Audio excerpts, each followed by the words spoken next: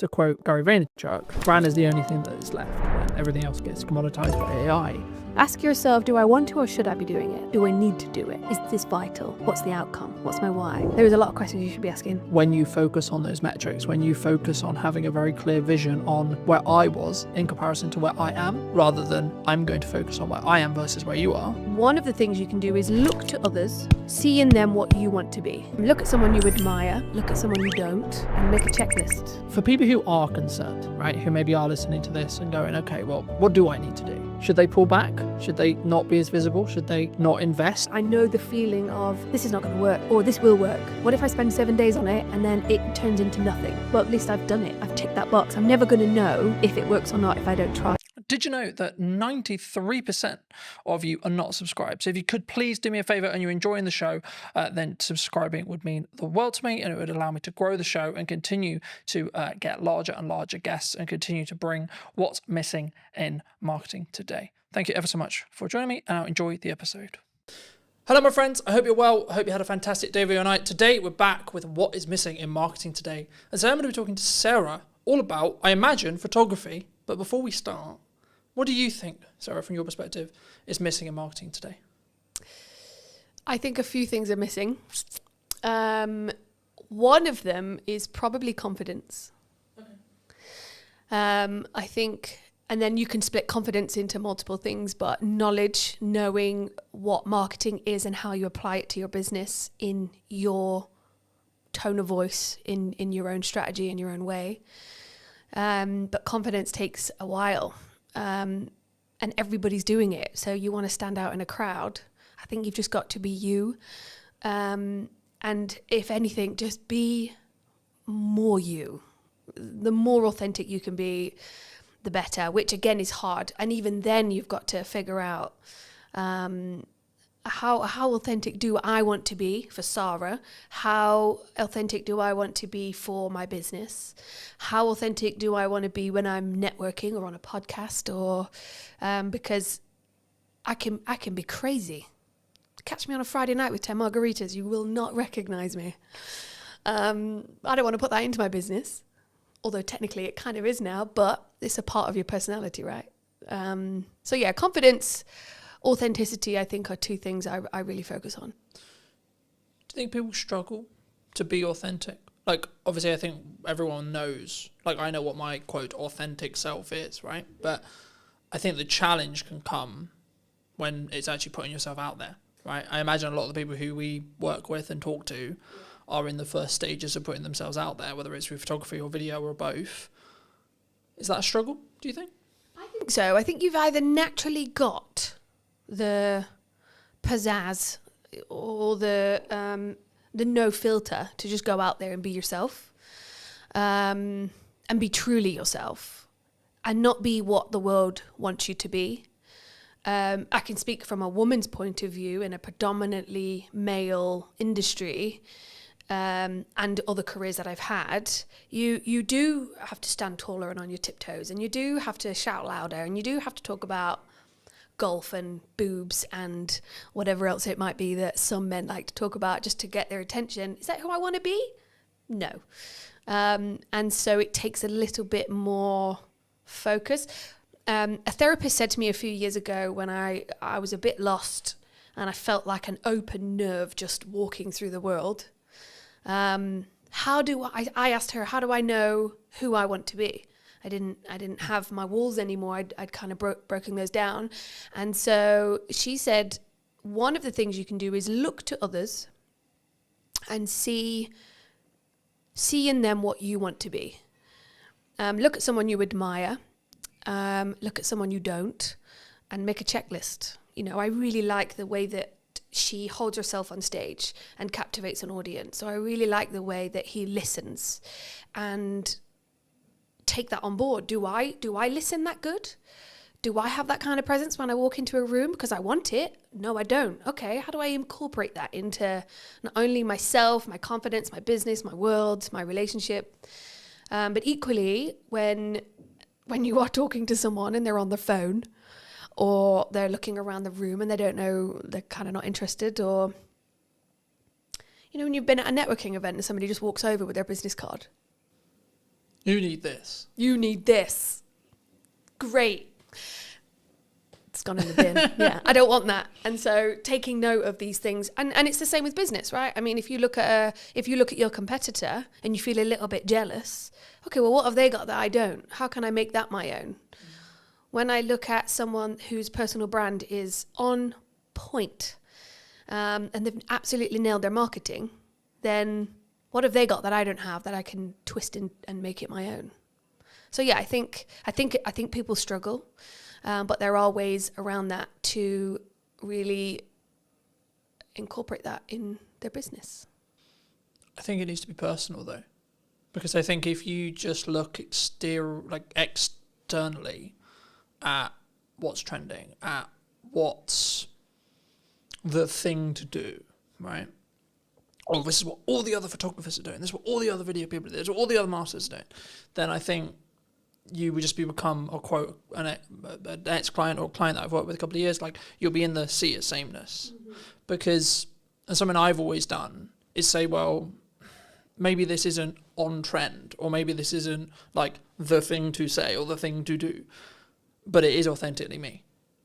I would say that even if the camera wasn't rolling, I would say that. And we were talking about, as I was setting up, about like, what's the difference between me on camera and what's the difference between me off camera? This is the first time we've met, but hopefully if you talk to people who have known me for a long time, they'll tell you, well, yeah, there's obviously some differences and maybe I'm a bit more hyped up and a bit more animated, but the core, I would hope, is the same or the same. Core values, right?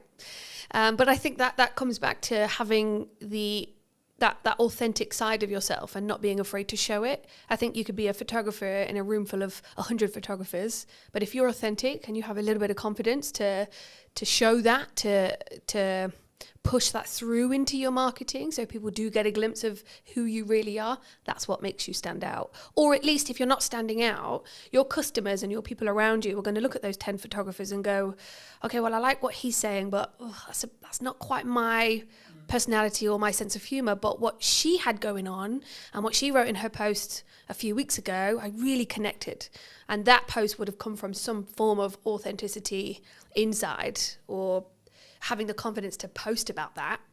I think that's how you stand out. It's just by being more you. I think sometimes we struggle though. We do. I know I did for a very long time. Oh yeah, couldn't agree about more. Like, or this post, or I'm not sure.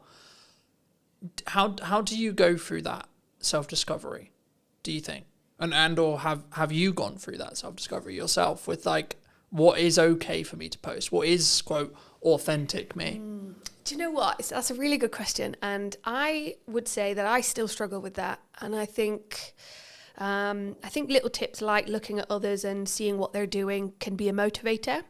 But one of the biggest things this last, I only relaunched 6 months ago. So the last 6 months, but also the last year and a half, I have gathered a group of women around me that are a reflection of what I'm doing or who I am.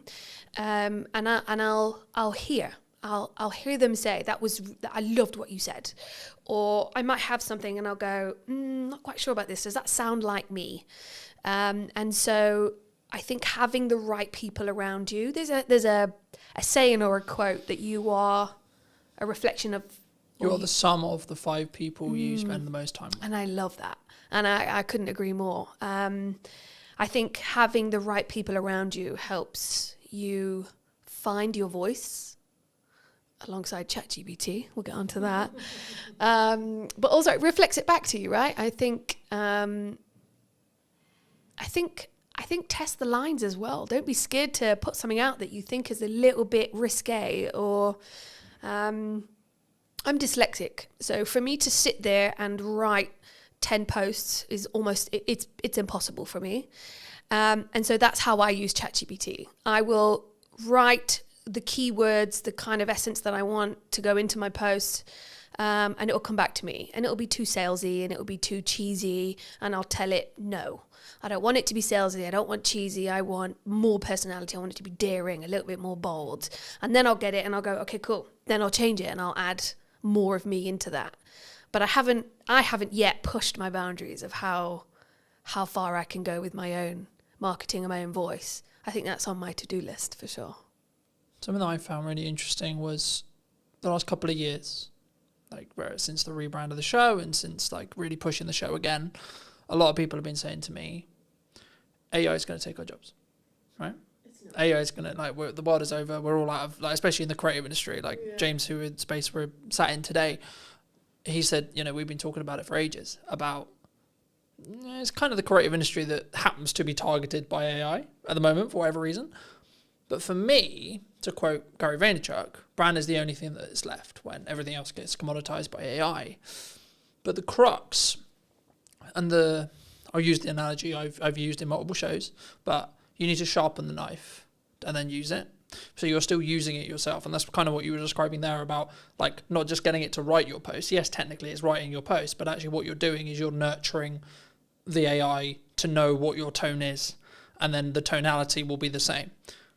I think sometimes people feel like that's cheating, though. Do you especially as maybe a dyslexic, because we're both dyslexics, and I think it's not for me. I think if you've got some setbacks, some hold-ups, if everybody has a day where they're just blank, they've got brain fog, they've got a blank piece of paper in front of them and nothing's coming out, writer's block. I think if you had writer's block and you are an author and you go to chat and you say, I'm having writer's block, ask me 10 questions to get my juices flowing. Yeah, all right, I'm going to keep using it. I think use it to benefit you and your business, or your relationship, whatever it might be, but don't let it take over your brain. We don't want to dumb ourselves. I think if anything, it helps me find my voice, because when it does come back with something that I don't like, I'm not going to use it. But it does help me, especially being or having dyslexia, or if I'm writing anything. Words, I mean, that is why copywriters make such a good living. If you want more of a personalized experience and you want to actually sit with a human to really connect and get that story out of you, then go sit with a copywriter, go sit with an author. I think that human to human connection, that's never going to die. I think we're going to go for a phase of, yes, everything's AI, but there's never been a truer saying that people buy from people, right? I think that's also something that is filtered throughout my business for sure. No, I think that's really important. And I've seen kind of a step up.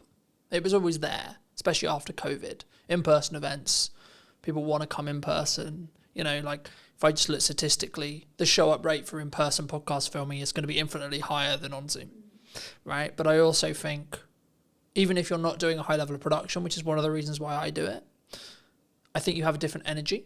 Yeah.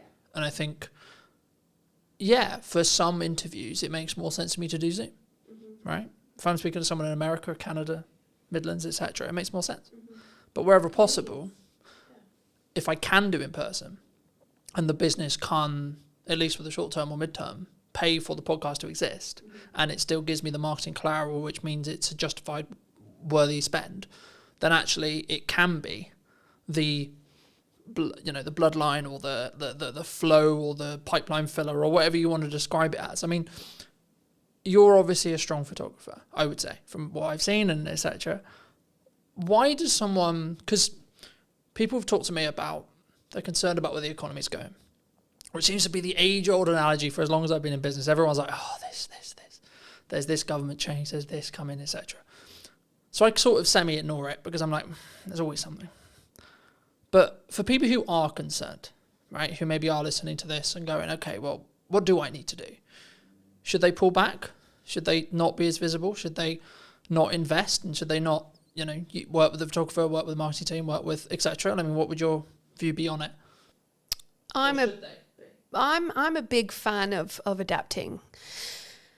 I did grow up with 10 boy cousins, so I had no choice but to adapt, being the youngest. I have a huge family, and it taught me that whatever scenario you're put in, adapt. So if you're starting a business, if you're running a business, if you've been in business 10 years and things are changing and it's overwhelming, take a minute and adapt. I think look at what you're doing, look at where you want to go, what feels icky. Just change it or adapt slightly, make a little change. I think one of the things that I've found relaunching is I don't have endless pots of cash to reinvest into my business. I'm just trying to pay my mortgage right now. So things like ChatGPT, things like Canva, which some designers will hate me for saying, but these are the things that are stepping stones to adapting, to reinventing our voice, our image, our brand. It is at our fingertips. And if you're not learning how to use those, you're going to be left behind, unless you've got a secret magic power of, I'm going to just stand on stage, be myself and talk and perform or entertain. I think people can do that. Or you're at home, you've got a laptop, you could take on the world, but you've got to adapt. And I think it takes step by step to get there. And there are tools out there, free, affordable tools that you can use. Shows like this are a fantastic opportunity to sit down, have a chat, let the audience get to know my thoughts and feelings. This is not rehearsed. I'm convinced I'm going to say something to mess it up, but you don't. You just carry on. I think you adapt and carry on. I want to build on, you just said how you're going to mess it up. Because I think that's really important in content, because people, they always think, I'm going to mess it up. Mm-hmm. Well, what can you? Although I'm really scared to mess up, I think it's the best thing you can do. Because isn't it learning? Yeah, 100%. Or falling forward or failing forward, it could be. Yeah, I think over the last 6 months, there's been things that I've spent days and weeks on, and I've thought, and in the moment, I know the feeling of, this is not going to work, or this will work. What if I spend 7 days on it and then it turns into nothing? Well, at least I've done it.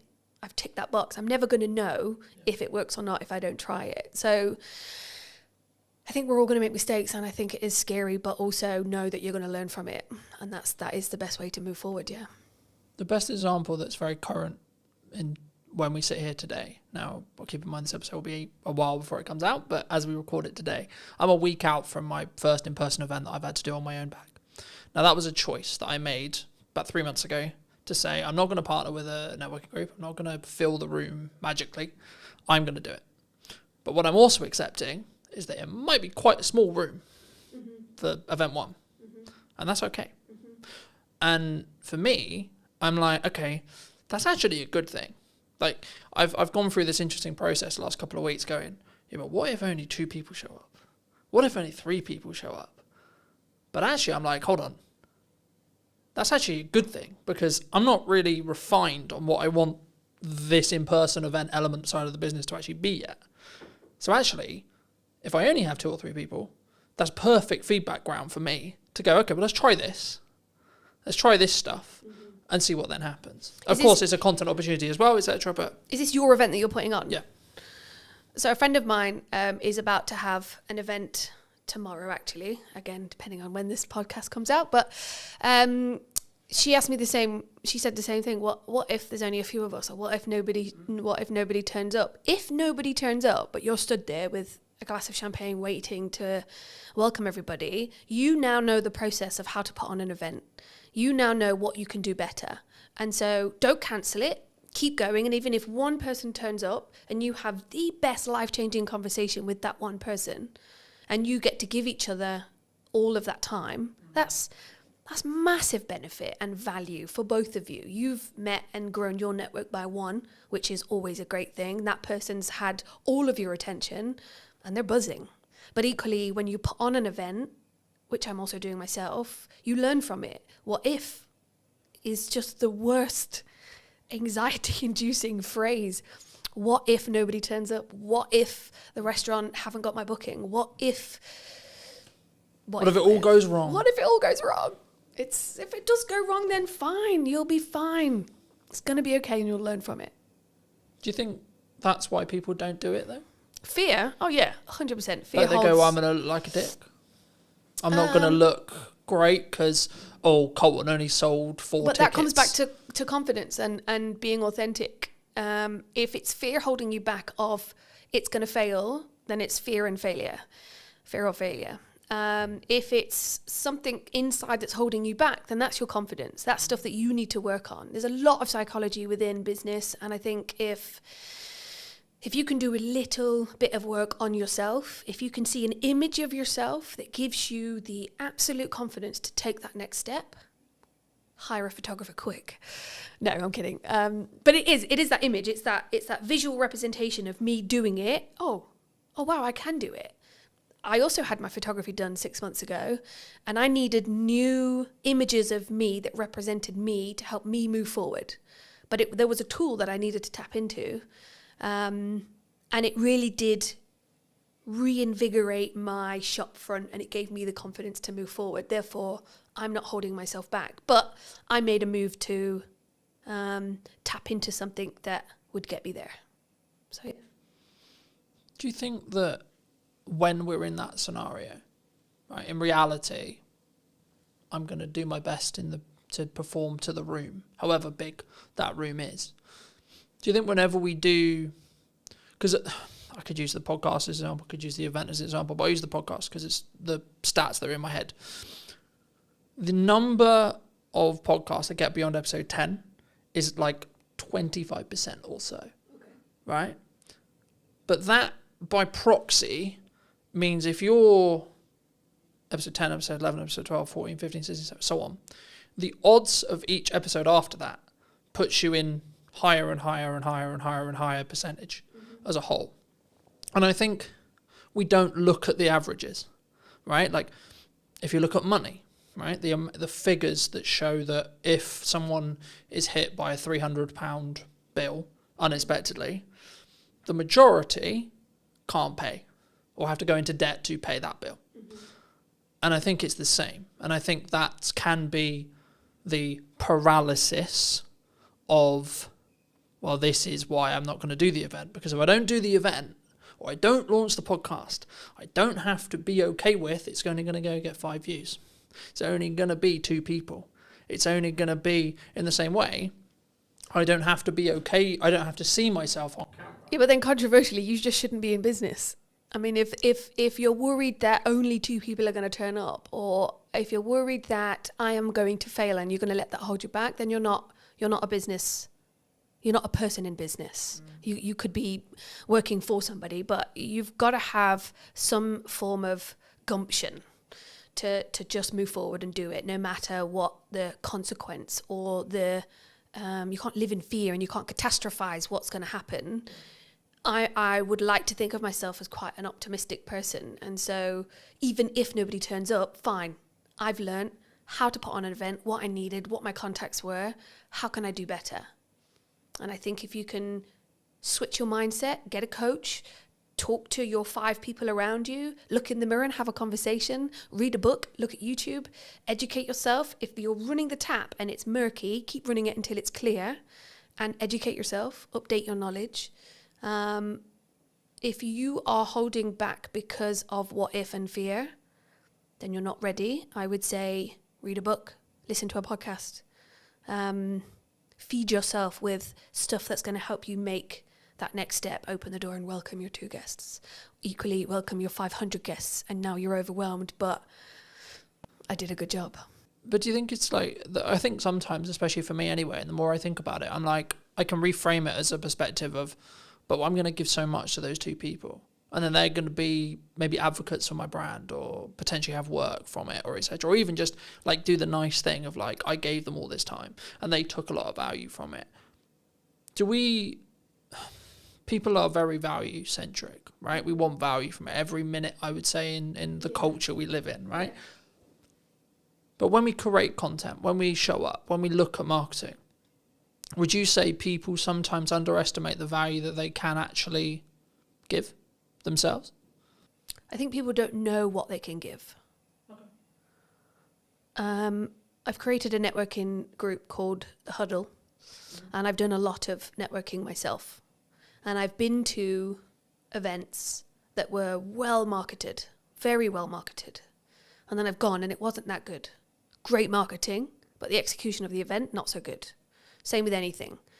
That deodorant was very vibrantly marketed straight directly to me. I bought it. It's actually not that good. I think you've got to do your research. I think you've got to ask questions. I think you've got to put in systems and processes. Dare I say those two terms, but everybody needs a system and a process to put in place. Ask the question, what is the value? I mean, if it's a networking for the huddle, I asked a friend of mine, Chris, what would be the value? What would make this event worth shouting about? And not only did I ask questions before the event, but I also sent a questionnaire after the event. What did you think? How did it compare? What was missing? All of that kind of stuff. Because even if 2 people do show up or 500, you've got data. Data is another tool to sprinkle on your next event, to give you the confidence to go. Because another thing is direction, right? If I'm not giving value, if I'm not taking that next step, is that because you don't have direction? Is that because you don't have, what's the word I'm thinking of? I would say it's conviction. I don't want to put words in your mouth, but I would say it's conviction. So I'm convicted to the event happening regardless of who shows up. Even if it's an empty room, I'll still give the presentation because I'm filming it as if it's 2 people, 5 people, 10 people, 15 people, 100 people, I'll show up the same. So I have the conviction to be able to come forward and say, I know my shit, I'm proud of my shit, and this is what I can offer. Yeah, I think conviction definitely plays a huge part. I think the word I was looking for is something to do with seeing where you want to go and what's your why. So at the end of this campaign, at the end of this event, at the end of your marketing XYZ, what does good look like? And then work backwards. That's always a really good way to do it as well. I think conviction helps get the job done, but you've got to have a vision. You've got to have a why. Why is, you've got to have a, why am I doing this? Why am I putting on this event? Why am I posting this? And that's probably another thing that's missing from marketing is your why. I think Simon Sinek, I think he puts it really well. And 6 months ago I was watching his YouTube videos online. Like, why the hell am I doing this? I've got a mortgage to pay and I'm going self-employed. This is not what I had in mind. But you've got to ask yourself why, how. Yes, have the conviction. Be more you. And just have you can still be a shy person and put something on great. But have that little bit of confidence in yourself to go, I can do this. And if not, just lie to yourself for the first one and then get over it. Or tough love, I think also gets underrated, or I don't like to pussyfoot around certain friends. You're either going to do it or you're not. Sometimes you need a cuddle, and other times get over it and just get it done. And that's also but it's hard. It's hard to do the jump. Yeah, but it's what if I get it wrong? What if I fail? What if I run out of money? What if I have to go back and get a job? Everyone will be a ridicule. So then get a job. I live in a world where I think the actions I'm doing now and everything I do is to eliminate the idea of regret in 6 months. Yeah, regret is another thing. I learnt that in a theme park. I left and I wished I would have gone on more rides. And I remember thinking, regret is horrible. I really wish I'd have gone on that ride because everybody came off like pumping. And I went on the medium one, but I didn't go on the big one. And I love that one. Why didn't I? What was it? What if I fall out? What if I die? What if I have a heart attack? Nah, it's just fear that's going to hold you back, isn't it? Well, you might have done, but actually. But see, I'm an optimist. I don't live like that. No, I'm not going to catastrophize what could happen. I'm going to almost manifest, or at least try and be. I want to sit here and say that I live in a happy-go-lucky kind of life, but of course, every single day I wake up and I go, "What am I doing?" Or "What do I do next?" Or "What is my direction?" I have to remind myself of what I wrote down 6 months ago. I have to sit round a table full of my friends and colleagues where we just we help each other get through the day. Yeah, it's hard. Of course it's hard. And it's scary. And you just need the right mindset, the right people, and the right tools to get it done. Is there a perfect time? For what? Whatever someone's looking to do. launch a podcast, do the event, go full time, bridge that thing from a hobbyist the hobby that pays me to then actually it's my full-fledged business, it's my only career, etc.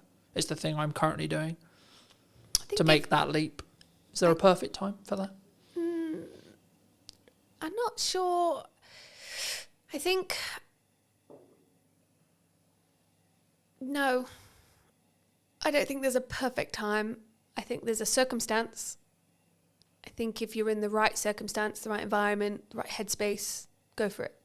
If you're in the wrong headspace and you launch something, or if you're in the wrong headspace and you post that controversial thing that absolutely ruins your career, your circumstance and your headspace was not right. Therefore, you shouldn't have, because the evidence has just shown, or the consequence, you've now got no business and everybody hates you, right? But if you're in the right headspace, environment is a huge thing as well, then yeah, do it. If it's just a little bit of fear, if it's just a what if, do it. Do it anyway. Should we lean into our emotions are on our sleeve sometimes in public posts? Because that's what came to mind when you said this career destroying post. That's what came to mind. Emotions are interesting. I photograph emotions on a daily basis. If you're going to bitch and whine about how bad your life is, nobody wants to hear that. Equally, if that person is crying out for help and an ear, then maybe one or two people will lean into that and help that person. But we've all got our shit going on day to day. And I don't think we've always got the capacity to help mollycoddle that person. That person might need a hug. They might just need some tough love. Equally, I'm not reading that post, or I'm not clicking on that link, or whatever it might be. But I do think that another thing missing from marketing is emotion. Yes. But emotion is huge, right? I'm not saying... Because I think some people, they struggle to be vulnerable. And of course it's within context, right? It's, I've healed from this thing. Personally, my yardstick on it is if you're still healing from something, no, it should not be on social media. Not at all. Because you don't have the ability to rationalise it and contextualise the story properly yet. But if you have healed from it, and you're trying to tell it as a telling story that has a purpose, whether that's I want to show who I am, or this is a story and this is how I overcame it, then yes, I think you should. But also I think it should lean into the first of what we discussed, which is that authentic to you? So I've been doing some work with Serena Mann. She's a public speaking coach. She's really good at that. She's really good at sitting down with you and your story and going, well, that sounds a bit too personal. We can still touch on it. We can reword it. It's good to talk or touch on that, but let's not delve into that bit because that's crossing a line. But equally, you've got to ask yourself, how much of my personal story do I want to put out there? I think sometimes it's good to touch on something, tweak it, to make it a story, to make it listenable. I think, again, it comes back to those people around you or having a coach. What is your story? What are you wanting to get out there? And soundboarding it, sound checking it with those people around you. Is it within my marketing brand guidelines, if anybody's even got those anymore? But do you think that can go too far, though? Because I think some people will maybe listen to that. Story. But I think in general, I think people will maybe say or listen to this and say, well, I had this really good post idea, had this really cool story, or I had this really cool thing I overcame last year, but it doesn't fit in the box of my brand guidelines. Who built those brand guidelines? Because if that was what you did in a moment of clarity and it doesn't fit, then assess it in that moment. I think if you're going way beyond what you're supposed to be talking about within your brand, yeah, that's when you should probably sound check it with someone you trust that also understands your brand. But equally, this is where the authenticity comes in, right? One day you're feeling like absolute crap, and the next day you're on top of the world. Which day do I talk about? I don't feel comfortable yet enough to talk about my low, down, dark days, but I have them. Equally, when I am feeling on top of the world, I kind of feel like I'm gloating a little bit. So I almost don't want to talk about those days either. So that's where you kind of balance out and go, well, what is my story? What do I want to talk about? And why do brand guidelines even exist? Or those 5 people around you? I think, again, it just comes back to your why. What are you trying to do? What do you want to get back? Are you doing it to just get a reaction or some attention? Or are you doing it to be authentic and stand out in a crowd? Then yeah, go for it. But something that jumped to mind, so I'll mention it. I, at the time of recording last week, recorded an episode with Ravi. He's a communication coach. Okay. And he talked about, in that episode, and with me privately afterwards and before, that you can have seasons, right? And you have seasons in your life. You have seasons where you have a specific focus. You have specific seasons where that's my North Star on success. Mm-hmm. And I think, building off what you were just discussing, I think that's the key. I think it's about understanding where you are and what season you're in, right? So does it involve, or the story you're trying to tell, does it add to that season, that objective of that season, or not? And if it's not, then maybe save it, or maybe don't use it in the context you were initially thinking, and say, okay, well, I may come back to that and contextualize it some other way when the timing feels right. But also don't use, in my view at least, don't use that as a crutch to say, well, that's why I'm not going to do it.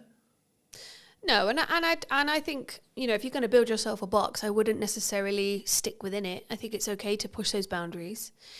But equally, you've just mentioned something that I'd never thought about putting into my marketing plan of seasons.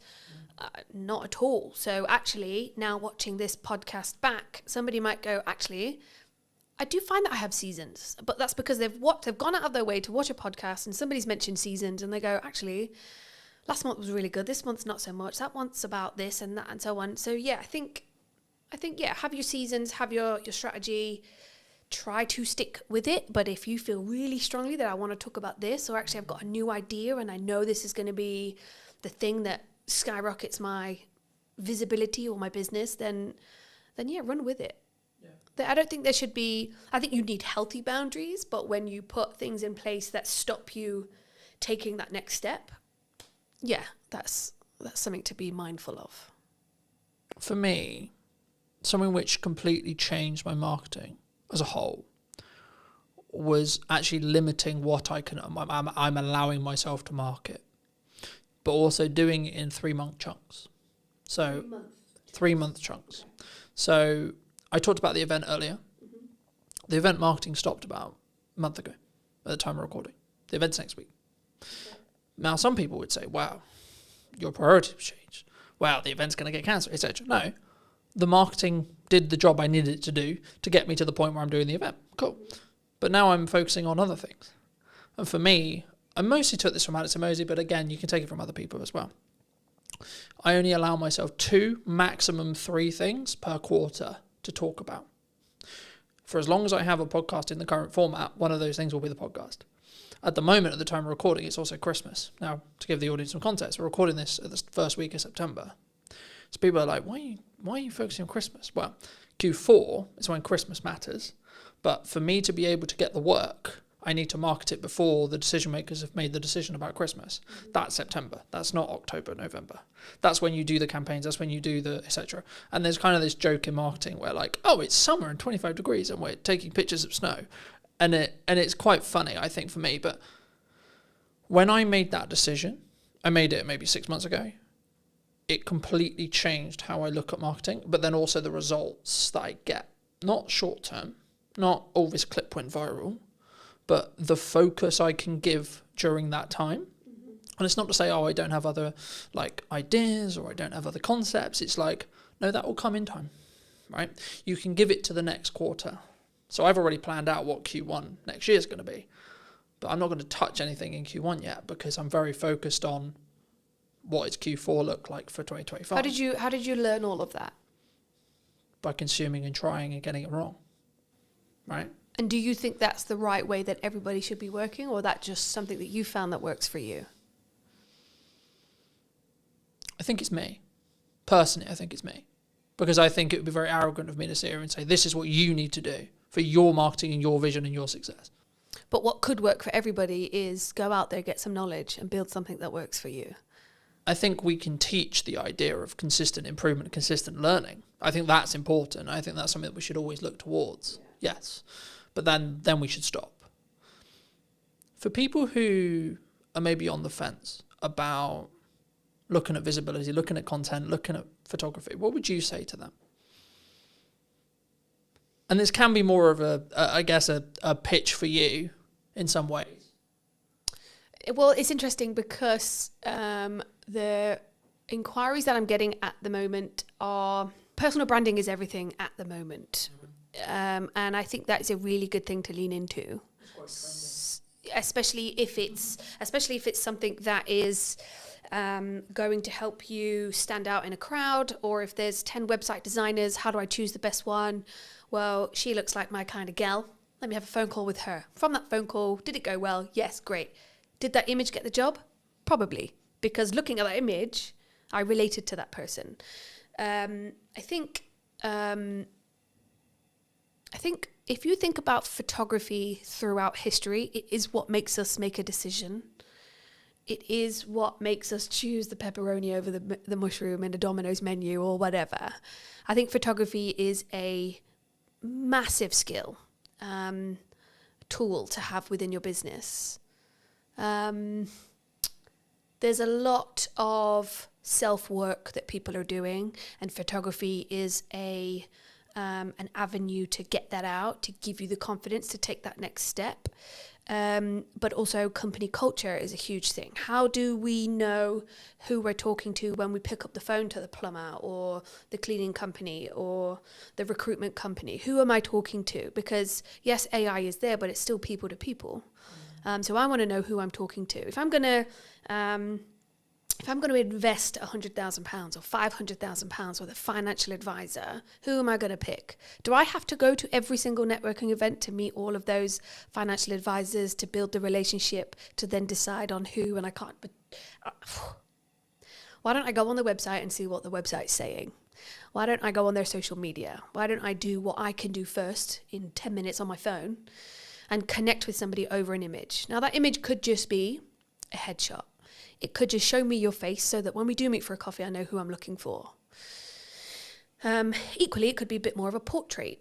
It could be an image that says, I'm into rugby and I've got kids and I love a coffee in the sunshine. That's the kind of guy I want to invest my money with. Or equally, I am looking for someone who will understand me, and I've got this huge shopping addiction. And I know that she has too. So let's just, because you want to connect, you want to invest your money with someone who you can connect and bond and grow with, especially if it's a long time investment. If I'm going to invest in a website, if I'm going to continuously do podcasting with somebody, I want to make sure that that's somebody, and you and I as an example, that we do connect, that we do get on, that this is a successful relationship moving forward. But how do I get there in the first place? And I think, imagery can do so many things. Yes, images say 1,000 words and so on, but I think more than that, it's a reflection of what's going on. It doesn't necessarily need to be about you. It could be about the company that you've built. I got 30 team members. I want them all to be photographed, and then when it is on the website and when you do have it printed in a business magazine, I can be proud. I built that team, and the company culture is great, and that really comes across in the imagery, in the marketing. Imagery, design, marketing, web, all of that is integrated and helps you promote, helps build your personality of your business to get it out there. Or you have the same image on your LinkedIn that you had 10 years ago sitting on a beach with a cocktail. One or the other, I'd say. If someone is looking for a marketer, videographer, cleaner, plumber, etc., but especially when you look at brand or either brand work or marketing work, like what they're actually going to be doing, do you think it's specifically about the person and making sure that I connect with you and that's why I'm going to hire you as a photographer? Do you think? I can't speak for everybody else, but that's how I do it. I do have a plumbing company that I use, JPS. I've got a relationship with Jamie, so I will go to him. I've got his number in my phone and I will call him. Have you got anybody that can come out? My boiler's just broke. I wouldn't pick up the phone and call. I wouldn't Google if I already know that Jamie's my go-to guy. Equally, I do have a videographer that I go to regularly. I'm not going to Google that if I've already got that contact. So I've built that relationship with those people that will help me maintain my little black book, that will be there in a pinch when I need help. And equally, I'd hope that they've got my number saved when they need a bev at 5 o'clock or a game of shuffleboard down at the Dell. Or maybe they need their whole team photographing and I'm their go-to gal. So, but I guess I've spent the time building relationships over the last 4 years with local business owners. And there are lots of other photographers out there, of which I have also used. So I think collaborating and, again, showing who you really are, making those connections, helps you build a network, which helps you build your business. Are you locked into those people forever, though? Do you think? No, and I don't think that those people would be offended if I went elsewhere. If, as an example, Jamie was really busy, then yeah, I'd either say, well, is there anybody else you'd recommend? Or I'd go, yeah, to my girl group. Has anybody got a plumber I can use? Or then I'd go to Google. If I'm looking for something more personal, maybe a product, maybe a restaurant, maybe a holiday destination, I'm going to Instagram and I'm going to type in what I'm looking for and I want to see visually what it is I'm going to pick, buy, and so on. What credibility is behind those images? What are people saying? What's their Google rating? What's Trustpilot saying? On my group chats, has anybody been to this restaurant? And so it's that feedback that you get from people that helps you make that decision. So yeah, I think relationship building gets you where you want to go, helps you build you as well. Photography is a tool that helps you capture who you really are, what the product really looks like. If you can look at an image and go, my God, I can almost smell that. Is that the person that put the flowers next to the candle? Or is it the photographer directing or the creative director? Like, there's a whole team of collaboration that puts an image together that helps you portray a person. Or, I mean, straight into my head, I've just got Coca-Cola, not the can, and not a branded glass, but it is a clear glass with just Coke streaming into it and it's all fizzy. We instantly go, Coca-Cola, I'm thirsty and I want a Coke Zero. Yeah, I'm going to go get that. But it was an image that helped me salivate and want a can of Coke or a burger or whatever it might be. So yeah, I think it's powerful. Do you think that's why, like for me, whenever all I get from that feedback is like, you have to front load your marketing 3 to maybe 6 months before you want the action? And I think that's sometimes what people get wrong, especially when you're starting out. I think I know I was privy to it as well. You didn't, in my early years, I didn't financially plan well enough so that I knew I had 3 months worth of runway. So actually I can see the problem 3 months out. Or I didn't specifically focus on my marketing. So it was maybe a bit more scattergun than it should have been. And that's potentially why the marketing didn't do the job I needed it to do, whether that is sell more projects, bring in more podcast guests, get the podcast to whether it's making certain revenue, etc., whatever the objective is. But I guess that bridges into, how do you think people should, because I'm big for collaboration, right? And I'm big for let's work together, let's see how we can collaborate to create something more meaningful. Is that a unique skill set though, nowadays? To collaborate? Because I think it's very easy, because this would be a good example, because some would say, well, you're a competitor of mine. Am I? I don't think so. But some could say that. We're both in the creative space where we create visual identities. I think collaboration can be everything. And I think it comes back to a line of 10 photographers. Who am I going to choose? Which relationship do I have? What is their style? What's my style? And is that a good match? I think to be competitive and decide not to build relationships with your competitor, or, I mean, I know 2 financial advisors who wouldn't, and I know she's referred customers to this other person when she could have taken it on herself. but it wasn't quite right. It just wasn't a fit. And that was a personality relationship thing. But if she didn't have that relationship, then she wouldn't have been able to collaborate. I think some of the best things come out of collaboration. Planning ahead. It's interesting because when I walked in, I think you and James had said, it looks like everything's going really well. Because I don't know what people think looking outside in. But sometimes I'm lying in bed at 11 o'clock at night, writing my morning post, and I'm going to schedule it for 7 a.m. or 8 a.m.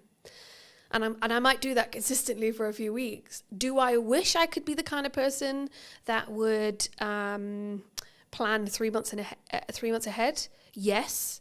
But equally, what if something changes? And so I like to have a little bit of control over that. And that's something I'm still learning. Do I want to hire someone to do all that for me? Absolutely. But I think everybody should learn how to do it themselves first before you move on. Equally, can't afford that yet.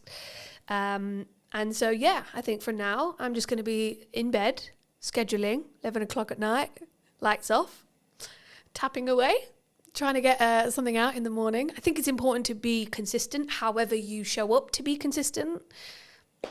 That's just who you are. And I guess one of the things I have struggled with is, well, she's doing it that way, so I should do it that way. And that puts that pressure on. But I'm just not built that way. I'm built last minute, and it makes it more exciting. And the more pressure. I used to work on cruise ships for 6 years. You don't have time. Time is not a thing. Location is not a thing. You show up and you get the job done. You live, you work, you play in the same place. And those things just need doing there and then. So I guess that's the way that I've learned. How did you learn? How did that person learn to... I've got a friend, Rel. A lot of people watching this might know Rel. She is organised. She plans. It's just built within her, you know? I'm not that person. I'm not at all, but I can walk into a room of 500 people and introduce myself.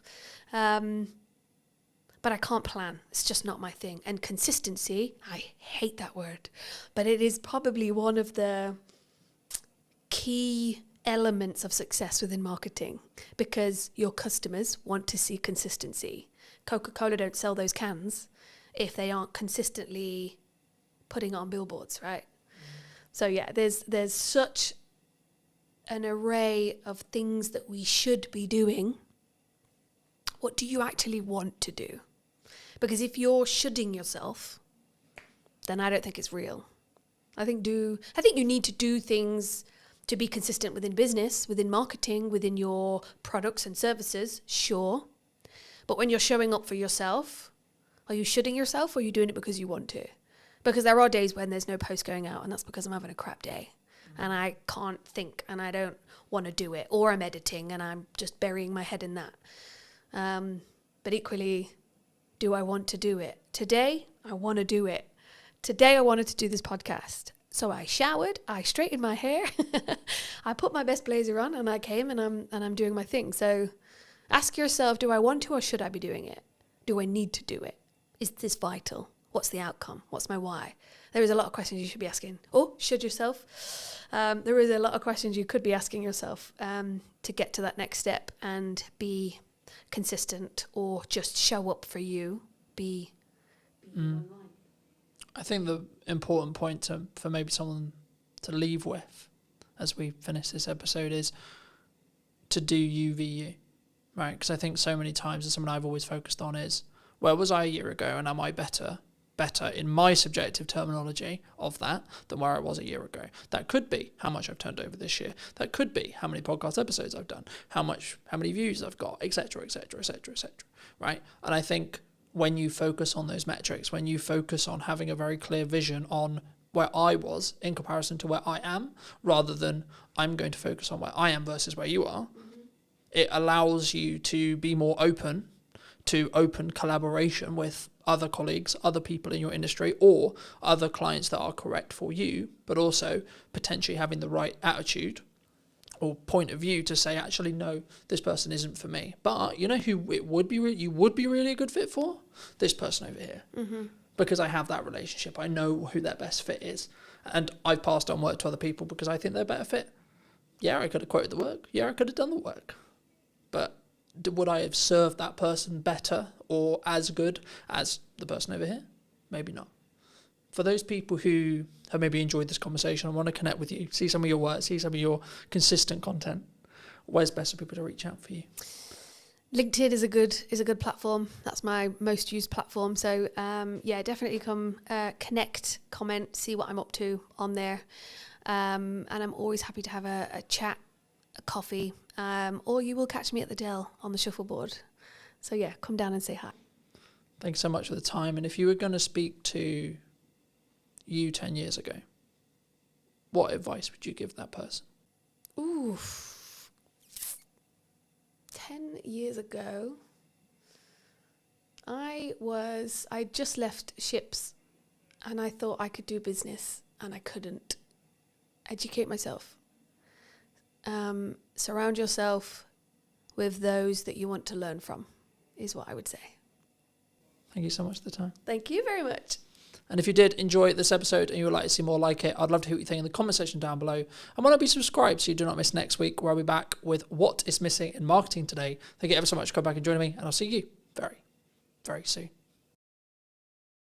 My biggest performing posts on LinkedIn are all selfies or photos of me doing something mainly not related to the business. What do you think is missing in marketing right now? What do you think people could be doing, should be doing, that they're maybe not doing? The thing they are missing in marketing is consistency, which I think can be really, really key. How consistently should someone be writing a blog on a website? So we say it's really good if you can do it once a month as a minimum. Do people need video on their website? I really hate it when I go to a website and on the homepage I see that this person's got a video and I can see it's them, they're going to be talking to camera. It's not well scripted, or maybe not even scripted at all, not well thought through. They don't seem confident. And then you're going, why have you put this on your homepage? Because this is doing nothing for you or your business. Did you know that 93% of you are not subscribed? So if you could please do me a favor and you're enjoying the show, then subscribing would mean the world to me, and it would allow me to grow the show and continue to get larger and larger guests and continue to bring what's missing in marketing today. Thank you ever so much for joining me, and I'll enjoy the episode.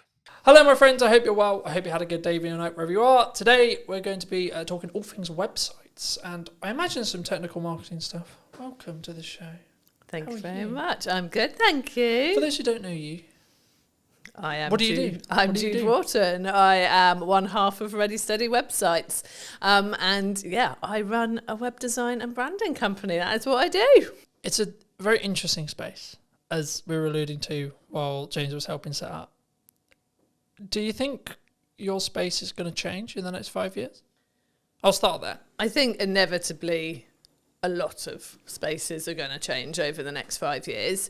I think we thought it might have changed more than it has done already by now. I think we saw, the rise of AI website builders, and obviously you could get a website out there just like that, absolutely free, content written for you, images put in, when you've just said, I want a website for a nutritional therapist based in Hampshire. But in reality, it hasn't happened, and I think there's a number of reasons for that. I think the first is that those small business owners who are completely outside of the tech world, they're not tech savvy, they don't want to deal with it themselves, they don't want to have to think about any of it themselves. They're not wanting to use it. They're not there. They're not ready for that yet. And so they still want people who can be there to help them and support them. And they want copy that's written specifically for them and images that are them working with their clients. And so it hasn't taken off, which I'm very glad about. But I do think that as time goes on, people are going to get more and more used to using AI in lots of different areas of their life. As we go through different generations, people are going to come out of school so much more tech savvy. I've got a 14-year-old son, my eldest son, he's doing work for us this summer, and he is insanely quick and knows what he's doing because he is taught it now, like in a way that we weren't. I mean, so I came out of school and web designers weren't a thing, so things move really quickly, obviously. So I think as time goes on, yeah, people will just be doing this stuff themselves because it will be so easy for them. But right now, not seeing it affecting us at the moment. How are you looking at that from a business point of view then? I think we are using AI, like it's great for speeding up coding most of the time. Sometimes, it goes off in its own little world and you're like, I did not ask you to do that. Why have you thrown that in? But I wanted to add a unicorn onto the page, no, okay? exactly.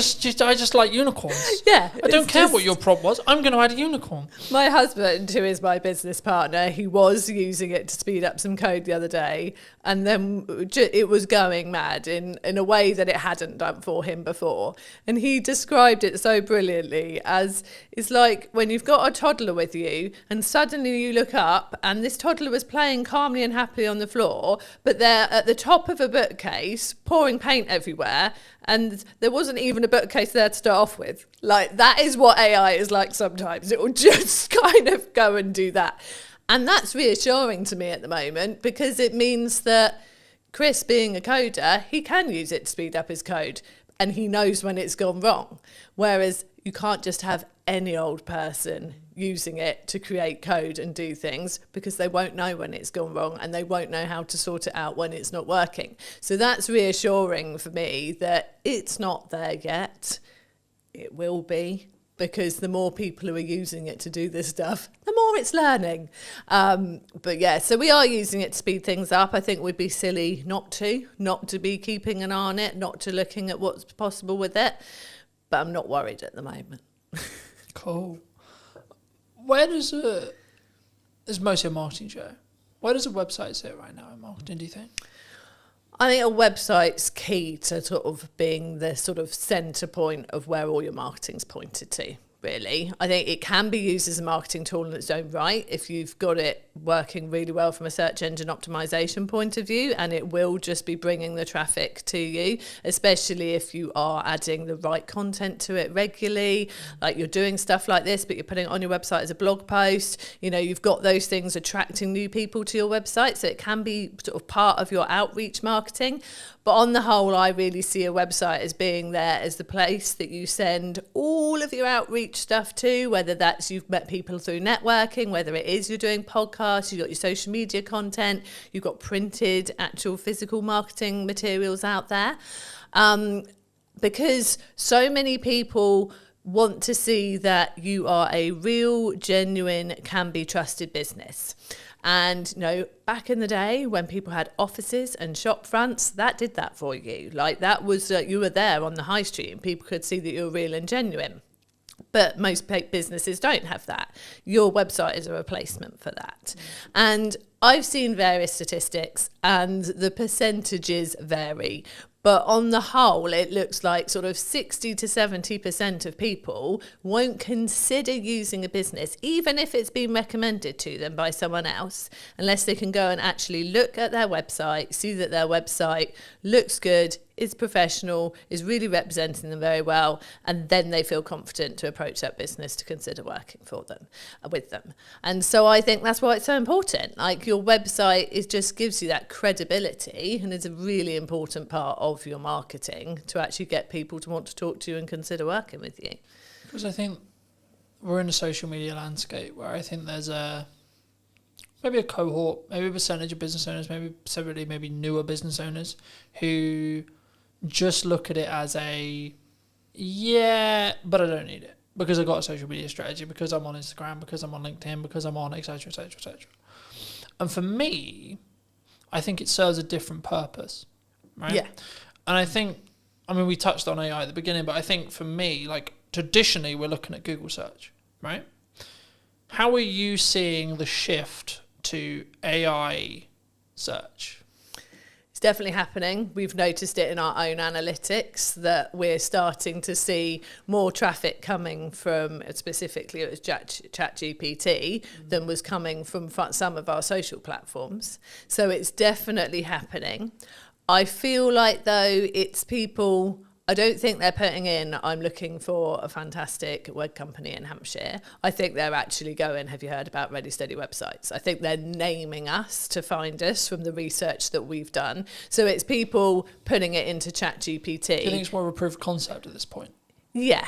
Okay. Yeah, I think it's people testing it, putting it into ChatGPT rather than chucking it into Google, and they're just putting the same thing as they would in there. So it's sort of it's a different way of finding us, but definitely people are using it more. I know people who say that they will ask AI pretty much anything, like they just want to see what it says, whether it's ChatGPT or Claude or whichever ones are out there. They just want to see what it says, see if it like is sort of thinking along the same lines as them, see if it does bring up anything different. And again, it is completely based on what you've been talking to it before, because when Chris tested it and said, ChatGPT, I'm looking for a web company that can do me a website for around this price, straight away, we recommend Ready Steady websites, they're fantastic. Got one of our business friends to do the same, and didn't bring us up at all until he then went, I've heard good things about Ready Steady websites. What do you think of them? And then it came back saying, yeah, Ready Steady websites does a good reputation. It has got these reviews. This is its price point, and then did serve up the information. I think at the moment it's just a lot of people testing it, having fun with it, seeing if it brings up the right things. I'm not sure that we're seeing a lot of traffic from people who are just genuinely using it as its only way into. Because I think there's a couple of ways of looking at it. I did a video a while ago looking at the behaviour psychology from the shift from Google to ChatGPT. Replace the word ChatGPT with Perplexity or etc. But the concept was people were looking at Google and they've tried to leverage it back with Gemini, but Gemini isn't, from when you use a Google term anyway, you're not using the actual bot. Yeah. It's not a chatbot. It will just service a summary of what it believes the top percentage are of answers, which is for some things in a closed question, like is it a yes or a no, or is it the answer this, then yes, that's maybe a good thing. Though I think the reason why we're seeing a behaviour shift towards ChatGPT and AI search as well is actually people want more nuance. They want to target more nuance with so they want to have a conversation with a search engine, really, in crux what they're doing, and that's maybe showing itself as people having ChatGPT conversations. You know, for me personally, I used it a lot for data analytics, data tracking, etc., etc. But I found it does always, which is probably how it's designed in its nuts and bolts, it will always skew slightly more positive than negative. But I also think that's maybe a good thing, to be honest. Actually, now I sit here and think about it, because if it did skew negative, then you're talking about a negative spiral effect, because it will learn from itself and then so on, it will get darker and darker and darker and darker.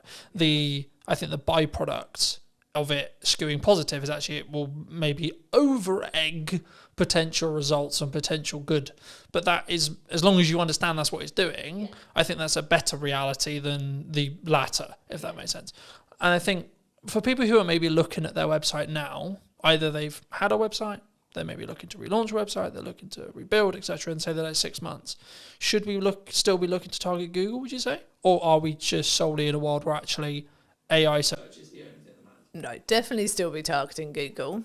Also, I think I always say this, like, have your website, obviously, have it written in a way that you're going to be attracting the right people, that the copy is written for the website visitor that's coming to you.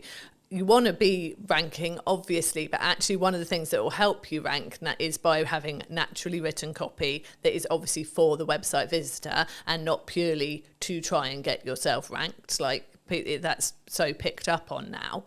But also, I have heard from search engine, like Chris is a search engine SEO expert, but from another guy that I do quite a lot of work with and chat to quite a lot, he has said that a lot of AI results, ChatGPT results, come from seeing people's Google business profiles. And so making sure that you've got that there, that is up to date with the right stuff on there, that you're using that frequently, putting new stuff on there as well, will help you come up in the AI results as well. So getting your website solid and obviously linking to that from your Google business profile, But having that profile up to date is really key as well. And I think this is the thing with all areas of marketing. You've got to cover all bases. You don't know where someone is out looking for what you do, whether they are the type of person who is just on socials, chucking something onto Facebook groups and things like that and asking people for recommendations, whether they're going to Google, whether they are going to ChatGPT. You've just got to do it all well to be better than your next competitor, really. Do you think it's a constant update 1%, update 1%, update 1% to be like, because I think sometimes we get into the like I personally never struggle with this because I've always focused on me v me, but I know that a lot of people have, which is I'm constantly looking at what my competitors are doing. I'm constantly adapting and looking at what if Sally's done this? Oh my God, Nigel's just done this. And I think that's can be quite a dangerous road to walk down. Yeah, I think you've got to do what you're doing, focus on what you're doing, do it well, and tell people what you're doing well as well. And yeah, I mean, the space that we sit in with Ready Steady websites, with having our templates out there and a do-it-yourself offer out there, obviously that puts us in a similar space to the Wixes and the Squarespaces and the like. We're never competing with them on search engine ranking. We're not putting the money into the ads. We're not on telly. So there's no point in us looking at them and trying to compete. But what they don't have is me and Chris. They don't have those consistent people who are there to support you. And so I feel like we've got to focus on what we do well.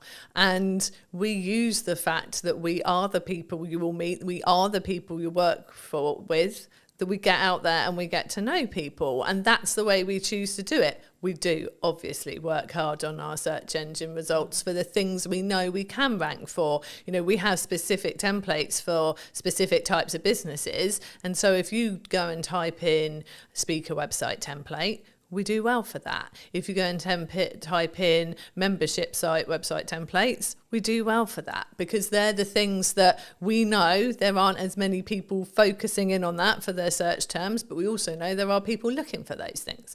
So I think you've got to keep an eye on what's going on. You've got to look at those keywords. You've got to make sure you're putting the right content out there to rank for those.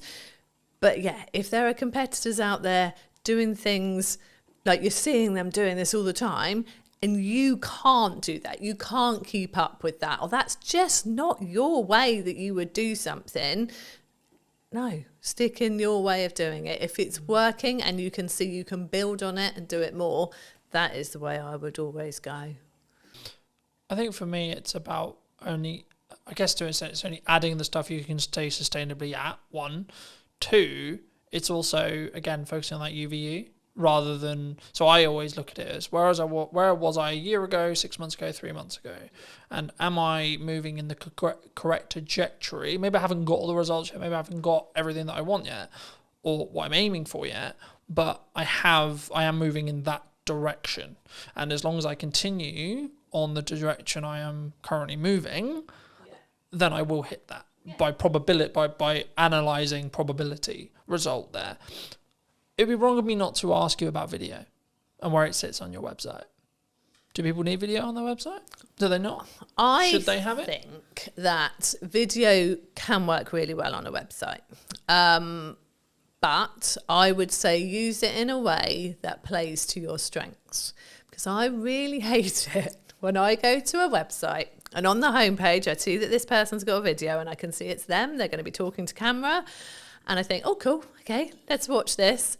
And then it's not well scripted, or maybe not even scripted at all, not well thought through. They don't seem confident. And it's just all a bit waffly and a bit awkward. And then you're going, why have you put this on your homepage? Because this is doing nothing for you or your business. And you know they've put it on their homepage because someone told them that they should use video on their website. You can only use video if it's going to be right for you and it's going to work, because it could go completely the other way and make people go, I'm not sure about this, and go and look at someone else's website. We have used video on our website. We had a video on there. We've since restructured the way that some of our packages work, and so we have taken it down because it's not current now, and that's another thing. You have to make sure that you're keeping everything current and up to date. And that was more of a like animated, sort of explain your process of how to work with Ready Steady websites.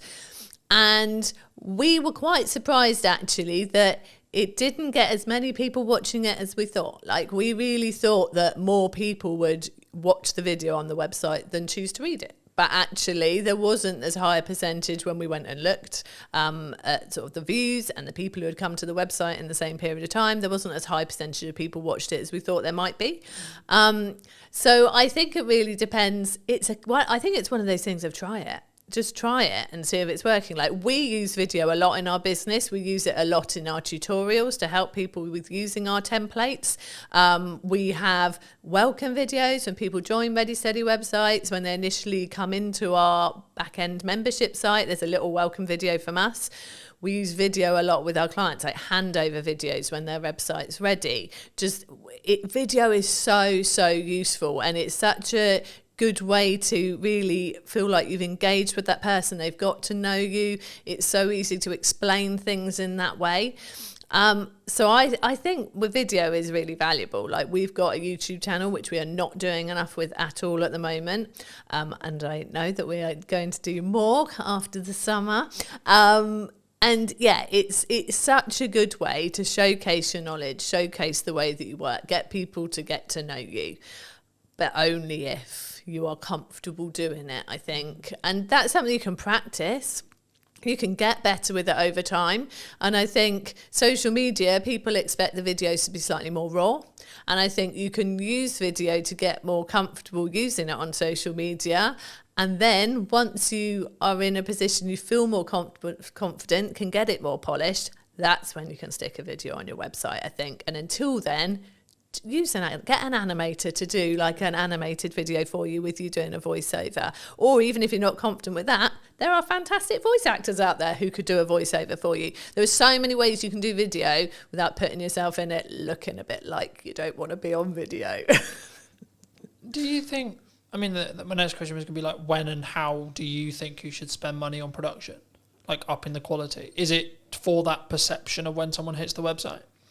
I think, yeah, I definitely think it's worth having a professional quality video on your website.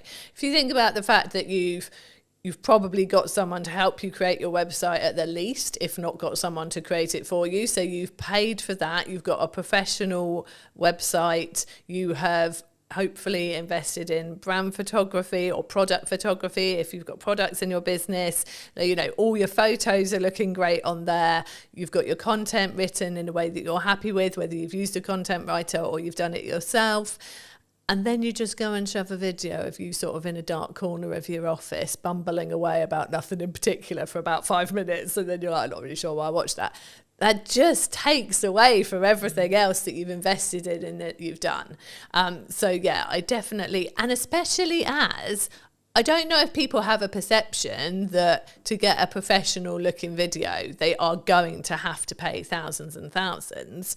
There are so many places now, we are sitting in one of them, where you can go and get a video created that, you know, is filmed using good quality cameras, good quality mics, proper lighting, in a nice background. Go and just pay for an hour in a room like that and get someone who knows what they're doing to help you.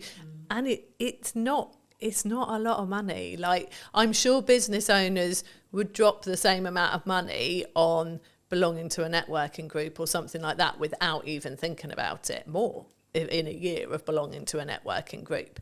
And once you've got all those fantastic people you've met on networking coming to your website, it'd be good to have something decent there to make them realise you're definitely the person to work with. I think for me, it's understanding what stage you're in.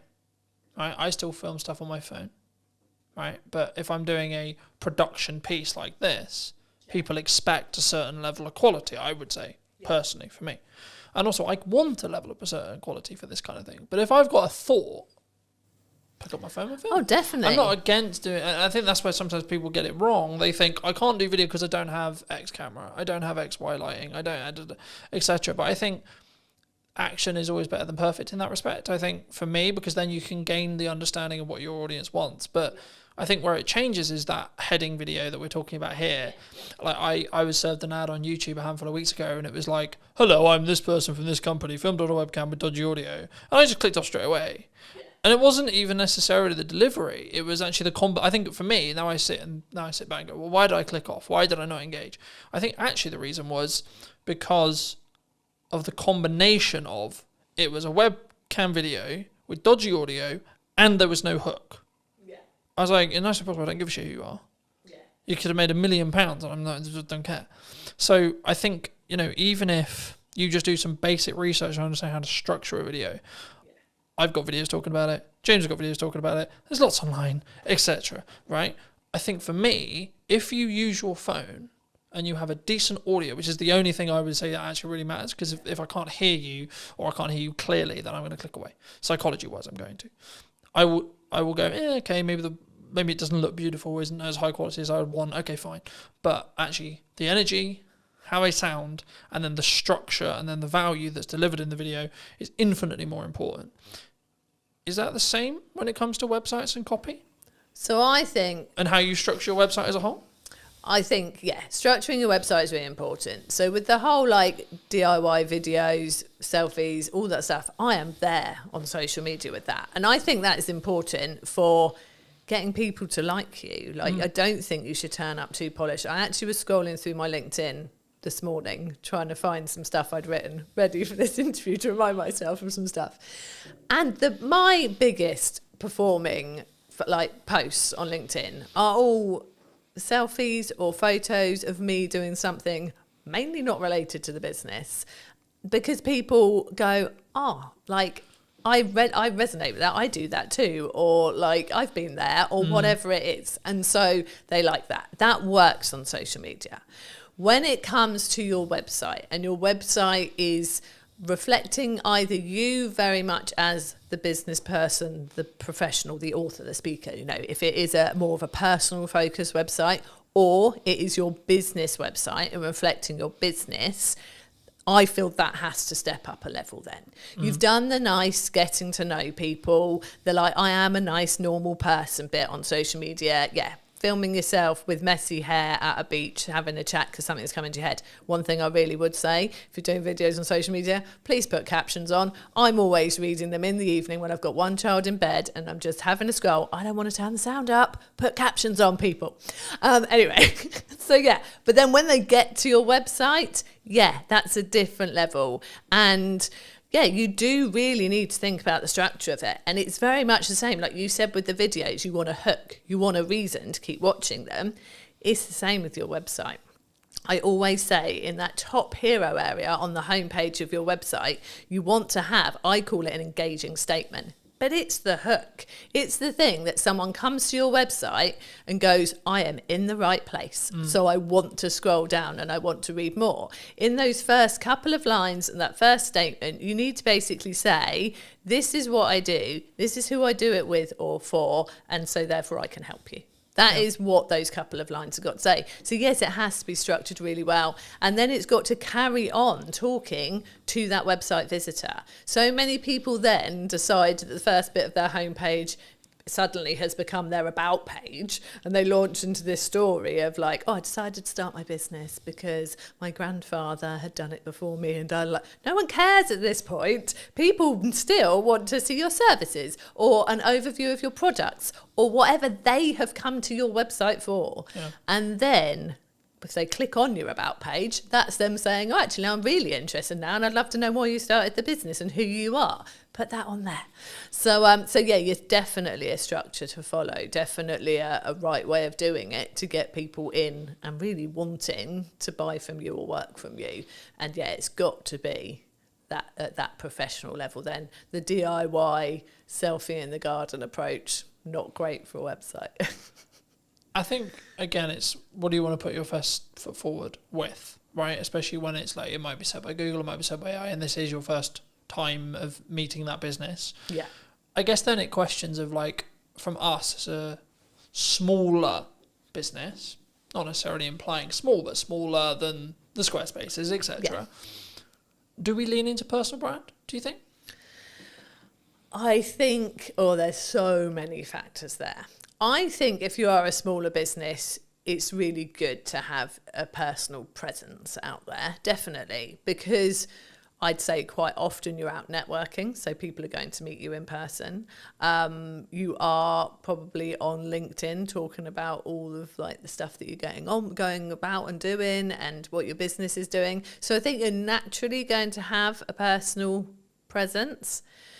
But then, and I am very much that person. I'm out there networking all the time. I am the one doing that for our business. But when you go to the Ready Steady website's website, it is a business website. There, there is an about page and there is a team page, and we are on there, and our sense of humour is definitely on there, and we carry that through, like the way that we are on social media. It's very much on. Someone commented that to me the other day, that she loved the fact our personality was there in the website once you look for it, but actually the website was, this is what we offer, these are our prices, this is what you get, really clear and simple, and all about the person who's looking for the website or the branding or the SEO package and all the other things we do. So yeah, I think a personal brand is important, but I think how you present that on your website very much depends on, how the business is structured, where you're looking to take the business in the future as well, and that's a question right at the start when you're starting your business too. And obviously you can evolve, like we trade under Ready Steady websites now. We initially set up as Second Floor Designs Limited, and our business has evolved over the 15 years. And that can happen. You can start out as, enter your name here, and then what you do. So, we have people who are Joe Blogs Nutritional Therapy, that kind of thing. But actually maybe over time you're getting more and more patients, and you bring on more people to work with you, and then it turns into just JB Nutritional Therapy. It can evolve. And I think whether you go out as a personal brand really just depends on like your vision for the business, where you're taking it, and how comfortable you are with that as well. Like some people don't want to put themselves front and center. They're very good at what they do. They want to do it under their own steam. They don't want to go and work for somebody, but actually they're not this person. They're not out there doing the podcast interviews. It's not them. They actually they want to be a business, and they don't want to be front and center. And I think that's fine as well. If you can find the right way to get it out there, to get your like seen and marketed, then that's great. But I think it's like with the videos, you've got to be comfortable to do a really good video. You've got to be comfortable putting yourself out there as a sort of personal brand, I think. I think for me, and I had this conversation many years ago, and I've had it 1,000 times since, like a CEO of a C-suite company, doesn't matter who he was, but he was like, I don't want my kids involved in content. I don't want them physically involved in content. I don't even want people to know they even exist. I'm like, cool, no worries. He was like, how are we going to make sure that happens? I was like, do you have control over your mouth? I said, yes. He said, yes. I said, congratulations. You will not talk about your children, their existence, or anything about them in any way, shape, or form then. Yeah. It's that simple. Exactly. Right? Yeah. And I think sometimes and that's why I always phrase it that way, because I think so many people, we sit and go, I have to be really public, and I have to be this, and I have to be that. It's like, yeah, but we forget we have control over what we say in every moment. And especially if you're post-editing it, even if we have a conversation, or the conversation ends up going into a realm that you feel is inappropriate, I feel is inappropriate, or we don't feel comfortable having out live, then you just ask, would it be impossible to remove that section? Yeah. Or I just feel, actually, that's just a tangent that's not really relevant, so I might chop it from the set, etc. But it's doing it for a place of comfort. Yeah. Because I'm like, okay, everything I talk about publicly is everything I talk about publicly. I don't talk about the challenges I'm going through today, or the things I'm hearing from today, or whatever, if I am, because that's not appropriate, and I'm not ready for it. But I can talk about it in hindsight, right? And in the same way, like, if you don't want the ability or the fact that you have children to be known, then don't mention it. Yeah. It's really that simple. It is. And I think, which I get, right? Like, I'd be like, No, but also, what's it got to do with business? What's that got to do with business? Now, you could make the argument that it humanises you and yeah, but you got made that you have to make that decision. Yeah. No one else is going to make that decision for you, and it's important to make sure that everything you put out is A, relevant to the business, but 2, is in your, and I use the term comfort zone loosely here, because it's not about whether it's like comfortable, but it's whether it's within line with your values, I think, is the more important thing, right? It's not about, it's uncomfortable, because I think we should push ourselves for a level of uncomfortability to do things that we're not comfortable with, but that's different to, no, I just don't want, is in the kids example. What do you think is missing in marketing right now? What do you think people could be doing, should be doing, that they're maybe not doing? Oh, that is a good question. I think the thing I see people so we're looking at very small businesses here. The thing they are missing in marketing is consistency, which I think can be really, really key. I think there's people who think, well, I put this out there, and therefore, everyone will know about it now because I mentioned it once. So I've marketed that, and that doesn't work. There's so much out there. People, the term, so much noise that people are having to deal with, whether that's visual or audio. But there's so much out there, and people aren't consistent with it. So I think that being consistent in whatever form of marketing you're choosing. So whether you are using social media, whether you are doing email marketing and putting emails out there, whether you are putting out flyers places, you're doing some actual putting up posters and that kind of thing. You have to be consistent with it. You have to be doing it in a range of places. And I think people feel like, well, I don't want to bother people. I don't want people to get bored of me because they're hearing it so much. And you have to do it an awful lot for people to be hearing it so much they're getting bored of you. And I think that is one of the key things that I think people are missing. I think in marketing in general, what's missing, I suppose perhaps I'm seeing so much of the personal stuff. It might actually be nice to see actual more businessy marketing. I wonder if that would actually catch my eye more these days. Rather than people out there doing all the talking about themselves and I've been here and I've been there and this, that and the other. But actually, I don't see that many people putting out from business perspective, this is what we achieved this week. This is what we did this week. This is actually what a proper week working with a client looks like. Or these are all the testimonials I got in 1 week. And I don't know if that's because it's a bit braggy, isn't it? If you get lots of testimonials all telling you you're lovely, but actually that's what's going to make people really want to work with you. If they go, wow, they put that many sites live this week and that many people said that stuff about them. I actually don't see that much these days. And I am bad at doing it myself. I know I am. Is that because it's easier for you to talk? You talking as you're walking down the beach, or of course, it's so much easier. Or when you're in the garden, or etc. It's not. Yeah, it's easier from a couple of perspectives. One, that takes no preparation. Just going quick selfie, talk about this that I did here. Whereas if you want to put out okay, this website went live this week, we got this testimonial, I've got to sit there and make that look nice and a visual before I stick it on social media.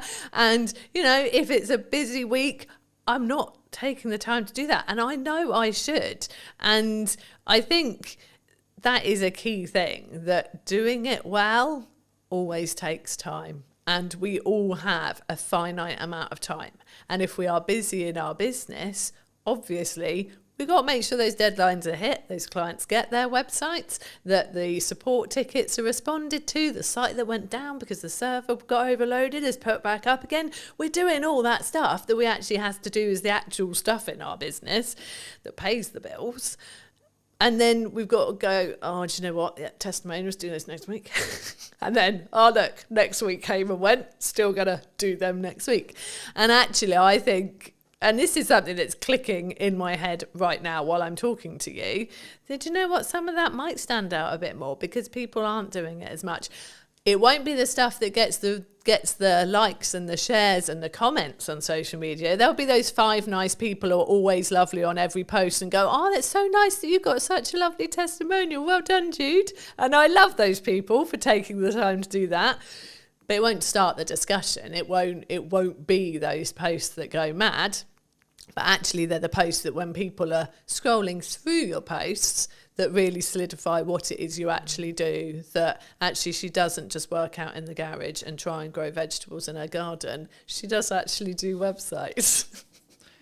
Do you think, like I've just filmed Gemma's one, and we talked about the fact that some marketing agencies that I've seen in my lifetime are what I would call fall into the classic trap, in my view, that when they're busy with work, their marketing kind of shuts off, or they stop as much as they maybe should, either completely or as much as they should, or then they only turn it back on when they need work again. Yeah. Something that I've always done for as long as the business has existed is Brunton Media is the highest paying client, period.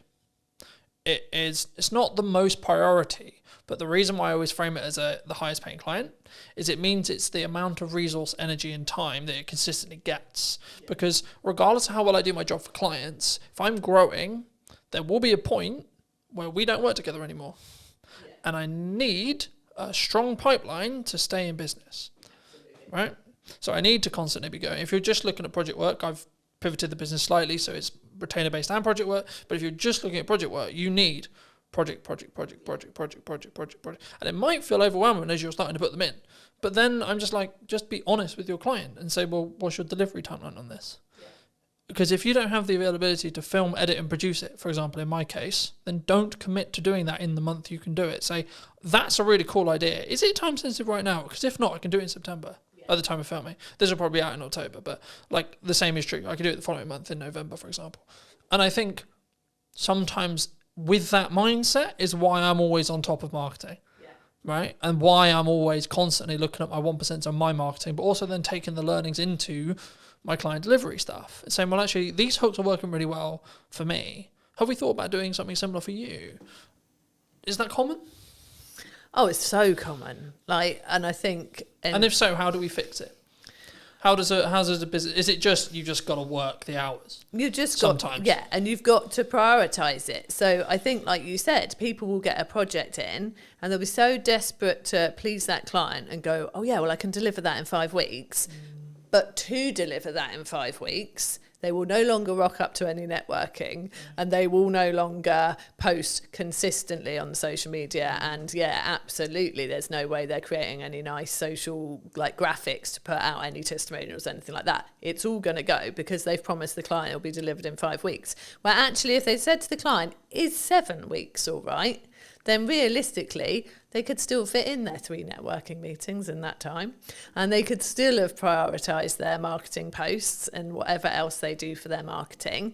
And the client would probably still have said yes. And let's not forget that actually, clients will probably respect you more if you can't just go like that and deliver a project, because then they go, oh, well, they're busy, they must be good, rather than they can turn that around very quickly, probably haven't got anything else on, is that a concern?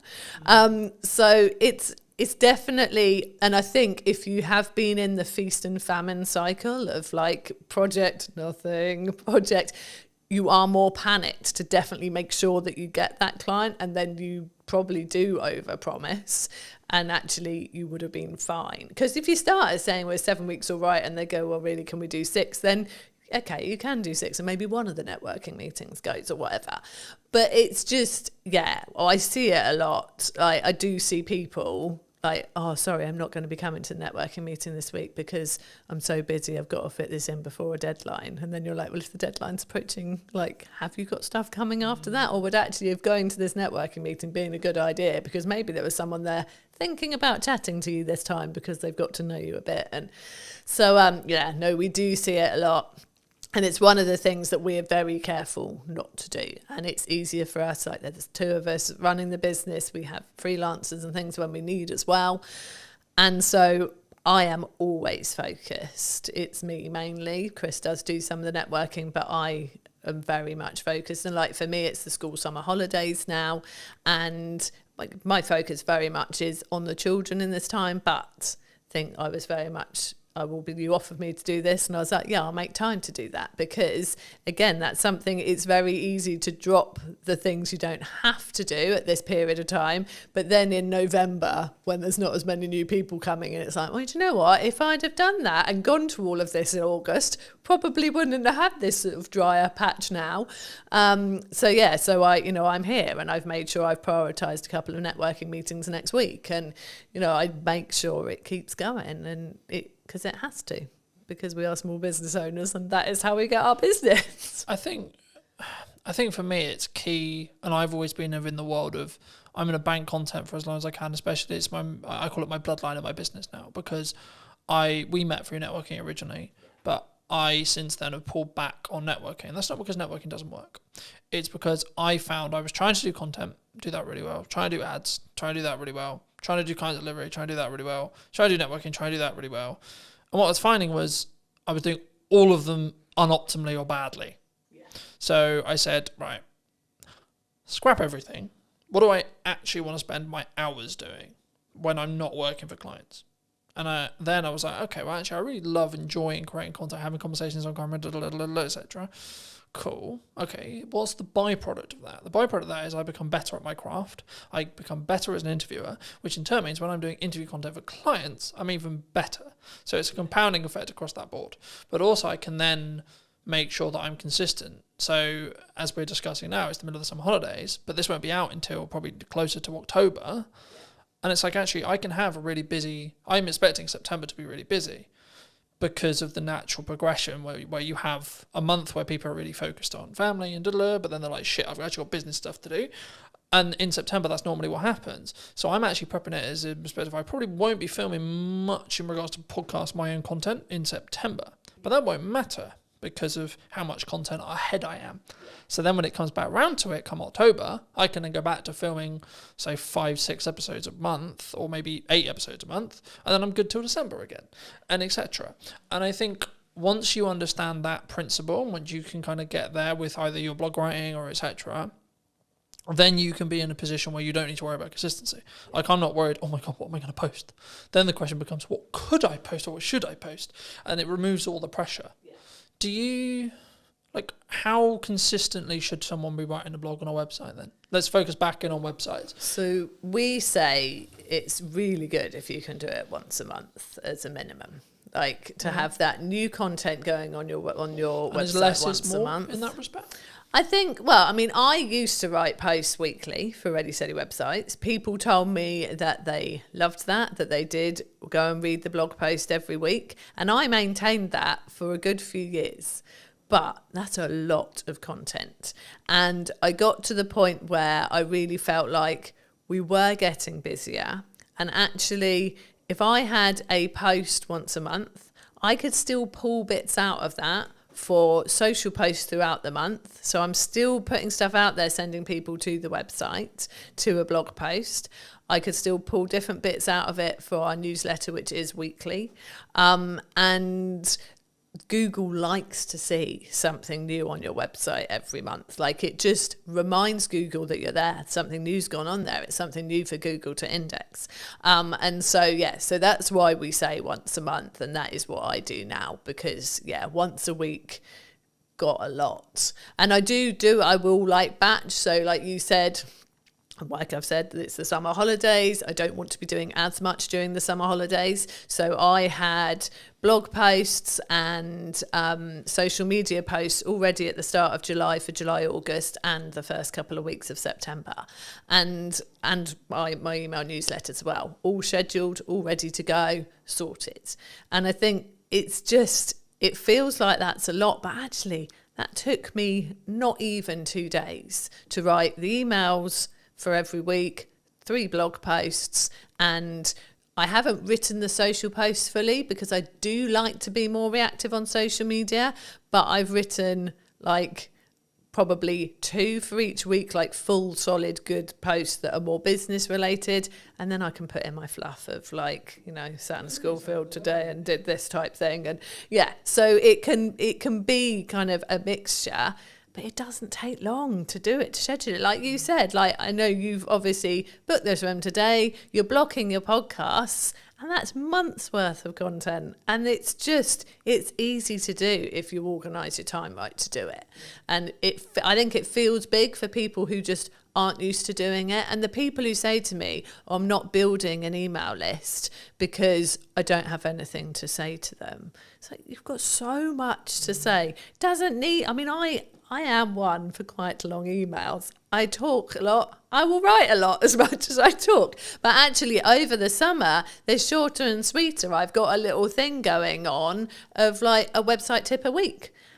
It's like, it's a short paragraph, but it's something actionable, useful for those people on our email list, relevant to them because they're all there, because they've come to us for some website reason, whether they've got a website with us already and should be reminded to just go and check that everything's still current and up to date and maybe make a tweak, or whether they're planning a new one and are thinking of coming to us.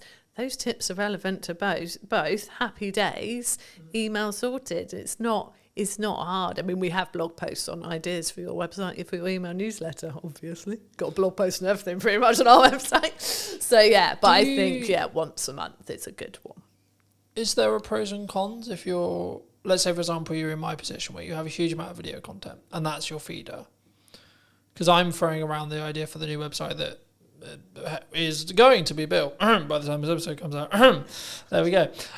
Said it now. It will have to be out now. It'll have to happen. I'm throwing around the idea, because it's a time investment and it's also how I come across. I think I come across better on like this video, right? But for me, I'm aware that for AI search and SEO, I need to be writing stuff. Yeah. Now, do I need to be writing stuff? Do I need to hire a copywriter if the business can afford to do so? Or can I potentially leverage automation and or ChatGPT, etc., to write in my style, and or what are the pros and cons for all the above? So I think, would you say? So for you, and this is a dirtily selfish fucking answer. So for you, as someone who has got video content, that is your content.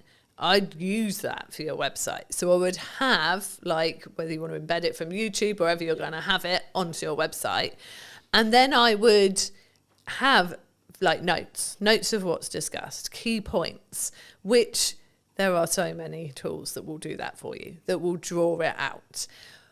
But I would say that if you're using a tool like that, you need to then go and sense check it, look through it yourself, make sure it does sound like you, tweak it, make it your own. Don't just use it verbatim from the tools that have pulled it out. So from that kind of content where you're repurposing a video and turning it into a vlog essentially on your website with notes, I think that's absolutely fine.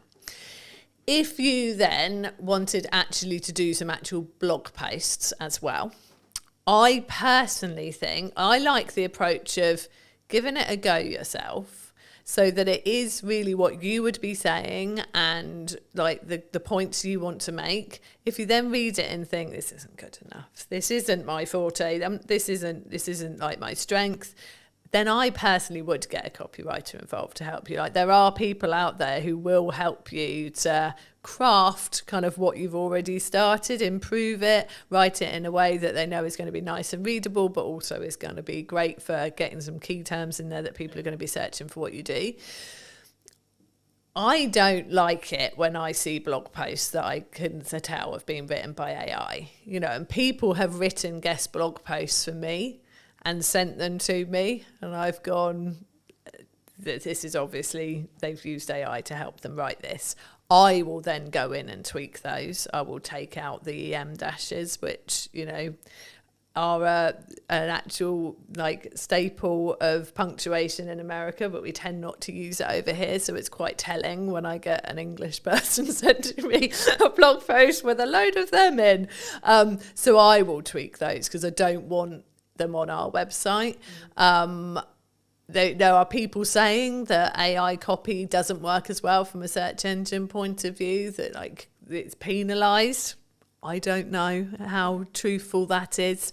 It's hard to tell really, because, we're still relatively in the early days of it being put on websites and things. The problem is that if you go, write me a blog post on this, if someone else is putting exactly the same request to ChatGPT as well, they could have they won't be exactly the same, because we know that ChatGPT will learn from the conversations you've previously had and will have it sort of tailored to you, but there'll be some of the same stuff in there, and I want to feel like what's on our website is genuinely unique and different. Someone's going to come and read something on our website and they're not going to go and read virtually exactly the same on someone else's. Obviously, people are giving similar tips to us. Like, none of what we are saying on our Ready Steady Websites blog is rocket science. It's tips around your website. There are many people out there doing that, and a lot of us will be preaching the same best practice. But I write all our blog posts that are not guest blog posts, and I very much do it as me. And I know there's a copywriter I know well who says, it's me. He says, from your emails to your blog to your LinkedIn posts, it's so you. And I think that's important, personally. So I wouldn't, apart from, like I said, drawing out some show notes from a podcast, use a tool to help you do that. It'd be silly to sit there listening to the whole thing, making notes. That's ridiculous. But if you're going for something that is sort of separate content in its own right, I still would prefer it that people really put themselves into it than the robots. Is there a world where you can do both? Yeah, there is. I know that I've got a lot of business friends who are dyslexic, and for them, even sitting there and trying to start something is hard. Like I said, it's good to start from your own point of view and get someone to help you with it. So using it as a tool to kick you off, I think is all right. Again, as long as it is very much, then it becomes yours. I think I really don't like the idea of creativity being lost. And I don't like the idea of people getting lazy from a creative point of view. I think AI is great if it can help you with the really practical things. Like I said, Chris uses it for coding, which you could say is a creative thing in its own right, and it is in many ways, but it's functional, isn't it? Yeah. I think it's whether it's grunt work or not, in my view, right? Yeah. And I think the key of what we're talking about here is in crux is the cognitive ability of being able to critically think. Yeah. So for me, I'll give you an example that I've probably used on other podcasts. Apologies if I have, but for me, I'm now basically solely only reading a physical book out of principle, because I'm aware that I'm utilizing AI in tech, and I want to balance the cognitive ability that I'm losing for using AI, but I'm gaining efficiency, but I still want the cognitive ability to be able to think and get creative ideas, etc. But I'm also leaning into let's do more stuff in person, because I think the energy is better where possible, etc., etc., etc. And I think there's the conversation will flow better, so on, in that respect. And I think it's actually, to an extent, you can utilize both sides of the world as long as you're aware of the caveats. Yeah. Is which I think what we're touching on here. Yeah, definitely. And I think I had a brief conversation in comments on LinkedIn the other day with somebody who said, do you use AI for writing blog posts? Do you ask it its opinion for things? Do you get it to do it? And I said, to a certain extent, but I'm really concerned that people will stop using their brains. But like you said, if you're aware of the fact that you're using AI for certain things, and you go, do you know what? I do need this to keep working. I can't just let this computer think for me the whole time. Then that's great. And I think there is that balance there, and that's good. But I'm letting AI do the day-to-day stuff I wouldn't really find that hard or challenging to think for me. Yeah. So I have freed up capacity and then the ability to think longer term problem solving, larger scope problem solving, longer term business challenge, growth challenge, and so on, for clients and me. And I think for me, that's potentially where the people who are utilizing AI correct will rise to the top. Yes. Because I think and there was this kind of AI is going to take our jobs-esque, the world's over kind of principle, I guess. I've been of the view that it's a tool, right? And that's why I use the analogy of sharpen the knife and then use the knife yourself. So you're using AI to sharpen your knife and then you're using it to cut up whatever you're cutting up, etc. And that allows you to then move forward. That allows you to be more efficient. And that's kind of the, I'm going to work smart and hard simultaneously thing, because it's not just about, it is a level of, because I was like, in my head, whenever I look at content, I'm going quality or quantity, but actually you need both to be able to understand data, to be able to then work out what the market thinks is valuable. Because I suppose it doesn't matter what you think is valuable. It's what the market thinks is valuable. And the only way you're going to get there is through a level of quality at volume, in my view, at least. Because then you have, like, this video got 300 views, this video got 1,000. What's the difference, for example? You know, in that respect. But for those who've maybe really connected with this conversation, you know, really enjoyed it, or maybe they just want to check out what you guys are doing, where's best for people to reach out? Where's people to connect with you? Well, our website. It's got to be the answer I give, really. So our website, readysteadywebsites.com. If they want to have a chat, they can book a call there. But we are on socials. We are Ready Steady Websites on Instagram, on Facebook, and on YouTube. And I am Jude Wharton on LinkedIn if people want to connect. And I'd like to end the episode by asking you to give advice to your younger self. So 5 years, 10 years, 15 years ago, what advice would you give to that person? I'm going to keep it on a marketing theme. Like, we started our business 15 years ago, and I wish right then we'd started to build an email list. We didn't start doing it for about 5 years. And once we built our email list, that was when the consistency of work coming in massively picked up, because those people were there and we were talking to them every week and they were getting to know us, like us, really understand what we could do for them. And then they started coming to us consistently. So yeah, absolutely, I'd have built an email list much sooner. So that's my marketing, if I could go back and tell myself. Yeah, thank you so much for coming on. Thank you so much for the time.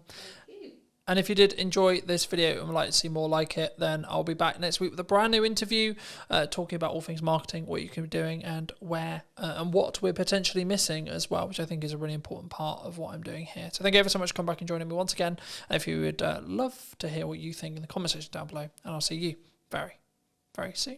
But you still got to spend money on marketing to be visible and put yourself in front of your customers. You can't just expect it. You can't expect them to find you without you talking out there. And I think for me, the important element with marketing especially is if you're really busy, that's when you should be accelerating your marketing. Yeah, I think everyone is guilty about not marketing themselves enough. You've got to go through some pain to really learn that lesson, and then hopefully you won't make the same mistake twice. You have to have a level of volume to understand what works, because something will over-index. A video will get 1,000 views when your average is 300. Okay, why? Don't wait for the perfect conditions, because there are no perfect conditions. Did you know that 93% of you are not subscribed? So if you could please do me a favor and you're enjoying the show, then subscribing would mean the world to me, and it would allow me to grow the show and continue to get larger and larger guests and continue to bring what's missing in marketing today. Thank you ever so much for joining me, and I'll enjoy the episode. Hello, my friends. I hope you're well. I hope you had a good day, evening, or night. Today, we're back from a brand new episode of the podcast, and today I'm here with Gemma. Hi, Gemma. How are you? Hello. How's it going? Yeah, I'm really good, thank you. Yeah. I think marketing's an interesting space at the moment. I wasn't necessarily going to start here, but I think, is it an economic thing? Are people struggling to think, well, I've got to cut some corners, or I've got to maybe look at the ROI, or I've got to... I think to keep things afloat? Is that what you're feeling at the moment? I think it's definitely part of the influence. You know, people have to think about where their budget's going and be smarter with it. I think if businesses are still constantly searching for the hack or the quick wins, then that's where it gets really difficult, I think, for me as a marketer selling to clients, because if they think there is a shortcut or there is a quicker way, and especially the space that I work with being B2B, and it is that longer buyer journey. It isn't, there are no hacks or quick wins. It's not about being in a consumer space where you can use sales tactics to get the sales quicker. So yes, partly the economy is having an influence, like especially businesses where they've got lots of employees. They've had the impact of the national insurance contributions in April, so that has hit their bottom line. But it can't always be the excuse, I'd say. You know, the economy is going to go up and down. Look at all the things that have happened in like the last 5 years that people did not see coming. So it can't be used as an excuse. You still got to spend money on marketing to be visible and put yourself in front of your customers. You can't just expect it. You can't expect them to find you without you talking out there. Do you think that a lot of businesses, especially conversations I'm having with some clients, retainer clients, etc., like they want really strong ROI, right? Return on investment. They want that strong return on investment. Do you think, though, when it comes to marketing, that people, because I'm seeing a world in the larger space for larger business. Now, of course, they've got more capital, they can burn it for maybe a bit longer, etc. But they're actually focusing on brand building, right? The larger space. But do you think the small business space is more driven towards strong ROI, like trackable ROI in marketing? Yes, I think ROI in marketing it's people sometimes feel it's a bit of a dark art, you know, and it's difficult to be able to go, yes, I did this particular piece of marketing and it resulted in X. That it doesn't always work like that. The clients I work with, I help them with marketing across a number of channels, because ultimately activity in silos does achieve so much, but it's the bigger picture and how it all works together. That's where you gather the momentum, and that's where you start to see the results. Do you think, let's play a theoretical scenario, let's say I do 4 different things in marketing, one thing maybe the podcast is an example, and I've seen my revenue go up by 20-30% in that time, let's say, but I can't directly track it because the client hasn't said categorically, oh, it's because I watched your podcast that I've hired you. Is that still because of the podcast though? Like, could I look at it that way, and could I, from an analytical point of view, when a client or me or you or etc., we look at our spend and we go, okay, well, I'm outputting these things, right, and my revenue has jumped this way. I've had a change in revenue, whether it's 10%, 20%, 30%, whatever it is. And what did I do before that change? That's how I look at it personally. But is that how you look with clients? Is it you say, well, okay, well, we did these things, and then the maybe not the direct outcome, e.g. the trackable thing, but the byproduct was you're consistently, you know, across months, not a week, etc., but like across months, you're up 10%, 20%, 30%, etc. Yeah. Do you think? Yeah, definitely. You know, it all works together, and the thing, especially with B2B and the longer buyer journey, is that they might remember like the last engagement they had with your marketing, and then that, you know, when you fill in the surveys online or something, how did you hear from us? You might then you'll legitimately put the last thing you remember, but it will be because of the influence of all the other engagements that you've had. So it might be that they go, oh yeah, the most recent thing I saw was one of your podcasts. That's how I heard about you, or that's made me want to buy from you. But, you know, whether you want to get down to the granular detail and kind of attribute 50% to the podcast because it was the last thing that they saw, but actually they were also on your email list, and maybe you give that 30% of the credit. You know, it depends how you want to analyze it and get into the detail. But ultimately, yeah, you know, everything will have a weighting, and it's good that you've obviously gone, right, before this point I wasn't doing this, but after this point where I've seen bigger engagement and bigger sales revenue after, because I've done this, you can kind of logically go, that's because of the podcast. I think for me, like, especially in marketing, especially in content, you have to continue to adapt, to continue to test.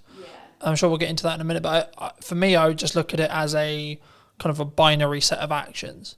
So I do a set of things in marketing. What is then the outcome, either in my number of views, etc., tangible target there, or revenue, right? Or both. And I think for me, sometimes people, especially maybe starting out businesses or maybe, I was going to say maybe slightly older businesses, but not even necessarily older, but I think businesses as a whole, sometimes we don't understand that marketing is the journey to the sales conversation, and then the sales, when it happens, gets all the credit. Oh God, yeah. You know, so it's like, oh, it was an amazing funnel and amazing client journey and this and this and this, but actually the salesperson who closed it is the one that gets all the hooray. Absolutely. Because they're the one that's tangibly tied to the revenue. Yeah. What would you say to businesses, people listening maybe who are in that boat?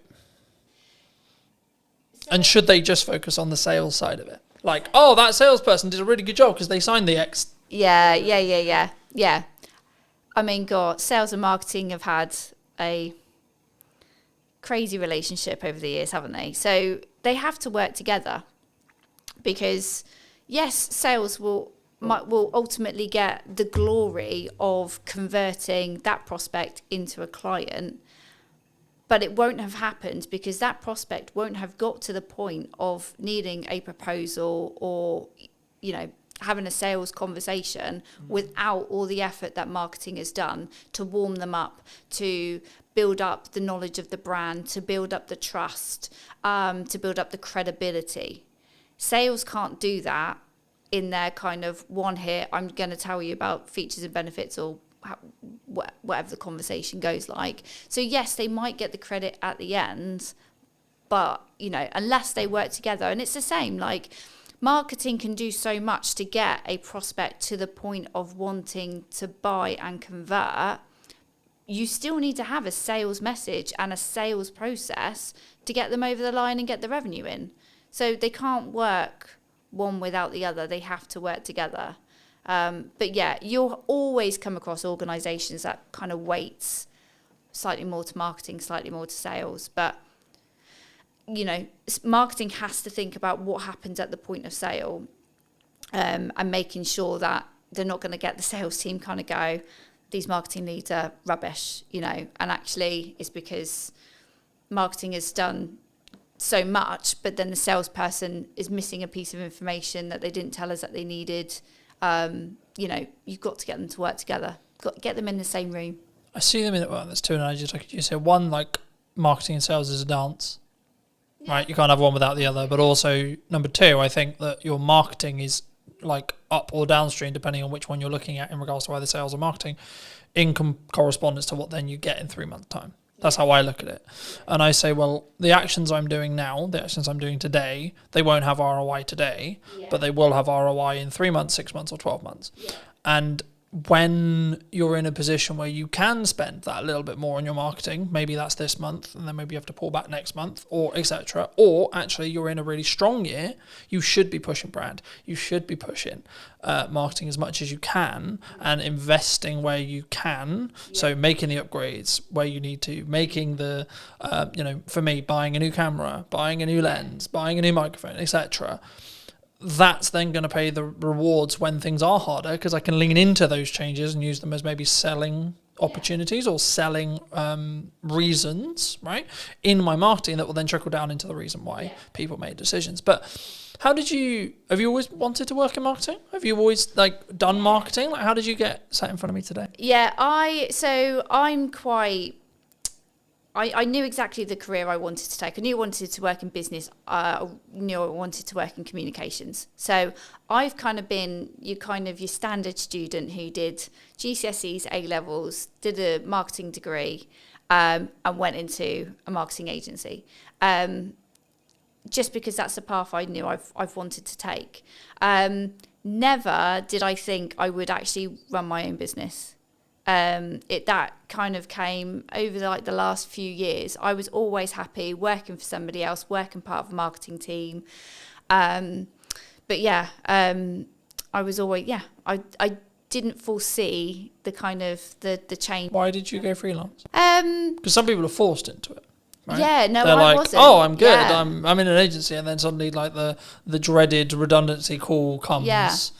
I wanted to do a bit more marketing. It was for me. So I'd had my son, and I'd sort of lost a bit of my work identity. So I started to do a bit of freelancing on the side, not in the freelancing that I do now. But then COVID actually gave me a really good opportunity because I was at home. I could do loads of online networking. I could meet loads more people. And that just gave me the opportunity to pick up a few new clients, work with some other marketeers. I had an employer that was absolutely fine with me doing my little side hustle. It was no problem. And then I got to the point where actually I think I wanted to work with more different people, feel a bit more valued. So I sort of crunched the numbers, picked up a little bit more work, and then it was like, right, this is the moment. Let's go. Let's switch it over. My employer actually did become a client, so I was rather sensible with my sort of dip into freelancing. So I had a plan. I had a bank of clients kind of ready to go, and then it kind of went from there. Do you think people, maybe in the current climate, I'm always hesitant when I say that, right? Because I've been in business nearly 10 years now, which is a really nice place to say. Yeah. But also, I'm also aware that I've now got a bank of knowledge in my head, which is like, well, there was that thing like 4 years ago, there was that thing 3 years ago, then we had COVID. So I try to be nice and try to lead with empathy when people are like, it's really hard, I'm struggling, the economy's hard, but I'm like, there's always going to be something. There's always going to be, the government's doing this, geopolitics is doing this, etc. So I think for me personally, I always focus on my inner work in respect to A, how's my client delivery, B, what's my marketing, and C, how much is where is my pipeline, where's my cash reserve, etc., etc. Things like that. And I think for me, the yardstick I always use, and I've been thinking about this like a lot over the weekend, it's like the problems I'm now trying to fix are drastically different to where they were a year ago. So for me, that's clear growth metric. Yeah. Because I'm trying to fix larger problems. I've got more, whether that's financial problems or delivery problems, different problems, or etc. You always have problems, I think, in my view. Yeah. To I guess to phrase it into a question, people who are maybe looking at the economy as, should I maybe pack in what I'm doing and then go get a job? Or the other way, and saying, actually, well, maybe I'm a little bit concerned about my job security. Maybe I'm seeing redundancy in the next 6 months, like either because their company's actually said that's going to happen, or they just have kind of a gut feeling that's like, I would feel more secure if I had something else. What would you, is now a good time, would you say? Any time is a good, any time. Like, don't wait for the perfect conditions, because there are no perfect conditions. Employment, some people do look at it a bit more securely. There's more, law behind, to protect employees. I don't sit there and think, I don't think either or is more safer, freelancing or employment. I saw somebody post something the other day about, maybe I think they must have gone through a redundancy, and I just sort of commented to say, like, look, don't overlook freelancing, but also don't look at freelancing if you want to get some income in your pocket quickly, because it's not the quick result, unless you've got somebody that has got a project lined up, that they're going to be good payers. But I think that happens because you did the work 3 months ago. Yeah, no, that does. But that's what I'm saying. I'm saying, like, somebody that was like literally, okay, I've just been made redundant, I'm going to jump into freelancing, and it's like, that's fine, but brace yourself. You are going to financially, you're going to just. You need to live humbly. Yeah, and I think the key for me, and the thing I've learned the last couple of years, is you have to live below your means within reason, regardless of whether you want to grow or not, because. Yeah. If you're growing, that requires money, but also it's in a scalable fashion where actually if money starts to get tighter and you have to make cuts, then I'd rather be cutting the stuff I'm using to push forward rather than, oh, I can't eat today. Yeah. I can't turn the heating on. It's interesting you say that, because at the end of last year, I had a couple of clients, they kind of fell out one after the other, and it was a little bit like, oh, this is getting uncomfortable. But it was a bit of a wake-up call for me, because I'd had lots of work come to me via referral, via other clients, but I could honestly say I wasn't doing enough marketing outbound to reach new audiences. So as sad as I was and I was panicking, I knew I had enough money to pay the bills. That was fine. But I decided to invest in myself a lot more. So I invested in a bit more coaching. I invested in some other kind of support marketing communities where I was going to meet other marketeers, learn from them, possibly grow my network and find other people to work with. And it was absolutely the best thing I've done. So it's scary to spend money when you know your income is reducing, but sometimes you have got to do that. You've got to invest in new systems and technologies and new ways of doing things. Yeah, I was going to say, I think it's like, what's your response? And I'm having this like constant concern, right? When things are going well, you should make okay, cool. But then actually, maybe I've got runway of, let's say, 3 months. Or maybe 2 months, right? Or maybe a month and a half. Cool, right. Do I continue to move forward, continue to say, well, this is working, this is growing, and trust in that by the time I hit my end of my runway, I'll be fine, the work will be there. Yeah. Or I'll make the money, or I'll found a way through. In that scenario where you are, unfortunately, losing clients, the project work isn't there. We're recording this. This will be going out probably nearly October, but we're recording this in the middle of the summer holidays, where I naturally know there's going to be a lower demand for stuff happening, which is understandable to an extent, because kids are home, things are harder, people are working less, people are enjoying either holidays or time with their kids, etc., which is completely understandable. But also I'm like, okay, when I looked at my financial plan, I was like, okay, I need to kind of plan as if there's not going to be any project work for the next 6 weeks-ish. Yeah. I guess to phrase it into a question, what's your response? It sounds like it's like lean into growth and lean into investing. Or have you always been that way? Or do you sometimes feel like maybe you should have pulled back on costs and gone, actually, I can live on this for 3 months now? The interesting thing is, if you ask my husband, I am Captain Cautious. So I am not necessarily a risk taker.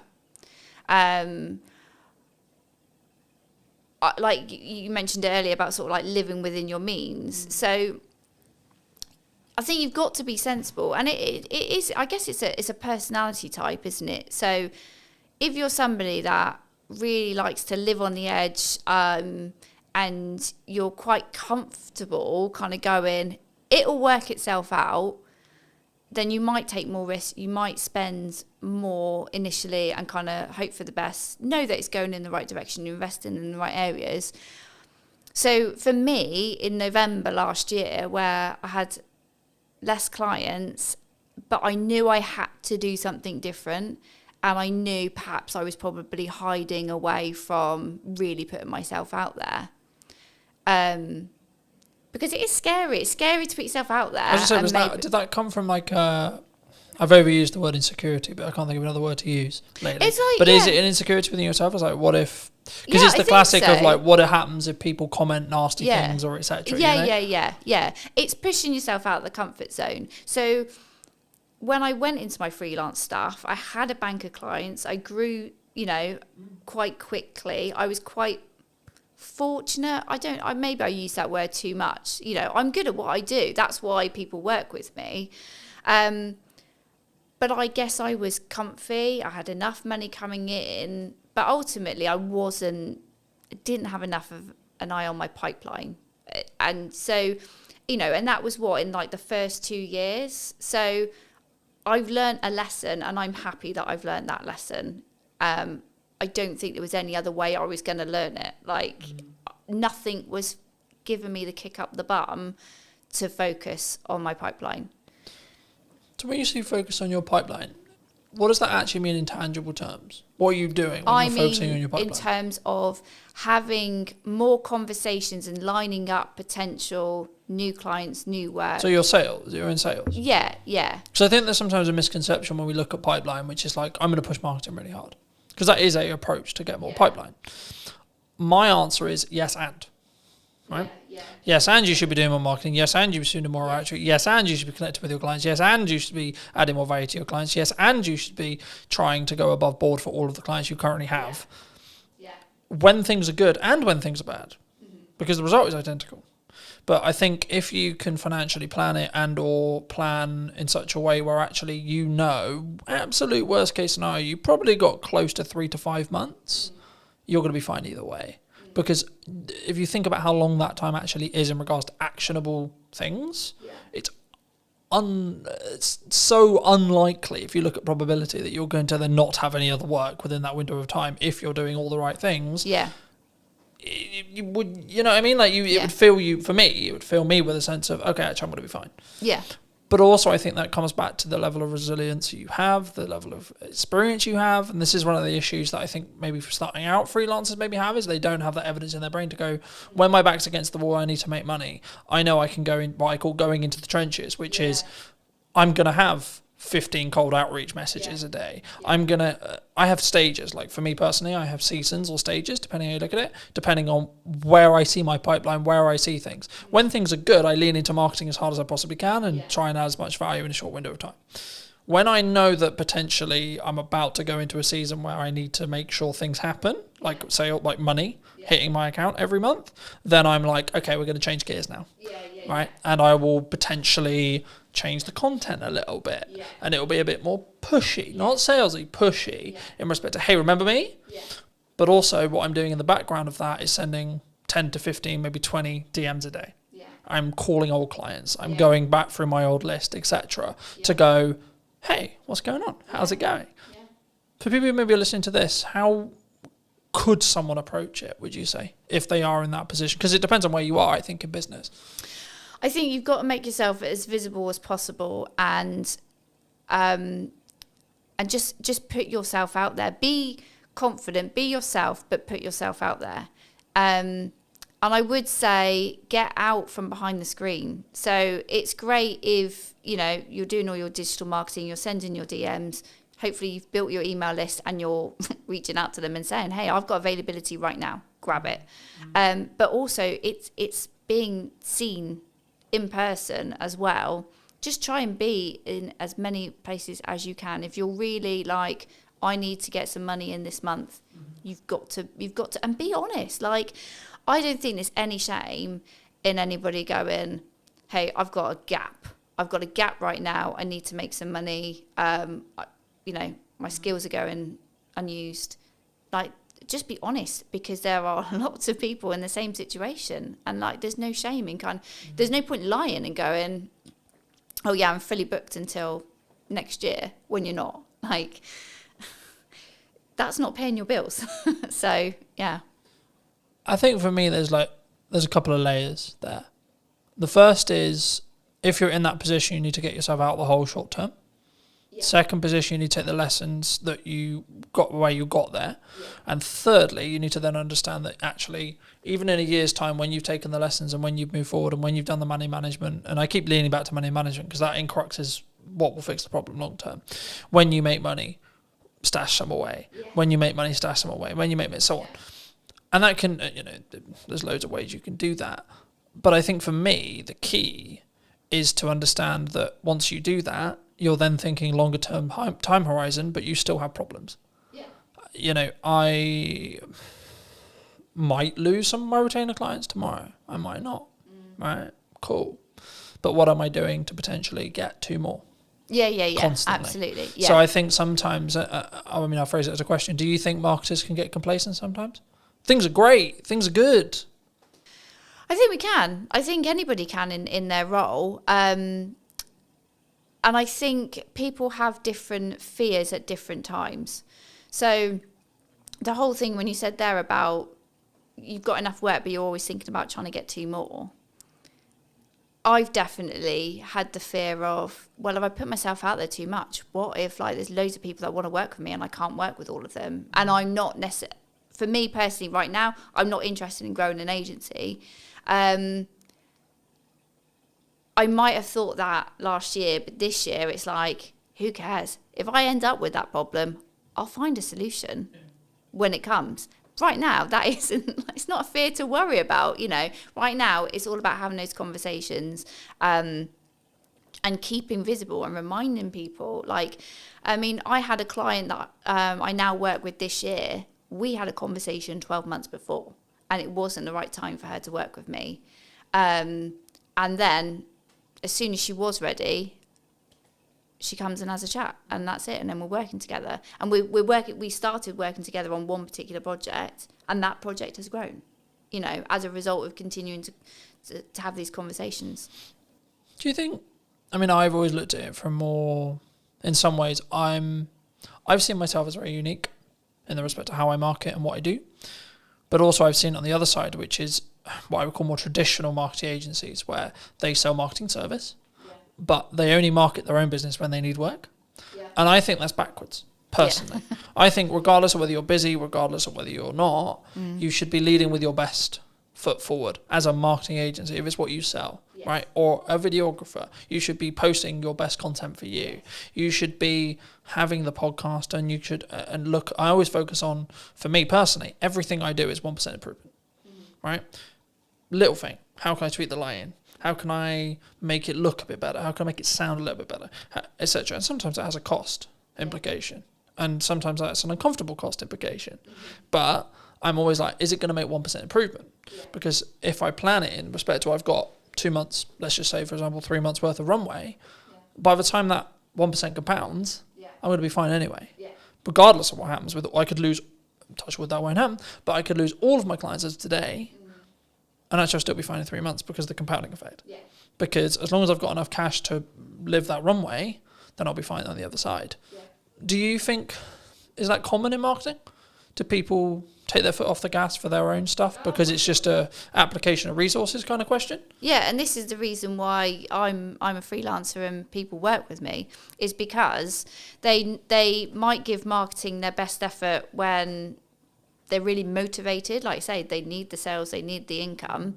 They win all that work, and then as soon as client delivery needs to focus, marketing, then they take their foot off the gas, and they're like, oh, we're fine. And then as soon as they are then at that next stage of growth, or clients have left them, they then go, all right, well, we'll just switch marketing back on. But that's not how it works. So everyone is guilty. I think everyone is guilty about not marketing themselves enough. And I think you've got to go through some pain to really learn that lesson, and then hopefully you won't make the same mistake twice. But yeah, it's not uncommon for people to ease the pressure on marketing, to kind of, just let inconsistency just kind of bleed in. And that's when you then got to make a decision. Either are you doing your own marketing, or you need to really sharpen the tools and focus, or you need to outsource that to somebody who can do that for you, so that you can put your attention on the other areas that are needing your attention. From a tactics side of marketing, we talked a lot of psychology, we talked about like, should you do it, should you not do it? But from a tactics point of view, what do you think's missing right now? What do you think people are maybe not doing that they should be? That's a good question. I think they're still looking for like the hack, the shortcut. I think they're still kind of thinking, do I really have to do all this? Do I really have to put this effort in? And the answer is yes. So if the business owner, the director, doesn't want to, if you're not interested in marketing, if you're not good at marketing, don't do it. Give it to somebody who can. And I will always say to anybody, if they're not in a financial place to outsource, when you are marketing, think about something that you enjoy and that you're going to be able to be consistent with. Don't sit there and go, right, I'm going to post on social media every day. If one, you don't like it, two, you're not going to be there to engage afterwards, and three, you're not actually going to be able to commit to that, because it's just that you make yourself feel like crap. As soon as you like don't post that one day, you beat yourself up over it. This, like, find the joy in the work that you do, and if marketing isn't where you find the joy, don't do it. I think it's also a context thing. Like, some days I'll post 6 times, other days I'll only post once. Right? And it's tangibly, am I in my office or on my office or on my computer? 1. Okay. 2, where am I with client delivery? Do I need to focus for a third of the day on client delivery? Yeah. And I can only put out 1 clip of the podcast, etc. But for me, the key is being consistent, so that if you averaged it, it would be 3 a day. Okay. Yeah. Let's say, for me. And I say that and people go, 3 a day, that's insane. Yeah, but I have a system. Oh, but you've got different channels as well. Like, this isn't like... Well, no, that's on 1 channel. Oh, okay. Fine. Right, so if you times that across 5, then we're talking 15 a day. Oh, okay. But the key is I've built a system. We're recording, to give you a very key example, I don't need to, at the end of like the summer, record probably for most, like I could probably not record until November and still have a weekly podcast. Yeah. Because I'm so far ahead. Yeah. Now, the issue with that, of course, is if we're talking about current event stuff. Yeah. If we're not, which 95% of my podcast isn't current events, I've got other content to talk about current events, but most of the stuff I have in podcast conversations is workable and will be workable in 6 months to 12 months. So actually, by me batch recording, I'm just banking as much as humanly possible. Yeah. So then if I get really busy with client work, if I have to fix problems in the business, if I have to expose these on, I then don't have to allocate resources and time necessarily into the podcast, or I can limit that cost on a month where it is a bit tighter because I'm so far ahead. Yeah. But the key is I'm focusing on the consistency. So, and this is where I've used the analogy of like, you need to make the hay while the sun shines, because if you don't, you'll just be left with sludge. Yeah. And I think for me, the important element with marketing especially is if you're really busy, that's when you should be accelerating your marketing. Yeah. Because then you're actually going to, and even if you don't have capacity, right? So let's say I don't even have capacity, I still am going to push hard on marketing because I want demand in 3 months. Yeah. And actually, I trust that by the time I finish those projects, if I've pushed with marketing, I'll have some stuff left. I'll have some people who are ready. And just being honest with clients and saying, look, I don't have the availability until September. Yeah. I don't have the ability until October, November, December, whenever it is. Yeah. And saying, cool, can we book something in? Can we get a pre-production call? Can we get a discovery call in? Yeah. Cool. But also understand that actually a project that you quoted and you alluded to earlier, where you had a conversation a year ago, I've just finished a project started a project last week. I had a pre-production meeting for that I initially quoted about 3 months ago. Yeah. Right. And I was like, at the time, maybe it's wrong time, maybe they're not ready, etc., etc. I was like, okay, maybe it won't come through, maybe it will. But then I got a call 2 weeks ago saying, hey, Cotton, we're ready to move forward. Fabulous, wonderful. Right. And I think for me, if I had, perhaps, I haven't asked them yet, but perhaps if I had stopped marketing, they wouldn't have been constantly reminded that I existed. That you're around. That we've got that project there. Yeah. And the same with a handful of other clients who are like, yeah, we really want to do something, but we're not quite sure what we want to do yet. And I think that's the key sometimes. And I think that's why when people maybe don't look, maybe they fall off their consistency. And I think the reason why the podcasts are very different this series than it was last series was I was in that boat of I'm trying to do too many things and not doing them well enough. So I'm very focused on 2 channels for the time being, which is podcast and my event promotion for my event in September. And by the time this come out, the event will probably have finished, and then it'll be about marketing the next event. But anyway, the crux, I guess, from a tactics point of view is what role do you see? Like, what do you value right now for your marketing or for clients? Is it written word? Is it audio? Is it podcasting? Is it video? Is it user-generated content? Like, what do you think's working? I would say I hate to start with it depends, but it does depend on the client. Yeah, so let's talk about what I'm doing right now. Obviously, we're having this conversation because I invested in some video content a few months ago. So that, absolutely, I am like you, championing investing in video to have another format of delivering your message to your audience. It's great, and it can be used in so many places. So it's it is an investment, but it's a worthwhile. And also networking in the right places. So there's lots of different networking events out there. Some you might like, some you might not. I always say to people, like, it's about finding the right kind of event that you enjoy. It's got the right people there. Because ultimately, don't go to a networking event where it is just a cup of tea and a natter. Like, you do need to meet people and build relationships. It might not. Don't ever go into a room and think, right, who's going to buy from me today? Because that's not what it's about. It is about growing. Yeah, exactly. Yeah, but yeah. So for me, it's been and remaining consistent on LinkedIn, and not wondering what the hell the algorithm's doing, and sharing posts from 3 to 4 weeks ago. Yeah, I find it really interesting when people go, "Oh, the algorithm shadow banned me." Right, a handful of chapters into Gary Vaynerchuk's new book. Well, it's not new now, but it's new for me. Day trading attention, and he talks a lot about your content's just not very good. Yeah, hard love, right? But the reality is actually through posting a huge amount, you know what works. And you can gain customer insights through that. And you can gain what's working for your market through that. And I think that's the key there. I think it's, my next question was going to be about volume, but like the simple takeaway I have is you have to have a level of volume to understand what works, because something will over-index. A video will get 1,000 views when your average is 300. Okay, why? But then if you do that consistently and you keep learning, then your average will become 700. Okay, cool. But then what happens when something gets 1,600 views? Then what is it about? Then when you analyze, what was that hook? What was that this, etc. Do you think people struggle with the volume? Maybe they see someone like me who posts a lot, right? And they go, I can't possibly do that, so I'm not going to bother. I think people are overwhelmed. And I think when you're feeling overwhelmed, you then procrastinate and then you just don't do anything. Yeah. So I think that's when you've got to have a strategy. You've got to bring it back to what your goals are, what you're looking to achieve.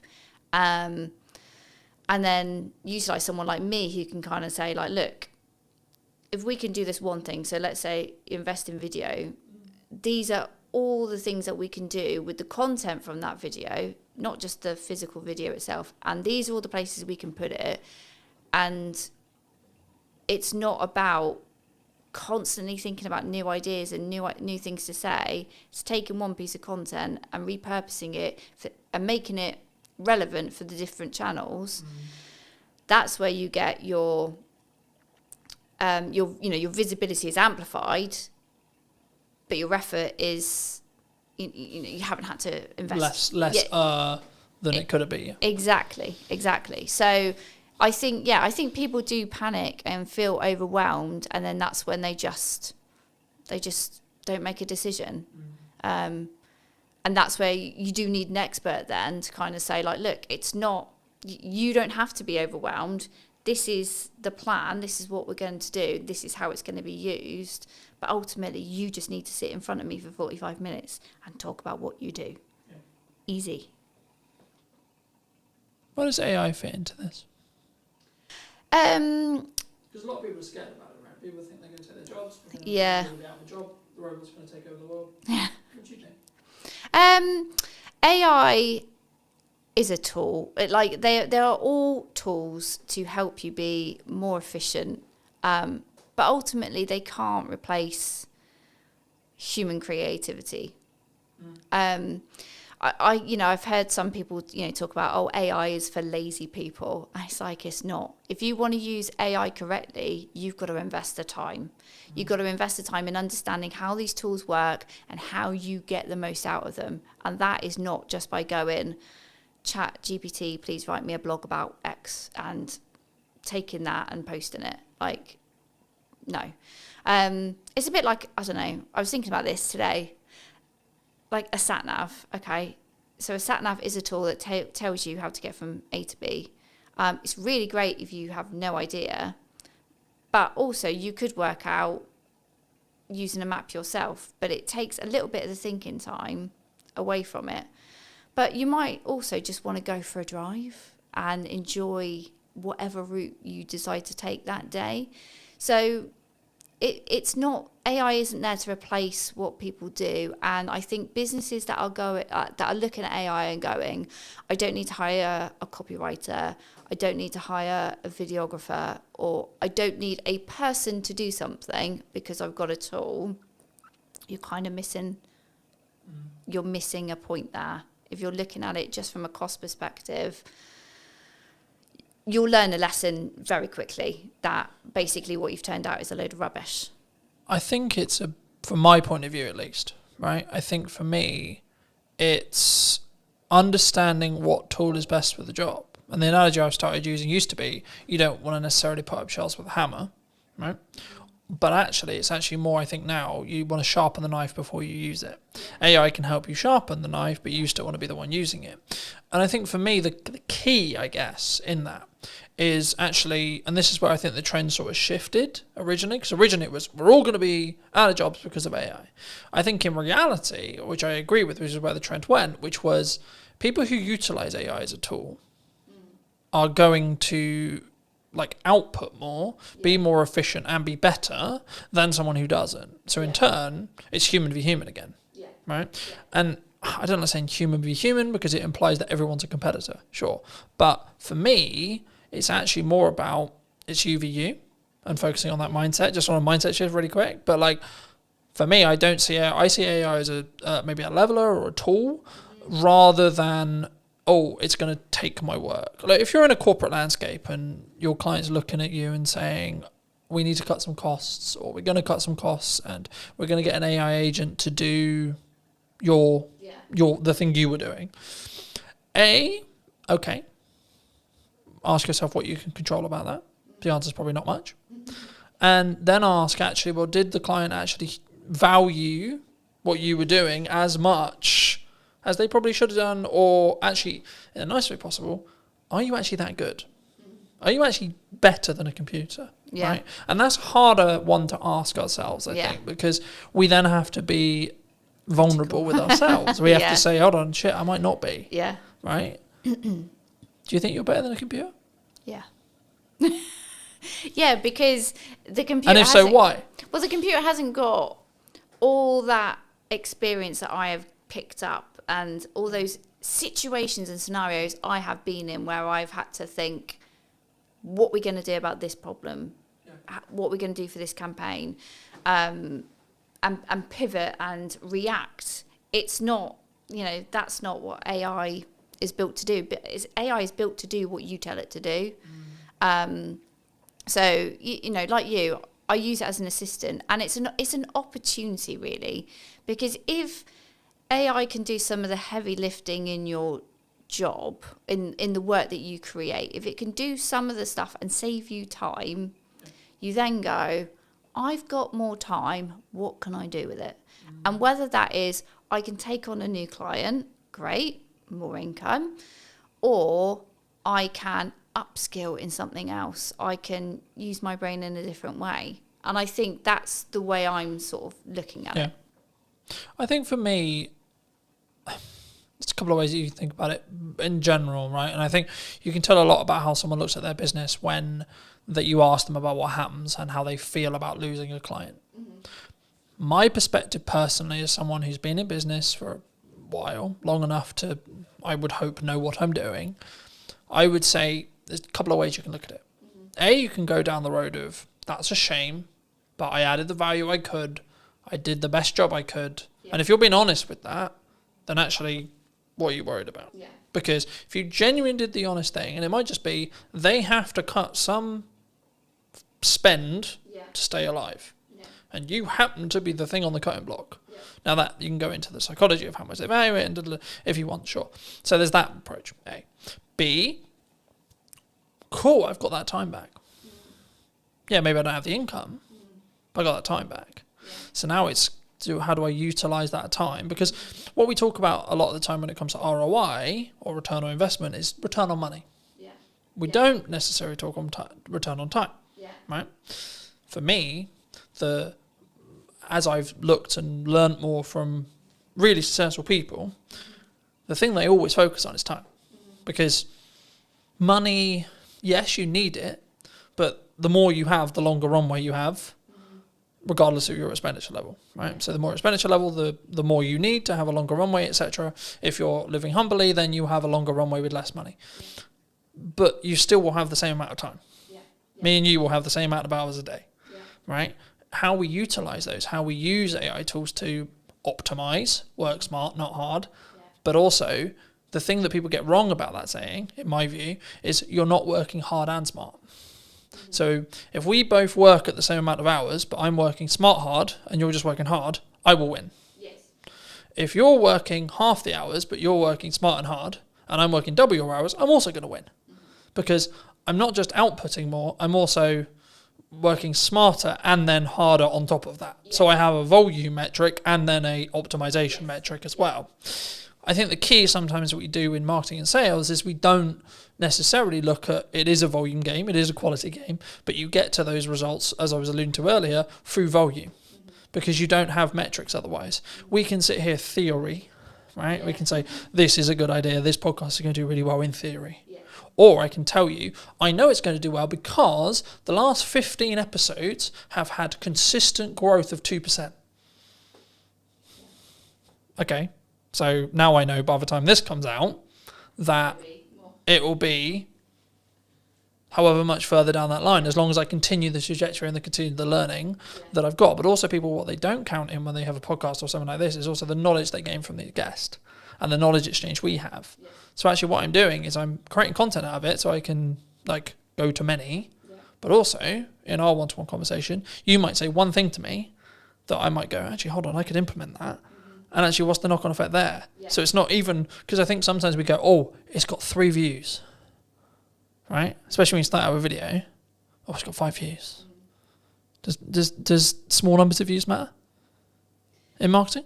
In an ideal world, we want thousands and thousands, right? But yeah, like you want that, but don't ignore the fact that there's lurkers. Like that, you know, not everybody who sees your content goes, I'm going to indicate to you that I've watched this video, that I've done something that, you know, it's resonated with me, it's given me an idea. Not like people do on the periphery, observe from the background and go, okay, yeah. And they don't show up in the engagement, you know, and if you just only focused on, you know, analysing your engagements, comments, likes, all that kind of stuff, you go insane. You know, you need to be having the conversations outside of it. So yeah, okay, people might have looked at it, but what else are they doing? How else are you engaging with them? And that's where it's like, you can't focus on one channel. You can't focus on posting one video. Like, you know, those 3 people might have seen it, but what else have they seen? What else have they digested? What else have they taken on board? And are you going to talk to them? Because that's the other thing, is like, this is not one way. Marketing is not one way. You have to create that dialogue, find out, dig deeper, get them to know you, you know. It's like, you know, today we're here, but we had a conversation before.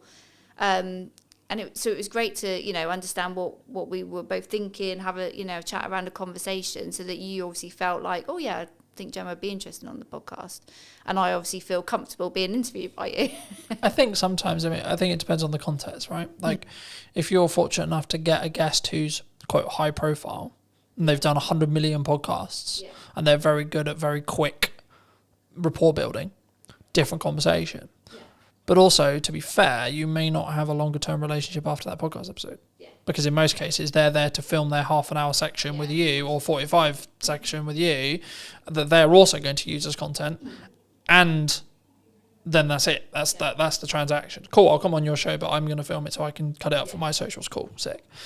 But actually, potentially what we're doing is what I've now replaced networking with.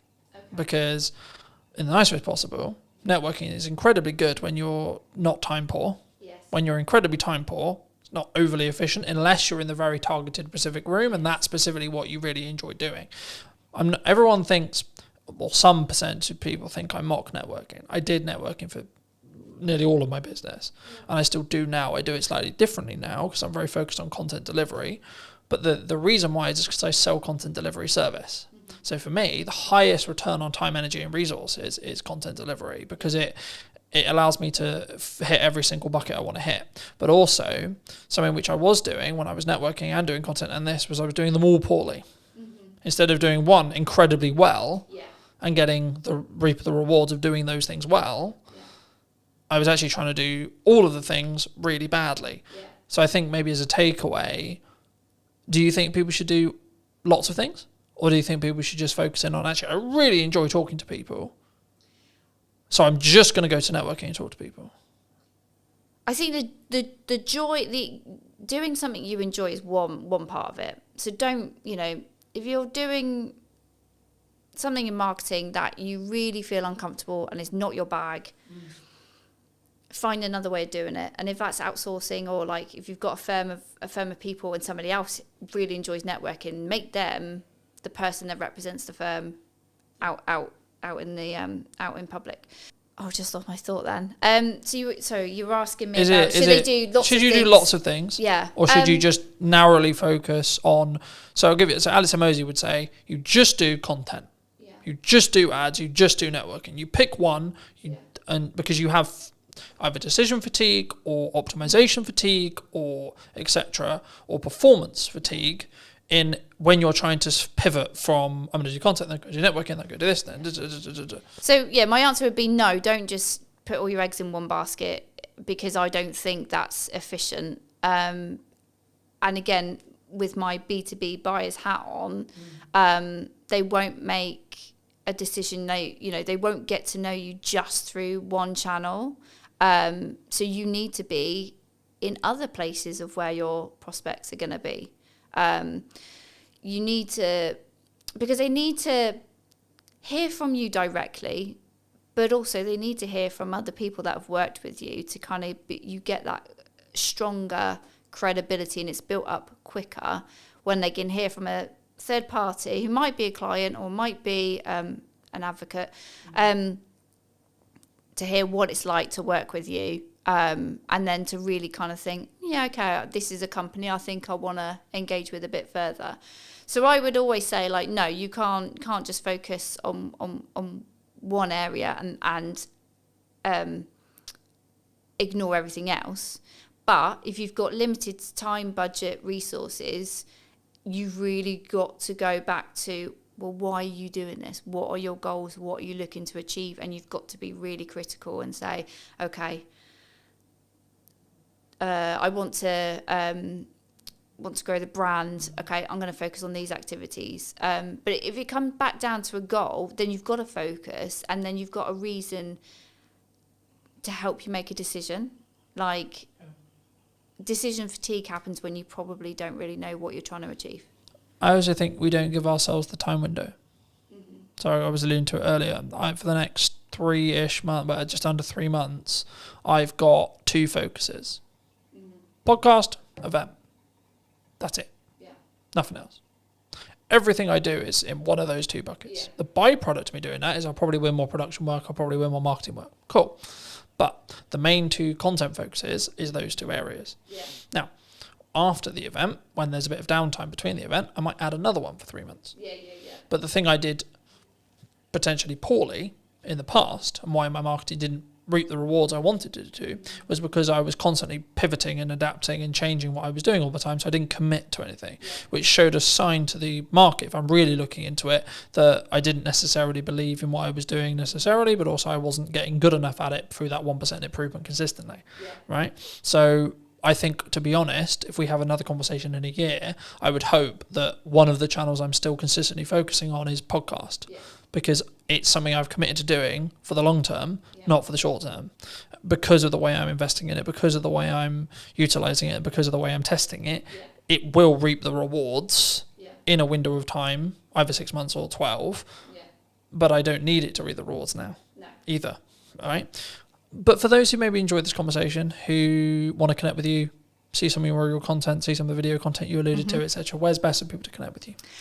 Find me on LinkedIn. That's where I am in my professional self. That's my main channel. And you can also obviously go onto my website. I do have a newsletter, so I don't bombard people. I send a semi-frequent newsletter. sharing tips and advice, and explaining to people how they can work with me. Fab. And I always like to end the show by asking, if you were going to talk to yourself 10 years ago, Oh, 5 years ago or 15 years ago, yeah. what advice would you give to that, Gemma? Oh God, if we went 10 years ago, my life was totally different, and I would tell myself, be more confident and value yourself more, because I think it was like one of the other questions you sort of mentioned before about like what have I sort of like learned, and it's like I've learned that initially at the start of my freelancing journey I was massively undervaluing what I do. So it is definitely, confidence, and just fucking go for it. Thank you so much for the time, Gemma. Thank you. It's been good. And if you did enjoy this episode and would like to see more like it, then I'll be back next week with a brand new episode. So why not be subscribed and let me know what your thoughts are in the comment section down below. And I'll see you very, very soon.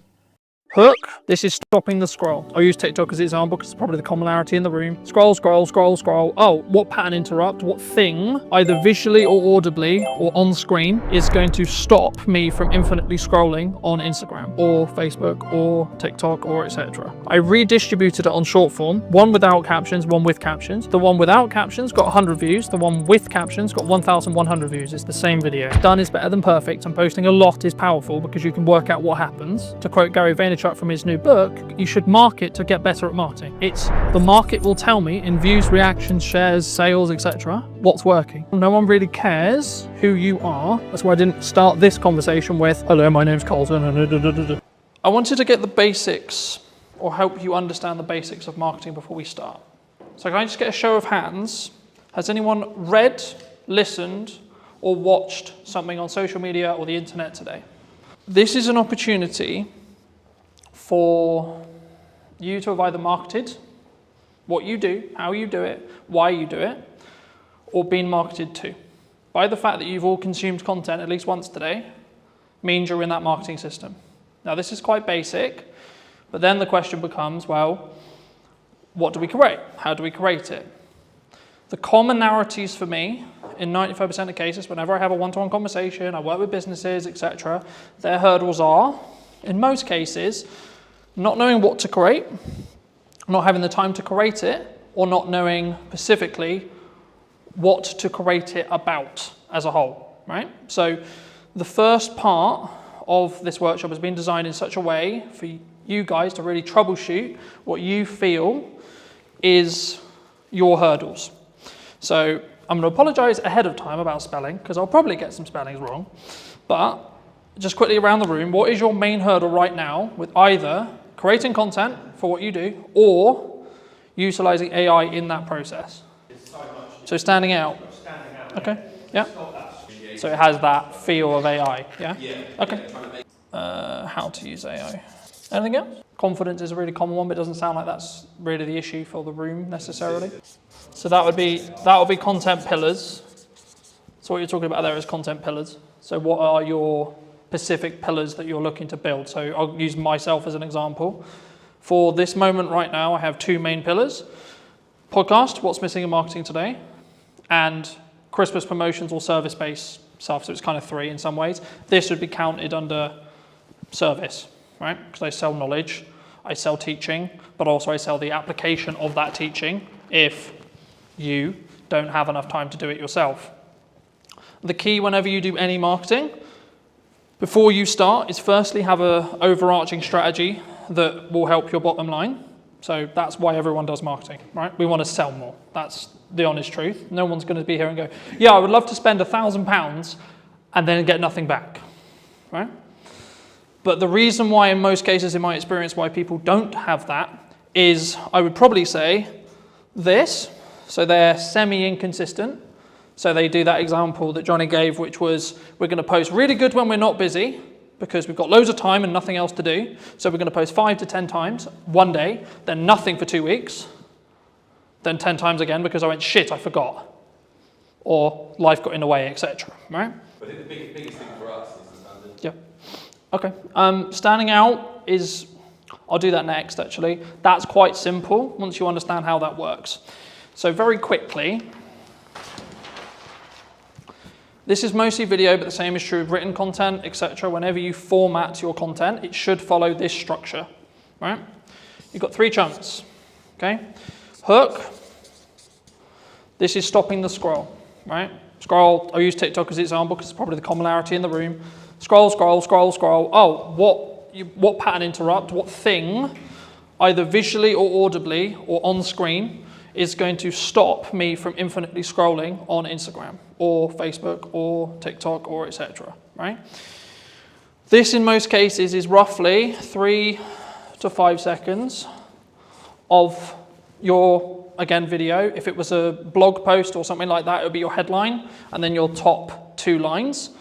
If you do this wrong, you will not get someone to stop, right? I'll go into depth in a second on what you could use here as ideas, but then you'll have a level of, so your body of content, so this could be, in most cases, value-led for me, and then a call to action here, right? So when we create content, we want a journey to happen, right? Step 1, get them to stop the scroll. We'll go into depth in that in a second. Step 2, what do you want to talk to them about? What's the objective that they're trying to do? If it's a piece of educational content, like this, for example, then I might have a captivating hook that positions a question that I'm then going to answer, but I'm going to first say, well, this is the solution that you're trying to create, followed by, as short as you can, because attention spans are dwindling, etc., gets to the point. In the nicest way possible, no one really cares who you are, right? That's why I didn't start this conversation with, hello, my name's Colton, and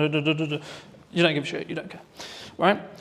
The bit they do care about is how are they going to make their life, the viewer's life, more entertained, more educated, or both. Hopefully, after today, you'll understand how to do that. And hopefully, I hope, today will be that valuable for you. So you should be entertained, you should be educated, right? Just on that, sorry, Colton. Yeah, of course. Every piece of content you've got on TikTok has to follow that. We've started getting good reactions, say, on funny content. It's got no call to action on it. The only... Would you say that that's still valuable? So if I put my hand here and ignore the call to action, then yes, that would be true. Every single piece of content has to have a hook because you aren't going to stop the scroll. It doesn't have to be anything complicated. It could just be like, this is my opening line. So the things I'm focusing on for podcast clips, for example, is what's the first line of the clip, right? And because you'll see it as text, you're going to go, oh, so one that did really well was from Maddie's podcast a little while ago, and I was talking about how did I not become a drug dealer because I was dyslexic. So the opening line was, I'm surprised I'm not a drug dealer. So if you saw that on social, you're probably like, hold on, what the fuck? But then I gave the context, right? Straight away, here. So ideally, it should follow this format, yes, in every post. So you would say for us to stop messing around and spending half an hour filming a Jet 2 on trend TikTok with no value? So this is mostly for thought leadership. I will come on to trends in a second, because trends is a little bit different, and it depends on where it sits in the funnel as a whole, overarching. But this is mostly focused around B2B thought leadership stuff, but you could also do it for everything you do as well, because if you follow this format, it's a known format, right? We were talking about marketing funnels yesterday. This is a mini marketing funnel that then leads on to so this could just be, so for example, a lot of the content I did for this event was, here's the thing I'm going to talk about, here's the value I'm going to add. Hey, if you would like to see more like this, come here today. Yeah. Happy days, right? Or try and blend the trend in almost, like the Jet 2, yeah. We could have finished it with, come and grab your pint here, yeah. It's happy hour. So it doesn't need to necessarily be, especially at the start, you don't necessarily need to follow this format.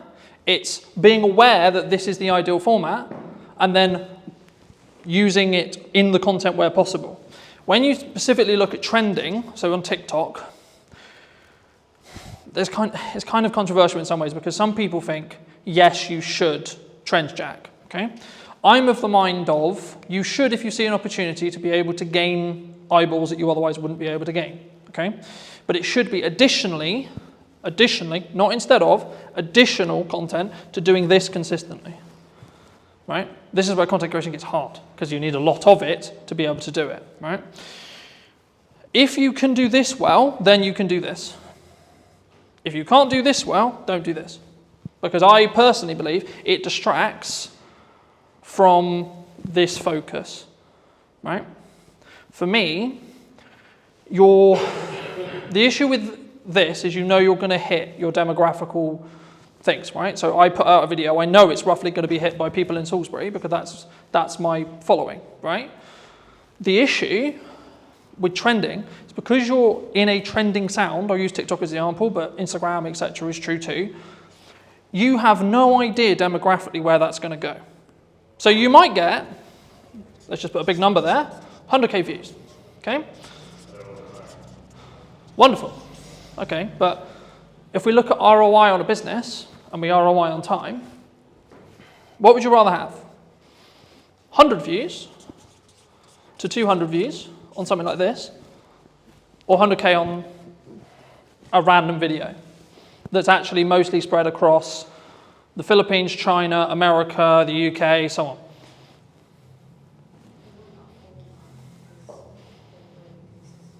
Mm-hmm. What do you think? We'd rather have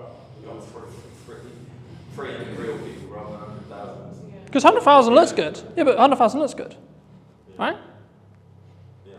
But when we... 999,000 aren't going to become, or probably might not be close to your venue. And that's why chasing virality, yes, it looks fun, yes, it looks sexy, but does it really do much for your business? I'd much rather have consistent of the right people at 200 to 300, maybe up to 1,000, but I know that each one of those views is going to potentially mean that I get more people sat in a room, I have more people to work with, I have more people I can help in my location. When you're... How do you do that location on TikTok? Facebook's very simple, physical business. So social media's changed, right? If I did this presentation or talk 3-4 years ago, I would only be talking about social graphs. Okay, I'll explain both in a second. But on this side, we've got social graphs. Okay, that's how everything worked before TikTok or Musical.ly arrived. Okay, here we have interest graphs that I'm definitely going to spell wrong, right? But the job of the team of two. So this was basically what TikTok created. Kind of their algorithm created it. It was in other places like Tumblr, etc. But like modernized and actually like popular, it was TikTok who did it. So what happens here is and this is why I said yesterday, following doesn't matter because we're now over here. But just for those who don't know, socially, what happens is I would follow someone, I would like, share, or comment on their post, right? This would send or say to the platform, hey, cool, this person likes and enjoyed this content. Cool. Okay, so the platform goes, we're going to show more of that to that person, right? So you followed me, okay, cool. So that means you're telling to the platform, I like Colton's content, can you show me more? Sick, right? Same with likes, same with shares, etc. Now, the bit where it got interesting is because when they started changing the weighting, you wanted to target different things. That constantly changes. There's no point me going into it because by the time we finish, it will probably have changed. The main difference when TikTok launched a handful of years ago was instead of it being followers, like, shares, etc., they are kind of still important, which I'll explain in a minute, but the job here is Craig is going to open TikTok, and if he had previously never installed TikTok, it will just show him videos. And what it's trying to do is it's going to go, right, I'm going to show Craig a picture and a video of a dog. Cool. What does he do? Does he watch the video? Does he interact with the video? Does he like the video? Cool. Keep scrolling. You'll find that the more stuff you interact with, the more stuff you give watch time to, the more stuff you like, the more stuff you enjoy, you'll be shown more of it, right? So that's what an interest graph is, right? So is that what the FYP basically is on Facebook Yes. and Instagram Yeah. Reels? 100%. That's running that algorithm. Yes. But the main feed is still on the socials. They're moving from this to this. The only place where this is still prominent is LinkedIn. Really? So Every- the same people use the old George for example, right? We post on that a lot. We can get the same 30 people comment and like on that. Yep. All the time. Mhm. So they're still seeing it. Because that's interest-based. Not in an FYP of like TikTok. Because they are interacting on the posts related to that location. Right. So they're signaling the platform to say, hey, I want to know more about this location. So it's not as fully TikTok 100%. The reality of socials, well, it will probably be in this line here for the rest of time, right? The future of socials is going to probably be, there's a debate at the moment, right? In the marketing space, in the etc. with Meta and so on. But my prediction, and probably the prediction which I think most people would agree with, would be in 2 to 3 years, you'll have 2 feeds. One that's like this, and one that's like this. Okay? So this would be your FYP, this would be for you to discover new content. And this is where, to an extent, trending would probably go into. So if you're trend jacking, following trending music, etc. Let's say you like, I'll use the example I used with Craig, dogs, cats, motorbikes, games, pubs, pick your topic, right? This is also where a concept called community talk came from, which was a specific hashtag around a specific thing. So when TikTok launched, everyone thought, oh, it's for dancing. Can I just get a quick show of hands? Who thought TikTok was for dancing? Oh, for kids, yeah. That was the commonality, right? Everyone thought, oh, I'm going to go on TikTok and I'm going to do a... Thank God that people laughed at that. But the key is that's when it was Musical.ly. So very quick history lesson.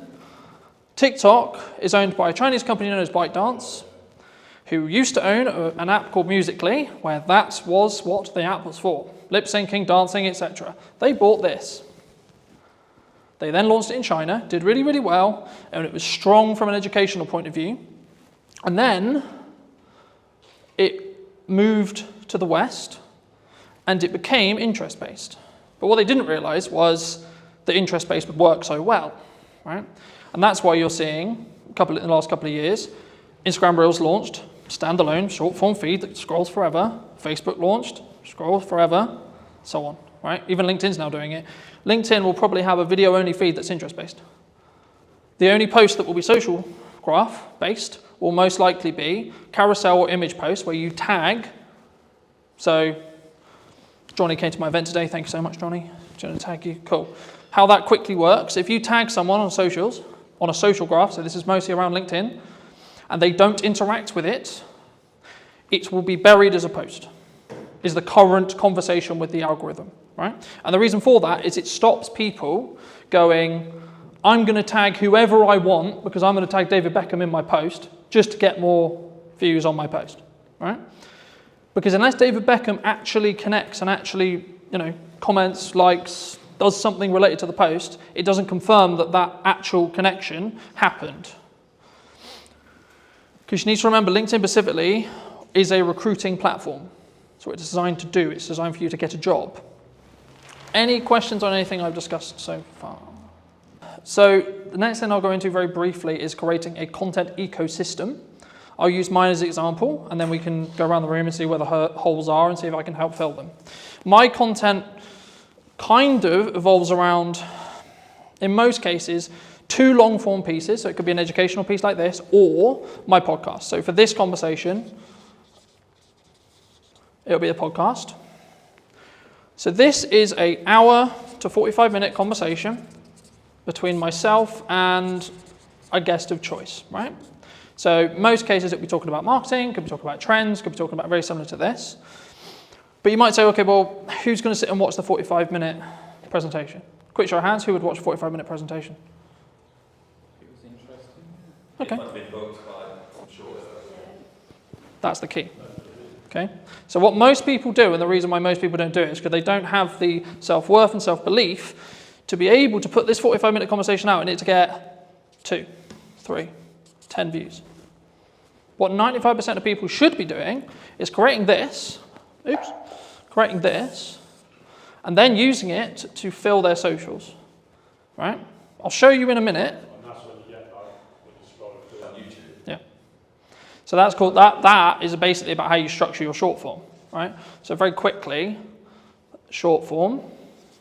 I'll show you how to use AI to create 20 plus pieces from each one of these, because I do it, right? Every week I do it. For you specifically, you could talk, I'll use an event that you're running for an example, okay? You could talk about every single unique selling proposition and every single thing about the event that you think is really good, okay? Like a Q&A almost. with your stuff.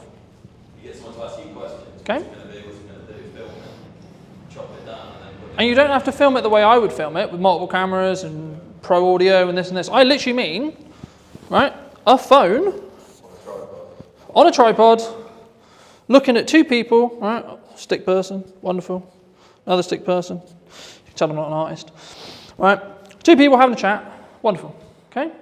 That will fill your socials, okay? Because it's this long piece here. Could be anything.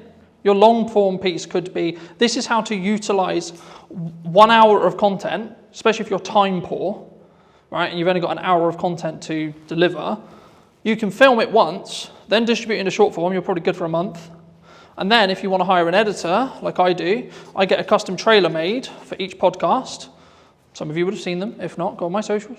There's one every week, right? And that is designed for the hook, which I showed you earlier, on the front of the podcast specifically. So that's meant to hook you in, show the best parts of the conversation, etc. if you come to the whole hour. But also it allows me to be on social media with short form. So by the nature of how the trailers are designed, I'm naturally going to get a higher retention chart, which will look something like this, which means people are watching the whole video, which in 95% of social media cases, if people watch up to 100% of a shorter video, less than a minute, it will then be served to multiple audiences, right? I'll go into that very quickly, but just quickly on this. Once you've got short form from this 1 hour, you can then do lots of stuff with it. You can pull out the audio and have it as a standalone audio podcast, right? You could also get it transcribed, and then using tools like ChatGPT, you can get it into blogs, etc., in your own tone, etc., right? And then also, you can then take that blog, turn it into 20 tweets, 15 tweets, right? Or standalone social media posts on their own. Hey, in this conversation, it doesn't even have to have the video, you can just take some pictures afterwards and say, in the conversation we'll be releasing next week, we talk about X, Y, Z, right? This is a very key example of hooks don't have to be anything. You need to do them to then see what works for your audience. Because what works for me is not going to work for you, and vice versa. So that's a social question. 95% of the time, socially, we watch videos in our breaks, when the kids are asleep, etc., right? So you don't want... Yeah, so or the telly's on or something else is on. So in a social scenario where you wouldn't necessarily want to blare out your reel, but you still want to know what's going on, right? And just to give you some numbers behind this, I re-edited some Christmas content that I did, I think about 4 years ago. I redistributed it on short form, one without captions, one with captions. The one without captions got 100 views. The one with captions got 1,100 views. It's the same video. Okay, that's a 10x difference in views with one change. And this is how I'm starting to test stuff.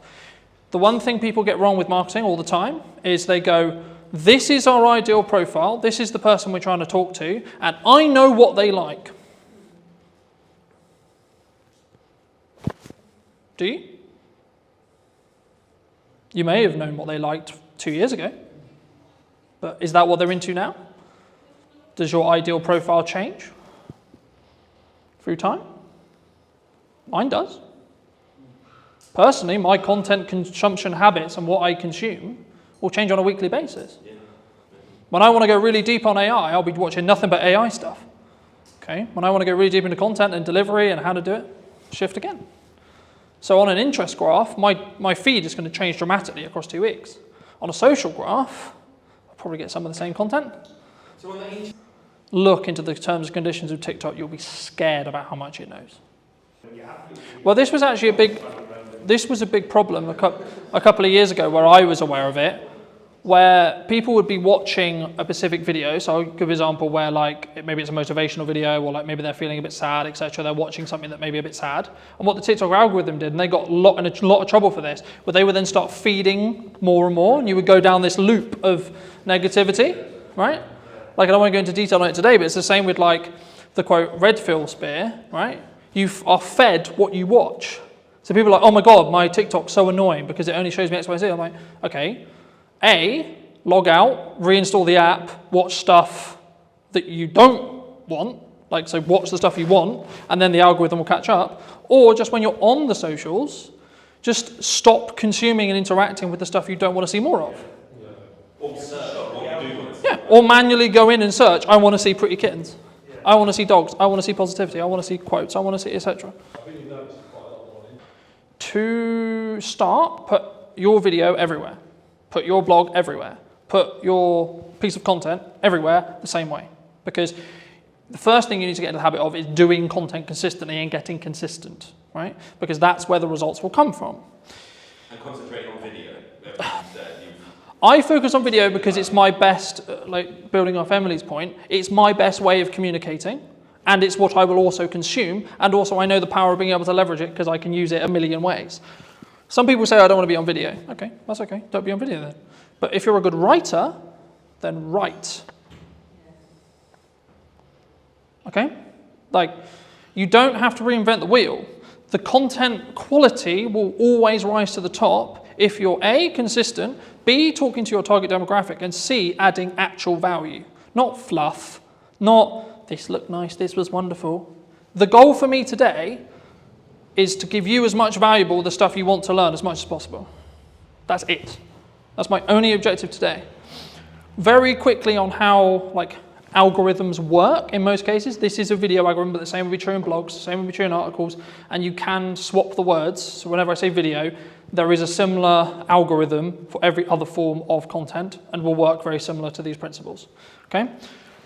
So when you post a video, I'll use Instagram Reels, for example. This is your video. Okay? The first thing it does is it will send it to, these numbers are rough because they change every week. Right, and we actually don't really know. It's roughly about 10%, maybe lower, maybe 5% sometimes, of your audience, okay? Now, depending on what happens will then depend on if you get a new audience or not, right? So in most cases, if, let's say this video is, 30 seconds, okay? If someone watches up to 25 seconds of that video in this seed audience, so this is called a seed audience. The job of a seed audience is to tell the algorithm, because it doesn't know what this, all it knows is you uploaded a video. Wonderful, it can see what you said in it, because it can pull the transcript, etc. It doesn't really know what the video is, it just knows you put a video out. Sick.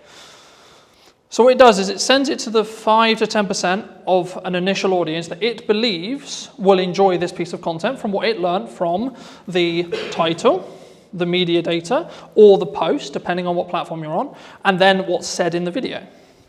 And then depending on what happens with things like watch time, likes, a key one on Instagram, especially right now, if you save or share it, because this is where understanding each platform is really important. So Instagram specifically is designed for people to share videos around, share posts around, because it's a communication platform. It wants people to communicate with each other on it, not just consume content, but have content as part of the ecosystem, so that, oh, I really like this video, so I'm going to send it to Paul, right? That's what the algorithm wants me to do. So sharing/saving, coming back later. And depending on how well these combinations, and the weighting changes, that's why I'm not focusing on specific weighting, but the weighting will change. Depending on what happens will then change how much of an audience, what that audience is, and what the size of the audience is. So when things go viral, what's happening is this. So it's going, initial post, okay, cool, it did well. Sick. All right, first audience, did really well. Then there'll be a bit of a plateau, maybe for half an hour, maybe 30 minutes. Then another one. Did it do well again? If so, and so on. And eventually, it won't have a good reaction. And that's when it will stop. But if you can keep that loop, so there was a trend a little bit ago on TikTok where it would be a 2-second video with a load of text on it. Why do you think people did that? They were farming watch time. Because it's a 2-second video. So TikTok was going, is people who watch this video in that seed audience watching the whole video? Because it's 2 seconds. But to read it, you need about 15 seconds. So actually, the percentage watched on that video was close to 500%. So TikTok went, oh my God, 500%? So people are watching this video 5 times? Cool, we'll send it to loads of people. Now, they got on top of it because they realized that was the game. But for a long time, it showed a very clear example of how your seed audience can snowball your views. And it will copy the audience. Because every single algorithm wants to understand and wants... Okay, no, I'll ask you. Before I tell you, I'll ask you. What do you think the job of an algorithm is? To keep people on social media. For example. What does every single social media platform want? Eyes on it, time split, then retarget. How do they make money? So the sin, you could say, is taking people off platform. Because Instagram doesn't make money if you send them off platform. If you send them to YouTube, you're sending them to a competitor. That's why people started getting quite clever with their link in bios, because link in bio became a term which TikTok itself would suppress, because it was sending people to the website. For a marketing brief, that's what we want to do, right? We want to send them to a landing page, we want to send them to a YouTube channel, we want to send them somewhere else off-site so we can potentially sell to them or retarget them or etc. or get their email so we can then email market it to them, etc. But purely from how does it perform point of view, and this is what I said at the beginning, where you need to start really delving into your content and really start working out, okay, so this one's going to be a very value-led piece, this one's going to be trend, this one's going to be for this purpose. And it can be overwhelming, but hopefully you're just going to get some ideas from today. If you can get some videos, and this is why done is better than perfect, and posting a lot is powerful because you can work out what happens. To quote Gary Vaynerchuk from his new book, you should market to get better at marketing. Right? So it's not about I'm going to market because I know what I'm doing. It's the market will tell me in views, reactions, shares, sales, etc. what's working. So I'll give you an example. A phone video over-indexed than a professional video in most cases for me. I follow the same format, hook, content, call to action, but because I story-told in the video and it felt more real, it got, I think, 4 times more views than my average. I think it's on like 1,300 now, because I told a clear story. So for those people who are like, I don't have a camera, I don't have this, I don't have that, I don't have all the kit, I can't create content, who doesn't own a phone in this room?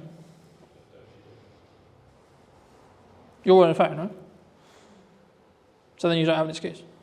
Because especially if you create it in-app, you can outperform, because there'll be a small performance bonus. For example, on Instagram at the moment, they launched their own editor. It's called Edits. It gives you the ability to edit in the same way I can edit with pro software, and deeper analytical data on every single reel you've ever posted, purely through the app that you cannot get through Instagram. So for that reason alone, you should download it, because then you can see your click-through rate, then you can see your percentage of your seed audience, and then you can tweak stuff, and you can tweak the hooks, you can tweak that first line, you can tweak your packaging. The same when it comes to your first line of your actual copy for this, because if someone misses the video and you don't have captions on it, you might be able to re-engage them by getting a captivating headline. So if you're doing multiple kinds of content, you can learn from... Yeah. Because you can then re-engage people. Something that also people worry about is, I posted a video and it only got 20 views. Okay. Well, what's happening when you first post a video for the first 24 hours, bless you, is it's only showing it to your seed audience. So on average, it will take 48 hours or so before you really start seeing something pump. Unless you're trend jacking, that's a bit different. But on the structured content we talked about at the beginning, it will take roughly about 24 hours before the algorithm really understands it. The more content you feed the algorithm, the more it's going to understand what you do and what audience is going to connect with the content you're creating. Does that make sense? So what stage do you start paying for it then? So at the minute You don't need, nothing I've talked about today is paid ads. I know, that's what I'm trying to think.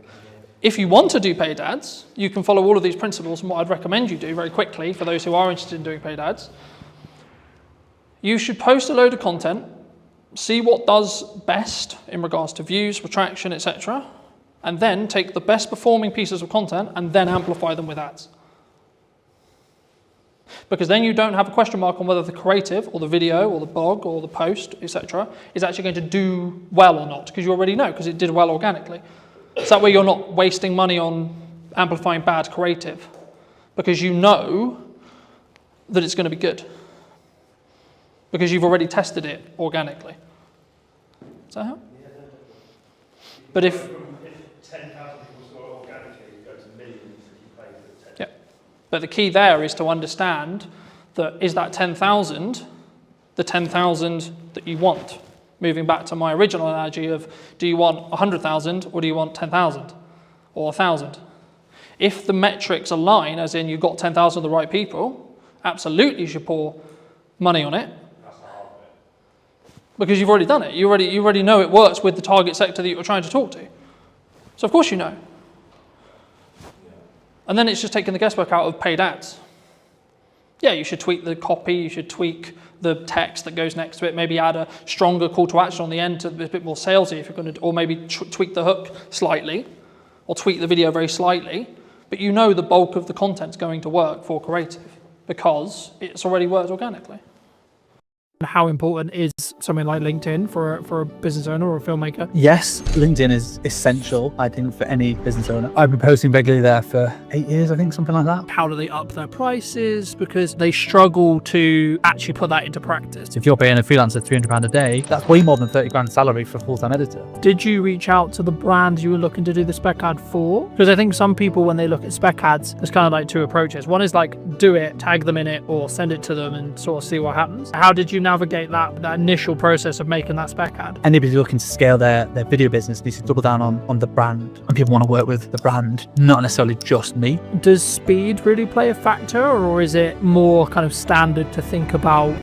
Did you know that 93% of you are not subscribed? So if you could please do me a favor and you're enjoying the show, then subscribing would mean the world to me, and it would allow me to grow the show and continue to get larger and larger guests and continue to bring what's missing in marketing today. Thank you ever so much for joining me, and I'll enjoy the episode. Hello, my friends. Hope you're well. Hope you're having a good day. Today I'm talking to Carl from over in Manchester. Specifically, he runs a really, I would say a upper class or like premier video production agency on the higher end. And today I really wanted to talk to him about specifically branding, but also how I think a lot of filmmakers, we're stuck in this rut of like being quite maybe lowball or midball or just working on ourselves. I mean, how does would you say, and feel free to give any context you want, Carl, and do you think that people really struggle to sort of scale their business as a whole? Firstly, I've never been called upper class in my entire life, so that's really just thrown me off big time. We're definitely a premium offering though, so I get what you're saying there, so thank you for that. So yeah, I run a production company called Dead Pixel Films, doing video photography for a variety of FTSE 100 clients, online brands, TV commercials, that sort of stuff. And what was your question? How do they differentiate themselves? Yeah, because I think a lot of people, they're very maybe solo space, and they're maybe worried about like how do they up their prices, because I think that's maybe the dream or the objective of a lot of filmmakers, but they struggle to actually put that into practice. Yeah, absolutely. So for context, we're a team of 5. So I'm not a solo shooter anymore. I started off shooting weddings, same as a lot of videographer journeys, I guess, shooting corporate videos, went to universities, then jumped into freelancing pretty early on. So I was a solo shooter for 4 years. I did weddings, corporates, bits of football, bits of TV, all sorts of stuff. And, I made a really good living doing that. And there was nothing wrong with that. And I loved doing it. And the wedding specifically was amazing. I was working with really like happy people, and it was really, really good fun. But I eventually reached a cap where there's only so much time in the day I have. There's only so much I can charge. And I just realized I was I was at a peak, I suppose, in terms of like camera operating in Manchester as a technical skill and what I could therefore charge or how I could scale that into a business. So my next step was to go from a freelance camera operator, solo shooter, to a production company owner. And that was a monstrous leap because I alienated all my clients literally overnight, because all my clients were other production company owners. And so suddenly they're like, oh, hang about, now you've gone from Cal Thompson camera operator to Dead Pixel Films, video production agency. You're now a competitor. You're not a collaborator. At least this is how it was perceived 8 years ago when I first set up the company. So I had to kind of start again, really, in terms of like finding new clients and developing those relationships. I had some crossover for a year or two, but eventually it just fizzled away, and I had to then go after bigger and better clients that would, and then focus more on relationship building and then scale it over time. And like I said, it's taken 8 years to get to where we are now. There's 5 of us full time. We've got a production studio downstairs. So I'm in the it's like a meeting space that we're in at the moment. And then we've got a 1,000 square foot production office, and that's where all the edits are being done. And then this downstairs is a 4,000 square foot studio space. And that's taken years to be able to have the cash flow and the regular clients to be able to build to that point, to be able to afford to have a studio. We've been in the studio 2 years now, and we use that as a bit of a marketing tool as well to generate more opportunities. It's very challenging because it's very expensive to sort of keep it going and making sure that it's not just burning through cash. But it's all part of the journey. It's really good fun. Yeah, I mean, I was going to ask you about cash, because I think, like, as cash flow as a business owner, right? Because I think there's a massive difference, obviously, from a solo shooter who's maybe positioned themselves as an agency, or maybe the traditional, I think, from the sole videographers that I've spoke to about, they're looking to get work through other video production companies or agencies, similar to yourself. Did you always have good money management skills, or because the story that I found is people normally get it wrong before they get it right? Yes. Cash is king with any business, and it's definitely applicable to video production and photography services. I've always been good with money. You have to be a business owner fundamentally, but even as a kid, I was always quite tight, I guess, with money. Didn't intend to be. I always did what I wanted to do. And I went traveling all over the world and stuff like that, and I had some great experiences in my 20s. But I've always been quite strict with money. I've never been spending it on like designer clothes. I'm not really fussed about anything like that. I bought my first house when I was 27, which I was really pleased to be able to do. Me and my wife got a mortgage together. So I've always been quite good with money. And that has served me well when running a production company. It's like whenever an invoice gets paid, immediately save the 20% VAT. That goes into a reserve account. Immediately save roughly 20% corporation tax. That goes into the savings account as well. And then I've got the cash account of what we actually use for day-to-day spending and paying payroll and expenses and overheads and stuff like that. So there's always been a reserve account. I'll always have a figure in my head of the minimum amount of cash I'm comfortable with. And that's taken a long time to build it up. And obviously, when things like COVID come around, and that is a world-changing experience where you can't have all the cash that you've always wanted. You might have to dip into it, or you have a few quieter months. But in order to run a company, for me, to sleep well at night, I need to make sure there's months and months and months worth of cash flow sat there. And some people might disagree. They might say, well, you should be putting your money to work and making it work for you, so you're earning money in your sleep. And obviously we invest in the studio facility. We invest in our marketing and invest in our team and training and all that sort of stuff. But having a good cash buffer for me just makes me sleep much better. And it means I've got the mental capacity to pursue opportunities that I want and don't just have to take any project that comes our way because we need a quick 500 quid. Yeah, I think, I think that does lean on to my next question, was going to be around like how does one attract larger brands to work with us, either consistently or as like maybe one-off projects in general. But just to build on what you were discussing there, I think it's very key to understand, and something that I have struggled with maybe for the last couple of years, but not this year specifically, has been understanding your numbers, but then also giving yourself a little bit more like cash cushion than you think you're going to need, right? Like, oh, I'm going to be fine on X amount. And then in reality, if you have just a little bit more, then something will end up happening that takes that cushion, I think, for me. But just to reiterate the question, I mean, how, for maybe someone listening to this who's maybe solo or maybe looking to scale up, how would you say they should look at maybe working with, the Red Bulls of the world or equivalent in that respect, in regards to like the size and the scale of the actual brands that maybe they're looking to attract as a client? I mean, this is changing loads over the last few years. From what I've seen, is historically the big brands would only ever work with big agencies for the longest time, and that is still the case for a lot of places. Like Coca-Cola will only ever work with WPP, or they have done for forever, because they feel like they need the resource. They need the WPP, are one of the largest advertising agencies in the UK, in the world. They feel like they need the cushion and the experience of a big advertising agency, and they probably do. They need the strategy thinking and all these different resources they're going to pull upon. But what I can see is over the last few years, more and more brands are doing more in-house, and they don't necessarily need the big agencies or the big thinkers. from what I can tell. Now I could be wrong, but a lot of brands are now doing that big thinking in-house, and they're bringing more smaller independent specialist agencies.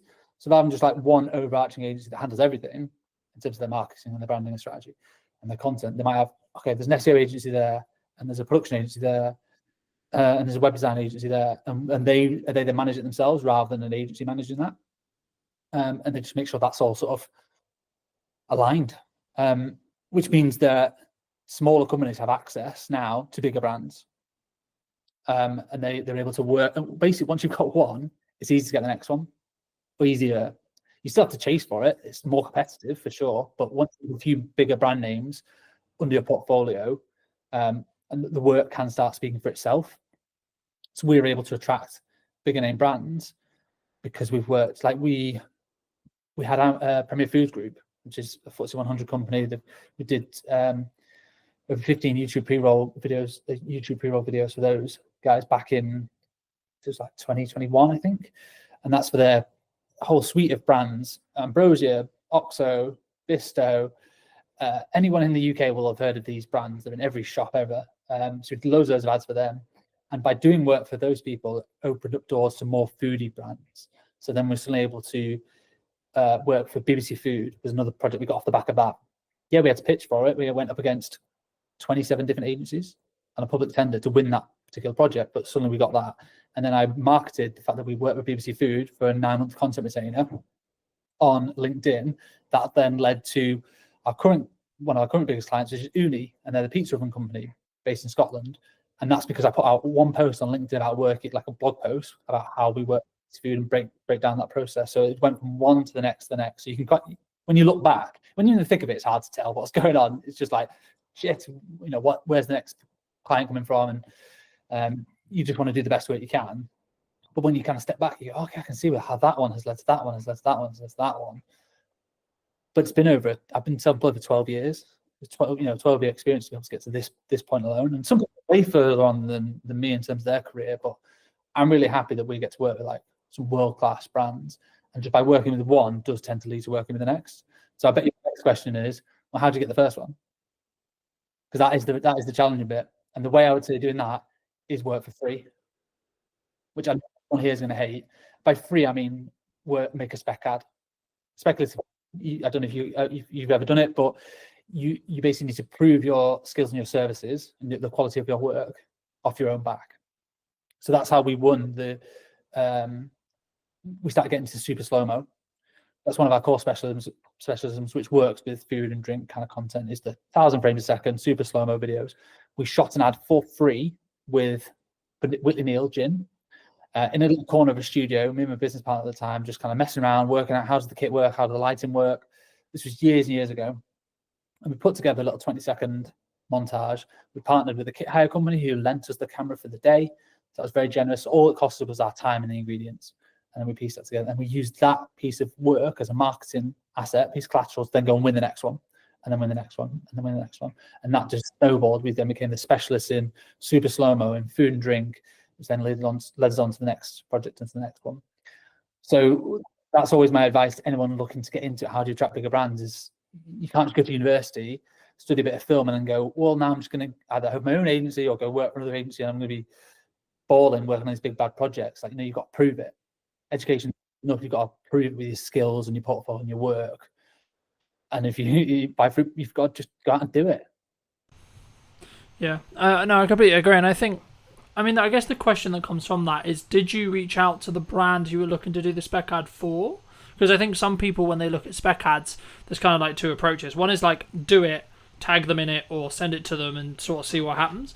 The other one is like, hey, start building that client relationship, etc., and be like, hey, we would love to work with you, or etc., but can we make one for free? Like, how did you navigate that initial process of making that spec ad? Depends how big they are. If they're massive, if they're like a high street name, if you're suddenly I want to do a spec ad Gymshark, they've already got amazing commercials, an amazing in-house team. They don't need your spec ad. So you emailing them saying, I'm going to do this ad for free. If you want to use it. They just won't. They don't need it. So in that sense, I would just go and do it and just tag them, like, massive fan of you guys. I hope you don't take offense to this. We've made our own ad. We want to tag you in it. And if Gymshark will unlikely see that and then want to just hire you immediately, but their competitor might. So someone else who maybe is slightly smaller than Gymshark might see that and go, "Oh, I love what these guys have done." Or you can use that to market to Gymshark competitors. So you can reach out to people directly that made this little piece for fun, just showcase our skill sets. Be really honest and transparent. Don't suddenly try and pretend that Gymshark are your client. You've done it as a paid project. That's the last thing you want to do. But just be honest about what you've done and how you made it to showcase your skills. And would you be interested in that for your brand or business? We did one for like Innocent Smoothies, massive global brand. We didn't ask them to make that. We just did it as I was building all these like mad rigs because we've got a food studio, we have the space. I built like this test tube rig that when you pushed underneath it, basically it forced all the liquid through the bottom of a smoothie container and then just created like this volcano effect out the top. I wanted to test it to see if it was even doable. It's just like an idea. And we shot it in super slow-mo, it worked. So then we got a few more shots off the back of it, pieced together a little 20-second thing, and then just tagged them and put it on LinkedIn. And their marketing team like commented like, "Oh my God, this is awesome. So glad you enjoyed the product." So from them, it was like free marketing. They didn't really ask for it because they didn't really need it. They were just really pleased for us to make something. And then we use that to then try and win the next food or drink project, or just, a couple of little showreel clips to go in. It's in the showreel now. Do you think that, I mean, you've mentioned LinkedIn specifically a handful of times. Do you think that some people are worried about either putting up a spec ad or like maybe creating content that's not specifically for a client or for a production company, etc., that could showcase their work, could get them that next level, but maybe they're like concerned about either like what would the reaction be or like where people see, because I kind of see it in two respects from my experience with filmmakers. Some that are like really leaning into social media as like a personal branding tool and like as a marketing tool, but others who are maybe slightly more cautious around, I guess, how they post and when they post. In your experience, I guess the two questions there is kind of two-pronged. It's one, how important is something like LinkedIn for a business owner or a filmmaker? But then number two, like, why do you think people are potentially quite cautious? Yes, LinkedIn is essential, I think, for any business owner. It's still quite untapped resource. I've been posting regularly there for 8 years, I think, something like that, and built up a sizable following. I don't know how much work exactly we've got, but I could probably guesstimate we've generated well over 6 figures worth of work and opportunities through LinkedIn without spending a penny. Don't pay for any premium, anything like that. Don't pay for any sponsored posts. It's purely just turning up consistently and regularly, and I try and offer advice to my younger self in terms of the personal branding side of things, but just use it as a marketing tool to share the work, to share the behind the scenes that we do, so that people can see, oh yeah, it was those guys that made that ad, because I can see them in the behind the scenes. We use that a lot to show scale as well, which also subtly promotes a more premium offering. If you see a squad of 10 or 20 in a team photo, that's a big production. Doesn't matter if you're in the industry or not, that's probably cost a pretty penny, versus the behind the scenes of a solo shooter. You probably know there's a certain cost implication there. So subtly you're planting these seeds within your feed into your potential target audience, and you never know who's looking on a LinkedIn feed. And it's so different to every other platform, because when your contacts like or comment, it gets shown in their feed as well, and that's how your work can just spread and spread and spread. Literally, the behind the scenes that we did for the Innocent Smoothie spec ad got like 1,500 likes, hundreds of thousands of views. And that might not sound a lot on like Facebook or Instagram, but on LinkedIn, that is a viral hit. It's huge, and that just snowballed because it was just fun content. People just liked it, and people not in the industry were like, "Oh, it looks like a really cool project. You've been quite creative and innovative there." So yes, I'd say if you want to, scale a business or attract new clients and new opportunities, it's not just who you know anymore. Like it's who knows you. So LinkedIn is so valuable for that, and anyone could do it. Yeah, I mean, just because I think traditionally so much of filmmaking was like go to filmmaking meetups, meet another filmmaker, meet a gaffer, meet a sound guy, etc., etc., and then you sort of build your, I guess, referral work from there. But for me personally, I've actually seen it as a builder now, where you should be doing that, absolutely, but you'll potentially get to a scale, especially as a production company, where you actually, and I guess it comes back to like who's your target client, right? So if it's another production company, then actually knowing other people is probably a better use of time. Maybe I'd be curious on your thoughts. But the key for me, if you're trying to get end clients, as we're discussing here, I think you have to put a level of best foot forward, either on LinkedIn or on socials, etc., because you need to gain the attention of the right marketing people. I mean, do you think it's solely down to like the target person you're looking to talk to? Yeah, it's 100% that. Like, who's your ideal customer? If your customer is, video agencies or production companies that make high-end TV commercials, then your best job is to network with other crew members. If you're a gaffer, meet as many DOPs as possible. If you're a makeup artist, meet as many producers as possible. And you're a technician, your job is to get on set as much as possible, and you charge a day rate and you get to work on some amazing projects. That is completely different to being a production company, because you are dealing more with brand managers, marketeers who don't live and breathe that specific skill set every single day. They're thinking more wider strategy of the brand.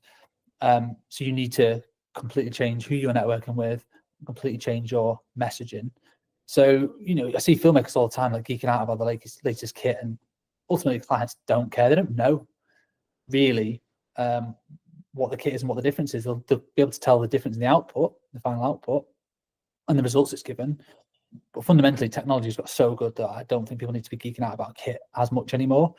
Technicians always will do. Like, at my heart, I'm a DOP, and I'm a technician. I'm a camera nerd. I always have been since I was 13. So I do still love it. Doesn't mean my clients care about it. Really, they care about, okay, I need a super slow-mo shot. How do I get that? Okay, we need a £100,000 phantom camera that we have to rent for the day.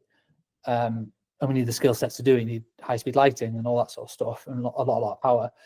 So they care about the results of the slow-mo and what it does, not necessarily the camera. They don't care what it's called or how much it might have cost. Yeah, they care about the rental fee. But in terms of like the specs of it and stuff, they're not really fussed. You have to market to your respective customer and who that is. If producers are hiring you and you own a super slow-mo camera, then talk about the specs all day, because they probably will care. But the end I mean, my next question was going to be like, from a delivery point of view with larger clients, does speed really play a factor, or is it more kind of standard to think about like, oh, we're going to give you a 2-week delivery or etc.? I mean, obviously it depends on when they're going to use it, but would you say like a unique selling proposition for what you do specifically is speed related in regards to turnaround, of course quality as well, but is specifically looking at speed really important? We never market ourselves as like the fastest video agency in the West or anything crazy like that, because I think it would just attract a certain type of client which will expect everything yesterday. We do have a lot of clients who still do that, and like they want it as quick as possible. But they usually come to us because they have a project in mind, a deadline in mind, or if they don't, we certainly ask them. That's one of the earliest questions. What's the idea? What's the budget bracket that you're kind of working with, and when do you want it? And then we can work backwards from there and go, okay, well, when can we slot it in? We have certain projects that we're producing one now that we're not shooting until September, and the deadline's not until the end of September, and that's marketing for a Christmas ad. So we're talking about that now. Other ones we're shooting tomorrow, and we need it live by 1st of August. So that's quite a fast turnaround, because there's 5 20-second ads, like montages with like heavy edits and a lot of content going into it. So speed is important, but I think clients prefer more like a stress-free production. And are you going to handle the brief? Are you going to deliver on the concept? And are you going to be obviously professional and make them look good to their boss, ultimately? People might not say it, but they kind of is what they mean. That a lot of brand managers are sticking their neck out certainly with a new agency they're working with. They're putting their neck on the line. They've said, right, we really like these people. They're going to be great. You have to deliver on that. Yeah. You have to. Yeah, I think the key is you have to follow through on the content or the promises that you have like said that you're going to do, but then over deliver on those. So I've always followed a motto for a long time, and it might be why I'm doing quote unquote okay in business, because I've always under promised and over delivered with every project that I do. But I think it does to an extent kind of bring me on to kind of the next question I wanted to ask you, which was about like, how do you justify to a client who's maybe on the fence about spending, let's just say 10 grand or 15 grand or whatever it ends up being, right? How do you deal with those hurdles when it comes to being higher priced as a whole? Yeah, so we don't do quotes anymore. We do proposals. So for every single client, they get more than just a one pager. So we used to just do quotes. People come with a brief, amateur video. So you go, okay, put it together in a spreadsheet, put it onto a 1 or 2 page PDF with a breakdown of your pre-production and post, and this is what it's going to cost with a number at the bottom. And people either go yes or no. We don't do that anymore. We're now doing proposals. So pretty much every client that comes to us will get a bit of an idea. They might already have an idea and they want to just flesh it out. With here's a few visual references of the style that I think we can execute on based on your budget. I tend not to do this like on a whim. Like if I know they've got 20 grand, okay, I can work backwards from there and go, well, this is the kind of production that I think they might need. It's a couple of days, a couple of crew, there's production value there. I know what to spend, so I can know what the references are going to be. And we put that into 5 or 10 pages for every single client with a cost and a breakdown of this is exactly what it's going to cost you. The information that was in the original quote still goes in the proposal, but you've also got a lot of more visual references in there so that people can see you understand the vision. They're just taken from previous work or from the web. It's all internal stuff, so it never goes live. It's just like we're just trying to share ideas, and then we're trying to follow through with the execution. Like this is what you're going to get, and we found bigger clients kind of expect that. A little bit more. They don't just want a one pager. Like what's going to separate you from, if they're getting 5 quotes, how are you going to stand out amongst those other 4 companies? And you don't want to just be on price. You want it to be that you understand the brief and the unique ideas that you can bring to the table to deliver on that brief. But it's free time. It's a massive gamble. We don't win all the ones we put proposals for. We lost one yesterday. Like, oh crap, that took me a day or longer. Hours spread out here and there to pull that together, pull together references, come up with a bit of a script. I think we're going to nail this. I thought we'd nailed it, and then they still didn't go for it. And you're like, oh, well, not sure what we've done wrong there. That's the game we're in a little bit. Some people might disagree with that. They might say, oh, you should be charged for that time. And we charge for creative development time, but sometimes that initial spark, we often give it away for free. Do you think that's one of the reasons why you do just stand apart? But is that the same? I guess the next question was going to be around the confidence of maybe charging more or being value-based price rather than necessarily the time. Obviously, there's always time that goes into it, of course, but it's more about, I guess, in some ways, when you look to attract those higher-paying clients, it's also about it's the entire, in my experience at least, it's about the entire process and journey and the perception that client goes on with you, rather than necessarily just the production day. And that's, I think, where it comes back to where you and I both agree, which is they don't care that much what it's filmed on. They care about what it's going to do for their business and what the return on their investment is going to be. But for you, when you started out, was there a confidence kind of hurdle for you to say double your day rate, for example? Probably, yeah. Not really thought about it. Often we just do it. I started off charging £250 a day. So it was like a corporate filmmaker, if you like. I charge a lot more than that now. So yeah, there did just become a time you can base it off APA rates as well. That's a good starting point. Producers Association, it's like a union, not part of it, but they do set rough crew rates, and they adjust them every year based on inflation. So you can roughly see what a crew rate should be charging for those.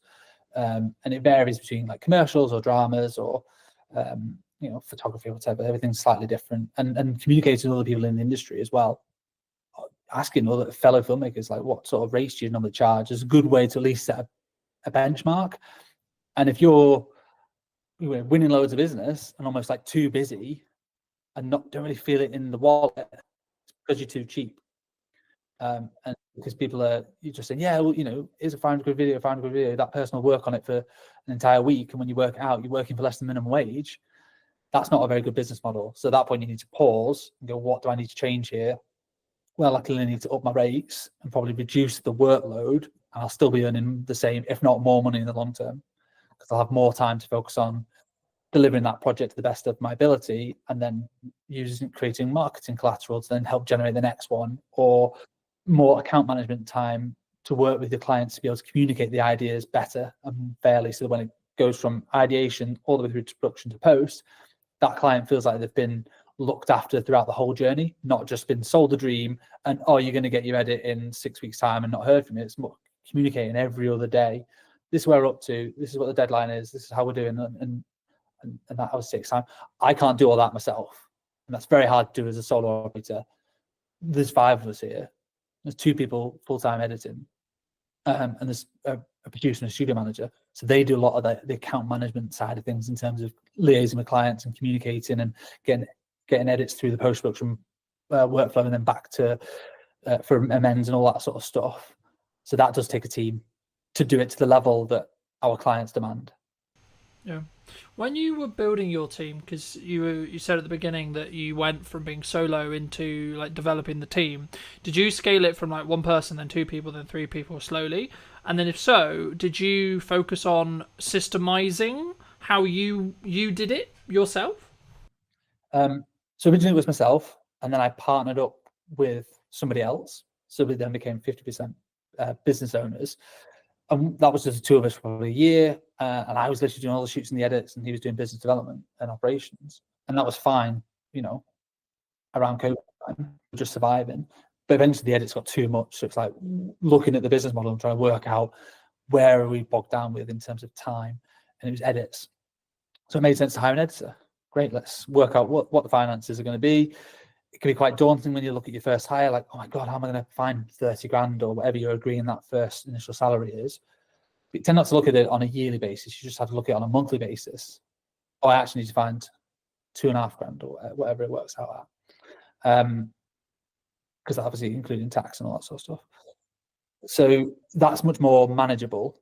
And it's a bit easier to think of it like that, or what do I need for this quarter to be able to hit that, rather than thinking about the larger scale side of things. And editors are amazing, hardworking people, and that is quite an easy way in terms of a business model to, as long as you keep them busy, they will pay for themselves very, very quickly. We did, and then we did just add on to the next one, different skill sets, and eventually the producing was bogging us down a little bit. So we're just like, oh my God, we're just having to, my email inbox is 100 every day. Like, how do we help manage this? Okay, we need a producer to start doing some more of the logistics, booking hotels, doing casting, all the logistics of like sorting crew and client liaison. Right, that can come. Basically, I hire somebody when I get too busy with one thing that I don't necessarily want to do all the time. And then just let them do that, and then I can focus on the stuff that I want to work on. Yeah. Did you, from like a management or money planning point of view, when you were looking to do that, like, did you have the money in the bank to pay for like 2-3 months, or did you have like the full salary, or did you like just have it in like contracted jobs in the respect to like, I know I've got consistent revenue for say 6 months and it's going to be that number, and that actually means that pays for me plus 2 people. How did you sort of plan that when you were scaling? Because I think so many people, when they maybe look to take from a video production point of view, they take it from maybe a solo, what I would describe myself as, which is like solo plus, where they only have budget for project by project basis to bring in people, expand those crews. But for me, like potentially in like 2-3 years, it will be a situation of, I guess maybe it's risk profile thing, but I'd be curious on your thoughts around, like, did you plan it as a, like, I've got 6 months and actually we're good regardless? Or did you maybe lean into like, actually, I know we're going to get the work, or I know it's going to free me up to the point as a founder where I could do the marketing and the sales to then mean that I can then know that I'll have the work? Yeah, I mean, for like a U+1, use freelancers until it becomes so obvious that you're spending so much money on freelancers that it's more cost effective to hire somebody full time. So if you're paying a freelancer £300 a day, that 10 days of work, it's 3 grand. 20 days of work, a normal working month, that's 6 grand. That's way more than 30 grand salary for a full-time editor of what you've got to pay out as an individual. So if you do that consistently, you'll soon realize that having all these freelancers has cost me way more money than a full-time person. So generally, that's exactly what we did. We had freelancers, and we actually won a few big block bookings. So we knew we had 2 months worth of editing work So we had freelancers just coming in. I think we had 2 at the time, just helping us churn through this massive volume of work. It was all costed for, so it was all fine. And we just knew that, well, hang about this. Once that project was coming to the end, we were getting another big project that was sort of, we had loads of edits on, so it just made sense to eventually put a job ad out and hire for that full-time role. So we would effectively be saving money on the freelancers. And we gave the freelancers the opportunity, like, do you want more job stability? Do you want, to come on full-time? And some people did, some people were not interested. They're like, no, I'm happy with the flexibility and the variety. Like, there's a place for both in terms of freelancing as a technician or going full-time in-house. Really depends on your personality and your personal circumstances. But from a cash flow point of view, I think we had at least, call it 6 months worth of cash to be able to pay that person. They could be sat around twiddling their thumbs. It'd be a terrible business model, but they could be without us necessarily worrying about how we're going to pay that person. Because also when you hire them full-time, you have an obligation to pay them. They're now an employee. You can't just get rid of, you can make it redundant, but that's a failure on your part, I think, rather than just, we didn't have enough work to be able to pay them. Like, you've got to then go and get the work to keep them busy. So that is part of the risk. Definitely, it's a high risk move. I mean, it's such a while ago now. I've always had staff members around me for the last 6 years, so I tend not to worry about that as much now. It's just a no-brainer that we are a team, and it takes a team of people to deliver on the projects that we have now. So if it does sound scary to anybody as an initial thing, I'd always just say, bring on freelancers until they become too expensive to not just hire. It's a no-brainer to hire somebody full-time. Yeah, I think I agree. I mean, I think, would you say that in that though, one of the things that a founder, like an origin person of the business in a video production context, like, they should spend, like, as they're scaling and as they're bringing in people to help with the delivery side, should they spend like a significant amount of their time in trying to, I guess, apply financial resources to getting more people to help them either with their personal marketing or the company's marketing or etc., to then, like, because I found, like, for me, that will have the strongest ROI by me creating my own content and me being in the world of marketing all the time as much as possible and not as much in client delivery. And if so, how did you transition? I mean, did you just end up, like you sort of alluded to it at the beginning, but did you have to transition all your clients because they wanted to work with you specifically? Because I think that's sometimes the weakness when we're very founder-led as a business, where a client wants to work with me because they've consumed my marketing and then they want me to have that touch on the project. And how do you sort of balance that with also then scaling it with a team? Yeah, I'm still figuring that out, to be honest. A lot of our projects are of a scale where it can never just be one person. That one person ideally should be on the job. That was a big USP for the longest time, is we weren't necessarily just another production company that brought on loads and loads of freelancers. It was like, if you see us in the initial call, you're going to see us on set and we're going to hold your hand all the way through the project. And that's done really well for us for the longest time. It's helped us build relationships with the right people. It's helped deliver good work. But that is only scalable until a point. I can't be on every single job if I want to scale the business beyond where we are now. So that's probably a bit of an ego thing that I've got to figure out and navigate and work out. There are other people who can shoot. Yes, technically I'm a DOP and it makes good financial sense for me to be on the shoot, but also makes good financial sense for the wider business for me to be marketing and spending more time doing business development to bolster the scale of the productions and the bigger business and clients. As long as they are getting a good service from you as a brand, not necessarily you as a person, I don't think they'll fundamentally care that much. As long as it's not sell them the dream and then you never hear from them again. You've still got to check in, but that could be checking in with just emails, texts, how you finding everything. I went on holiday last week and I was like, all these productions are going to fall down. Well, of course not. I've got a team who've been briefed in and they looked after the clients and they did a smashing job, and I came back and I'm like, so what are we shooting tomorrow? It's all been done. I just trust the team to do their jobs. Yeah, no, absolutely. No, I think that's a really important thing for people to think about before they start scaling, which is like how they're going to set that expectation. At the end of the day, if the client's getting the customer service, the client experience, and the product that they are like they're paying for and they want, then I think that becomes lesser to an extent, right? Like, of course, you can't be completely removed from the service or from the entire client journey, but I think it become like, if you have a trusted team and you're known as someone who has a trusted team, I think there's maybe a pivot or a change that needs to happen with marketing. But for those people who are maybe interested in seeing, some of your work or looking to see some of these LinkedIn posts, etc., where's best for people to reach out to you or connect with you? I'll come on to that in a second. I just want to echo what you said about, just build on what we talked about in terms of individuals and stuff. And I think it depends on your role. So if you're a photographer, quite often you are hired because you are, I don't know, Cal Thompson photographer, for instance. Not me, because I'm not like a world famous photographer, but an individual is often hired.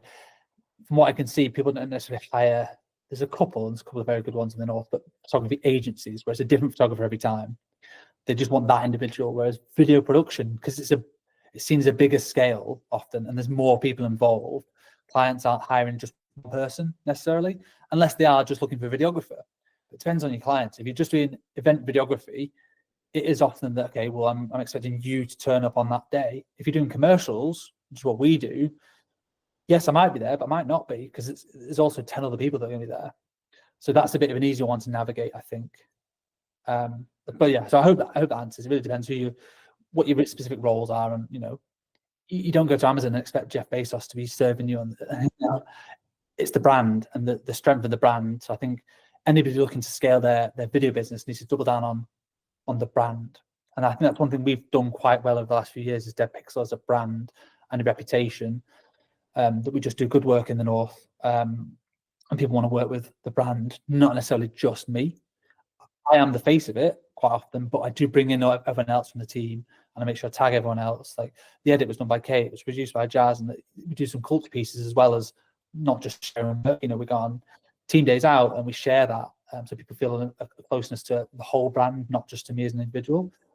Same with Instagram. Like, we don't just post just my headshots all the time. Like, it's obviously the work, and it's Kate's been with us 2 years. It's a nice little celebration post or whatever. So strengthening the brand will only help strengthen you as a company. Yeah, no, I completely agree. And I think it's about understanding really and being very crystal clear on who you're looking to serve at the time that you're doing the marketing. And if you are looking to maybe shift into going from, say, you work with video production companies and you want to shift into end clients, as in you do a lot of the whole process and you're more perceived as a video production house or video production agency, or however you want to phrase it, then you need to be crystal clear on who that is that you're serving, but also, number two, what content you need to then create, because it will be different to what you were creating in that respect. But for people who want to connect with you, where can they do that? I'm on LinkedIn, just search Cal Thompson, CAL, short for Callum, but nobody ever calls me Callum, not for like 20 years. Cal Thompson's fine, and Dead Pixel Films on Instagram. We're quite big on LinkedIn and Instagram. There are two main core channels, or deadpixelfilms.com. It's our website. Imagine. And as a final thought, if you were going to talk to yourself 10 years ago, what advice would you give to that person? Yeah, I love that question. I think about that every day. Not every day, but a lot. Certainly the older I get, the more I'm like, okay, what would I say to the person 10 years before? My advice to anybody looking to get into the industry is network with everybody. Be a nice person and be patient, and don't expect that just getting a degree you're suddenly going to be Christopher Nolan doing feature films. Like, it's going to take time to develop skills, not just in filmmaking, but in like people skills and management, and all those other softer skills that make you a better filmmaker are essential to your growth. So that's what I would say to somebody sort of myself 10 years ago is, take your time, be patient, and be a nice person, and just do good work. Have fun. Don't take yourself too seriously as well. We're not curing cancer, ultimately. We're just making videos. Appreciate the time. Thank you ever so much for coming back and joining, ladies and gents. I hope you took value from this video. Leave me your thoughts and comments down below. If you're new, want to be subscribed, and I'll see you very, very soon. where we sit now with deepfakes and AI, etc. But before we get too much into that, I mean, what do you think's missing today? I think creativity at the moment is the key, and being really good at using the tools. What would you say to people who maybe looked at AI or looked at X, Y, Z and said, oh, it's just a trend, it will die next week? I think they're massively wrong. I don't think it's like crypto. I guess, is it a doomsday scenario before we started where I could have, in theory, not actually invited you? I could have used Wizzy AI tech to create this Stuart. I think that's going to be a future problem, and I don't think it's as far away as even 2 years. I think we've seen with certain hacks happening out in Hong Kong, Singapore, where people are being invited onto calls with their entire board, and that call with their entire board was deepfake. Did you know that 93% of you are not subscribed? So if you could please do me a favor and you're enjoying the show, then subscribing would mean the world to me, and it would allow me to grow the show and continue to get larger and larger guests and continue to bring what's missing in marketing today. Thank you ever so much for joining me, and I'll enjoy the episode. Hello, my friends. I hope you're well. I hope you had a good day, evening, or night. Today, I'm with Stuart talking about what's missing in marketing today, of course. And also, I guess to an extent, Stuart, it's about where we sit now with deepfakes and AI, etc. But before we get too much into that, I mean, what do you think's missing today in marketing?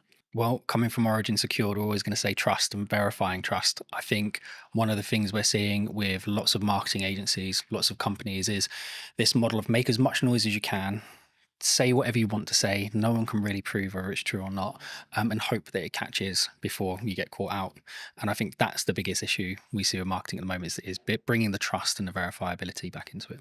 I mean, because we were alluding to, I guess, is it a doomsday scenario before we started, where I could have, in theory, not actually invited you. I could have used Wizzy AI tech to create this Stuart, you know, which I haven't done, by the way, for the record, anyone watching. But there is going to be a potential world in maybe 5-10 years, or maybe, you know, technology moves quickly, so it could even be as little as 2, if not 1. You know, is that kind of where it comes from? Do you think the lack of trust, like actually confirming that yes, I am talking to Stuart today, and yes, Stuart did actually come on the podcast? I think that's going to be a future problem, and I don't think it's as far away as even 2 years. I think we've seen with certain hacks happening out in Hong Kong, Singapore, where people are being invited onto calls with their entire board, and that call with their entire board was deepfaked, right? And I think they got away with like $20 million, whatever it was, in that particular one. So I think that's coming. I think that's going to be sooner rather than later. And I think we're seeing that online, where you'll get images of people like Martin Lewis or whoever saying something that just isn't true, or supporting a project that is a scam. So I think that's coming. But I still think just traditional trust, right, is a problem. How do I verify that I've worked with the MOD as an example? How do I verify I've worked with this organization? How do I verify I've worked with this person? And I can make loads of noise and say loads of things about it. But I don't have maybe a podcast to prove that I've done it. So I think that in that sense, we have to find a way of enabling people to verify that information, but without risking all of the personal data that goes with it. I mean, I wasn't actually going to start here, but I think it's important for me to start here. Someone like me, right, who has been on the internet for, I'm going to say, shy 10 years. I might be in deep trouble when it comes to AI tech and AI training and deep fake stuff, right? Like, what can I do in your view? What, to protect yourself? Yeah, I think is very challenging. I think our product will go some way to helping that. But even still, even with kind of Origin secured verification on top, all we're doing is verifying whether something is real, right? We're not necessarily proving something's fake. And I think you can argue that if it doesn't have that stamp of approval on it, or you can't verify it cryptographically, then it's highly likely to be a fake. But it still doesn't stop someone pulling their phone out on the street and recording you. That's still you. But it's going to be very, very hard to detect the difference. More, I guess as I think about it more, is it actually more down to an integrity and trust thing? Like, someone looking at it, you might look at it and say, well, I know Colin. I've known him for however long, 2 years, let's say 3 years, right? I don't think, my gut tells me that's not him, because he wouldn't come across that way. He wouldn't say it like that. He wouldn't, like, why is he involved in that? That's weird. It doesn't make sense. Like, is that actually maybe the defense? Maybe, but I think if you look at the way things happen in the media and the press, that's typically not the approach that most countries take. It's very much kind of someone's appeared on an online platform doing something they shouldn't be doing, and they're instantly vilified, regardless of whether it was them or not. So I think there's an element of education and adaptation that we need to go through as a community. Absolutely, that will help. I think technology will assist. I think that will go some way to proving it as well. I think it's really going to be education. I think we need to teach people to be safer online, and to be able to identify when something might be a fake, which at the moment I just don't think we do enough. I think we rely heavily on third-party organizations who we think represent security, and in some ways they have been secure, but when you've got trillions of dollars flying around markets every day, if you carve off even 10%, even 1%, right, these are huge numbers. Fraudsters are going for them. So I think we need to adapt and find new ways. Do you think maybe as marketing, or as maybe as like just a medium to small size business, what can I do then? What can you do? I think, again, having things like this will help. I think having endorsements from organizations will help. And again, going back to what Origin Secured is about, it's about having endorsements, right? How do I verify that I've worked with this organization? How would you verify you worked with Origin Secured? Well, you can have my video with you online. But outside of that, it would be a case of you could put my quote up on your website. But again, how do I verify that was real? You might have to get one of your customers to come and talk to me. So I don't know if we actually have an answer to that question at the moment, other than we know with Origin Secured we can cryptographically prove you've worked with us, and you don't have to pick up the phone and call me to get me to prove it. So it's difficult, right? You know, Absolutely. I think everyone thinks trust and brand, and you know, like I'm a big advocate for trust and brand, and I think that the only really, like to quote Gary, the only thing that matters, or the only thing that will be left, will be brand when everything is commoditized by AI. Yeah.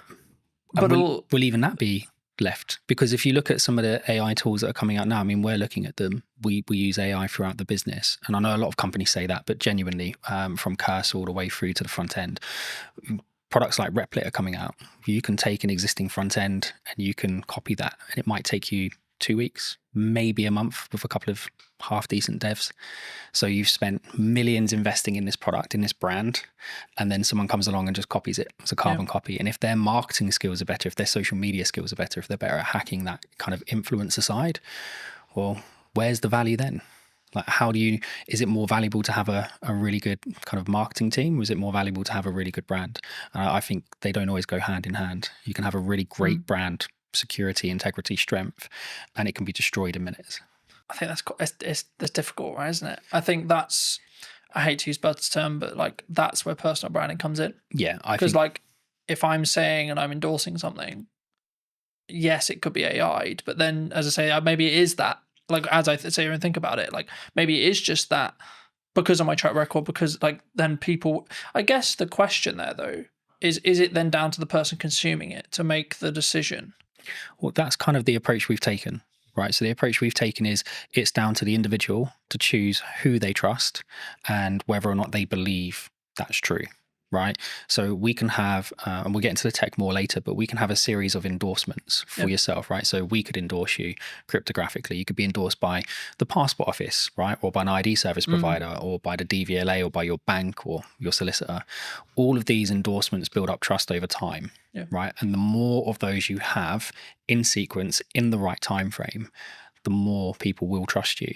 And I think a big question on top of what you've asked is, if we're moving more to a solution where you need kind of integrity and trust built over time, how do people break in at the beginning? Because at the moment, the big reason that companies do that is they're trying to make a name for themselves. They have a great product, they've got a great idea. It's not always fraud. Often it's just a small company trying to make it. We need to be able to create environments where those companies have an opportunity to prove themselves. Because if we just say, well, you have to have brand integrity and you have to have a history, and you have to be around for 5 years, etc. Then it's going to stop that from happening. It's interesting because I'm rapidly approaching like 6 years full time and 10 years like doing the thing. And I'm like, oh, it must be really hard for people starting out. But like genuinely, like when I was starting out, AI wasn't a thing. Yep. And that's the big conversation with AI at the moment. It's like completely obliterating those grunt jobs that people did as junior editors and junior tech people and etc. Is it down to us then as providers, like medium and larger, like to say we're going to choose, or is it purely just it's going to get commoditized because it's efficiency? I think there's going to be a huge amount of commoditization. I think there's going to be lots of consolidation, right? More importantly, there'll be lots of consolidation. I think standing out from the crowd is going to be challenging. I think it already is challenging, right? If you can have the best product in the world, but if you can't get the message across, or you can't convince people what it actually does or how it does it, it's not going anywhere anyway. I think we need to create more of a fair opportunity for smaller companies. And I know that the government have got lots of programs in place. We're working with the MOD at the moment. They've got loads of programs in place to try and fast track SMEs and give them opportunities to deliver. I think we need to do more of that. And I think we probably need to have better controls over, well, how are these contracts won? How are they tendered for?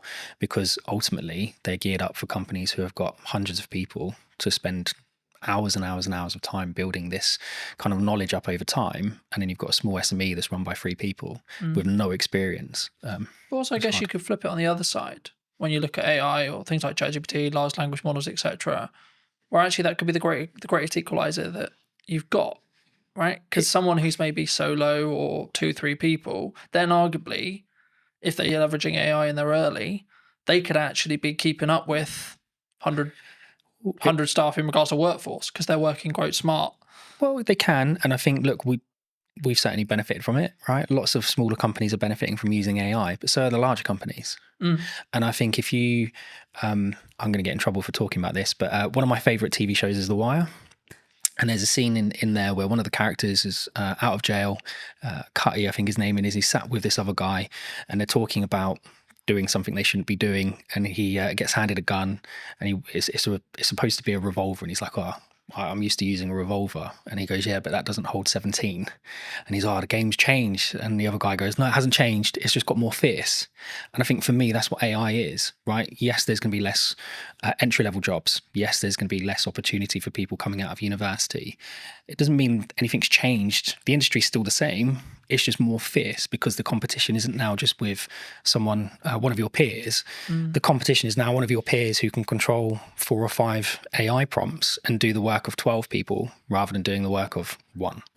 And so, yes, these companies will benefit smaller ones, but I think you're in a more fierce environment because those larger companies have access to just the same technology.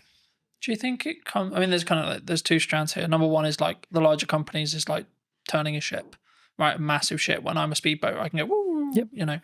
But I think the more important, I guess, question is around, number one, how agile you can be as a company, but also number 2, it's the mindset, I guess, in some ways, because I think like with the commoditization of automation, technology, etc., like we could go down the mindset of, okay, we're all gonna be out of jobs. Bye-bye, farewell. Yeah. Right? Or we could go, actually, how can I utilize this as a tool? And, you know, I was having a conversation with someone very close to me about another filmmaker the other day.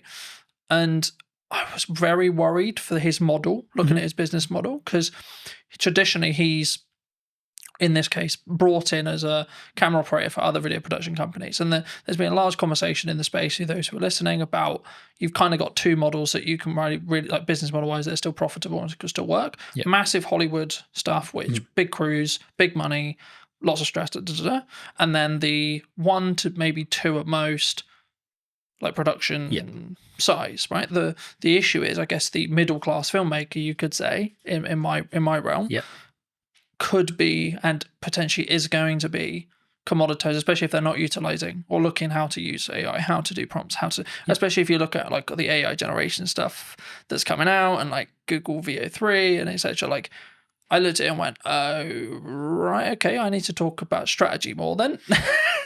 Because the idea of filming stuff is going to become less profitable than I think it was.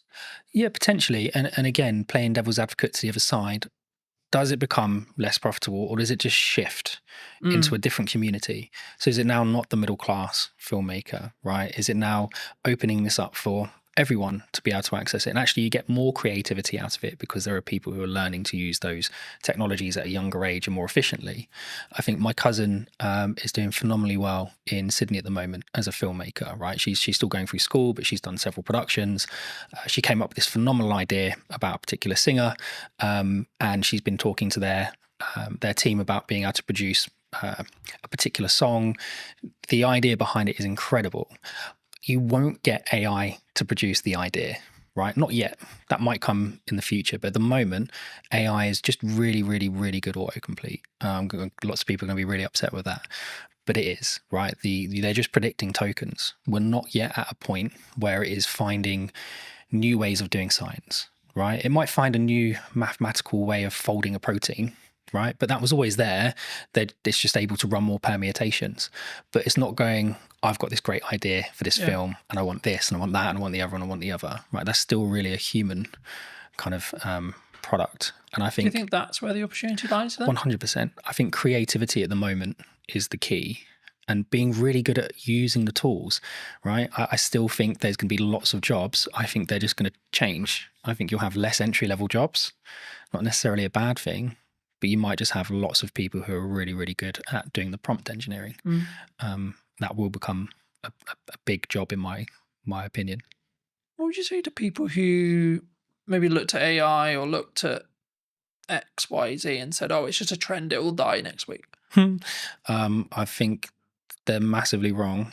I don't think it's like crypto, right? I think my co-founders and I always disagree on this, especially one, Mark. He's very,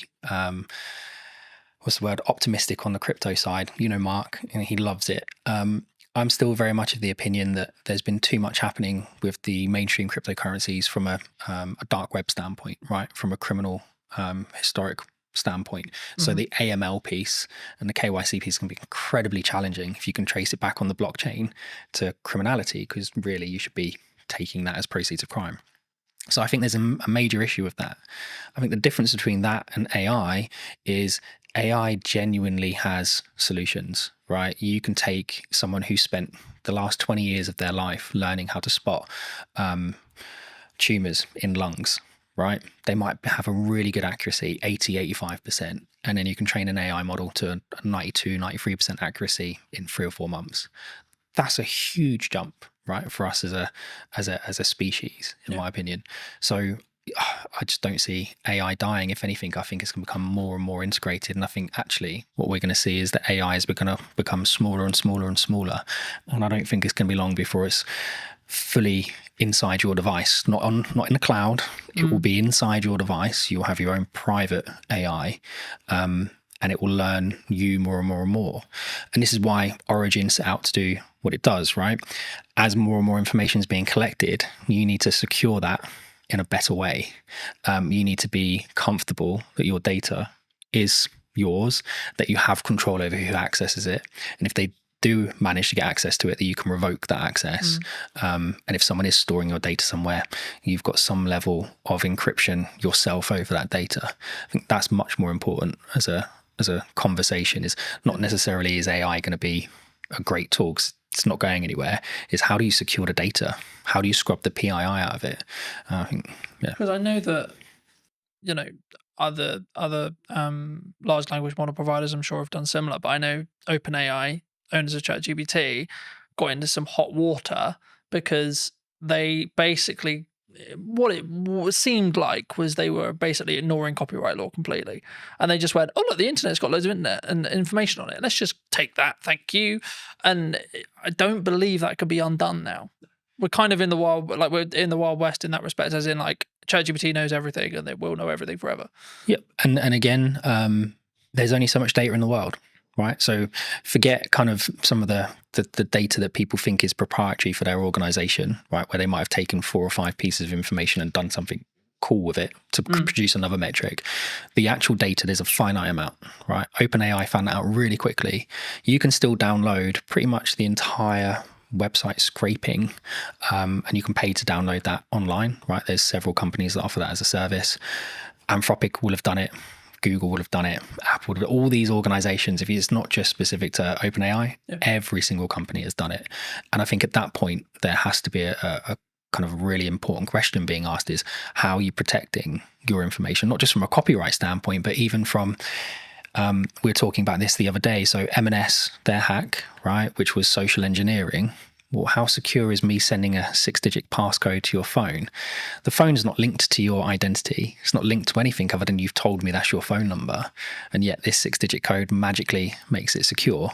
I think that's a big issue. And if I can now use an AI, and it doesn't have to be OpenAI, right? The safety protocols are there, but you can use any of the open source versions like Llama, whatever it might be, run it locally on your own machine. There's loads of tools out there like anything LLM that will allow you to do it. Well, I can now connect that online and I can say, right, go and find the maiden name for Carlton's mum, right? And give it access to Facebook, give it access to LinkedIn. And what we were saying before about kind of marketing, whoever makes the most noise, whoever's connected to the most people, well, you don't know who half those connections are on LinkedIn. Yeah. So now if I can connect into you through all of these fake accounts that are being kind of managed and hosted in really not very nice environments, then suddenly your maiden name of your mum is not a security kind of question. Yeah, it's actually a security risk, right? First name of your dog, whatever it might be. School, so on. So I think that's really dangerous. And so we need to move away from just usernames, passwords, and security questions. And we need to move more towards contextual permissions. And it's one of the things that we do at Origin, which is create context around access rather than just you've got a username and password and know that my favorite artist is whoever. One of the things that a lot of people are talking about online right now that I wanted to kind of put your brain on is AI influencers. Do you think they're happening? And do you think they will be the future? Because a lot of people are saying, well, how would 95% of people aren't going to care that it's AI, even if they know, even if you can tell. I don't think anyone would be able to tell. I think there's already influencers out there that people have said are AI. I think the big one that I found quite amusing, we had a big chuckle of it. I think one of the adult content creators worked out to be an AI generated model. And I just think that's hilarious, right? That these people are paying for this personalized service and they've got no idea that it's not even a real person. And I guess the question, like you said, would they even care, right? The illusion is there that they're receiving that personalized service. And I think it's the same for all of us. If you had the choice between ringing up the bank and them saying, press 2 for this, describe your problem, and just go around in an never-ending loop, or would you like to talk to an online chat agent that's an AI model that you know is not real, is not a real person, but at least is conversing with you in real language in real time? Which would you choose? I think, I mean, as someone who uses AI, and we both, I'm sure, do in depth, I think for me, I think it's about understanding what the contextual relevance that you want from it. Like for me, if I want to analyze information and data quickly, AI will be a better solution in me asking you to, so I have all this data, Stuart, can you create this and this from it? Well, you're gonna go, no, that's totally a pain in the ass. But when it comes to like emotional or creative decision stuff, that's where I think human connection will still come in, and I think that's going to be the thing that people maybe need to focus on. And that's why, like, I found it really interesting since launching the podcast and it having a hybrid element. People are, I guess, if you want to go like strategically around it, like the show up rate is higher for in person than it would be online, right? And I think the same is going to be true when it comes to like in-person events and stuff. And I can see kind of this two camp book, which is like people utilizing AI, good idea, but also a constant want and drive to have that human connection, online events, online person, podcasts, online conversations, etc. And actually, from a marketing standpoint, if you don't have a podcast, I would say now is the golden age to have a podcast, because this is the kind of conversation people really want. They don't want you have a conversation with a robot necessarily. Do you think? I think there's a lot there. So if we go back to, I think in-person meetings are becoming popular again, right? We went through that stage. COVID was a nightmare, but even before that, lots of people were like, oh, it's much easier just to do it online. I was like, yeah, it is, but you don't get the same feeling, right? You can't gauge someone's reaction properly unless you're sat in a room with them. And I think there's a lot to be said about the environment, right? So the environment today, I can say something and it's not just your facial expressions, but I can feel the environment. If you say something wrong, you can feel it change. If you say something funny, you can feel it change. And I think you lose that online. I think we'll start seeing people doing more and more in-person meetings, more and more in-person conferences. I guess the question really I've been asking a lot recently is the younger generation, right? When I was kind of 12, I was out from morning till evening every day doing whatever I was doing. It's not always the right things to be doing, but I was having fun. Whereas my 12-year-old, getting him out of the house is a nightmare. And it's not just because he's on his devices, because we limit his time on his devices. He does lots of exercise. We do Muay Thai together. We train together. We do loads of stuff together. But him and his friends don't go out. Like there aren't loads of kids in our area playing outside, and it's the perfect area to be doing it because it's quiet. There aren't many cars. There's loads of open spaces. So I don't actually know where it's going to go, if I'm honest. I think it really comes down to this next generation and the generation after. How do they interact with each other? And if we don't keep encouraging people to maintain the social aspect of it, I think it will be an issue. And again, the trust side of it, I can trust you more if I meet you in person most of the time. But even then, you still have people who are really, really good at kind of convincing people of things in person that aren't necessarily true. I remember a handful of years ago, I did a talk as part of a business panel at a local college. For obvious reasons, I won't mention which college, and the consistent thing that came through all of the feedback that we gave to these students, like we all gave little talks on our business, gave some context, then we did an open Q&A, and the constant thing through all of it was, you need to work on your communication skills, you need to work on your communication skills, you need to work on how to articulate. But I think sometimes especially someone who talks on content a lot, who does content a lot, who's constantly trying to do that 1% to improve how I come across, the words I use, when I pause, etc. I guess to an extent I take for granted the fact it sounds really weird. I know how to communicate, right? But I do. It's even the little nuances, like how I do a stupid noise, or how I pause, or when I pause. I mean, is that something that, like, and if so, like, if that's, we need to either invest that in our children or put that into like schooling level, and or when we're in the workplace or looking for careers, etc. I mean, is that something that's, do you think, weaker as humans? Obviously it's a broad stroke, but do you think it's something that we all need to improve on?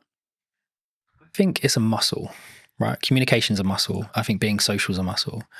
That's not to say people who suffer from any anxiety aren't right to feel the way they feel, or that there isn't an underlying issue there.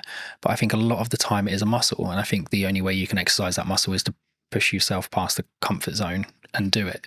And we aren't pushing people to do it, right? I think we've got to an age where someone can self-diagnose as having a problem, and then we go, oh, okay, well, we won't talk about it anymore. Like, it suddenly just stops the conversation, and suddenly it's not, well, that's the end of it, right? Well, I think that's a problem. And I think that goes back to what you're saying before around kind of school-age children. Yeah.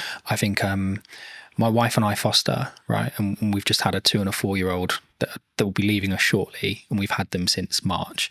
And when they came, like, the little girl was nonverbal, the little boy had some issues with kind of speech and understanding and some other bits. And in the last 6 months, my wife's done an incredible job getting them to a point where you wouldn't really know that they're that far behind. Like, they're not as far behind anymore, right? If you were to put them into a mainstream school when the little boy's starting soon, yes, he's going to need a little bit more help, but he's not that much further behind. But it's because we didn't just go, oh, okay, well, they've had a hard time, so that they get a pass, or we think they might have some anxiety issues. No, let's get them outside. Let's get them on the climber frames. Let's get them interacting with other children. Let's explain to them repeatedly. No, it's not just about saying, oh, kind hands if they do something they're not supposed to do. No, that's not right. Explain to them why, and spend that time educating them. And I think we don't do that with kids at the moment, right? There's so much, people talk about it all the time, but there's so much power with the kind of the child. And there needs to be some power with the child, absolutely. But you've also got children walking into schools stabbing people, right? That's a problem. I'm not saying we can solve that with Origin, not at all, right? But I think that's how far back we need to go. I think we need to start at schools. I think we do schooling wrong. Does that come from boundary settings? I mean, like the statistics from like a quite broken household is ridiculous, you know. Like, mine is true in that respect. You know, I didn't have my dad around for 20 years, and since about probably a month ago, 2 months ago, I spoke to him for the first time in 20 years. Mate, congrats. Right? How did that make you feel? Big deal. It was just like, it is what it is. You know, like, I wasn't there to be like, right, I'm gonna, and I wanted to make sure that when I did it, it wasn't coming from a place of anger. It's like, right, I'm gonna pull 20 years, and it was right, okay, but I did it for a point of view of, I need to make sure that I do this so that I don't regret if I'm told he dies. I did my best, I tried. And I think, but then also I've set a boundary to say, this isn't a fully open door as well. And I think for me, that's come from years of building on it. And that's why I asked you about, that's why I guess the question of like, do we naturally have boundaries, either in work or from parents to kids as well? I think we spend a lot of time teaching people how to drive, right? Lots of time teaching people how to drive. We spend a lot of time teaching people how to communicate at work, right? You can't say that. You can't say this. You have to say it this way. You have to say it that way. We don't spend a lot of time with children teaching them boundaries because sometimes the parents haven't been in a position to learn those boundaries in the first place, right? Not everybody has the same start. I had a similar experience with you. Didn't see my dad for a long time. And I did go in different directions, and I was lucky enough to meet my wife who kept me on the straight and narrow. And I didn't speak to him for a long time, and he passed away. So before we had a chance to reconcile, whether we would have not, I don't know. So I'm really pleased you managed to get through that. But there's a lot of people that don't have that kind of, they don't know themselves enough, right? They don't have the same strength of character. They haven't gone through the same experiences the same way and come out the positive side of it. I think we encourage people, and TikTok and the others drive me mad because it's 10 ways you know you've got ADHD and 10 ways you know you've got this and 5 ways you know you've got that. And we're just creating excuses all the time for the behaviour.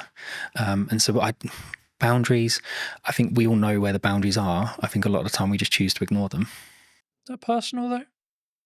Because my boundaries and your boundary may be different. They should be, right? Otherwise it'd be boring. They absolutely should be different.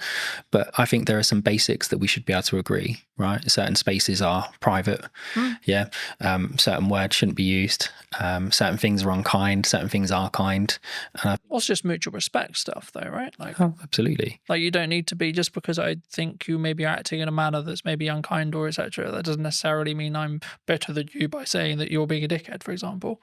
Do you know what? I was on a train recently and there was a gentleman using his phone in the quiet carriage, and there was a gentleman sat opposite him, an older gentleman. And I've never known how to turn around and say to someone like, why you got your phone on? Why are you listening to it loud? Why are you not using headphones, etc., etc.? Because it always comes across as really aggressive, right? And the old guy just literally just leant over and went, "Excuse me, I just wondered if you'd seen that sign."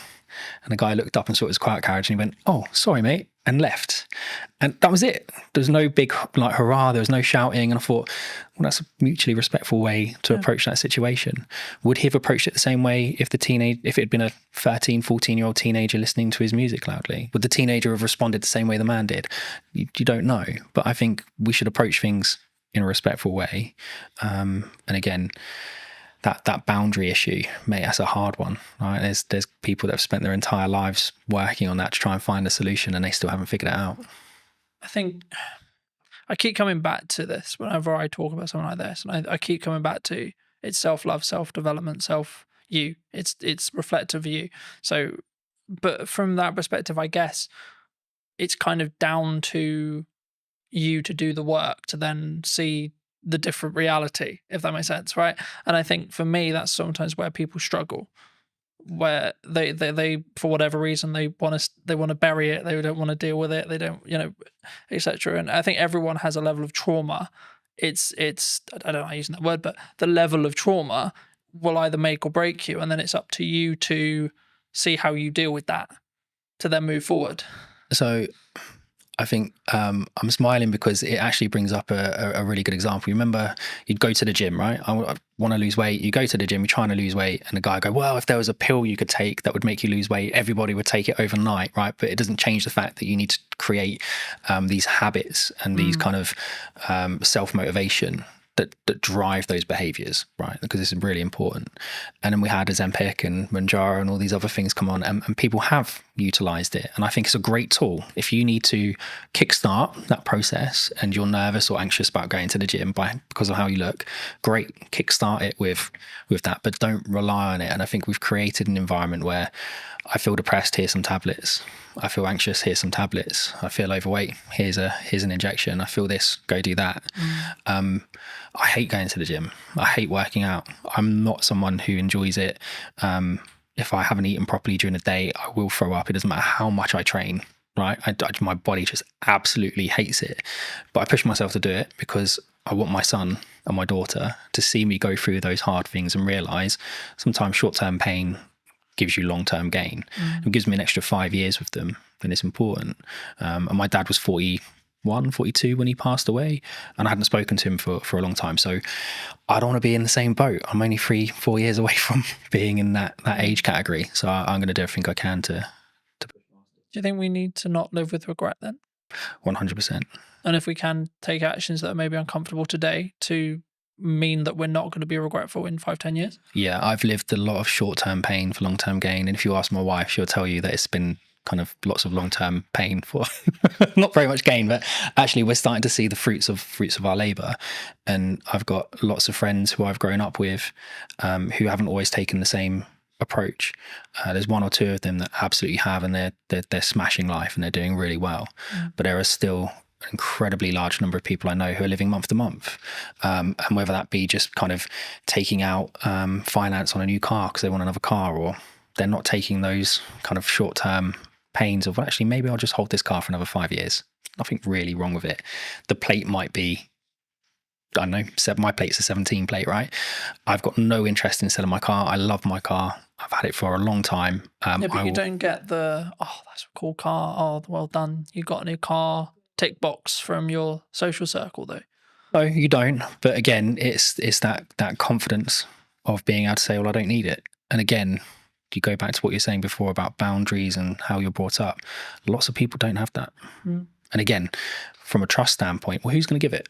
Right? Because you do need a parent or someone you trust in your life to give you that validation. And if you're missing it, you're going to be looking at it from all the wrong people.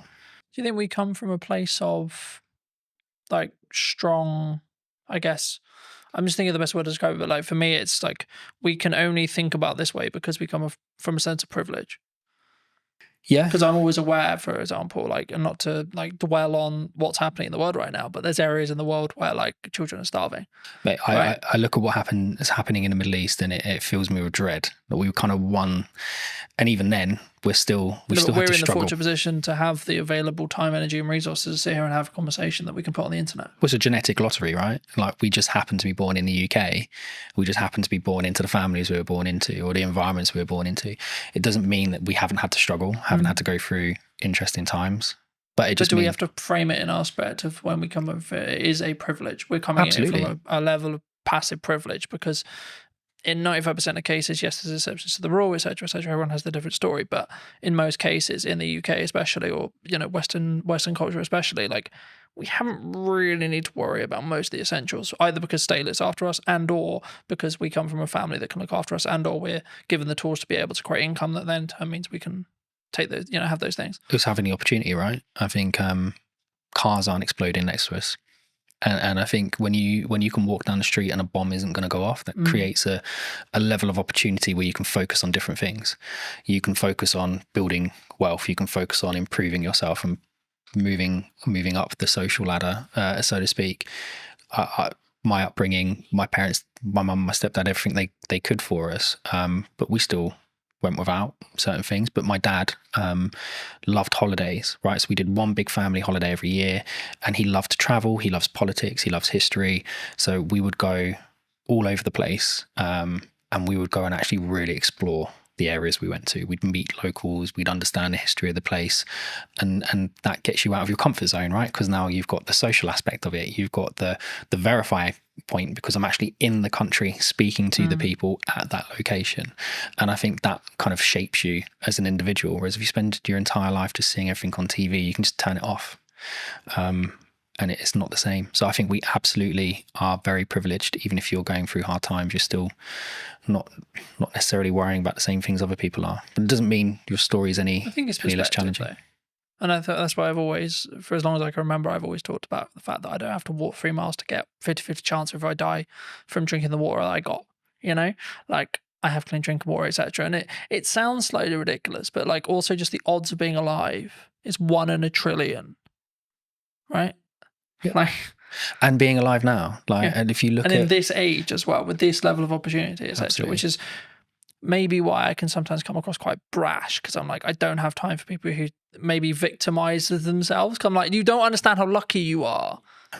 I feel the same. I'm not going to get a violin out. My life hasn't been anywhere near as hard as some people. And some of the children that we've had come into our care, their starts to life have been like horrific, really horrific, and how they are going to shape themselves and cope through life, bouncing around kind of the fostering care system, I dread to think what the outcome is going to be at the end of it, because how can you kind of fix that?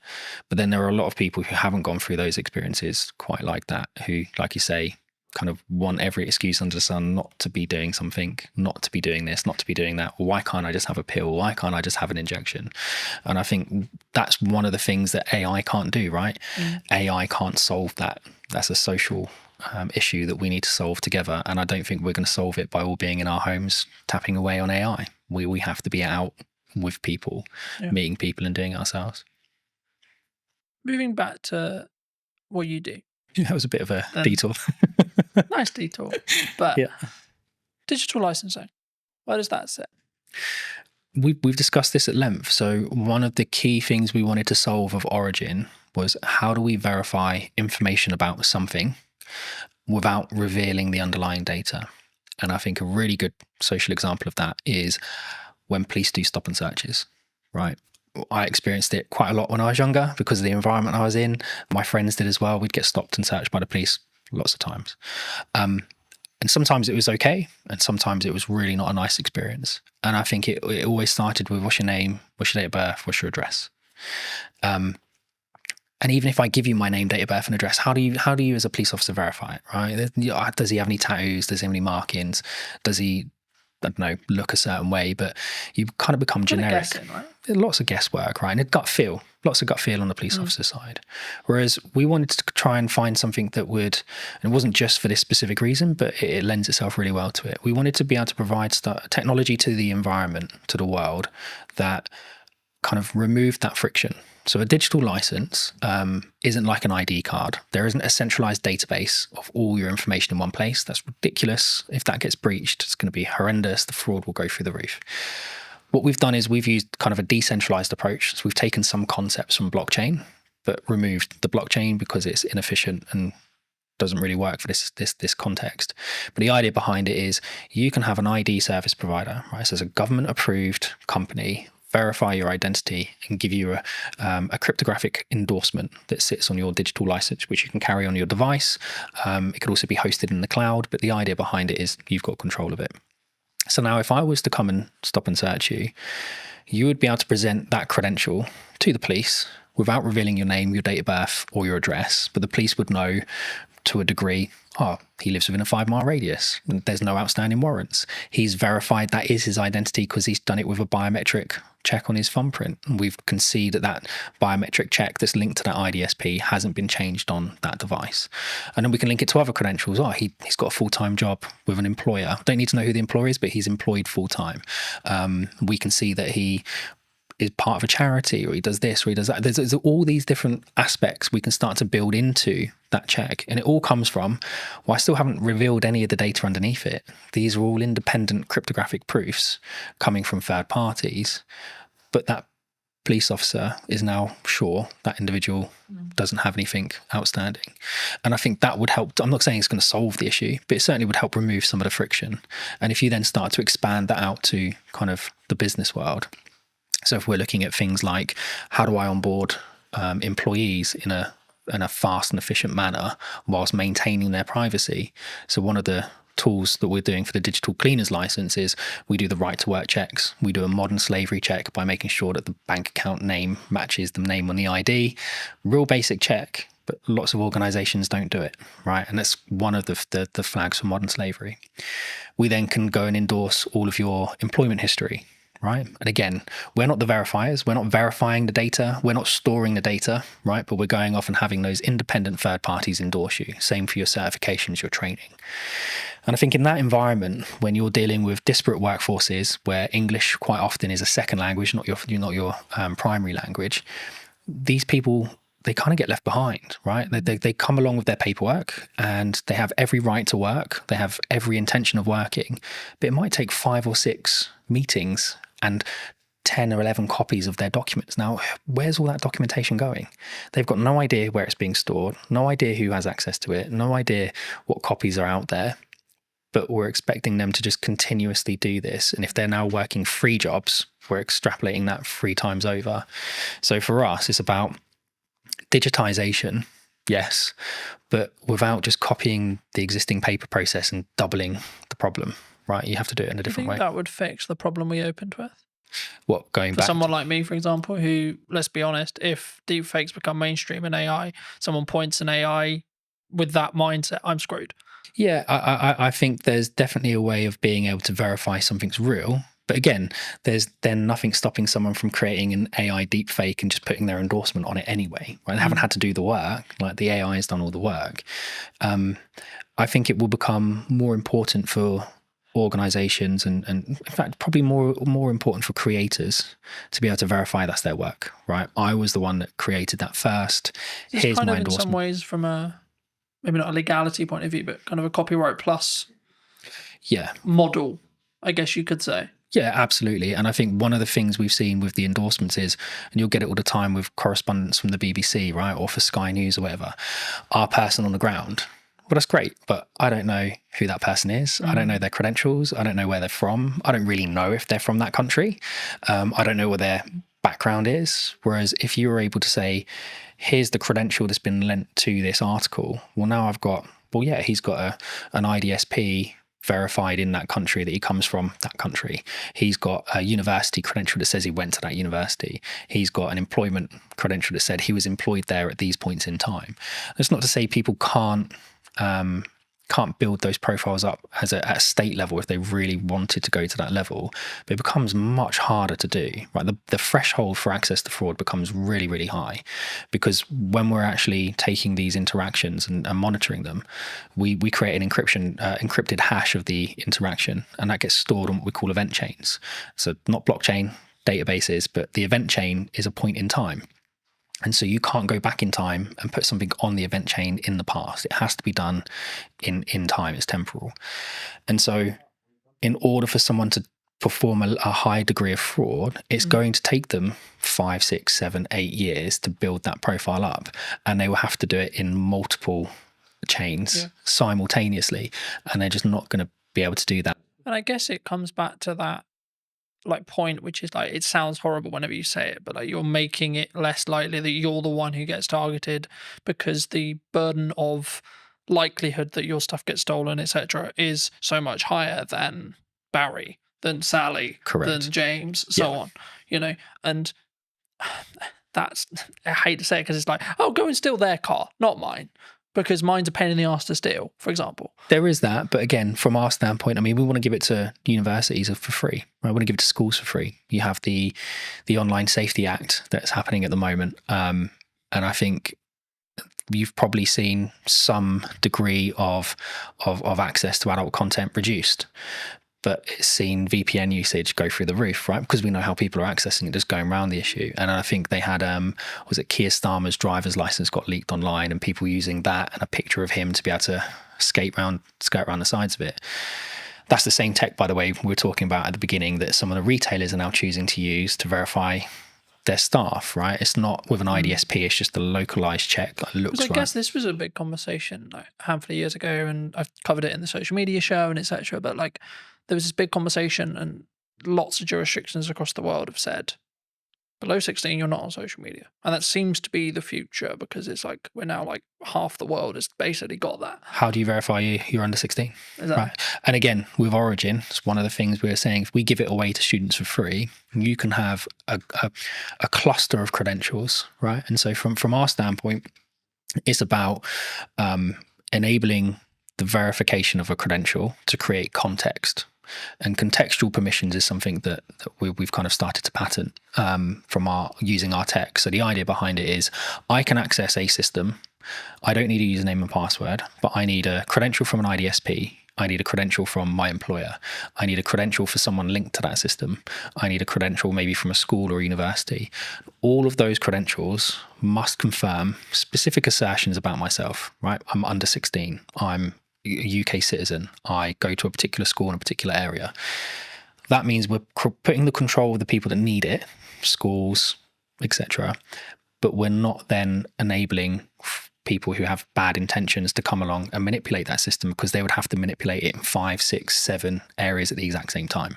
So now if you want to access the internet, well, you could have your Origin handle with all of the credentials on it, and we would know straight away how old you are, right? And parents mostly can be trusted. So your parent could create a credential for you, but if that doesn't match your school's credential, well, then that's going to create an issue. So you don't have the permission to access that service or that particular piece of content. And that for us is really important. Context is much more important than just, well, we think you might be over 18 because you click the button. Yeah. For those people who've enjoyed this conversation, who maybe want to see more of the content, delve into a little bit in more depth that what you and the team are doing, where can people reach out? They can reach out to us directly, so they can come to us via the website, or they can reach out to us on social media or LinkedIn. I think we're starting to put more video content out there. So going back to what you were saying before, about kind of verifying trust, how do you prove it in the marketing world? Well, for us, it starts with video, right? And yes, there are deep fakes out there, but from our standpoint, I mean, we're able to verify our technology in our videos with our technology, right, which is important. We're certainly seeing kind of proof of concepts with the MOD gain lots of traction. We're talking to OFDIA, the Office for Digital Identity and Attributes, about shaping kind of how the UK consults on digital identity. And I think all of those aspects are important. So it's not just about us. I think people should be looking at digital identity as a whole in a much more holistic way. And reach out to us, reach out to the IDSPs, reach out to everyone. I think is something that people need to understand more, is that digital ID is more than just, here's my JPEG of my passport and driver's license. But yeah, reach out to us on social media or online. Just before we wrap up, I mean, obviously you have worked with us in the past and you've done some video content. I mean, now the other side of it, maybe a year on, how was that experience? What was the things you maybe learnt from? Except, like, how was it as a whole? Like, not putting words in your mouth, but I'm actually curious, because obviously we haven't touched base since actually doing it last year. And I mean, was it how you thought it was going to be firstly from the perspective of what we did, but then also, like, was there any byproducts that actually came from like working with us specifically? I think we realized really quickly that video was the best way. Yeah, 100%. And I think working with you guys and working with Lucas for the day, it kind of got into our minds a different way of thinking about things. And we were just on the cusp of really understanding how to talk about our product and how to talk about our technology. And by focusing on the video approach, and we've now released several other videos that we've kind of produced in-house, it kind of got us to where we are now, which is we know what our narrative is, we know what the story is, we know how to describe our technology. Whereas a year ago, we were still kind of trying to work out what it was that we were. And we were early to market, so lots of people trying to explain it to investors, trying to explain it to customers. It was a challenge. So no, mate, having that time with you and Lucas massively helped us kind of crystallize what we were trying to do. And then over the next kind of 2-3 months, I think that's when we nailed it. But it come off the back of the original filming we did, which was phenomenal. Yeah. What would you say to people who are maybe looking at what's going on in the economy or etc., and maybe on the fence about maybe utilizing marketing right now, or like, because the traditional kind of known thing is like, when things get hard, you cut marketing. Yep. Honestly, I'm probably not the best person to answer it, but I'll answer it as best as I can. I think you absolutely have to have a presence, right? You have to, unfortunately at the moment, it's about noise. Right, we spoke about it earlier. The more noise you make, the more you get noticed, the more the algorithm picks you up and the more it promotes you to the top. And it goes back to what we we're saying as well about the SMEs, like how do you get spotted? How do you get noticed if you have to have that kind of credentials proving you've done something? I think consistency, right? And we had this chat about podcasts a year ago. I think it's something like most podcasts end after 11 episodes, something along those lines, right? So 11 weeks, 11 months, whatever it is, that's the kind of podcast limit. People go, oh, it's not growing, right? You have to push past it. And it's the same with the marketing. And yes, some people are really fortunate and they do growth hacking and all of a sudden they're a viral sensation overnight, but that's not the norm. And I think the only way you can build your message is consistency. You have to be in person at events. You have to be putting stuff online. You have to be writing articles. You have to be talking about it. You have to be meeting new people and spreading the word. So I don't think marketing just stops with video. I think it's something much more holistic. And it's something that you have to consistently do every day. And we have a great marketing team. So Hannah does that for us, and she's excellent at it. If you were going to wind the clock back to speak to Stuart 10 years ago, 15 years ago, what advice would you give that Stuart? It would probably be trust your gut. I think we've had hiccups along the way with everything that we've done, right? Whether that be businesses my wife and I started, with raising children, with kind of investors, whatever. There's always going to be a hiccup. Something's always going to come up that you weren't expecting, but you have to trust your gut. And even if that is completely in the opposite direction to what everyone is telling you, sometimes you just have to go with your gut, because at least at the end of it, you don't have the regrets, right? If you listen to everybody else and they turn out to be right, that's great. But if you listen to everyone else and it turns out to be wrong, you're going to spend the rest of the time going, oh, I wish I'd listened to my gut. I wish I'd trusted my gut. So I think take people's advice on board, listen to it, kind of take the best strategies, build them together, but ultimately trust your gut. Yeah. Thank you so much for the time, Stuart. You too. Cheers, Carl. And if you did enjoy this episode and would like to see more like it, then I would love to hear what you think in the comment section down below. Why not subscribe so you don't miss next week's episode, and I'll see you very, very soon.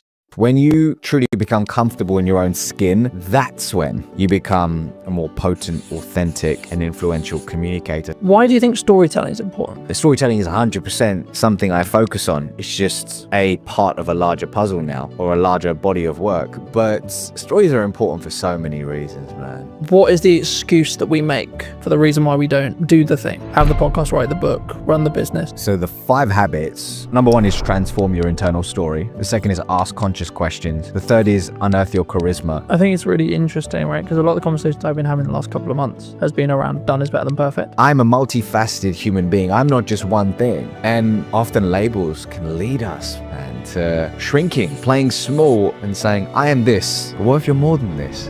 Did you know that 93% of you are not subscribed? So if you could please do me a favor and you're enjoying the show, then subscribing would mean the world to me, and it would allow me to grow the show and continue to get larger and larger guests and continue to bring what's missing in marketing today. Thank you ever so much for joining me, and I'll enjoy the episode.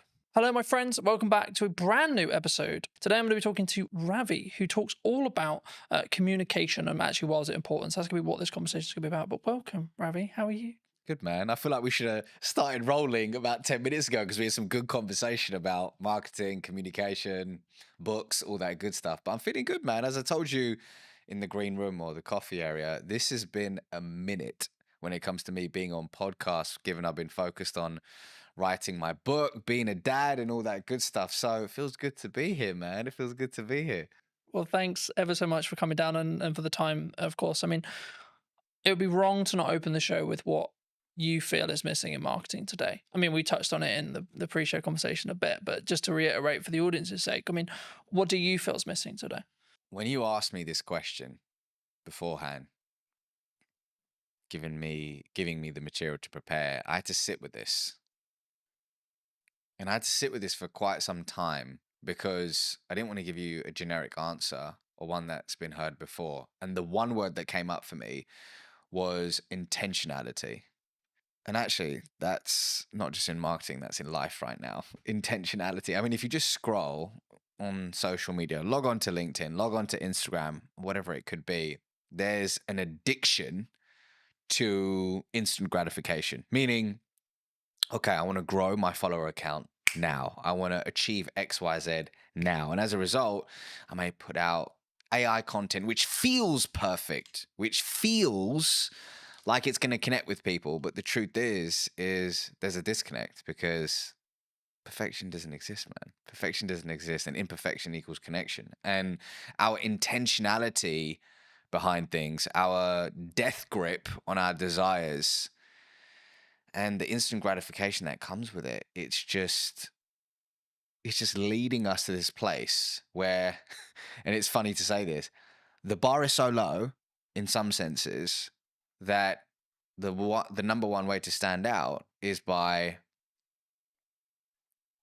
tapping into human connection. I think it's really interesting, right? Because a lot of the conversations I've been having the last couple of months has been around done is better than perfect. And I think that sometimes we look at the podcast idea we have, we look at the event idea we have, we look at the business idea we have, look at the book idea we have, etc. And we think, yeah, I'll add that to the list. Yeah, I'll put that on my to-do list. Do you think people need to is there a level of just you need to start doing stuff? Like you need to just choose one of them or two of them or three of them and say, I just need to do that? Because I think sometimes we put it on we kind of pin it up and we go, yeah, I'll get to that. But then we never maybe do. What's the question behind the question? I'm curious. The core, I think, is do people...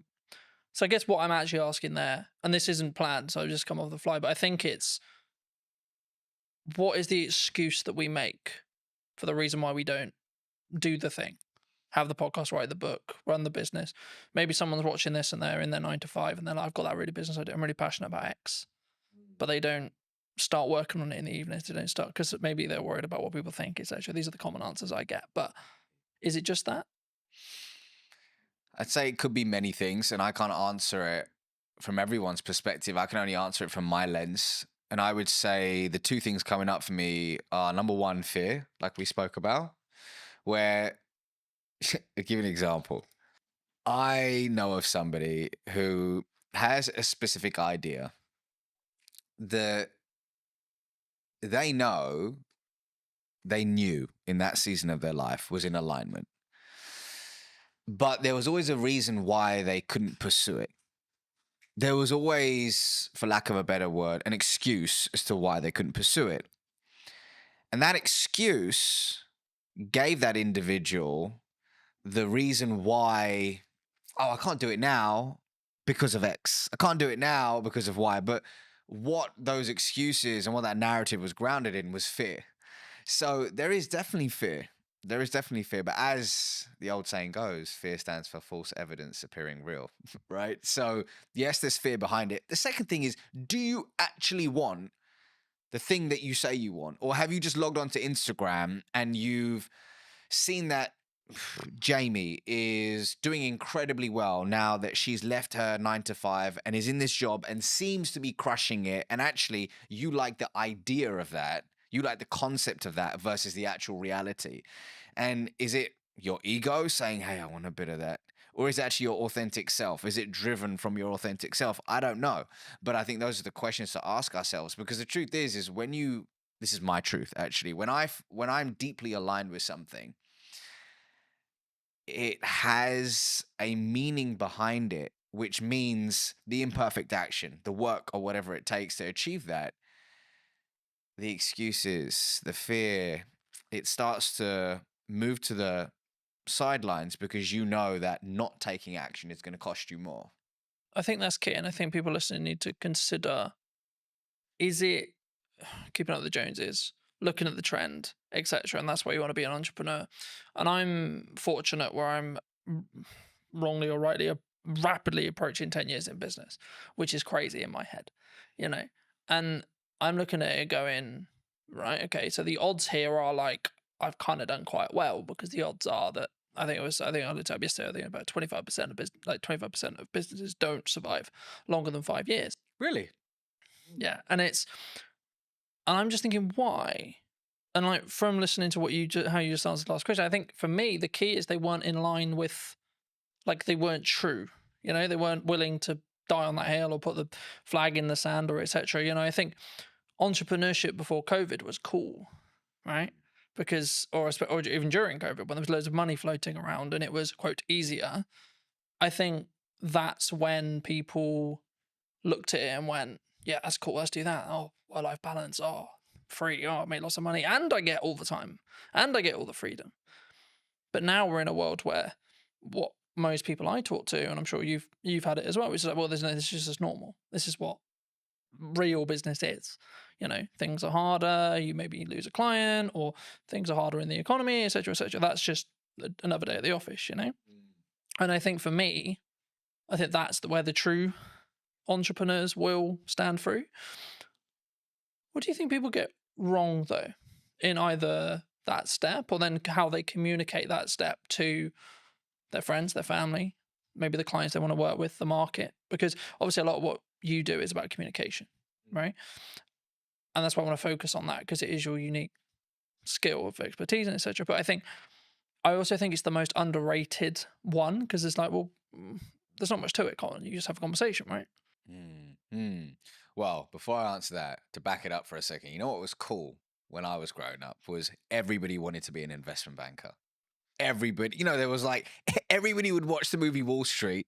Gordon Gekko, greed is good. And they were like, okay. And the movie American Psycho, Patrick Bateman, they're like, okay, I want to be an investment banker. And it's so funny how entrepreneurship is now the thing. Like, I think about my daughter, she's nearly 3. I think at 10, she's probably gonna. A YouTuber won't even be a thing then. I don't know what will be the thing, but it's crazy to think how these things move in seasons and how whatever is flavor of the month, people gravitate towards. The question is it in alignment with you and your goals in this season of your life? Ravi now with 2 kids under 3, married, is very different to Ravi in his 20s. Very different. But in answer to your question, so actually to back it up, is the question, what do people get wrong about communication in business, or have I missed or misunderstood that? What do you think people get wrong when they communicate what they're looking for, either in a personal relationship? Let's start there. And then maybe then going into a business relationship and how we show up and how we communicate. When you say what you're looking for, meaning how they communicate their desires to the external world, I think, actually scrap that. I believe that often we forget to look within before we communicate our desires to the external world. And I think it's important to, in today's noisy world, just find solitude, regulate your nervous system, and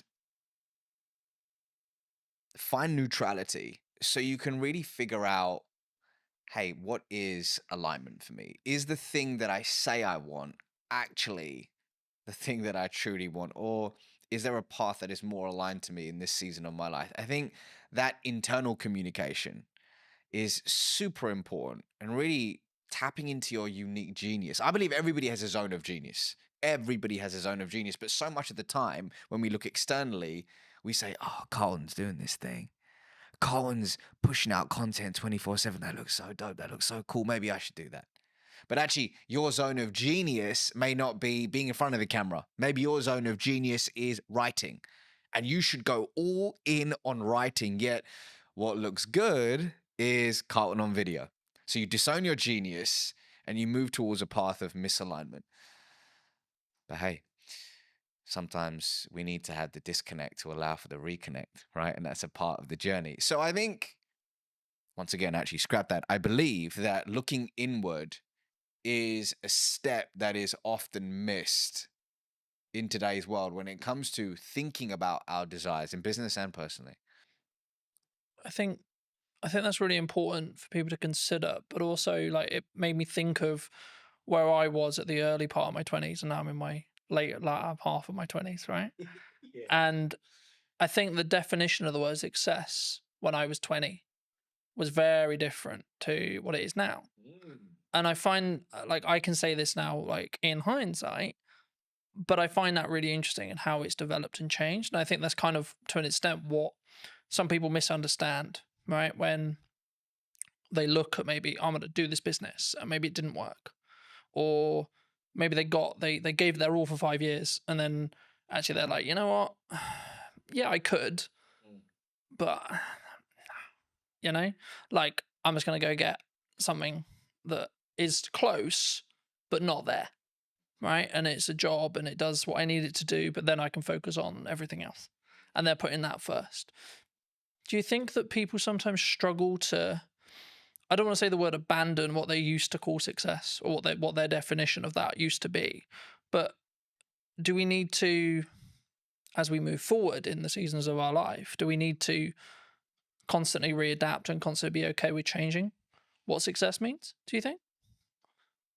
It's funny you say that because if I think about the version of me in my 20s and what I defined as success. So different. So different. And it's wild.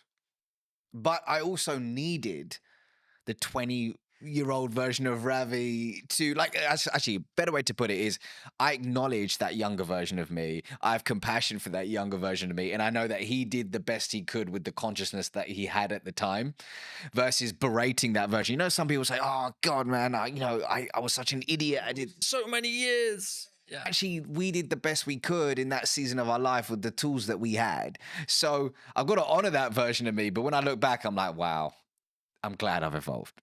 I'm glad I've evolved. And I think we do need to be comfortable with not labeling ourselves. We need to be comfortable with labels. I'll give you an example. Somebody could say, I am an entrepreneur. I am an entrepreneur. And on the face of it, great. Gives that individual a sense of belonging, pride, identity, brilliant. However, let's say that one of their buddies hits them up and says, hey, Jamie, I've got this role at Netflix. It's in the C-suite. I've spoken to people internally. We think you would be incredible for it. But Jamie's like, hold on, but I am an entrepreneur.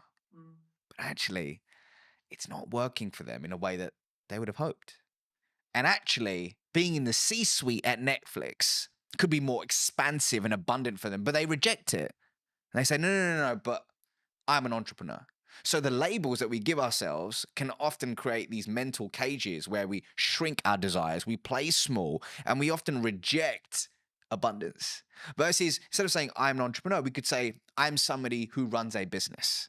Instead of saying I'm a podcaster, is I'm somebody who has a podcast. So when we expand our identity, we expand our being, and we allow abundance to organically find us. So, for example, when it came to writing my first book, this was a first for me. I haven't written a book before, so I intentionally thought about embodying the label of I'm a world-class author. I am a world-class author. So I could embody that identity to write something I'm deeply proud of, but quickly switched it to I'm someone who writes books. Because does that mean I say no to speaking? Does it mean I say no to coaching? Does it mean I say no to consulting? No. I'm a multifaceted human being. I'm not just one thing. And often labels can lead us, man, to shrinking, playing small and saying, I am this. But what if you're more than this? I think for me, and what I was thinking of as you were like explaining that as well, I think you can have your definition of success in the correspondence to the season you're in, right, as well. And I think I understand why people would like, I need the X, whatever it is, right? I need the car, I need the house, I need the wife, I need the lifestyle, whatever. But I think you can undo what's possible if you stay true, like if you only solely focused on that, rather than saying, I want to go north. Yeah, but Colin, you're not being specific on where north. Okay, but I know I want to go in this direction, and then see what opportunities then arise from there, and then reflect on what happens. So at this moment, yes, I run a marketing company. Sure. Okay. But if you had this same conversation nearly 10 years ago, I would have said, I do video production. Right. And if I had just locked into, no, I only do video production, that's all I do. I work with other video production companies and I help them create content. Cool. Then it would have pivoted or changed what horizons I could have met or gone to. And what I found was that people, they tie what they're doing and their self-worth to it together. And I think that can be sometimes the issue. Massively. Because then you're tied to, like using your entrepreneur example, then you're tied to, oh, what if I'm not an entrepreneur? Now I'm lesser, right? Because that kind of implies you failed. And then to you, that means actually me as Colton has failed. Not the company has failed, or not the company served its purpose and it got me to the Netflix role, or etc. Colton has failed. Colton will not be able to win. Colton will not be able to be, quote, successful. Do you think we need to, is that a inner work thing that we need to do? If someone is listening to this and going, shit, that's me. They've tied what they are to them and their own kind of self-belief, self-worth, self-love. Two things are coming up for me. Firstly, picking up on something you said earlier. Something I talk about in the book, inside of Habit 1, is about being fixed on the desire, but flexible on the path. So let's say somebody says, I just want to generate more revenue. Broad, but more revenue, okay? And they have the idea that the path to get there is landing net new business. They build this whole team around it, but all of a sudden, this beautiful opportunity arises with their existing client base. If they are fixed on the path and go, no, we're just going to acquire net new business, and they reject this abundant opportunity, they may not reach that idea of more revenue. But the idea of pivoting, being open to the infinite possibilities to reach that said desire, which will evolve, and it's okay to evolve it, is super key. Yes, that requires inner work. But going back to your question about self-worth, I used to work in investment banking. And one of the reasons why it took me a long time to hand in my resignation notice back in August 2016 is when I left that world, was I had pinned so much of my identity and self-worth to I am an investment banker. I'm somebody who works in an investment bank. So much pride, status came from that, which stroked my ego, and it was beautiful until it wasn't. But that experience, I'm so grateful for it, man. I'm so grateful for it. And it was, I believe that everything, this is my belief, that everything's happening for you, not to you. And whatever you're experiencing right now is a lesson that you need to learn to be able to transform your identity into the human being that can receive and sustain their true desires. So somebody listening to this right now may say, man, I'm so annoyed that my team member or my employee just keeps doing this frustrating thing. They keep being late to work, or they keep missing XYZ, and you're getting frustrated. Why can it not be like this? It is not fair, you keep saying. However, you may have requested from the universe, whatever your North Star is, that I want to be an influential leader. Well, you've requested it. So as a result, the people, the projects, the challenging circumstances are coming your way to sharpen you, to expand your being so it can, once again, your identity can be transformed into one that is able to receive and sustain. So whoever's going through, whatever you're going through right now, see it as a gift, an opportunity to transform your identity. So if you are pinning your entire self-worth, over-indexing on career, whatever it could be, see it as an opportunity, right? Does it take looking inward? I believe so. For me, that's the way forward, but you got to figure out the right path for you. I think for me, lacking in the business world, and this is a very broad stroke, there's obviously exceptions to the rule, but I think sometimes is lacking is the self-accountability side of it, right? So whenever I have a project or a podcast or something I'm doing, I'll go, right, even if it went well, cool. Great, it went well. Great, the client's happy. What can I do to make sure that experience was better? What can I do to make sure that that went closer to plan? Where was the issues? And there may not be a lot, but even if I get one thing, that will allow me to then build on it and so on. And this really comes into effect when you have something maybe that didn't go well, or maybe you unfortunately passed away some clients or etc., which I think, from my perspective anyway, is part of if you're growing, right? If you're adapting and you're changing what you're doing, the clients that you and a client come together and you both want to go north at some point, okay? Then a period of time passes and they may want to then go east because you may have got them to that point. And at that point, of course, you're going to part ways. But I think we in business, we sometimes struggle to think about, oh no, I have to have this client because they were my first client, or we idolize that person that we're working with, or the organization we're working for, etc. Especially when you look at like my dream client list when you start out, etc. But the reason why I think it links here is because it's then how you show up, communicate. It's then how you communicate, A, in marketing, but then B, when you're having the follow-on sales conversations or continued client care conversations. Actually, do you think we need to take more accountability for that? As in the client needs to, some themselves, but also us as a provider. Accountability for what exactly? You mean that What we've done? Because I think it's very easy to go, oh, it's your fault. When something goes wrong, it's your fault. so just so I understand the question, is it when you're in a client customer relationship, something goes wrong, how does one react to it? Yeah. Or it could be just in general, like when you do, like, I'll give you another example. When you have an idea marketing wise and you go, right, I'm going to give my all to this marketing idea, and it doesn't quite go as well as you planned, for example. Oh, this should be this. And the reason why I never use numbers here is because they're all subjective to you. But, oh, we can keep pushing, we can do this, we can do that, etc. And I think for me, you have to sometimes tie the result from what you're looking to achieve in respect to the amount of effort, because sometimes that result is lagged by 3-6 months. So everything I've understood in business is I do stuff now for the growth I want to see next year, or the growth I want to see in 3 months or 6 months.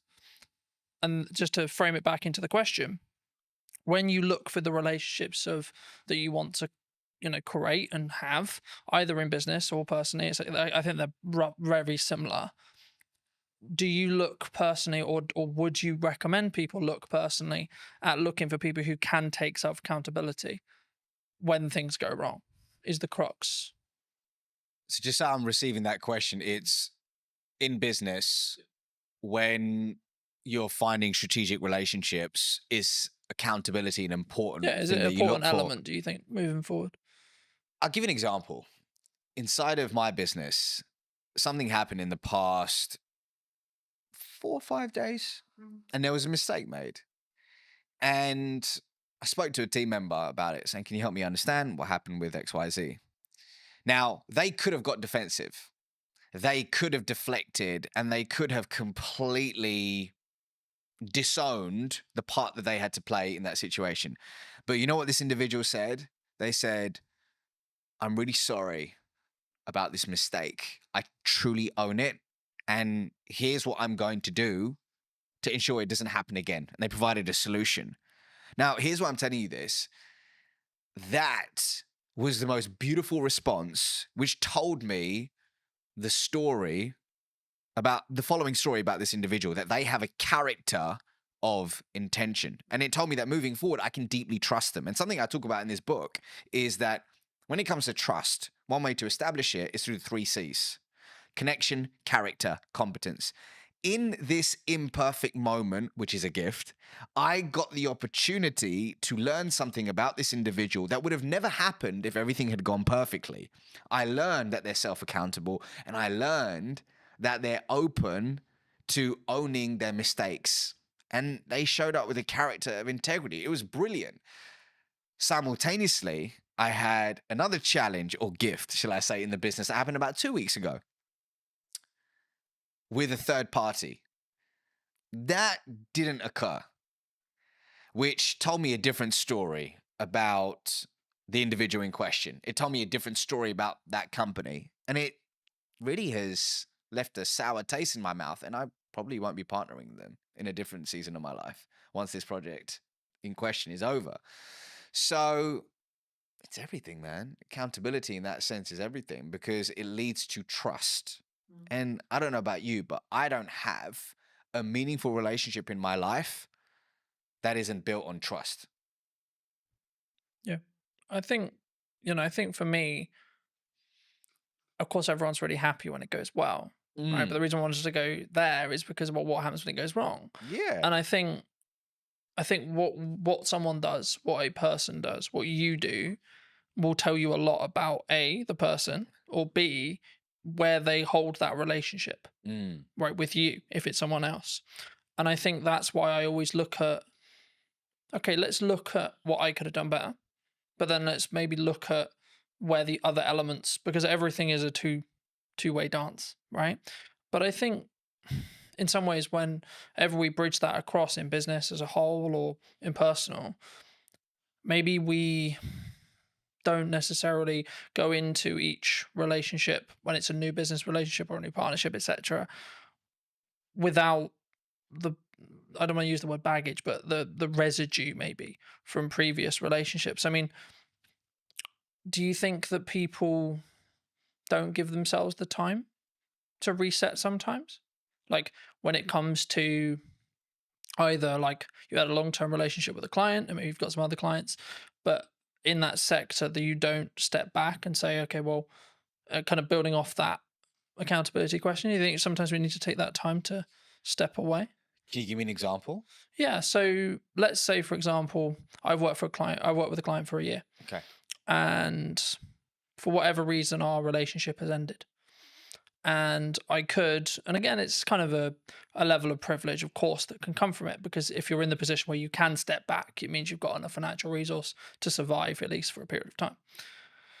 So there's a nuance to the rule, of course, but if you can do that, do you think you'll show up better for the new clients in your next season, or the new business, or the new opportunities, or the new content when you can take kind of step back? Because I think I talk a lot about self-accountability, but it comes from a place of I can give myself that space to say, okay, this is where I went wrong.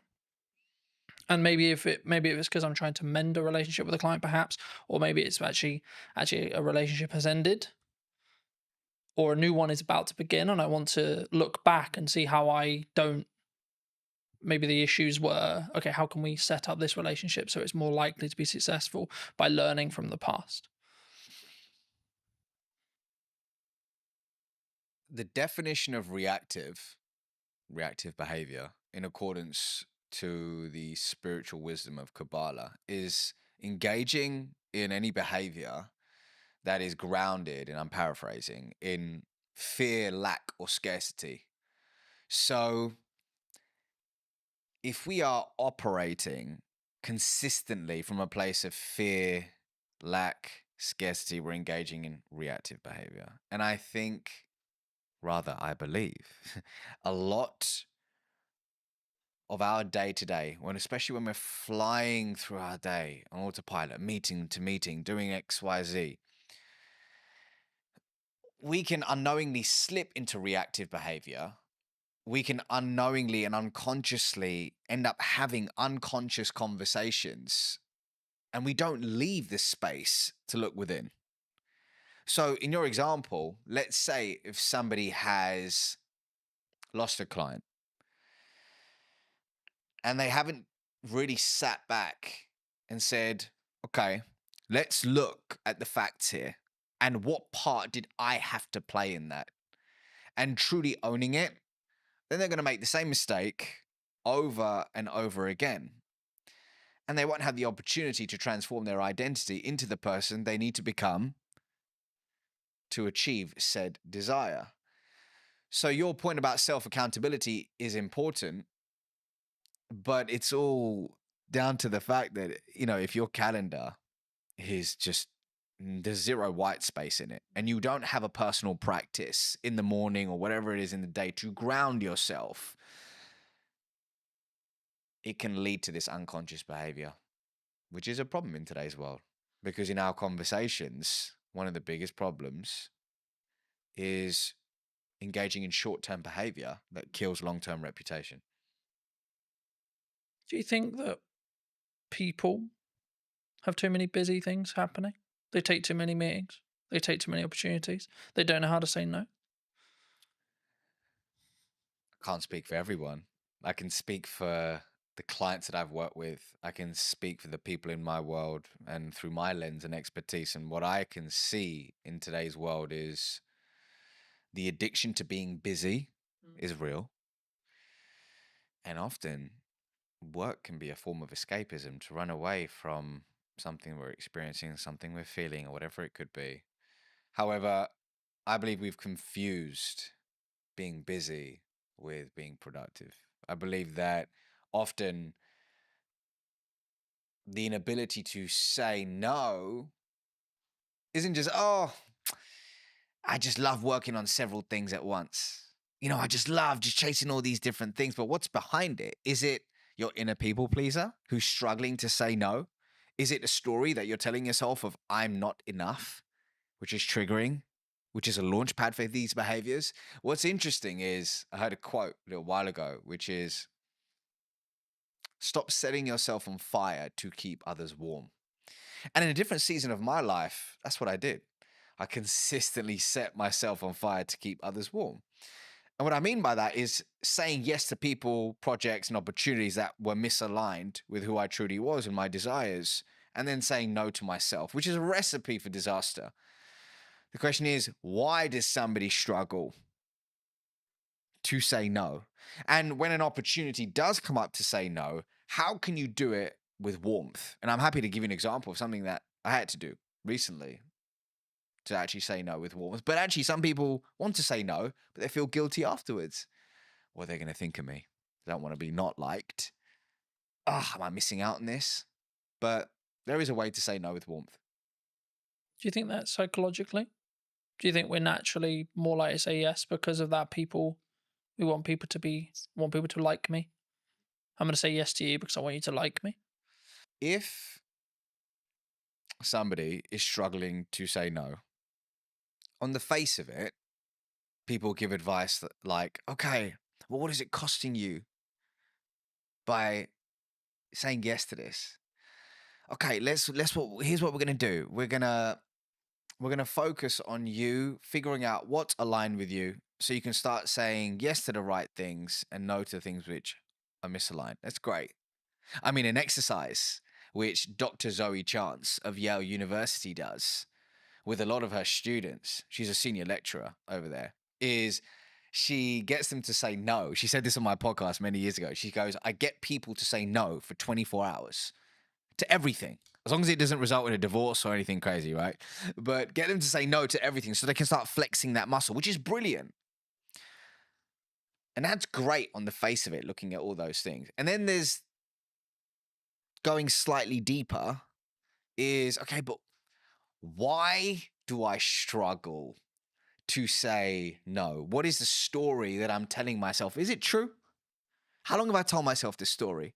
How do I reframe this story? How do I find positive evidence to start stacking evidence for the new story I want to tell myself? How do I reinforce that story?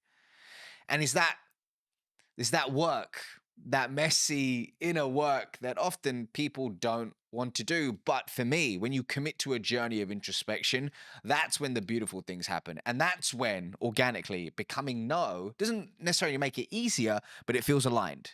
And you start wanting to do the inner work because you know the fruits that come with it. I think for me, it's a mindset, right?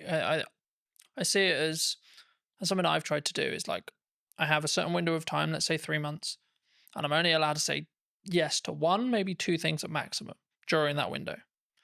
So is this really worth those 2 shots? Yes or no? You know, and I think it's not like something you can like if it's a job offer, etc. And I like look and go, okay, is that going to help? Am I the right fit for the client? And sometimes I'll go, I don't actually know. That's when you explore more, you have more conversations, etc. But the key for me is making sure that whenever you do work with a client, or whether you do a body of work, write a book, run a podcast, etc., that it sticks into what you were starting to talk about at the beginning of today's episode, which was, is it authentic?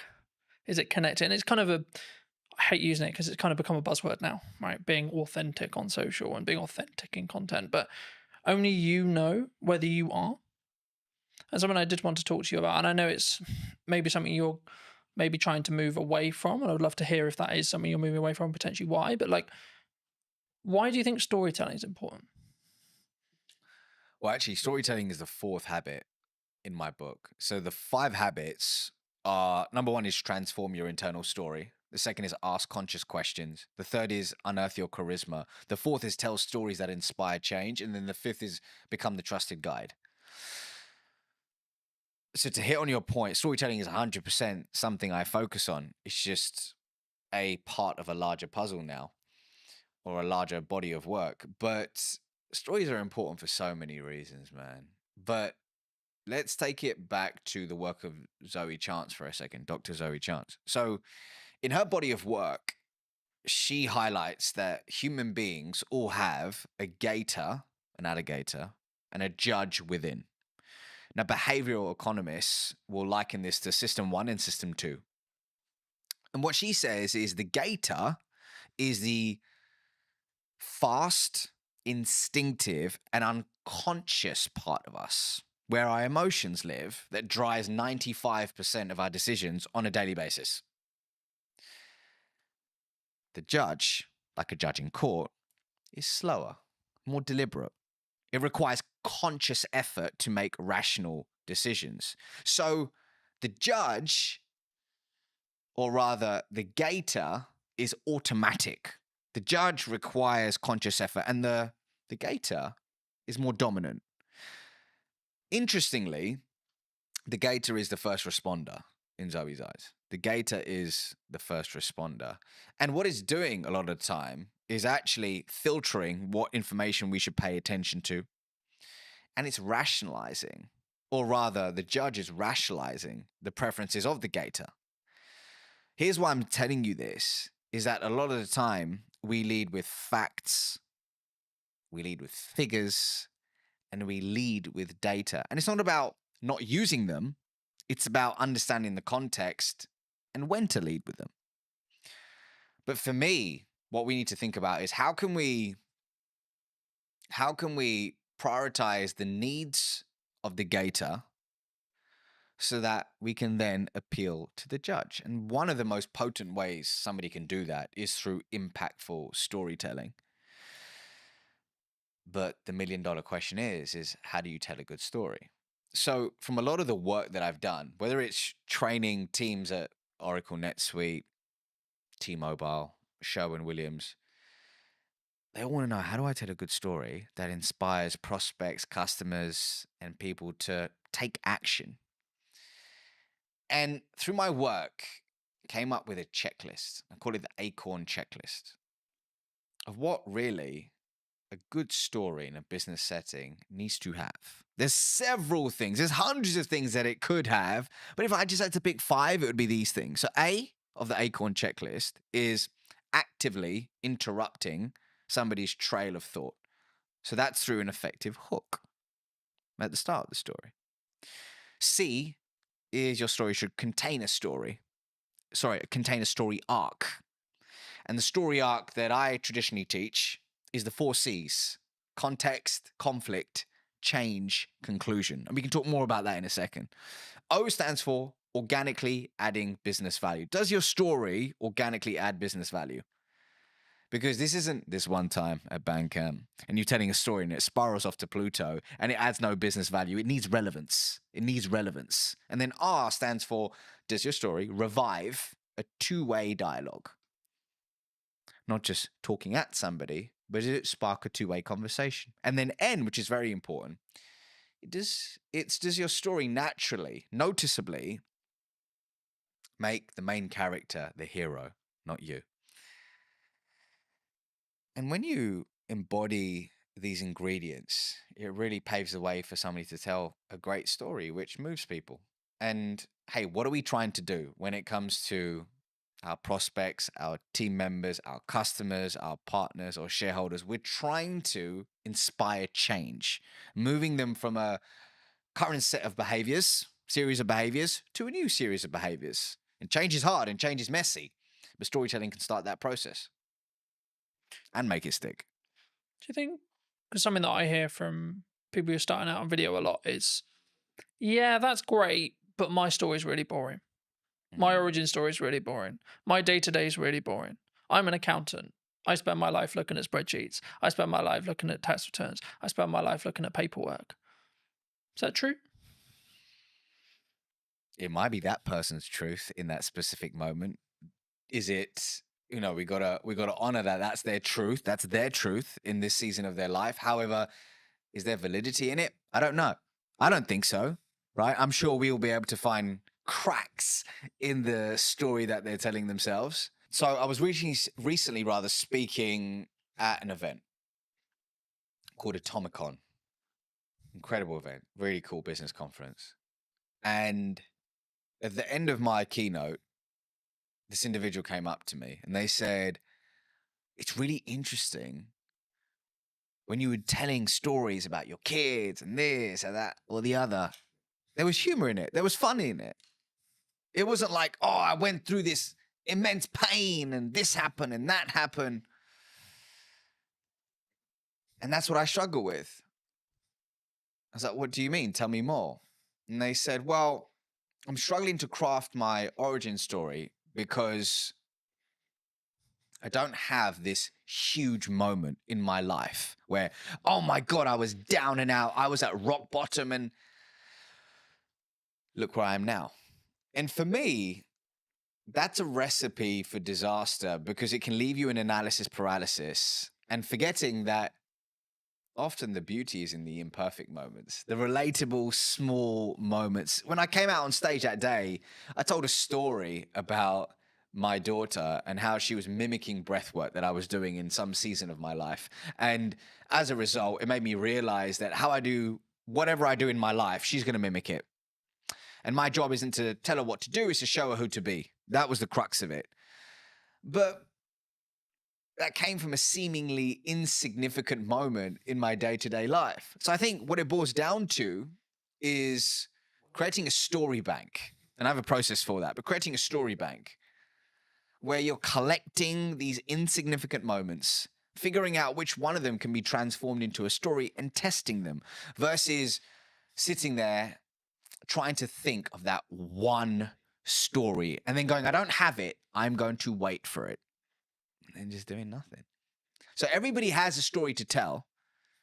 The question is do you have an intentional, going back to our question at the beginning, do you have an intentional approach to finding them, identifying them, and then delivering them in low stakes scenarios to test and tweak and iterate for high stakes scenarios? It's a real process.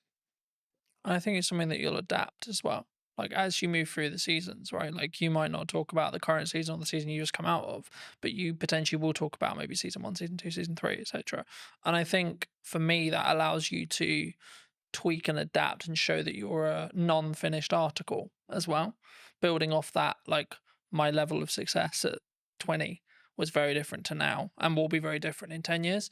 And I think that's the constant thing. And the thing that kind of goes through the core of that is, what's my improvement today? What's the 1% thing I can do? What's maybe the thing I heard from you today, or the thing I picked up whilst watching something, or the key takeaway from the book I just read, or etc. And I think sometimes we don't give ourselves that time. That's why I asked you about the kind of the busy schedule thing. And something that I've tried to do is book less, like put more barriers in the way of those meetings, put more barriers in the way of guests coming on the show or etc. And then have more of a filter of who comes on, why, who am I having a conversation with, why, how can I be present in content, what content am I doing? And the reason why I do that is because then I can be more present and more focused on, and doing less work means I'm more present in the work I'm doing.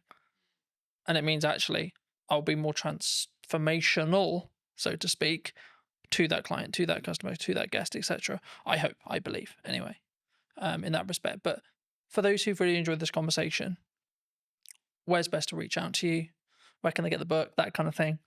Yeah, so if you click the link in the description, I'm sure you'll put it in the description, but you can pre-order my book now, which is available on November 4th, and it's called Relationship Currency. And really what it's about at the core is teaching people in any conversation how to build trust, cultivate authentic relationships, and master the art of communication along the way. So, hey, if this conversation has aligned to you, then pre-order a copy and I'll see you on the other side.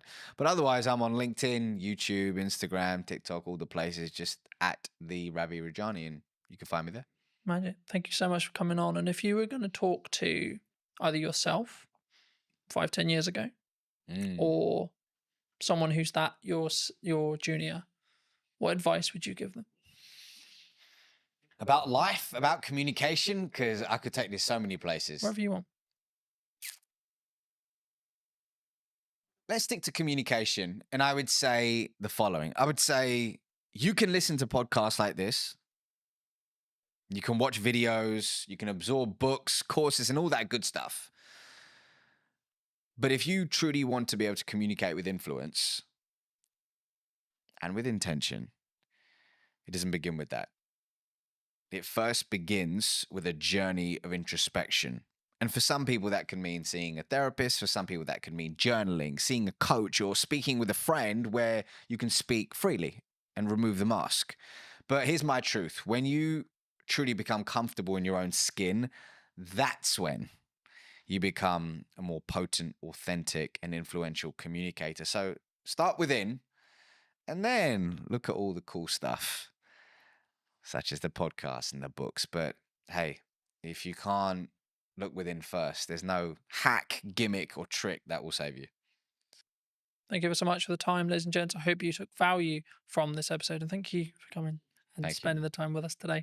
And I will see you very, very soon. If you did enjoy this conversation and would like to hear what's missing in marketing, probably tomorrow or today, then be sure to be subscribed. I'd love to hear what you think in the conversation down below. And I'll see you very, very soon. Entering the retail market was a huge step for us. Like how you want to perceive yourself in the market. It was a very difficult time, I think, for the business. Do you think it's changed how you show up as a leader? And it was honestly the most fun thing I've ever done.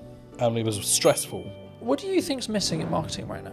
When somebody rebrands, the general question is, has the company been dissolved? Like you want to, in some ways, make him proud first. I think if you've built brand loyalty, and by that I don't mean you're selling millions of products, but if people trust in you, I think as a person, you'll automatically gain respect within the market. Let's restart everything. Let's replan the business model. Let's replan marketing. Let's replan everything. And then funnily enough, when I executed on those things, things changed. The results changed. Work on yourself. Just work on yourself. Seriously. Like every day. Just be better every day. Hello, my friends. Welcome to a brand new episode of the podcast. Today's going to be a really special one because technically I'm actually interviewing my first client. Now, that sounds a bit weird, nearly 10 years in business now, but it is. So, welcome to me. Welcome back. It's been I think it's actually been, nearly 4.5 years since we've actually seen each other? The last time I remember, I think we were shooting something on top of a car park in Salisbury. Yes, we did. And that's got to be about 4.5 years ago, at least. So yes, it's great to be back and great to see you after all these years as well. I know. Yeah. Super good. I mean, you were actually under a different brand then.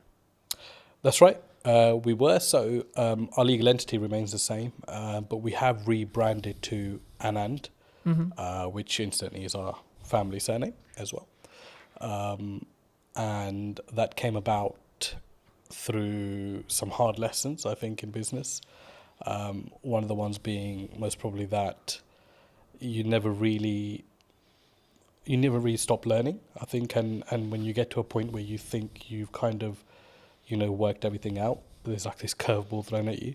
So that was sort of what happened with us as a company. There were some legal obligations that we had to meet, and the old brand no longer resonated or could technically be used moving forward. So I think it all came about because we entered retail as a business.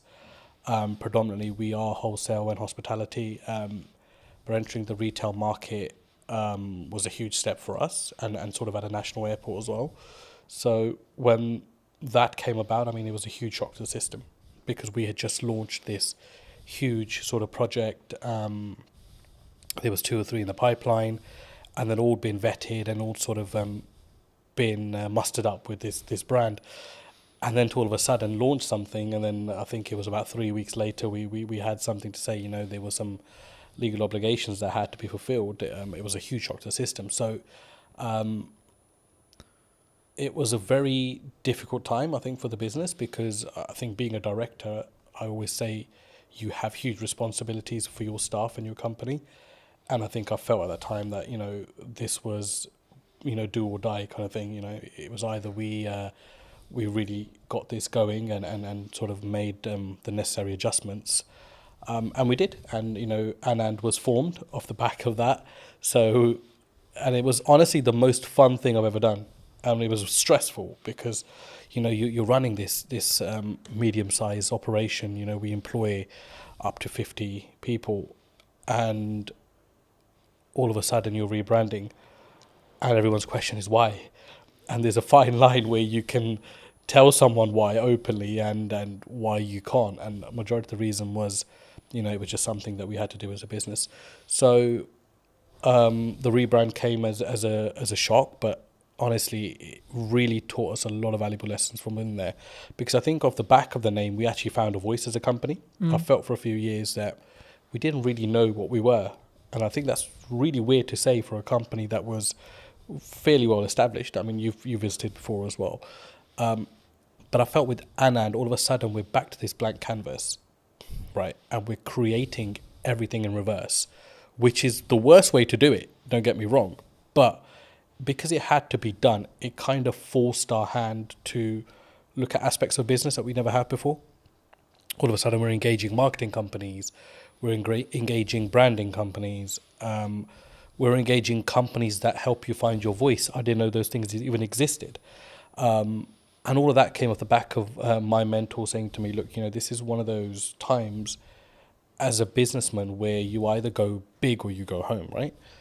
And for me, it was like, we got to go big here. Like, I've invested too much time in this. Like, I've invested too many years, those sleepless nights, everything, to just, pack up and be like, yeah, we're done here. No, we're going to go big and we're going to spend big.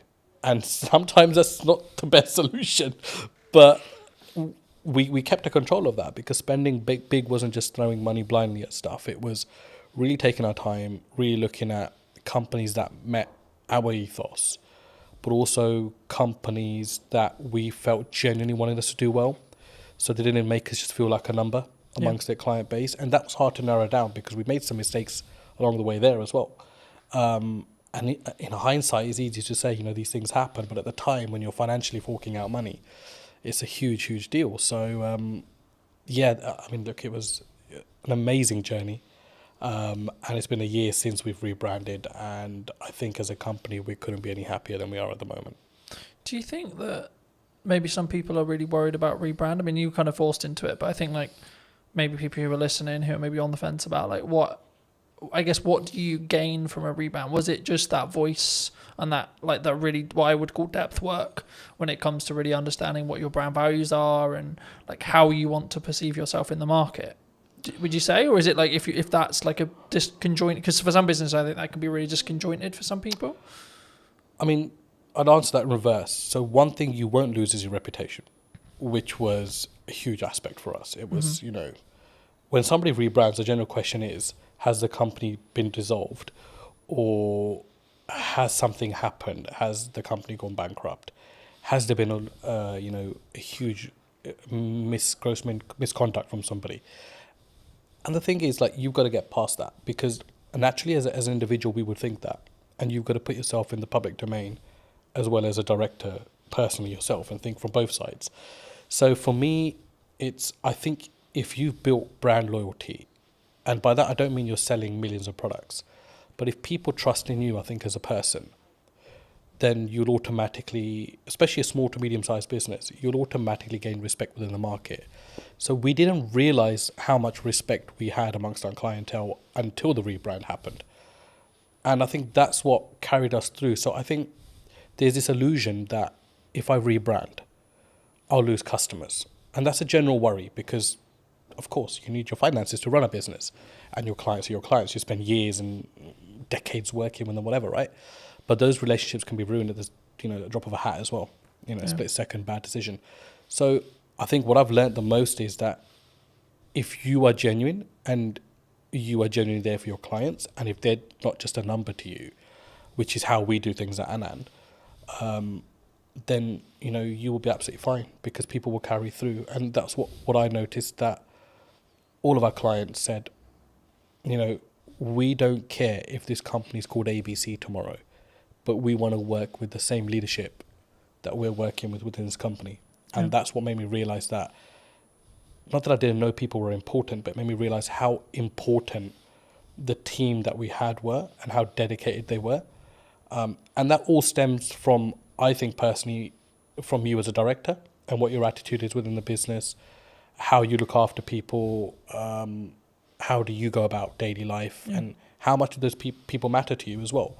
And that kind of proved to me that, you know, those things mattered a huge deal to us as a company, and it filtered right through. So I hope that answers your question. Yeah, no, absolutely. I mean, I think for me it's important to appreciate where you've come from, but also then understand, like, sometimes we have a growing pain, right? Yeah. So it's we're shifting into a new brand, we're shifting into like scaling up, etc. But one of the quotes that you gave me very many years ago that has really stood apart, that I wanted to remind you of, but also ask you to apply some context to, is people are loyal to their needs. Yep, absolutely. Do you? I mean, how did you sort of? I guess that's a life lesson for a lot of people. But how did you? Where's the story behind that? So, I think just sort of, I've been in business for about 10, 15 years myself, and I can't put a number on it now, to be honest with you, but it's been a very long time. And one of the things that you realize very early on is that it's very much a dog-eat-dog world. Like, as much as, you know, you think you might be out there to set the agenda straight or to start this new, you know, loving relationship with every single person, it never works out that way. And we realized very quickly that as a business, you know, after surviving the first 5 years, like, a lot of people are just loyal to their needs. Like, when those needs are met, they will either move on or they'll no longer engage with you. And I mean, that's absolutely fine. You know, it's a natural thing to happen as well. But to put it into context, I mean, if I look at how we operate with our clients at the moment, I don't think there's a single client that can say that, you know, if their volumes drop with us, that we change our attitude towards them. Mm-hmm. Whether it's the smallest client on our sort of, you know, accounting system, or it's a big renowned sort of company, it makes no difference to us. We work personally with every single client and every single person that we work with. And that might mean along the way you have to accept that once their needs are fulfilled, that they no longer will engage with you. But to put it into sort of context, that quote at the time came from, you know, it was one of the things that we've always steered away from as a company.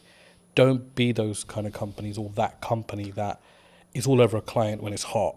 Yeah. And when it's not, they don't want to know, or they don't want to help them out with anything. And there are some clients that we work with that, you know, we did millions of pounds of business with before, and all of a sudden, you know, they have engaged another company, but there are times where they still engage us when there's an emergency, and we would never turn them down, because you've got to remember that whether they've moved on as a client to another supplier, they were also once your client and made up the DNA of your business to be what it is today. So yeah, I mean, it's something you have to get comfortable with, I think, in business, and have grow some thick skin around that, because people are loyal to their own needs, and it's just the way of the world. For me, it's something that sort of, at the time, I think when you initially told me, I didn't really get it. Yeah. Right? And now I can say, like, 6 years, 7 years down the road, I get it. You know? And I think for me, it's one of those things where it may not even be deliberate from that person, that client, that customer. Yeah. I think it's more around, actually, sometimes you just, like, there's only so much value you can add to that customer, client, etc. You know? Absolutely. And people have personal lives, and it's well, you know, it's easy to say, you know, don't involve your personal in your work life, but it's a very difficult thing to do as well. So sometimes we do forget that people might have stuff going on in their own lives. People move on, and all of a sudden a new person comes into that role in the company and doesn't see your business to be as valuable as the previous person. So there are elements of that as well. Yeah. But I think I've always found there's no use keeping hatred and negativity about somebody moving on. I think you've got to accept that and look and think, you know, how can I learn from this? And how can I get better from this? And there was times that, you know, clients left us on a very bad note, completely unexpected. Some that didn't even pay, you know, the thousands of pounds they racked up in accounts, not to mention any names. And, you know, that didn't mean that we were not going to look at what we could have done better as a company. So I think it always starts with what's going on at home before you look anywhere else. Yeah. Do you think, because I've been fortunate enough to be in business and grow and scale and adapt and be in a position where I think there's always some people who are saying like there's something going on in the economy or COVID or et cetera, et cetera. I mean, is it a mindset thing as an entrepreneur, as an owner? Because I've always been of the mind of like, yes, there's stuff going on, but actually your output can then fix your like if it's a revenue problem, then there's a solution for it. If it's a marketing problem, you can fix it. You know, it's down to you to fix it, regardless of like the economy's in bad shape. You know, a lot of people have said to me like the creative space is challenging right now. You know, in comparison to maybe when like COVID was really good, for example, where there was loads of money floating around. But it's like, actually, I think for me, you've got to focus on what you're doing, and I think that's the key. But I mean, in your experience, have you? Is it kind of a catch-all kind of?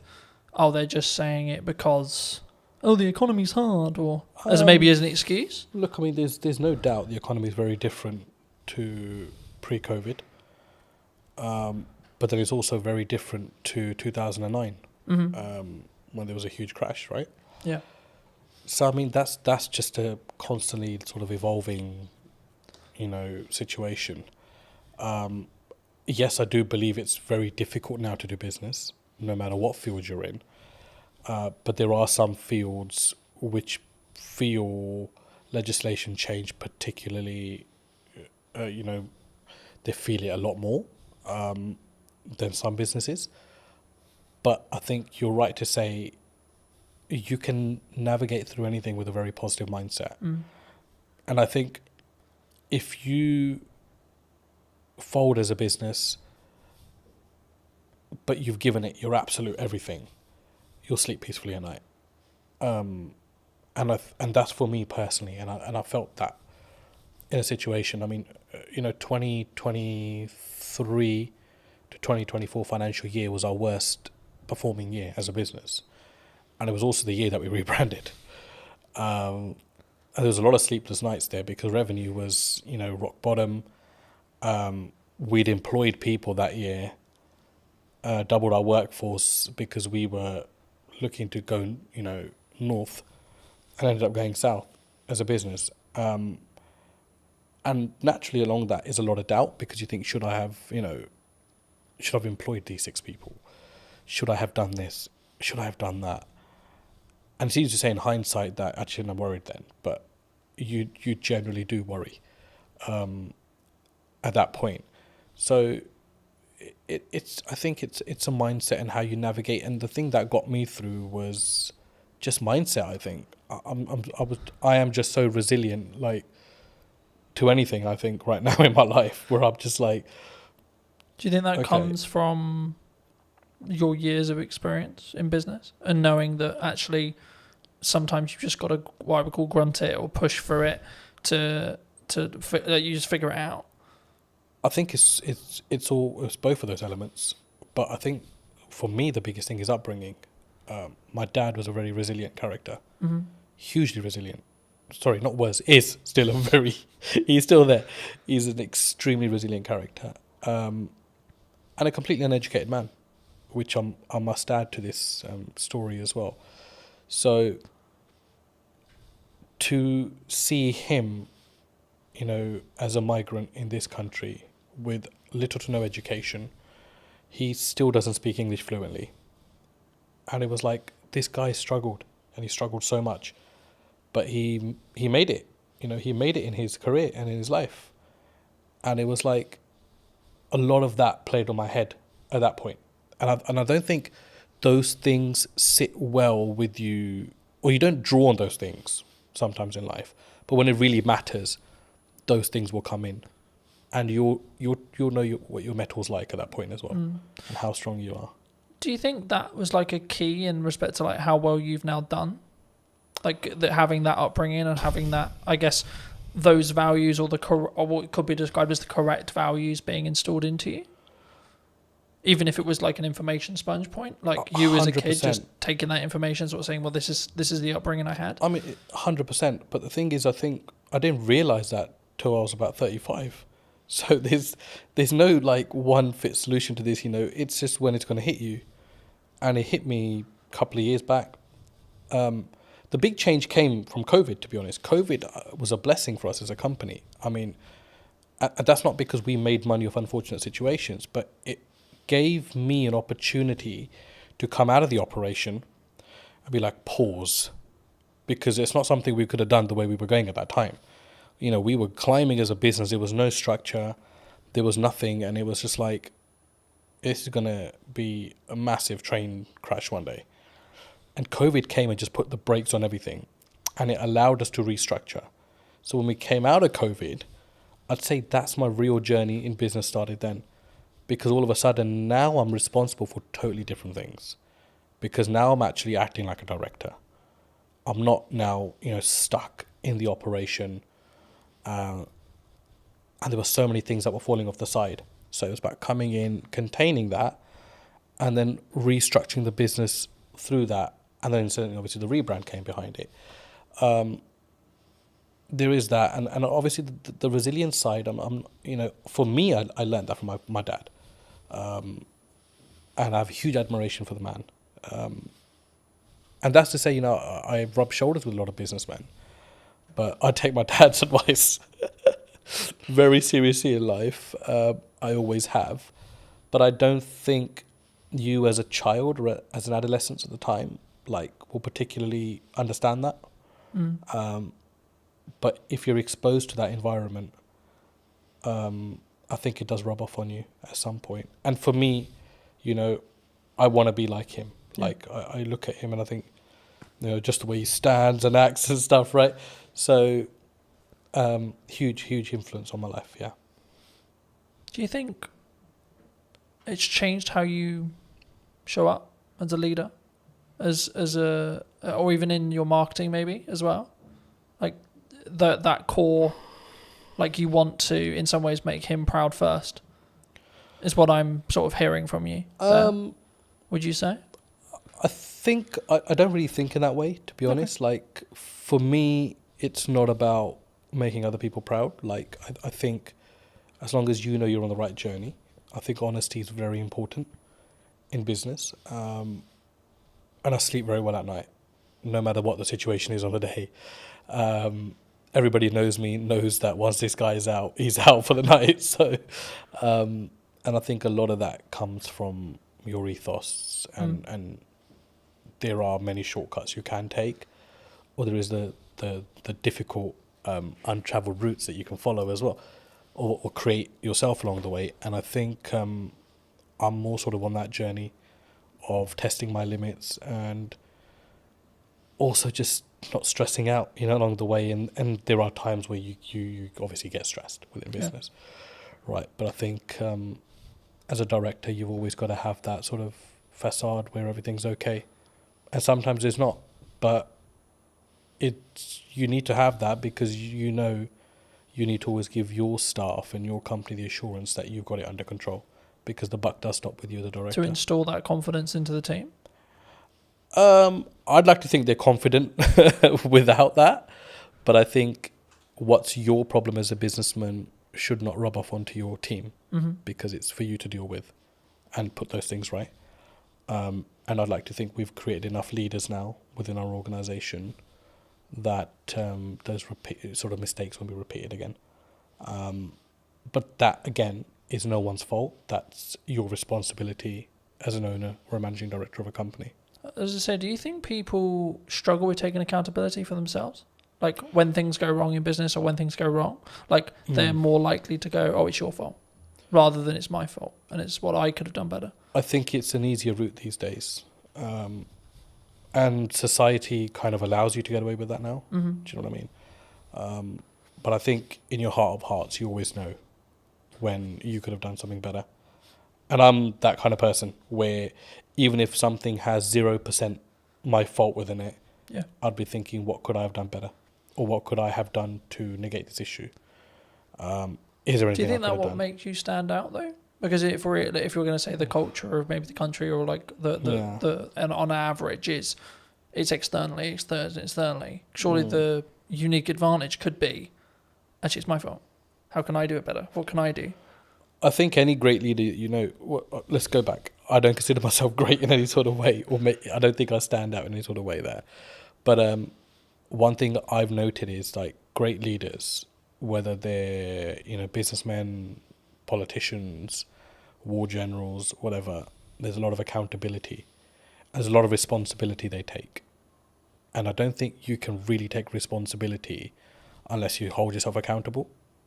I know that might not make sense, but in my head it does. So I think that's really true, and I think that you have to take yourself accountability to what goes wrong, right? Like I've spoken in content quite a lot about last year was really hard, economically, business wise, etc. Now I could have go down the approach of, well, it was a harder year and it was financially this and there was political uncertainty and this and this and this, or I could say, well, what am I doing? Yeah, right. Exactly. Like, how am I showing up? How am I leading with value? Yeah. Am I leading in the right way? What's my office structure like? What's my business structure like? And then what I did was actually go, okay, right. So clearly something isn't working. Right. So let's go back to basics. Let's restart everything. Let's replan the business model. Let's replan marketing. Let's replan everything. And then, funnily enough, when I executed on those things changed. Results changed. Yeah. So I think for me, especially something that you can't overly control, right? Like, who's in the government, what the government policy is, etc., etc. That's why you should focus on you. That's why you should focus on what you're doing and what your key is, I guess, in some ways. But what do you think's missing in marketing right now that people maybe don't look at, or like either what you're doing specifically, or maybe what you're seeing as like potential opportunities? What I've seen, because we engaged with a lot of marketing companies before we decided to go with the one we did, it was just like how bad the quality of stuff is out there. And I don't know whether it's just that people settle for, whatever's kind of fed to them, or don't challenge back enough on things. And for us, I was like, no, I don't want to look like a Pret or a Starbucks, because those things are fucking done. Like, I don't want to be that brand. No, I don't care how they're presenting their material. It makes no sense to what we do. And, the comeback from some of the marketing companies was, oh, yeah, but, you're operating in a different domain. Yeah, we're operating in the aviation domain. It's a huge domain to this country. I mean, you saw what happened when aviation shut down with the ash cloud. Yeah. I said, we're operating in a very high marketable area. But I don't need to be another one of these brands. So there's this whole, I think in marketing, they've kind of got these slots in their head. Where, oh, okay, you're in hospitality, so let's just follow the footprint of this company. You're in travel, let's follow the footprint of this. No, it needs to be personal to you as a company. And I think no matter what size you are, I think you've got to have that arrogance and you've got to have that strength and be like, no, this is shit. I'm sorry. Yes, you might be saying to me this is going to cost me £5,000 a month, but I do not value this at £5,000 a month. Like, this content is shit.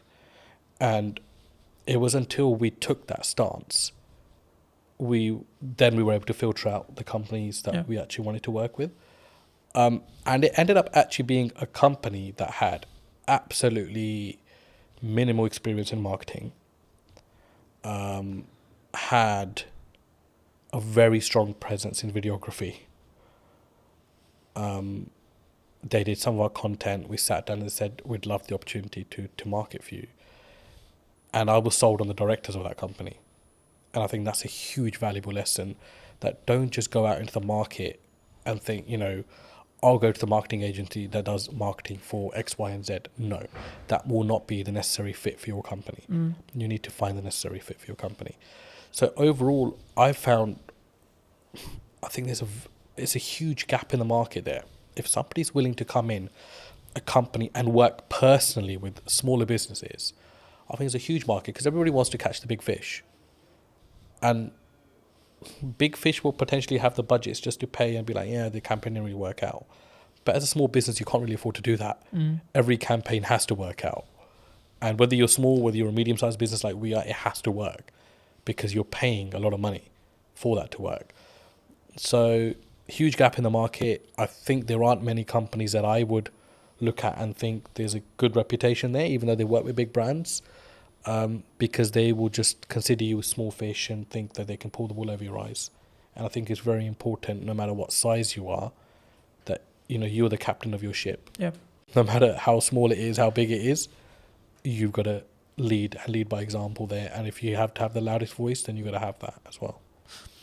I'm glad you mentioned video, because I think sometimes people, they're overwhelmed by it, they're concerned by it. Yeah. They're like, well, I mean, why do you use it? Right, was the key, the question there. But like, I think there's so much that there's like, from my experience, there's psychology around like, oh my God, I sound like a dick on camera, or like, I don't like the sound of my voice, or this is how I look. But there's also then like the tactics or like the tech side, right? Now, obviously, if you're bringing in a videographer, you don't need to worry too much about the tech side. But I still think you should, at some principle, you should understand it. I mean, why did you, because you mentioned that you leaned into it. I mean, why did you lean into it? I was obviously introduced to yourself into videography. I didn't have any, yeah, we know videos get made, but it wasn't something you ever gave, second thought to. For me, it was just kind of like, okay, I need to stop worrying about how I look or sound on camera. Like, just be genuine to who you are, like what you're talking about. If it produces great content, it does. If it doesn't, whatever. It's not the end of the world. And obviously, it was a changing landscape at the time as well. I think all of a sudden, Instagram changed its algorithms, like videos and reels, and all these new terms are coming out, and I'm like, what the hell's actually going on? And so yeah, it was just something that came about, and for us, because we're hospitality and retail catering, imagery and videography is a huge aspect of what we do, as part of marketing as well. Of course, you can't just keep marketing with, let me take a picture of this and just keep sticking on social media. It doesn't really work that way. So for us, it was like, okay, we need to open our horizons here and actually look at things that work, and just keep yourself open-minded in the process.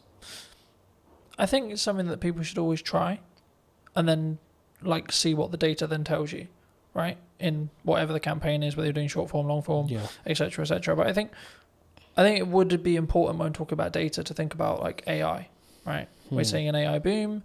Do you see it as like we're all maybe in trouble, or like some people, like you're very obviously service based in respect to what you do, so it might not be as relevant, but is there elements of AI in your business? Do you utilize it, or have you gone the other way and said, actually no, we're going to lean into the fact that we are doing it ourselves and we're not maybe using it as a utilizational tool? Because I see it as a tool that can be sharpened rather than it replacing you.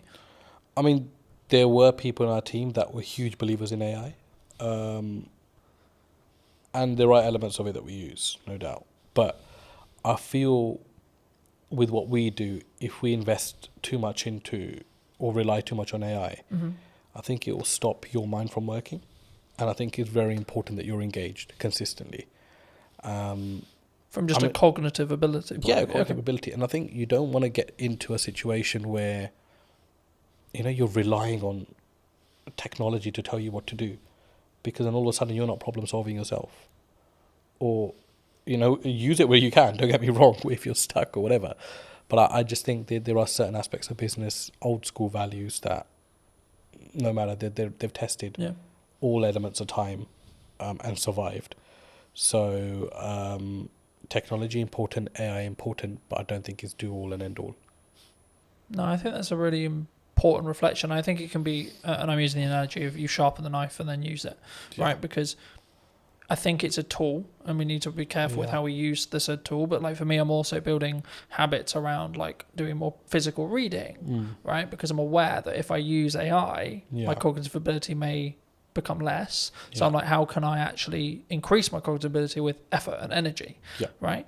And I think for me, that's the difference, and that's why I think like you can still be sharper. But were you always maybe looking at, like, because I think when we look at maybe the arbitrage, or maybe we're looking at for an advantage as a whole, were you always someone who maybe looked at technology and saw the opportunities it could give? Because I think sometimes people, they sort of put their defense mechanism up and go, no, we're not going to use it. We're not going to do that because it's scary and new.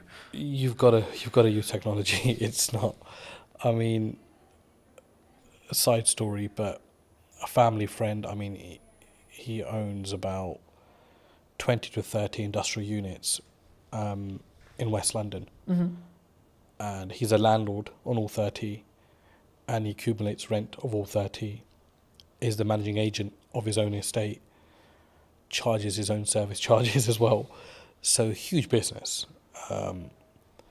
And in COVID, he had an issue where his bookkeeper caught pneumonia and was hospitalized. So he called me and said, I need some help with software and accounting.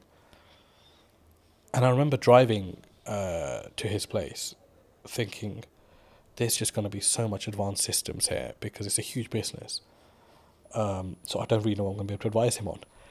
When I got there, I was completely shocked that he had no accounting system, no software, and he was doing everything manually. To the point where he was even adding up sums on a piece of paper or his ledger, physical ledger.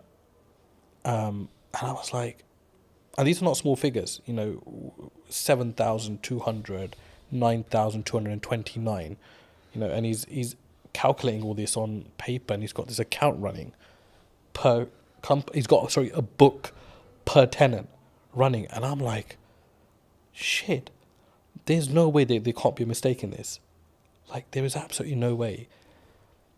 So his first job for me was, I want to move all of this onto an accounting system. Yeah. And I looked at it and I thought, like, that is just madness. Like, it's absolute madness. And I remember setting up Xero for him. And I mean, I'm no Xero professional, right? We have a team that runs our accounts and stuff, but he wanted this to be a personal favor. So I remember shifting all of these physical ledgers onto an accounting software. And the sums were wrong by like thousands.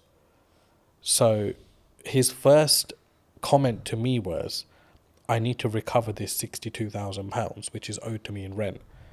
When we actually shifted everything onto a ledger, the figure was about 225,000, which was owed to him. So it's like nearly 3 times what he thought was owed. And that was his change at the age of 62 towards technology, that I need to adapt. And that was the point where he was like, no, I Was it an can't. eye-opener for him? Sorry? Was it an eye-opener? I think it opened. Like, how did he react? I think it opened everything that he had within him, because he was just like, I don't even know how many years I've been losing money for, which is the main thing. And he always had tenants, I said, and came to him like, this rent figure is wrong. And he was like, no, he's adamant it's right. And I was like, an accounting system will put all that to bed. All of a sudden, the queries went down by like 90%.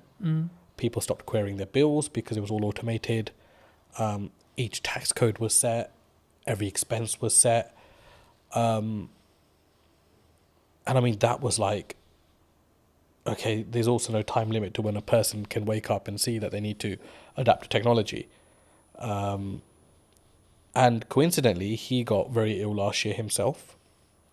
So he had his son come in and take over the business. And it was a very seamless handover because everything was sorted. So you could easily, you'd have to spend some time kind of understanding what's going on here. But it was handed over with something in place that you can just pick up and go with it. Yeah. Opposed to like, why is this or why is that or why is that? Everything was annotated. So look, you have to adapt. I don't think you can as a business. I mean, we didn't start using software till quite late into our business life as well. It was like 3 or 4 years in. We were creating invoices off Excel and that kind of stuff. And I was like, this can't be the way. And then slowly we've adapted to stuff. There are things that I think are really unnecessary in business as well. You don't need technology for absolutely everything. But yeah, basics like accounting and stock management, staff management, telematics on vehicles. You've got to have that. I mean, we had one of our drivers had a terrible crash last month, and the police wanted to know, what speeds were both vehicles travelling at, and we were able to prove that because we had the telematics. And the third party wasn't able to do that, which, favoured us as a business because we were able to prove that we were within, or our driver was within the speed limit. Didn't harshly brake. So technology is a lifesaver. in certain places, and you've got to have it for the basics of your business. Yeah. You're specifically, obviously, a very niched business in Yeah. regards to the sector that you serve. Have you always been that way? And if so, was that a very conscious decision from day one to be like, I'm going to serve this? Nope. Aviation just came about, to be honest. Well, I say it came about, but I kind of think you said your own destiny in some ways. We were so busy trying to survive as a company, but it was just like customer focus, customer focus, customer focus. Yeah. Make sure the customer gets everything they can from you, even if it means you're losing something. Just give your customer absolutely everything and make them feel special. And we do that till date. So in some ways, business is a funny thing because you can never say, I set out to do this and it happened. Because I think you've got to, a lot of things happen around it and you end up taking a different route. So, I discuss aviation a lot, but we work heavily with construction. We work heavily with tech companies as well. And we have a huge footfall in the city as well. And none of those things were ever targeted.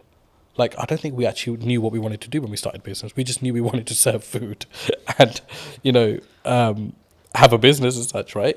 So it was like, okay, how do we do that now? And I think along the way, your business will adapt. Things will come up. You'll see value.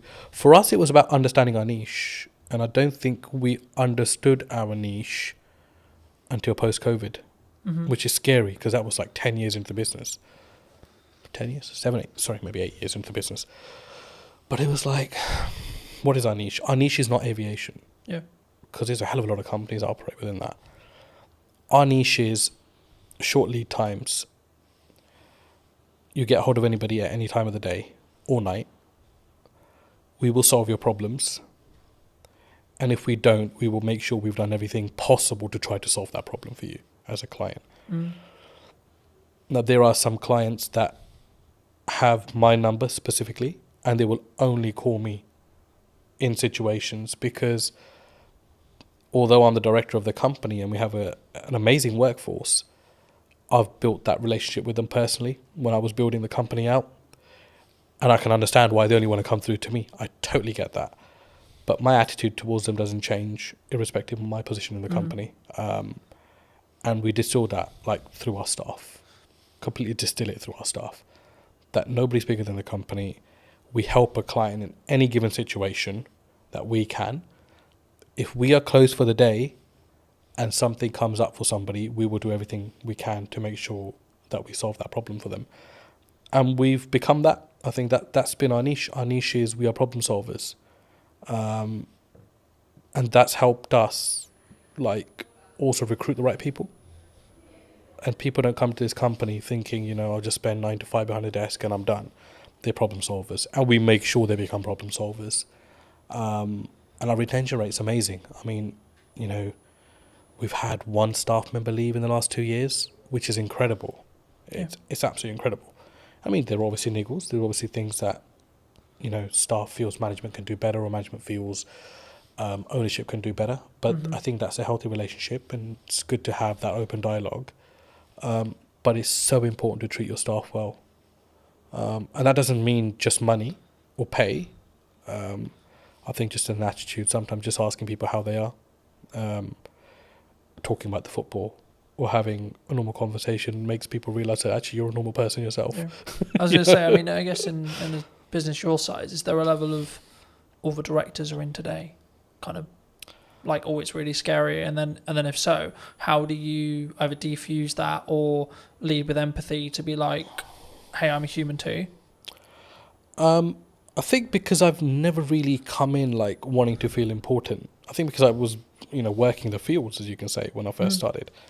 I've kept the same attitude now.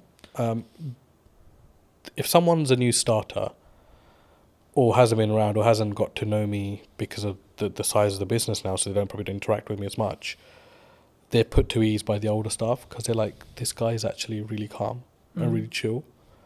He'll come in and be let's order some pizza. Or did anybody watch the football or the cricket or whatever? It's we have our company WhatsApp groups, and I was at the cricket India England the other day, and I'm sending in the group chat, a photo of myself at cricket, but that helps people just feel like, I'm not intentionally doing that. I'm just doing that because I've always done these kind of things. And there are staff that say, they don't feel like sometimes that I'm the owner of this company just by how I act, how I am. I'm very relaxed. Mistakes are fine. I think we've always said that, look, it's fine to make a mistake, but don't let it become a repetitive mistake and we're not learning from. So it's that yin and yang. I think you've got to find the balance. For me, it's very hard to be serious with people, especially my day-to-day staff, because I think their life is serious enough without me having to add to it. Our work is serious enough without me having to add to it. So I try to, just be chill around them. If there's problems, I'll take that up with my higher management, and we will deal with it away from our team. But I think it's very important to have that balance as well. Do you think, as a founder, as a director, as a leader, that maybe not you specifically, but those people in the question, leadership founders, they maybe have an ego problem, and if so, like, is that maybe their undoing sometimes? Like, they have a massive ego, they care about the car, they care about the house, they're keeping up with the Joneses, but they don't necessarily lead with maybe the correct, what I would describe at least as the correct values. Yeah. Do you think that has a strong impact as from a leader, from a founder, from a kind of how you show up for your staff, your employees, your higher management, etc.? I think so. I mean, the people with, if you've got the nice car, the big house, you've made it in some elements in life, and that's amazing for you as a person. I'm really happy for people that are able to do that. But do you think it comes from an insecurity sometimes? From insecurity, did you like say? they're doing it like, I've got the car because I don't maybe love myself as much, or like I'm trying to fill a hole potentially in their own self. I think everyone's trying to fill a hole in some way within themselves. I think we all have that. I mean, there isn't a perfect person out there. No, of course. Let's start with that. We all have our blemishes end of the day, and there are things that we can always improve on. But I've been in business long enough to see both aspects. I've seen people that feel like they need to show their hard work or remind people how hard they've worked by showing possessions. Yeah. And they do that more for others opposed to themselves, which is sad. I think it's quite sad. And I don't mean that in a horrible way, but I genuinely think like I'd hate to be in that position myself as a person. Starting out younger, I was obviously the general perception around business. One day I'll have a really nice car, and I'll wear those clothes, and I'll wear, I'll buy this and I'll buy that. But I think once you're fully invested in your business, all those things would just not matter anymore. Like, for me, it doesn't matter right now that I'm wearing discounted Next Aspadrilles, or I'm wearing a certain branded top. It matters nothing to me whatsoever. Because I think more about the quality of the person then? I think... Or the quality of the founder, the quality of the leader? It's like, what's your higher purpose? Like, you've got to think, that's what you've got to think of. And I think if your purpose goes beyond materials, you've got a bigger purpose in life. You're not thinking... I mean, I get absolutely no joy. I mean, I love my car. Don't get me wrong, I love sitting in my car. But if I get a phone call, the problems are still as bad as they would be on a bus or on a train. Yeah. So all of a sudden that materialistic thing matters in no way. Yeah. Right? So for me, I think it's like, you've got to be like, okay, why am I in this? But what am I about as well as a person? And people lose one of those two aspects somewhere along in the business. They either forget why they're doing what they're doing, or they'll forget who they are. And for me, I can't do that, because I grew up eating dinner on the floor. I never sat on a dining table, because traditionally, my dad grew up, there was no dining tables, in his household in 1960, whatever it was, in India, because he was from a very poor background, post-partition of India, Pakistan. So they grew up sitting on floors and eating. So he distilled that in us. And there are times where we're just out and about and we're having a working lunch, and I'll just sit on the curbside, because I'm totally happy with that. Like, because I don't need to change as a person, I feel, to show my status or to show who I am. Like, for me, I'm another person in this world. Do you think by having that level of humility, level of like humbleness Yeah. will keep you, I guess, in some ways empathetic or like connected with every layer of your company in respect to management Absolutely. and the people and the staff, and Absolutely. gives you more, I guess, humanity in respect to how you lead. Absolutely, because you'll be a human before you're anything else. A human that actually feels other people's pain and their situations, opposed to just your own consistently. But it's very important for your personal life as well, because, I mean, I've got 2 young kids. I was at sports day yesterday with them, and my he's just four now, and he's starting school in September. So yesterday was his sports day, and today's his last day at school. And the parents were all sitting together, and we're talking about schools, and we talked about, you know, where he's going to be schooling and where they're going to be schooling, and it was just like an amazing conversation, because no one's judging anyone, because everyone's on the same footing at this moment in time. Yeah. But you start to get a feel as life goes on, as you grow older, that it becomes, who's going to the independent school, who's going to the state school. Oh no, they must have so much money because his or her son's going to the independent, or his or her daughter's going to the independent school.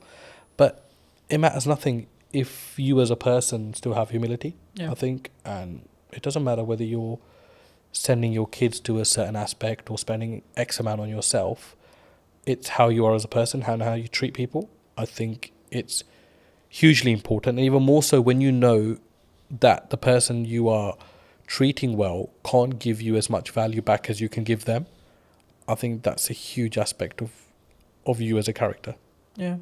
I think also it's a pay it forward mentality to an extent, right? Like, I think what you output will also reflect back on you in 3 months, 6 months, 12 months, etc. At some point, it will definitely reflect back on you. Whether you believe in karma, whether etc. Right? Whether maybe don't give it no belief system, but like whatever your belief system is, there's always a crossover there. And I think, especially when we go back to business, I think that's true in marketing as well. Yeah. Right. A lot of the work I'm doing at the moment is actually, how can I scale out what I'm doing and then build systems so that it allows me to be more present for clients. So then in turn I can do a better job, which in turn means then when I take on new clients, I can ensure that the quality is the same, right? And actually, I think partly because I will say no to certain projects or certain clients or certain things. Do you look at that when you potentially look at a client or working with a customer, etc.? Do you say no sometimes? And if so, where does that mindset come from to be able to have the humility, I guess, or the confidence to say, actually, no, you're not the right fit for us? I think as a leader, you're responsible for a lot within your organization, and I think you realize that the more you grow as a business. It's something which is easy enough to ignore if you're stagnant, or if you're growing through, the growing pains, right? And it's a very painful area when you're growing as a business. And I mean, by no means is Anand a multinational business, but I feel the pain of it every day when we grow. And majority of the time it's financial pain, because the bigger you become, the more restraints you get on your cash flow. And there's times you're thinking, I just want to be small again. I just want to be that business that everything was done on account, payment on receipt or whatever, right? But all of a sudden now we've got payment terms. There's clients that rack up huge bills, but we know we're not going to get the money for 60 days or 30 days. And, there's clients there was a client that came in, and we're absolutely wonderful with each other now, but they started and they said, we won't pay you for 90 days, but we'll give you this much business. And everybody was like, oh, it's an amazing deal to be done. And it was somebody from our team, actually, because when I consulted him, and he said, there's absolutely no point to take this business on, because if this client's going to be giving us £150,000 a month, we won't have that for 90 days. So all of a sudden we would have racked up something like $500,000 in 3 months. Or this business would have racked up $500,000 with us and that's a huge risk, because we only get paid 150,000 out of that 450 after 3 months. Yeah. And then it becomes that again. And then it becomes that again. And if that goes down tomorrow, we're going to be losing $500,000 as a business. And that's not just the revenue, there's the cost that comes with it as well. Yeah, because you have to pay out the cost anyway. And I think sometimes when people look at business, they maybe don't appreciate it, right? They'll see them with the nice car, they'll see them with the new studio, whatever it is. but I look at it and go, oh, that's a lot of money.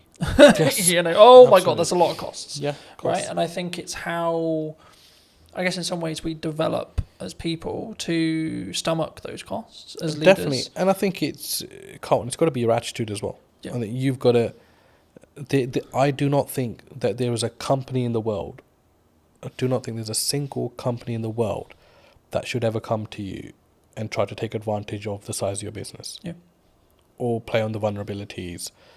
But unfortunately they do, because that's the way the world works. And that's where I think you've got to show your mettle. Like, how much do you value yourself as a business? How much do you value your services as a business? But be able to back that up with quality as well, which is a fine line, right? And that doesn't necessarily mean you've got to have the best product in the market, but absolutely deliver on everything that you say you're going to deliver on. If it costs you to deliver on it, you deliver on it irrespective. You don't just shortcut and then leave yourself exposed in the market for having a bad reputation. But I think it's self-belief.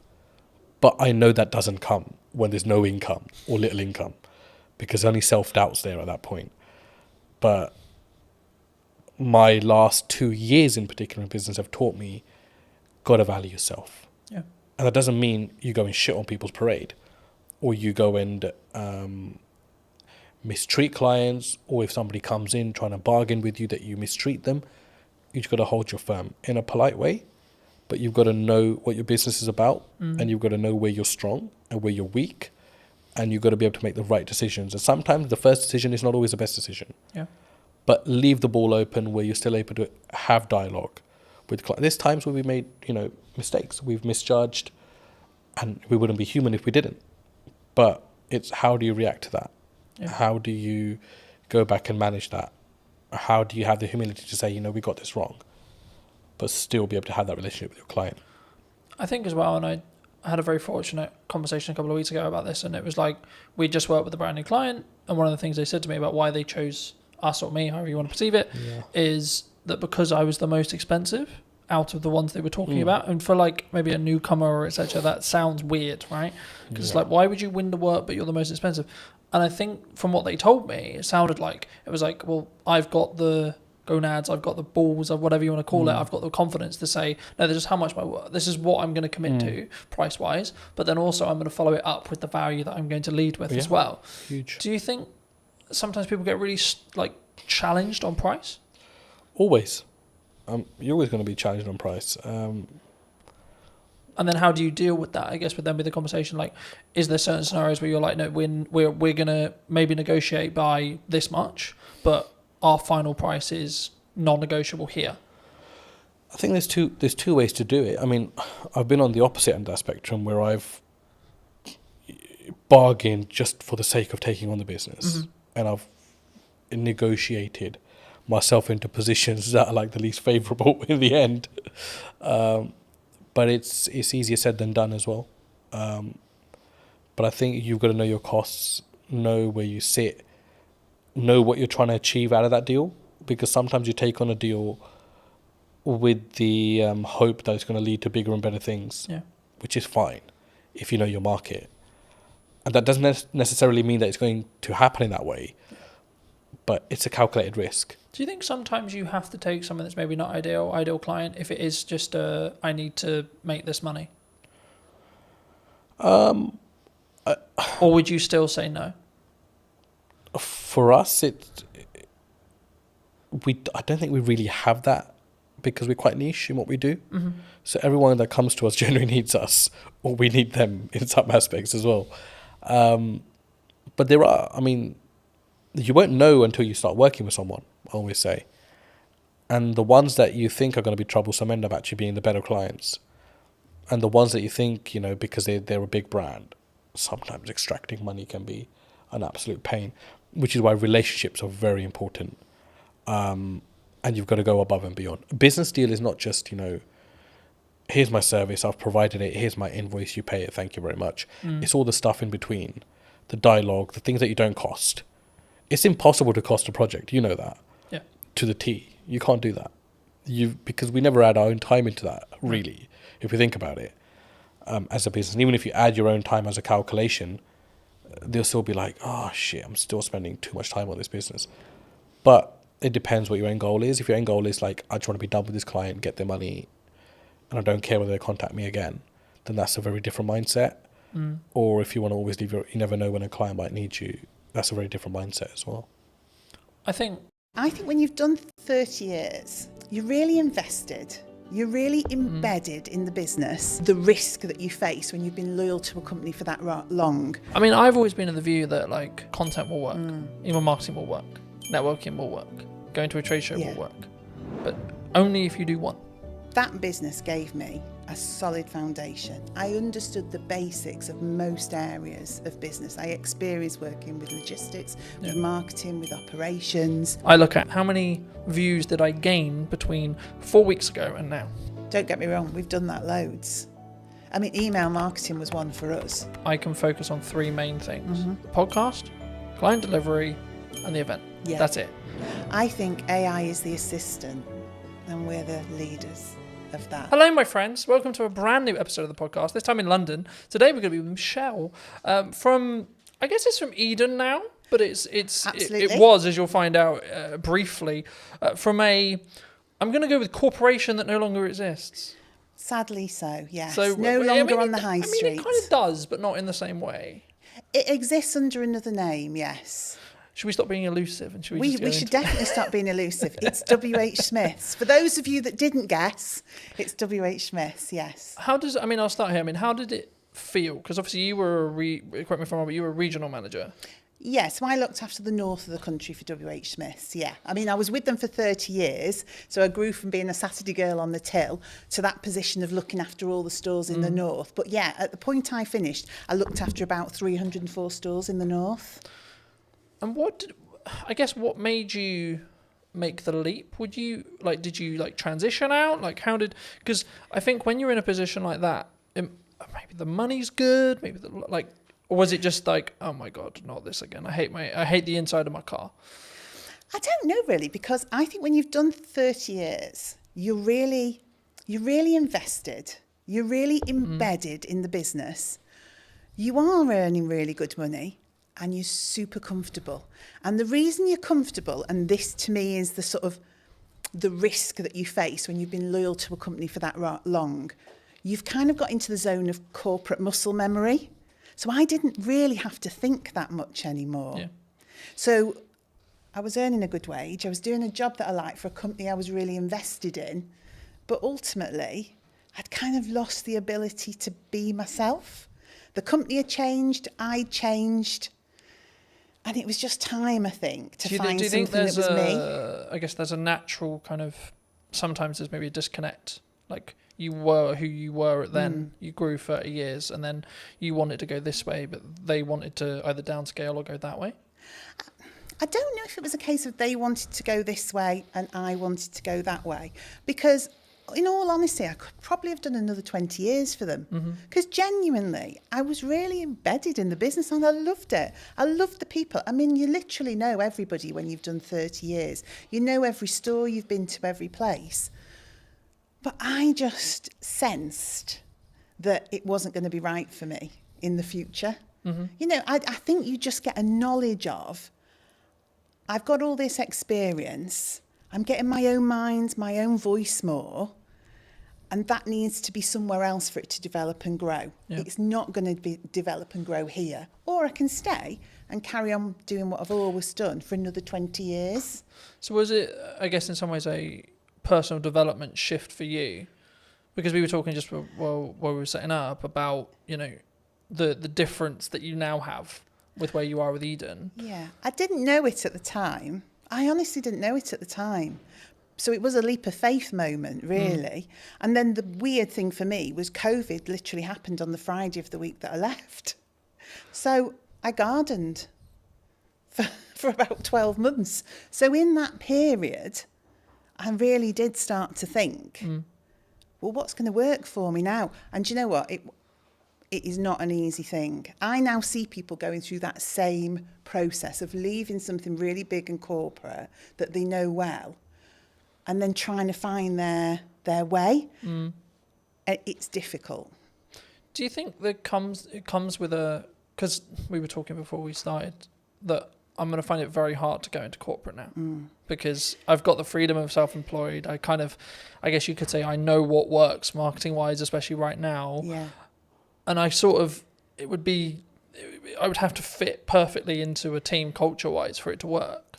It would depend what you'd want that for. For me, that business gave me a solid foundation. I understood the basics of most areas of business. I experienced working with logistics, with marketing, with operations. It taught me to be resilient. You know, they were a company that was adaptable. I mean, they survived on the high street. So it did give me an understanding of how you support a business to survive, to protect its people, to protect the brand, etc. But yeah, on the other side of it, the thing that you're talking about, having your own voice, that freedom to shape a culture, shape a business, shape the dynamics of what the team are doing. For me, that didn't exist in that type of business because I think they have to have really clear communication, real clear clarity of message. Yeah. And if you're someone who wants to divert or disrupt that, that can be very regardless difficult. Of maybe how good the idea is. Regardless of how good because the idea is. Because it is a triangle in that respect. You know, you have to follow the top. And I always found I was always in a box. I think so. And as well, and you can have, and also it's the ability to push that idea through because some ideas do make it through. But what do they say? It's like steering an oil tanker, not a speedboat.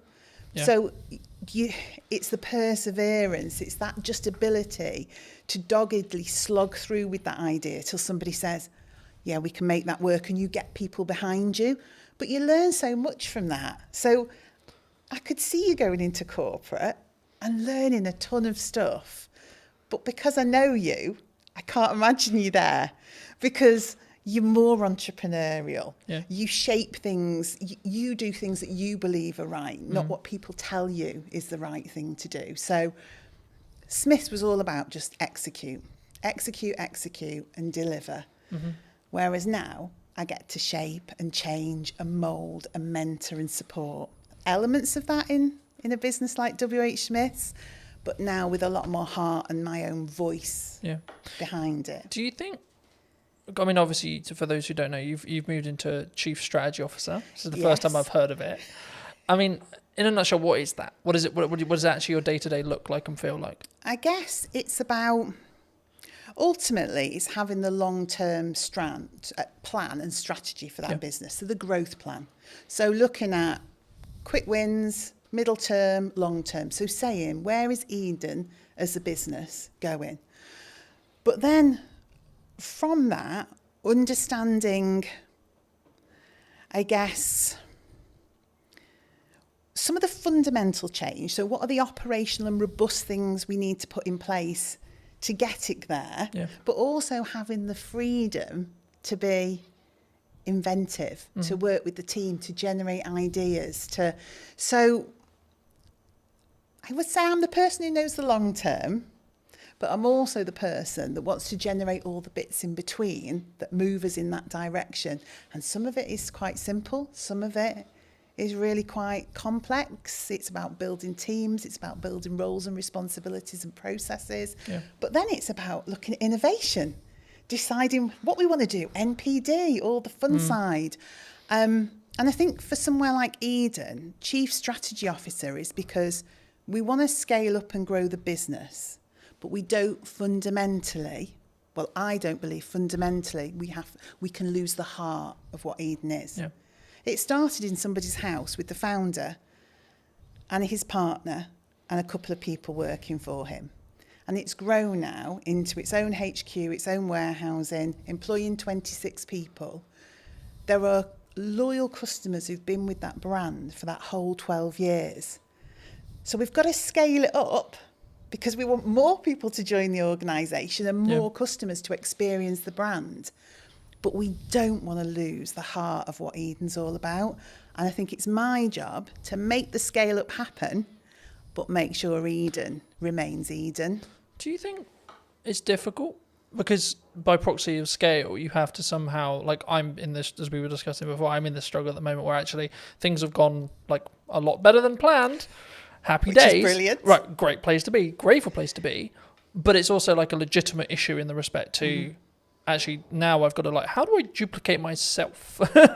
Because that's potentially the position I'm in, especially when it comes to like continuing the next step now, which is actually continuing with what I feel is working, but sort of, I guess, because I'll never be able to replace me sat here in front of a camera. No. Right? I can outsource everything else, but the only bit I'll never be able to, especially if a client is very tied to, I want Colton on the production, I want Colton on the marketing, etc., it's going to be difficult. I mean, did the team at Eden find that as well? I think because obviously you sell a product, right? But the essence is still there. Yeah, I mean, ultimately our main product, it's dog food. I mean, that's what we produce and sell, premium quality dog food. I think when I came in to that business, it was difficult because it was change. It was somebody saying, what you've done till now has been brilliant, because you have organically grown this business with people from the local area, not experts, just people with a passion for pets, a passion for the brand. And then I had to come in and say, that's absolutely brilliant, but we need some roles, some responsibilities, some routines, some best practices. We need to get back to basics. We need the foundations.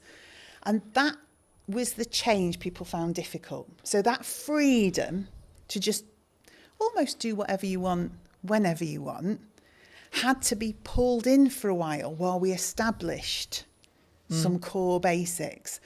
But once we'd done that, once we'd got the right people in the right place doing the right things, once we operationally were robust, when we'd done our risk management piece that said, what are those critical points of failure that sit within this business?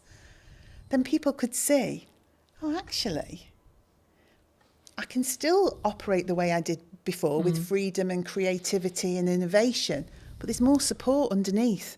Things don't crash off a cliff. Actually, the structure's there now for us all to be able to do the things that we're really fundamentally good at, which is connection with the customer, the love of pets, the love of the brand, getting out, word of mouth, spreading the word of Eden, knowing that the business is fundamentally running well. Yeah. Whereas before, the business could have been struggling and we wouldn't necessarily have seen it. So we wouldn't have been able to make the changes we required to keep the business in a good place and on track. Yeah. Do you think there's you, with your role, I think you'll look at maybe like the overarching strategic side of marketing. Yeah. But what are people missing right now in marketing, would you say?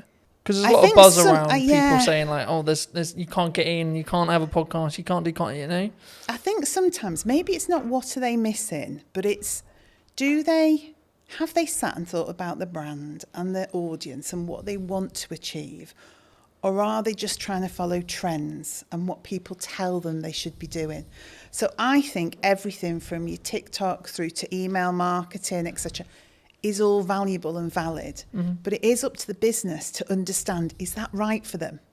And maybe it's not right for me today, but it might be right for me in a month's time. Yeah. Or maybe something I've always done, I'm going to stop doing so much of that now because I want to change. So I think you have to consider everything in the marketing sphere, but it doesn't mean you should do everything. Because if you do it without authenticity, I've seen many TikToks where I just think I could literally crawl under a rock with embarrassment. Now, I'm sure some of that actually works sometimes. But if you're just doing it because you think you have to, I don't think it works. I think for me that's really true. I mean, I guess the follow-on question was going to be around like the shiny thing syndrome. So to give you some context, I was out on a run yesterday. Yes. And I was like, hey, I should have like a teaching platform and it should be on a subscription base. I was like, no, Colton, that's a good idea, but no, because I'm focused on like two main things right now for the next, like probably to the end of the year, more likely, which is the podcast, right? And then the event, right, that I alluded to before we started. And the event's in September. So the reality will be like after September, I'll just be planning the next one and continuing with the podcast. Yes. Do you think people run into a challenge when it comes to like, they get some momentum with something and then they go, oh yeah, but this shiny thing over here is really cool. Yeah, and it's and also if you're looking at your competition quite heavily, if you're looking at the marketplace and seeing what people are doing, you don't know if what they're doing is actually successful. But internally, you go, they're doing that. It looks great. I mean, of course it looks great because they make it look great. Yeah. It doesn't mean it works, doesn't mean it's successful, but it's so true to say you can just be pulled off. I mean, I say to my team, I know it's a really old analogy of all of us pushing the boulder up the hill. If we all run off in different directions, we're going nowhere and probably going to get squished. Yeah, who's going to get squished? Who's going to get squished? And that's what I say. Look, we've got some key pillars. Let's stay focused on that. Let's consider the opportunities, but don't run off and do it and just leave this hanging over here. And don't get me wrong, we've done that loads. I mean, email marketing was one for us. We wanted to do it. We should have been doing it. We kept running off and doing shows and events and sparkly fun things, never actually nailing some of the fundamentals, because it's more appealing, isn't it, to go to Crufts and meet dogs. Do you think there's a level of ego that comes from that? Like either from a founder or from a team? I don't know whether it's ego or it's what personally turns you on, what your own drive is, what do you fundamentally want to do? People do gravitate towards the things that do it for them, don't they? Yeah. I mean, I've always been in the view that, like, so for example, content will work, email marketing will work, networking will work, going to a trade show will work, but only if you do one. Okay. In my view, right? From what I've found personally. Yeah. When I've really focused in just depth on how do I make the podcast as best as it possibly can. Yeah. From a viewer's experience point of view. That might be how it looks, how it sounds, how I come across.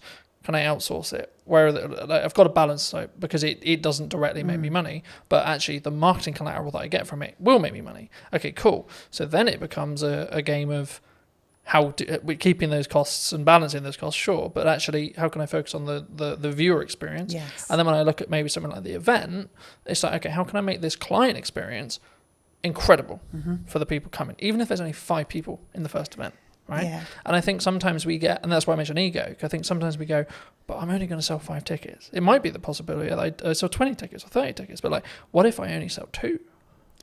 I get that. And it's interesting, isn't it? The business that yourself is in with you, and obviously you're looking to scale up and maybe employ, etc. Whereas now I'm sat with a team of 26, and so we've got the opportunity to do so much more. Yeah. But again, it is that decision on what's really valuable. I mean, and you just touched on something actually that I thought was really interesting.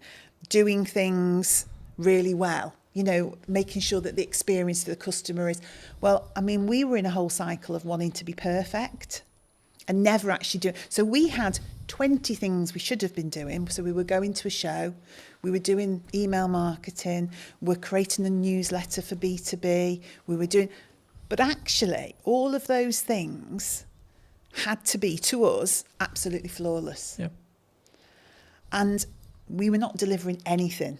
So now I'm in the world of accept 80% sometimes, but execute and get it out there for the customer and do it consistently. Because I think sometimes, and maybe it is a bit of ego, you want to look at a piece of work you've done or something that you've done that the customers see and comment on. And when you're getting all the praise and, oh, that's so beautiful and that looks amazing and your brand is absolutely, but you've achieved very little, it's not really worth anything. Yeah. All that praise and adulation about something when you could have delivered on 20 things but done them at 80%. No, I completely agree. And there's a very quick psychology study. I've done longer videos on it, but like just a very quick synopsis here. There was 2 groups. Sometimes it's pottery, sometimes it's painting, sometimes it's sculpturing, etc. The lecturer says one half can only create one piece across a window of time. Sometimes it's 2 weeks, sometimes it's a month. And the other half can create as many pieces as they like, whatever the metric is, so pottery, painting, etc. And the result of the study was that the group that could repeatedly create something had a better piece objectively than the group that had only that window of time to create the one thing. Completely agree. And that's where done better than perfect is better. Yes. And when I say I'm looking at, like, I think it's a focus point for me on how can I create the journey or the viewer's experience or the customer's experience or the client's experience as a whole to be better across a year not per episode, not Yes. per event, not. Yes. It's the overarching strategy. So I don't look at this reel got 1,000 views. I look at how many views did I gain between 4 weeks ago and now. Right, that's the metric I track. Not what when I go into what's working. Yeah. Sure, I'll look at specific videos, but on average, I won't. I just focus on the output and then focus on how can I build each one to be 1% better than the one before. Yeah, and I think we do similar. I would say we start to look at consistency of communication. Are we building a community? Do people feel like we're engaged with them, and so that they're engaged with us? So it's a similar sort of metric, but in a different way. Because if you're brilliant once, those people soon just disappear. Yeah. But if you're constantly there, talking to people, engaging with them, they're able, you're responding to them, then over time, that just builds into we call it a community. We're trying to create a community, and we're always trying to draw people in to that community. So the end result is growth. But I think we sometimes get into the world of we need it all to happen in one day, 2 days, 3 days, 4 days, 10 days, etc. That's me. Sometimes. But actually, in reality, if we just focused on, I can't remember the exact quote, but something along the lines of we underestimate what we can do in a week, but we completely over egg what we can do what we can over egg in a week, but what we can do in a year is really underrepresented mostly. And I think for me, actually focusing on that 1% is what that matters overall. Yeah, because then you're building that compounding effect. You're pushing the snowball down the hill a little bit faster, a little bit faster, a little bit faster, a little bit faster. Yeah, and also I think people can understand more. So if you are constantly jumping from one thing to another, your team just cannot grasp where we're going. They can't grasp the brand. What is the message? What is the strategy? So that continued delivery, that momentum that builds, you onboard the team. And by onboarding the team, you onboard the customer, and particularly in our business, because we've got customers and consumers. So the dog's the consumer. It's the dog we're trying to get to, but it's via that customer. And so it's almost like the baby food world, isn't it? Yeah. The baby's eating the food, but the parent's choosing which of the brands to buy. Same in our world. The dog's eating the food, the customer's choosing. A lot of that comes through trust. So that consistency, that slow momentum, is people don't trust people that flip from one thing to another, and they cannot understand what they're doing, and they can't see the message. So that repetitive, consistent approach. Oh, right, I know what Eden's about. I can see what the team's about. And because we're so accessible as well, a team of 26, we're all working in Stoke-on-Trent. You speak to one person, that understanding of the brand, you'll speak to the next person, you'll get that same message, you'll get that same education piece. So people start to think, this business knows what they're doing. And I think that's the same for yourself. When I see you online, when I see you doing what you're doing, I think that guy knows what he's doing. I also think it removes the pressure of being perfect every time, like building off the done is better than perfect thing. Yeah. Because as long as I'm authentic to me, then it doesn't necessarily, you know what I mean? It doesn't matter in the same way, because I'm not like, oh no, that's not, as long as it's on brand and on piece and still me, then I'm like, actually, that's cool, you know? But talking about that to its extent, I mean, we're in a world where AI's like risen, right? Are we all going to lose our jobs? No, we're definitely not going to lose our jobs. Is it all doomed?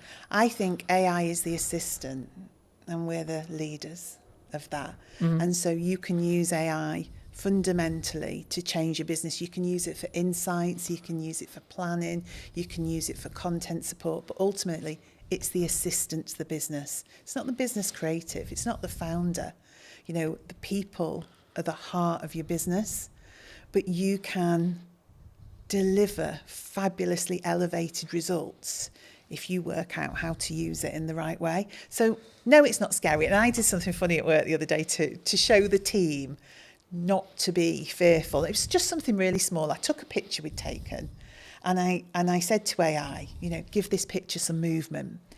And it did this crazy thing. I mean, we're pirouetting around the stage on this picture. I think one of us had claws for hands or something ludicrous.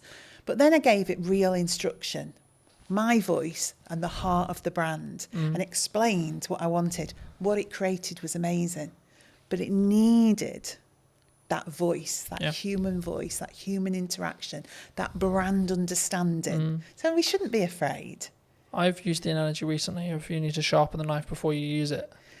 Very good. You know, yes. in the same way with Yeah. AI, you need to teach it what you want it to do Yeah. and not just write me a social media prompt, answer, right? It's about actually understanding it as a tool and not just seeing it as a, like, I guess, a fix-all, right? It's the company assistant. It's like your PA. It's part of the business. It's part of your business. It's a tool of the business. Yeah. It hasn't become the business. And I would hope some of the more routine tasks that it will support people then to be able to drive more creativity and innovation because they've got the capacity and the space to do that. You know what business is like. Sometimes it's incredibly busy, just getting tasks done, just executing things. And then you end up working in the business all the time doing.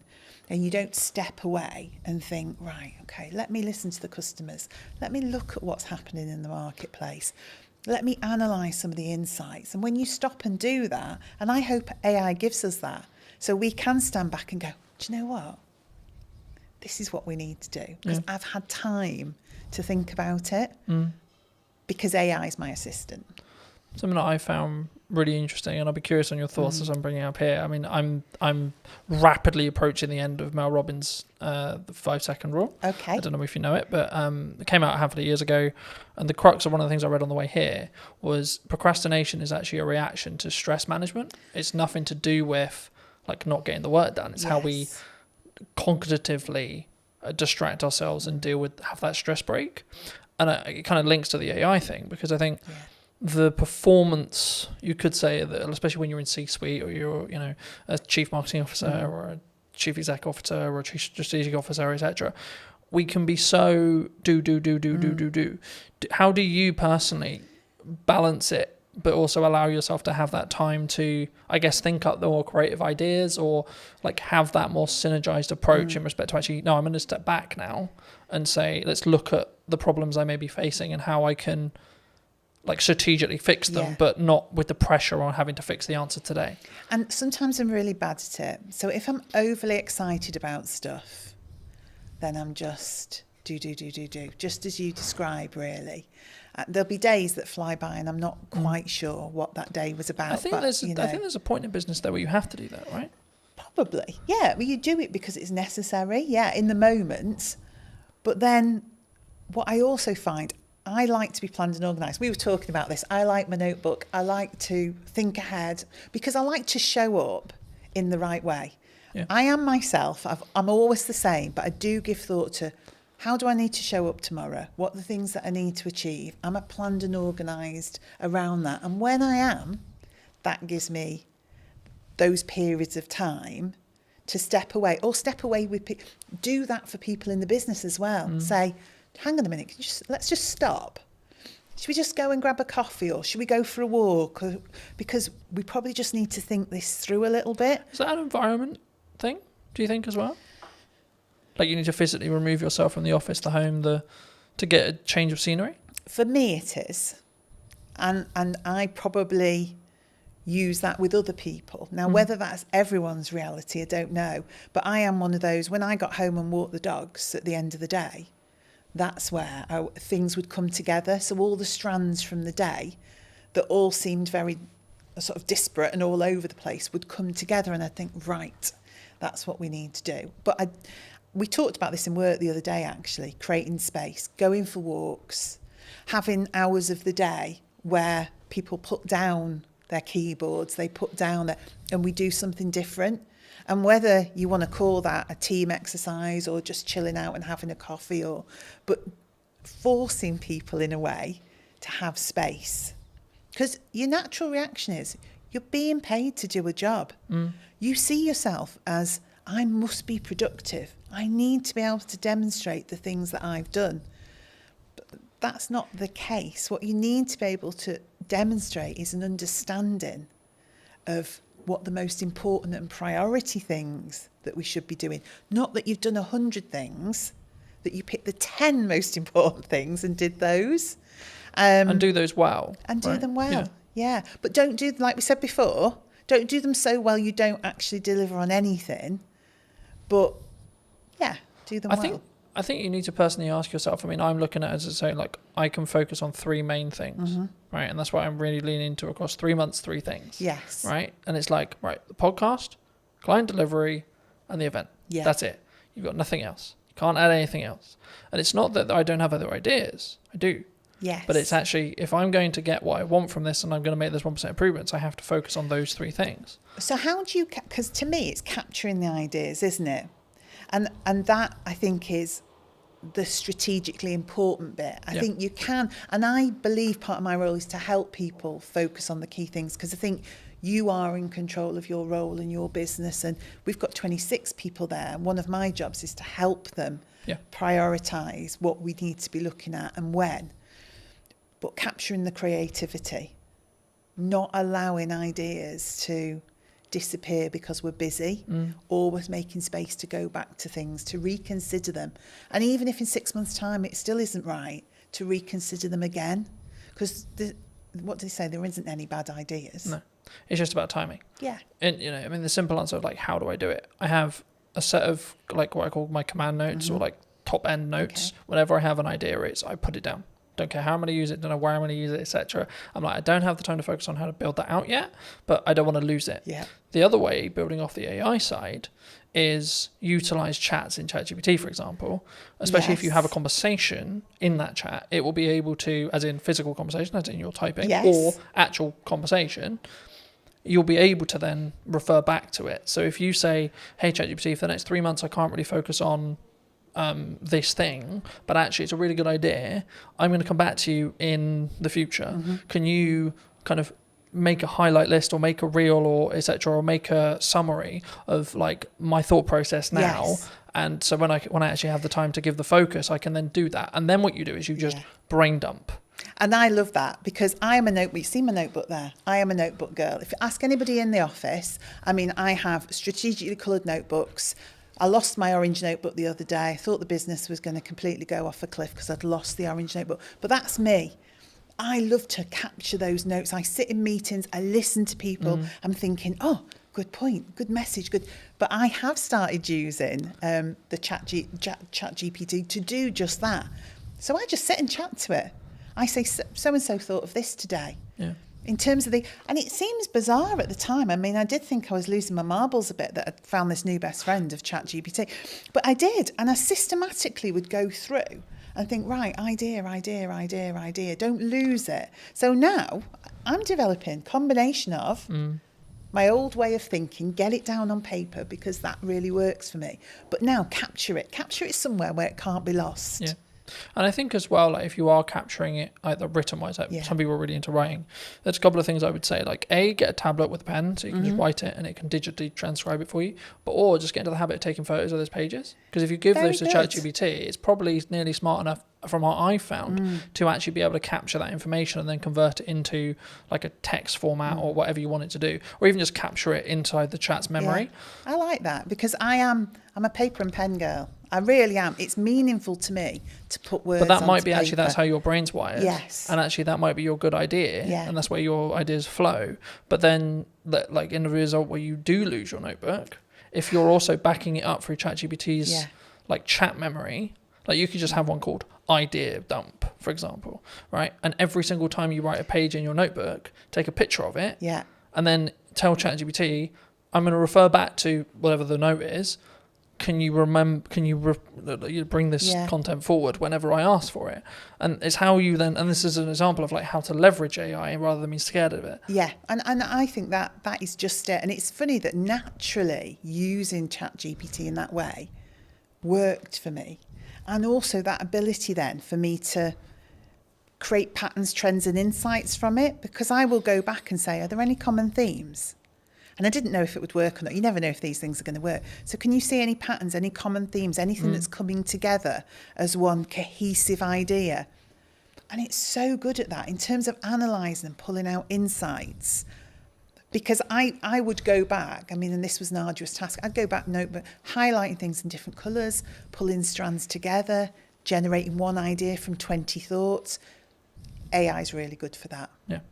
But again, I think it's an assistant tool. I don't think it's going to necessarily replace us. I mean, the trend sort of changed and it became this, someone who's utilising AI is going to take your job rather than the AI itself. And I think that's a more positive or more real reality of what we're going to have in the next 10 years. I think so. To be honest. And things change, don't they? Things always evolve.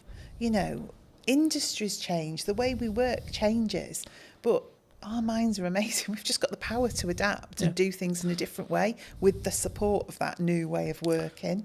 But I found because it's taking the grunt work away or allowing me to document things, etc., I then can have the more creative thinking process because my bandwidth is like opened up in that respect, and I can sort of play around a little bit more with what works and what doesn't, and like what ideas work and what, and I can ideate them a little bit deeper. Yeah. I think one thing that came to mind then, and this is why I think being the strategy officer is important, is probably one thing we need to think about. One thing I think about is everyone in the office is using ChatGPT or something similar, but I have to keep our voice as the Eden voice and the Eden brand. So that's what then becomes important in terms of us and the team. Because again, we could all go off with our voice thrown into ChatGPT. What it gives you back then starts to become... But I think it's a mirror, right? Yeah. And I think when we blame it, oh, it's a bit robotic, oh, it's a bit this, oh, the words aren't... It's like, well, you put it, you did the prompt, you did the... Yes. But I think, I mean, as a more generalised question, I guess, do you think that we don't look at ourselves, accountability-wise, as an over... Not even necessarily AI, but as an overarching... kind of like as a person when we see something maybe goes wrong, like more generally, like what that people as a whole we don't take accountability themselves, or do you think that's rarer? It's easier to go, it's your fault. Yeah, we don't always want to take accountability. If you're asking if we do, I think you know when you're accountable for something. That doesn't mean you don't try and deflect that accountability, but normally, if you work it through with somebody, you can get to a place where you understand what role you had in that. And again, that's something I have to do, because I think part of my role is clarity. And I think clarity is caring for people. So getting people to a place where they do understand their accountability and they do understand... There's also needs to be a proven place of safety, right? Well, yeah, definitely. But that's how it should be, isn't it? It should be a place where... Because it isn't like, hands up, I made a mistake, oh shit, my job's gone now. No.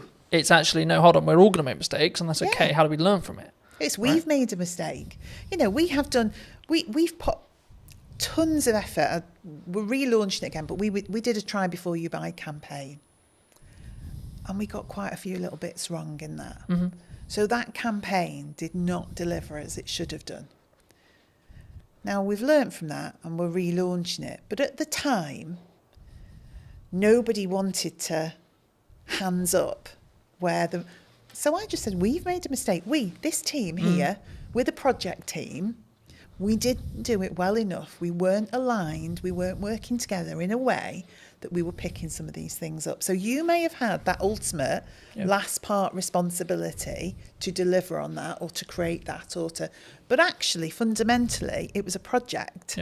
So we all bear the responsibility. But let's go back and say, what was your part? What was your part? What was your part? So next time we do it, we've got clarity. Clarity is a form of kindness. If you don't give people clarity, what you're saying is, I want you to keep making mistakes. So ultimately, at some point in the future, this is going to blow up and you're going to be in a whole heap of trouble. Where it's much better to say, oh, that's not quite right.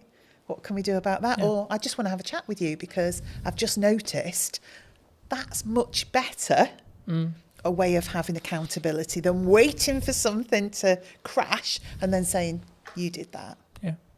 Do you look at it as in your role, because obviously you work with a larger team, so I'd be really curious, do you look at it and go like, do you come at it from a perspective of like, are you okay, like when you work with someone one-to-one, like if they are making mistakes, because it's like you good, like what's going on, if it's out of character? I don't necessarily say I always would do the you good, because different people respond in different ways.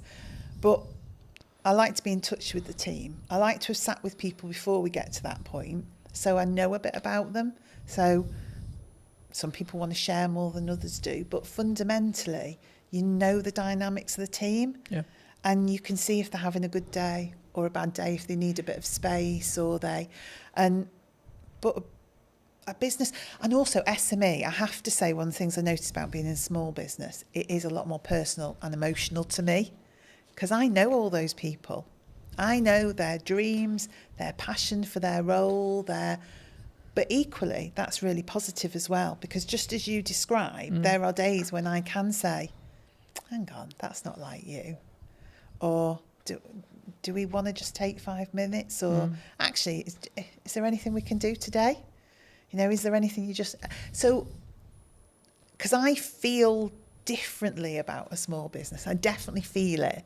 There's a lot more heart in a small business because that connection is so close. I'm so close to the team. I'm very close to the product. I'm much, much directly closer to the customers. Yeah. So those decisions you're making, those things you're doing are much more personal. So I would say it's made me more thoughtful. I use my own voice more. I use my own judgment more, and I deal with things in different ways at different times rather than a blanket approach because I just need to get things done. Yeah.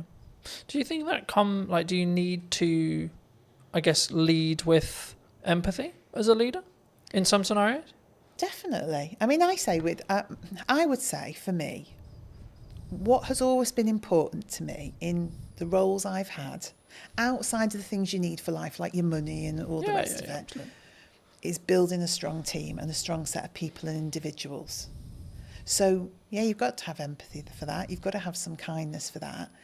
You've also got to be you want to drive people. So motivationally, you do want to stretch and challenge people. So it's equal hands of empathy, kindness and support, but drive and challenge and creating a buzz in people where they can see a future and they can start to really push themselves forward. So I think it's in equal measure, really. Yeah. I think sometimes we don't necessarily look at the empathised way of looking at it. I mean, I think we'll wrap up soon, but do you think people are purely just, you're here to do a job? Like, could that be the approach? Like, it can be very, like, I'll use the term like maybe domineering or led or like very pushy in that respect. Like, you're here to do a job, get the job done. It definitely could be, couldn't it? And I think we all have to admit there are times where you just want somebody to get something done. 100%. And actually, is it more of an ebb and flow? Yeah, in some scenarios, you need to lead with candour and you need to lead with empathy. And in other scenarios, you're like, come on. Yeah, because you're also thinking sometimes the mentality of just get it done is because you know what the impact of that is going to be for other people and other things if that isn't done. Yeah. So it is empathetic, but in a different way, because you can see the end result of that not happening. So say we get something wrong. We've got someone who's relying on our food, getting to them on a certain day for their pet, who's always at their food, has a health condition, and logistically we get something wrong. My view is I have to help that person. So in that moment, you just need to get that done. Because we really need to care for that customer, that pet. We have to do the right thing for them. Then we'll stop and say, right, okay, could we have done that differently so we didn't have to get to that point where we had to drive somebody to get that done? Yeah. But there are moments where it's right, but most of the time that's a result of not having done the hard slog in the first place, that you got there. Yeah. For people who may be interested in connecting with you, seeing more of your work, seeing what you're doing at Eden, where's best for people to connect with you? I guess I would say social media, Eden-wise, and then message me via there. So if you go onto Instagram, Eden, throw a message out. Because we're all in the office together, I will pick that up and see it. We're so easy to contact. I am on LinkedIn. I have to say it's not my favourite forum. So I'm much happier to see messages come through on that social media platform, and then I'll be in touch. Fabulous. If you were going to talk to the person who was in corporate maybe 10 years ago, 15 years ago, and you give them this advice today, what would you say to them? Gosh. As a final thought. Allow people to have a voice. We all care about business at whatever level we work and are operating in that moment, and let that individual have a voice. That would be my message. Thank you so much for watching. If you did enjoy this episode and would like to see more like it, make sure to be subscribed. Let me know in the comment section down below if you enjoyed it and what your clear takeaway was. And I'll see you very, very soon. The reason a podcast is valuable is the trust building element to it. I don't think any other format builds trust in the same way that a podcast does. Sometimes done is better than perfect if it's a barrier. Talking to people about their own personal relationship with money. How do you break that down? You will know this better than anyone. You need a hook to get people in. It's not glamorified. It's not you put out a video, it got 1 million hits, and then you get 20 phone calls. Right? Absolutely not. No one's calling me at this stage. Definitely not. The super niche stuff is a super niche audience. What content can you create on a consistent schedule? So now I'm like, how can I best spend today? And how can I be as efficient as I can? Hello, my friends. I hope you're well. I hope you had a good day, evening, or night. Today we're talking to John all about podcasting. Hi, John. Hello. Yeah, good. Thanks. Yourself? Yes, super well. We were fortunate enough to meet through James, whose space we're in today. Studio man. And I was debating about how to start this because I think sometimes like podcasting can be a really challenging thing, right? And I think for me, firstly, I mean, I guess why should someone actually have a show like this as a whole? But then because I think there's a psychology kind of hurdle in the respect of creating content, but especially in a podcast environment. But also then like, what is the ROI, I guess? Yeah. Would you say? I think it's the format dictates that more than anything else. Mm-hmm. So the reason a podcast is valuable is the trust building element to it. I don't think any other format builds trust in the same way that a podcast does. For a couple of reasons. First of all, you are sort of having a long form chat. So you can go into subjects way deeper than you can in other stuff. Sometimes even videos and documentaries and stuff. If you're watching a documentary, there's kind of like a point at which you need it to move on. With a podcast, you could sort of effectively ask questions forever. And if it's good content, it keeps going. Do you think it's the first or easiest step into content creation, would you say? I think audio only, yes. Mm-hmm. Simply because of the barrier that is video in terms of skills and everything. And you've got to think about camera setups and everything like that. Whereas if you do audio only, so easy to get a mic, so easy to talk to someone online, virtual on a video call. Mm-hmm. That's so accessible that actually, it's quite an easy first step into it, I'd say. Do you think you're limiting like yourself though? Because I don't know whether I question audio only, unless obviously you're on the platform. But when you're looking at maybe social posts like LinkedIn or Instagram or Facebook, is there is there an audience, would you say, for audio only still? Yeah, definitely. Because I think the thing in terms of marketing, like you say, and promoting the show, without video nowadays, it's hard to get it out there, definitely. But a lot of people, myself included, view the podcasting format as something you listen to while you're doing other stuff, while you're hoovering, while you're driving, that kind of thing. Yeah. So I think it's definitely still there, and I don't think that's going away. Would you say then it's more of a step by step? So someone could start audio and then where's step two? I think so. Yeah, I think so because, for depending on who you are, if you're a business, it's a bit different. If you're an individual, you kind of learn the time required to sort of get to each step. So once you start on the audio step and you're like, actually, it's taking me too much time, it's not worth it for whatever reason, it's not for you. If you then introduce video purely for clips, so you film the whole thing but only use clips, then you can see what time the promo takes, and then when you should go to a full video, you can see how long that takes. So I think that's why you'd do it potentially in that step if you're coming at it from a completely new perspective, if that makes sense. And then, I guess you then can grow to the Diary of a CEO style, full form trailer-esque piece, right? And I think sometimes we get so, and this is true for any marketing, not necessarily a podcast, but it could also be true of a podcast. I think we get so hemmed in I need it to be Diary of a CEO quality instantly, right? Yeah. And I think that we struggle with the idea of I'm going to take one step, make a 1% improvement, next step, 1% improvement, one step, so on, right? And I think for me, especially with what I've done with marketing, it's always been So this is the results I've got previously from this output. Okay, but what happens if I double the output, right? And it's constantly that testing period. I mean, in your experience with podcasting, how would you recommend people, or how would you look at like working with a client, because I know that's some of the work you do, to actually help them actually work out, should they have a podcast, but then secondly, like, what are the nuts and bolts of their podcast in regards to topics and like theme and etc. And or does that matter now? Yeah, so I think in terms of the sort of nuts and bolts, you kind of have to have the reason why you're doing it first, then you go into the nuts and bolts. So like I said at the start, the reason why is the building trust element. I think you need to, if that's what you want to achieve, and you have, say you're selling a particular service or a product that can be gone into in depth, then it's worth doing from the start. Then the nuts and bolts from there all depends on how you want to package that, I guess, to be unique or to kind of be the same, because everyone is kind of getting used to this kind of format. So there's options on the table for sure. I think there's obviously that psychology thing that we've talked about a little bit as well, but I think for me, I didn't overthink it. I was like, I enjoy talking about business, I enjoy talking about content creation, I enjoy talking about marketing. And yeah, I've evolved it, and yeah, it sort of changed, and depending on like the guests, will kind of tailor the conversation slightly.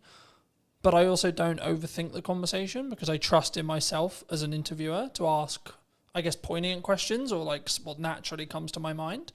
And I think sometimes when we look at content, it's not in this box, right? I watched a video this morning talking about the fact that like one of the reasons why they're not, the person in question wasn't on YouTube, was because he was constantly concerned about, he sells video production, so it has to look good, has to sound good, and I followed the logic of, yes, sure, but actually sometimes done is better than perfect if it's a barrier. Do you, like, how do you, when you look at either, and I'm sure we'll get onto the podcast you're launching, but like when you work with clients, or when you're maybe looking at your own podcast, like, how do you balance that line of, okay, it's done, but actually there's these things that that could be better? Do you hold a podcast back? Would you reshoot a podcast? Like, where's your line? Yeah, I think you'd want to know that before even starting, frankly. If you want it to be polished, and the client's a big company, for example, you want it to be polished, you start from there. That's kind of, the level is set effectively. And going on from there, in terms of, you know, if it looks scrappy, there's kind of growing evidence that a scrappier look still appeals on the right platform. I was reading recently about TikTok and how people, or watchers or users of TikTok, prefer the raw content, the raw sort of footage and stuff. So someone literally picking up their phone and talking, there's no kind of green screen, no one's putting any effects or whatever.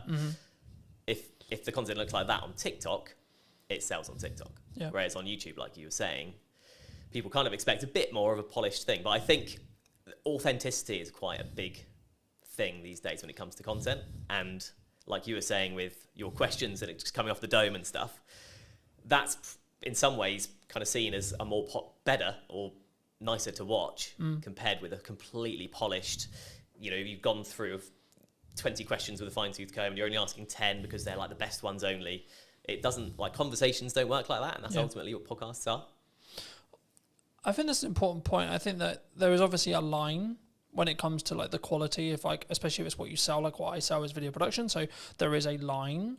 But I also think that there's an opportunity cost of refilming a conversation that isn't the first one, for example. Right? So to give you some context, last week or so, I filmed a podcast with my mum, and that post, me announcing the fact I did it, did really well, which kind of doesn't surprise me to an extent. It doesn't, but there's actually a tech like challenge with that podcast because one of the cameras isn't in focus. So my camera isn't in focus. So I was in a position last week, and I think I pretty much made the decision I'm just going to work around it.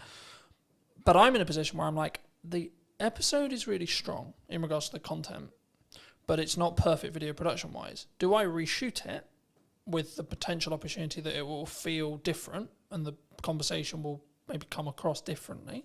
Or do I work around the fact I've got multiple cameras and I fix it that way? Or do I just go with, okay, it's out of focus. it's not far out of focus. It's maybe an inch, like a tiny amount. But is that an approach some people should take? Do you think they should get like out of the way of the content sometimes? Because I could really sit here and like lose my shit over the fact that one angle's out of focus, but it is what it is. Yeah. I think the content is what matters most. I think if you try to reshoot it, it's never getting anywhere near the same, especially if it was a good episode. Yeah. And it's your mum, right? So it's personal to you, and it's like an emotional element to it. Yeah. And I know what you mean. You're coming at it kind of from like an editor's perspective, and it's just going to annoy you forever. But the average watcher probably won't bother them that much, I'd say. So actually, if the content's really good, I guess like you say, you could in theory refilm your bits of like, you could pretend you're there again. Yeah. But unless you're a particularly good actor, it's it's not gonna work. Yeah. So I would say no. I'd say take the hit on the Because slightly blurry I image. also look at it from a perspective, from my point of view at least, by saying, okay, well, in the grand scheme of all the episodes I've got in production, that's one episode out of 20, right? Like this week, I think I'm filming like 9 or 10, right? Total. And I think for me, it's like the action will always outweigh that, and maybe that one with my mum isn't perfect from a production point of view, but the conversation, the content's really powerful. Yeah. So I think that's the thing people need to focus on. I think that's when, especially when they start, I think they get in the way. Like they get in their way sometimes, and they're constantly like, it needs to be £40,000 of production. It needs to be this, and I only need £45,000 because Stephen Bartlett's known for like what he did with Director CEO and like how he then scaled that to the point he did. But I think we don't look at the journey sometimes that Stephen went on specifically. If we're going to use him as an example, anyone with a big podcast, we don't look at the micro testing that happened through the journey to then get to the point where they're at today. I mean, have you confirmed like where you are with the podcast? Like, where's your podcast? So yeah, yet to officially launch, but all the stuff's going on in the background basically at this point. I've got first bunch of guests booked, got the studio booked, and in terms of the background work, in terms of questions and what I'm thinking of asking and how I want it to look, that's all sort of down in my head. Yeah. So it's I've got to start it now. I've got the dates booked in, so it's just a case of starting when it starts. Happy days. That's super exciting. I mean, for people who may be interested, I mean, how did you come up with the idea? What is the idea? Like, what are you going to be talking about? Like, where's that? And I think it's really important to also highlight, and something I try to do is like collaborate with other people rather than, because some maybe will be watching this and go, but Colton, that could be like technically you're a competitor in some ways, right? Yeah. But I'm like, no, actually, because I think we can both work together to actually create a better show as a whole, right? And lean into each other's skills where it makes sense. But I mean, just to reiterate the question, I mean, where, what, and how is your podcast going to be about? Yeah, so it's called How Do You Money? And that's the idea. That's the sort of opening question somewhat. So it doesn't actually make grammatical sense, obviously. But I think most people can get from that. It's talking to people about their own personal relationship with money. Strictly not an advice show, because I'm not an expert with money. And it's purely human interest. So I'm talking to people about their money habits. Things like how often do they check their banking app? Mm-hmm. When you ask people these questions in day-to-day conversation, it's amazing how different the answers are.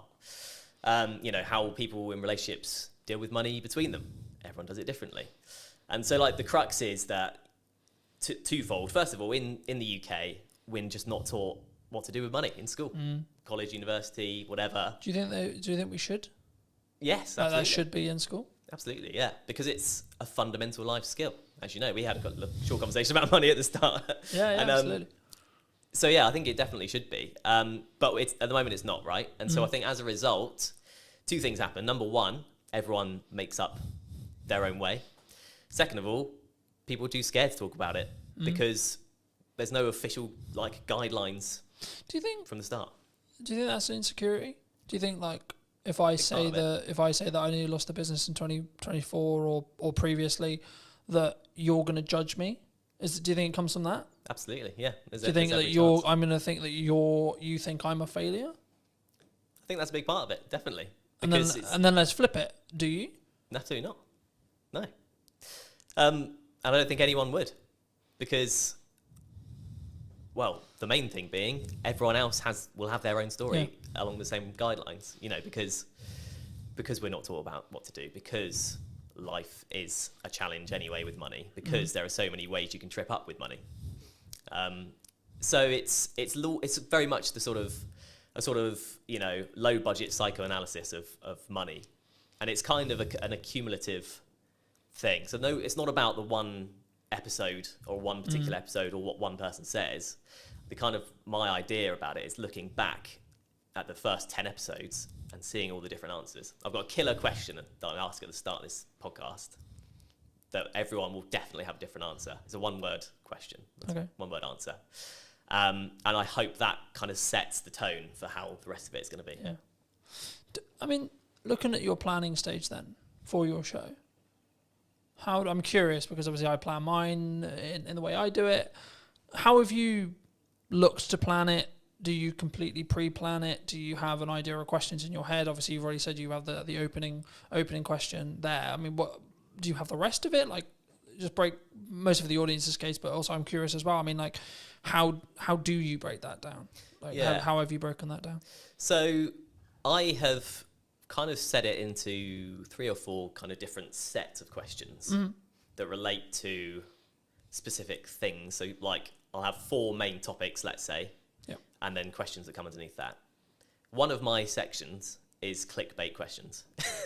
Okay, fair enough. Just being really honest about it. But are you doing that for the clip that you're going to extract from the show? So partly to do with that, Okay. Absolutely. You will know this better than anyone. You need a hook to get people in. That's just the reality. Yeah, 100%. But as well as that, those questions often come up with the best answers.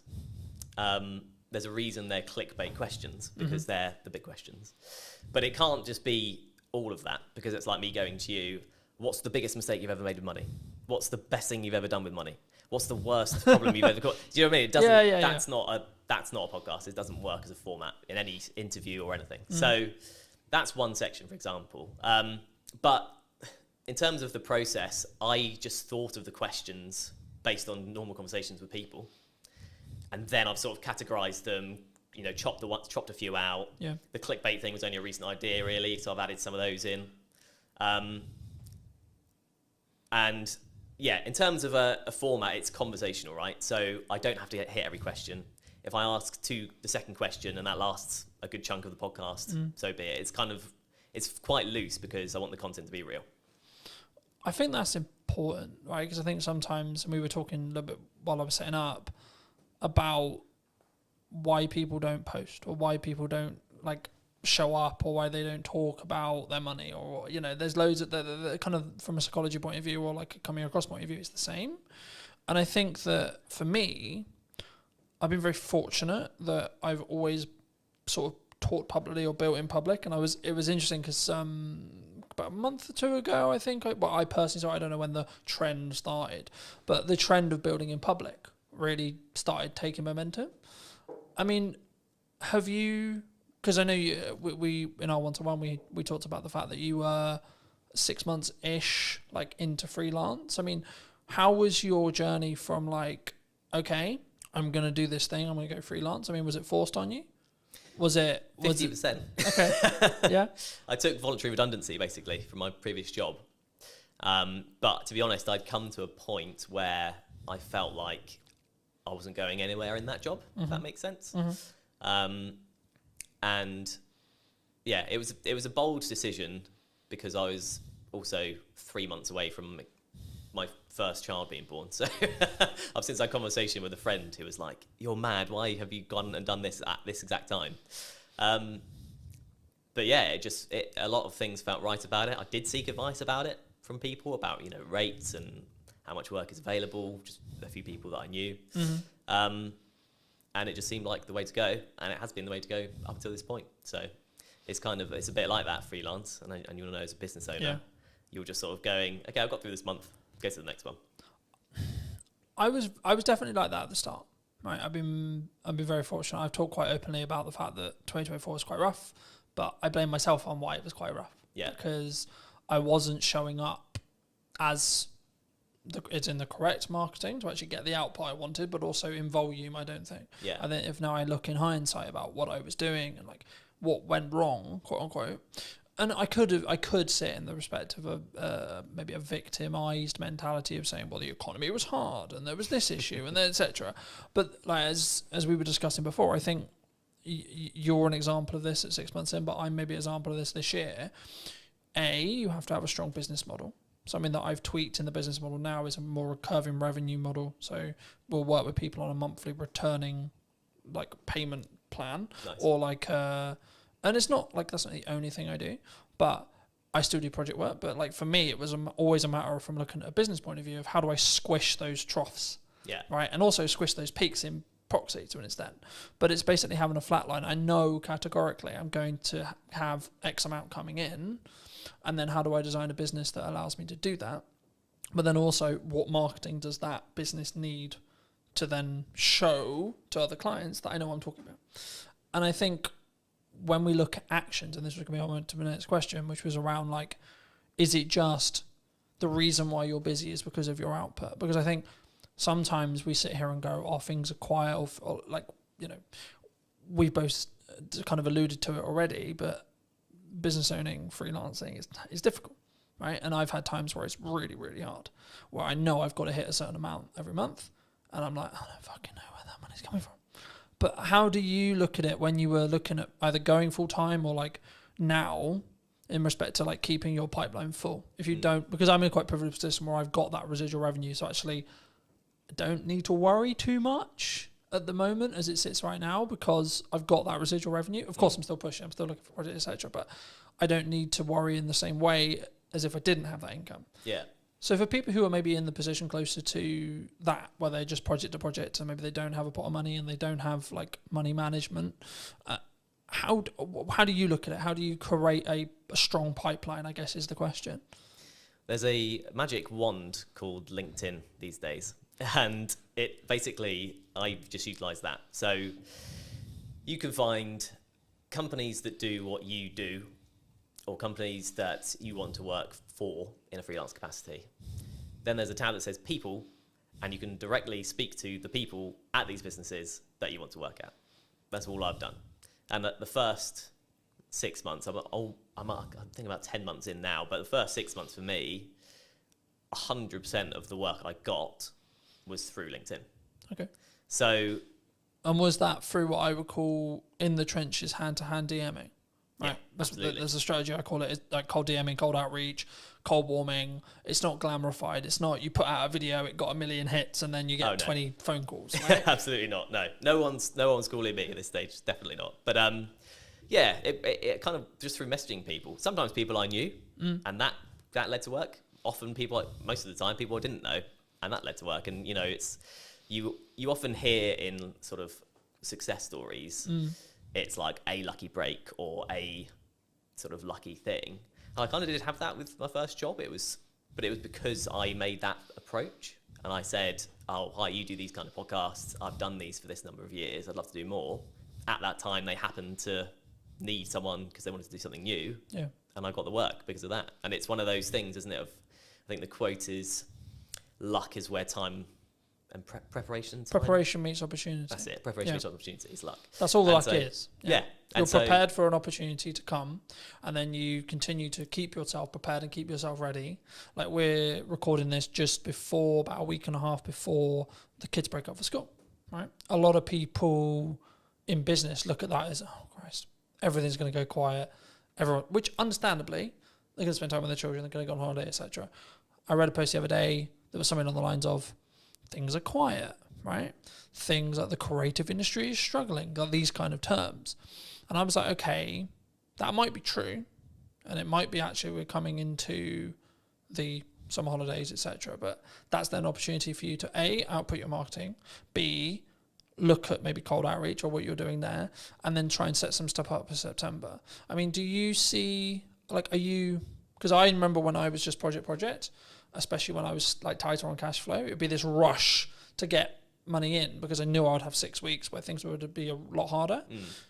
Are you either financially planning wise or pipeline wise or etc.? Are you planning for that to be slower, or do you expect actually there's going to be a percentage of businesses that actually just keep going and work around everything. Yeah, I just feel like at this stage, I don't think I can really plan for it, if that makes sense. The planning is outreach. Yeah. Just message people, talk to people I know, people I've worked for before, people I don't know, people I want to work for, all that kind of thing. So, yeah, I'm not at that stage yet where I could do that, but there are opportunities sort of on the horizon where I may be able to do that.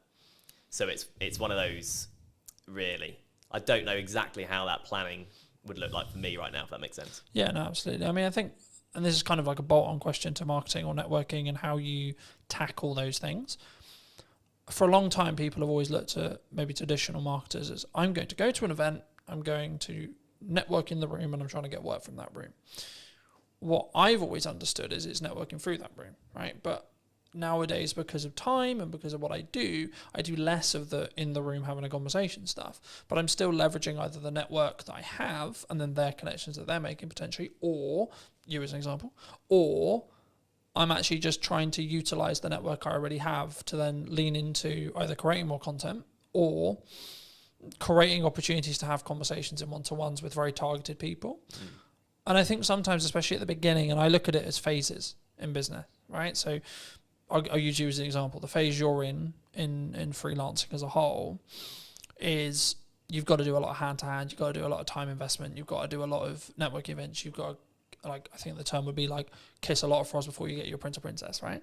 And I think for me, it's then about like maybe looking at scaling. You may not have thought about this yet, but like how would you then look at, say, you're 3 years down the line, 4 years down the line, and actually you've got, like, not that you don't have a reputation now, but you've got more of an established reputation. How would you then like say to a person or a client or a friend that maybe was looking to scale? Because the issue is when you're trading time like that, it's not as scalable, right? You can scale the unscalable by just working really hard and working smart, sure. But would you look to do content? Like how would you look at it from your perspective, and or what are you planning to do?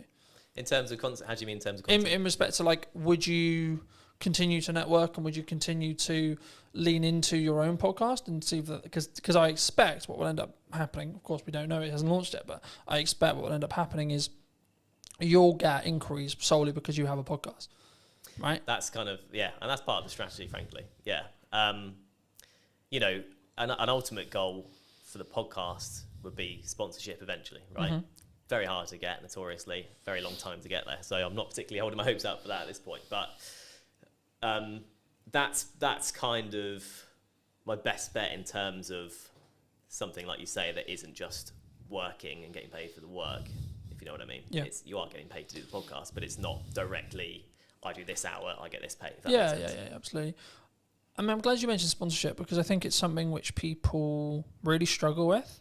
Do you think, because normally it's audience size based, right? Yeah. But I would actually say it's value. To an extent, it's audience size, but also it depends on who you're asking to sponsor it. Okay, Yeah. If you're trying to get Coca-Cola to sponsor it, you probably should be pulling like a couple of million, right? If you're not trying to go for Coca-Cola, you can probably do it on a lesser scale. I mean, at what point would you, from your experience, would you say that even entertaining the idea of a sponsorship is a good idea? From a business's perspective. Yeah, from from the sponsor. Yeah. Coming into looking for shows, and or if you have a show, at what stage should you then be like, hey, we've got sponsorship opportunities? Oh, I see, okay. Well, from the sponsor's perspective, there's a lot more talk these days about the power of niche podcasts, basically.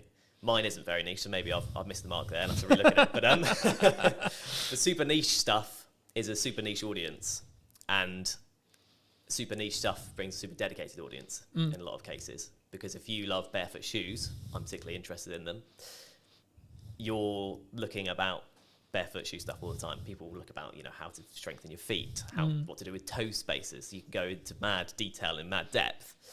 And if you're a barefoot shoe brand and there's a podcast with 1,000 dedicated fans, you can put yourself in front of 1,000 dedicated fans.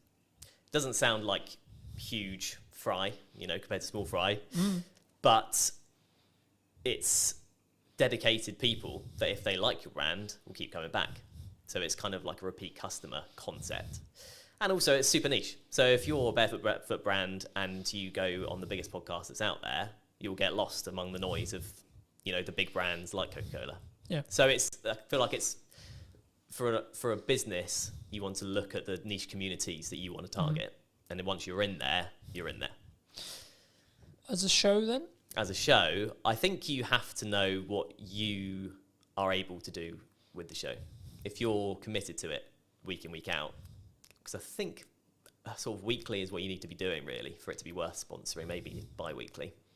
Yeah, you could go for it from day one. I could be chasing it now, but I haven't got anything to show. I can't say, here's the podcast. I can say, here's the idea. Yeah. I think if you have something that it looks good and sounds good and the content is good and a community are reacting to it or people are reacting to it or you're getting a good amount of, if there's a value proposition in there, you're ready to sort of offer it up as long as you're committed to keep it going. Because then otherwise there isn't a sponsorable thing, right? Yeah. Do you think, I'm glad you mentioned like rhythm is what I call rhythm of shows. Do you think that you kind of alluded to it, maybe weekly or bi-weekly, like, because I know there's some people who may be listening who are like, I can only do once a month. Yeah. Right? Would you say that would stop them doing a show, or do they need to organise filming in such a way or producing in such a way where when they launch, they've actually got enough to do weekly, for example? Yeah, I think it kind of probably depends on the content, what the podcast is about. There's a lot of complicated algorithm stuff with YouTube and stuff. You definitely know more than me about that. But that kind of dictates that you need things to be weekly or you get lost. That's what I've sort of read. I think the buzzword we could use here would be you have to be consistent, right? You have to commit to what you're saying. For me, I do weekly because it can work. And how I do that behind the curtain-esque is I just film a shit ton. Yeah. So then I've constantly got content, right? So for me, I've kind of got content buckets. Like, so I'll have stuff that's just me involved. For that, I'm about 6 weeks ahead of schedule in respect to like what I'm editing, in respect to what I'm filming. And then from a podcast point of view, as I alluded to earlier, I'm filming 7 episodes this week. But 7 episodes won't go live this week. No, right? Of course not. In the first week, when I relaunched the show, 7 episodes, like close to 7 episodes did go live, but that was a deliberate marketing plan that was, we're going to push the podcast really hard. Now, I'm doing clip generation through AI. I'm doing clip generation with me, and it's a yes and strategy rather than a yes or strategy. Because I think so many people, they look at, we could use ops clips, we could use an editor, we could use this, and they don't say, what if we do and, right? How do you look at it from a post-production point of view? Should someone, when they want to start doing a podcast, I guess it's audience-based, and it's the person, right? Whether they've got resources to throw at it, etc. But should someone who's starting a podcast, maybe a corporate or a medium-sized business, and they want to do a podcast, should they get into the trenches first and start? Or should they just pay someone like us to come in and help them with it from day one, would you say? Yeah, I think if you're taking it seriously, you need a producer of some kind, an editor of some kind, realistically. To do that exact strategy, as you mentioned, have X amount ready to go. Yeah. And then it just kind of mitigates against all kind of problems coming up. The studio isn't ready, available. Studio isn't available, someone doesn't show up. Someone's sick. Yeah. You like, for me, there's client delivery weeks where I cannot fit it in. Yeah. Physically, there's no gap in my calendar, it doesn't happen. Yeah. Right? But then I also have the week after, the 2 weeks after, where I'm like, this is podcast filming week. Yeah. Then I'll have a month where I don't have that, but because I've got a load of bank, and that's why I constantly try and bank as much content as I can when I can film it, that I can then be in a position where actually it's fine, right? So if I do fortunately get really busy with work, which is a nice problem to have, I guess, right? Which is actually the reality I'm now in, because I have an abundance of content, an abundance of, I guess in some ways it's a mindset thing around like, I don't need the work. So to an extent, actually the work's more there because I'm showing up differently, I think. But I think for me, like, especially as I'm doing a clip strategy as well as the YouTube, like the YouTube is a focus, sure. But for me, and just quickly, as we're talking algorithms very quickly, the way YouTube's algorithm currently works, basically, in a nutshell, is you'll be served a piece of content that you like when you open the platform. So it will pull, not push, it will pull the content for you. And what will happen is when a piece of content goes live, so I put a new podcast out, I put ours out, etc., it will send it to a specific audience sector. Okay. And then it will say, okay, cool, this audience sector watched X amount, Y amount, it got number of views, etc. If that is, and the threshold changes, right, and it's the unknown bit of the algorithm, but if the threshold, if it hits above a certain threshold, it will then be served to a similar sized new audience. Then it will check the threshold again and repeat. So when something goes, quote, viral, what's happening is the watch time, the likes, the views, whatever it is, whatever metric they're waiting on at the time, is basically scaling repeatedly into new audiences, and the reaction from every new audience is great. So it's greater than the next one. So it then serves it to a larger audience and so on. That's how it gains momentum. But even virality videos will lose momentum eventually. Yeah. Just because it will be oversaturated to the market. It will go into a different part of the audience, etc., etc. TikTok's known for this. And then people will start clicking off or not watching it, and then you'll just watch it sort of drop off. Right. You know? But then there's also the reason why like YouTube's so powerful. So you can have a video that's been it's got 5 views. 6 months, 12 months time, for whatever reason, triggered by the algorithm, 1,000 views. Right? I've watched it happen. I'm sure you have as well.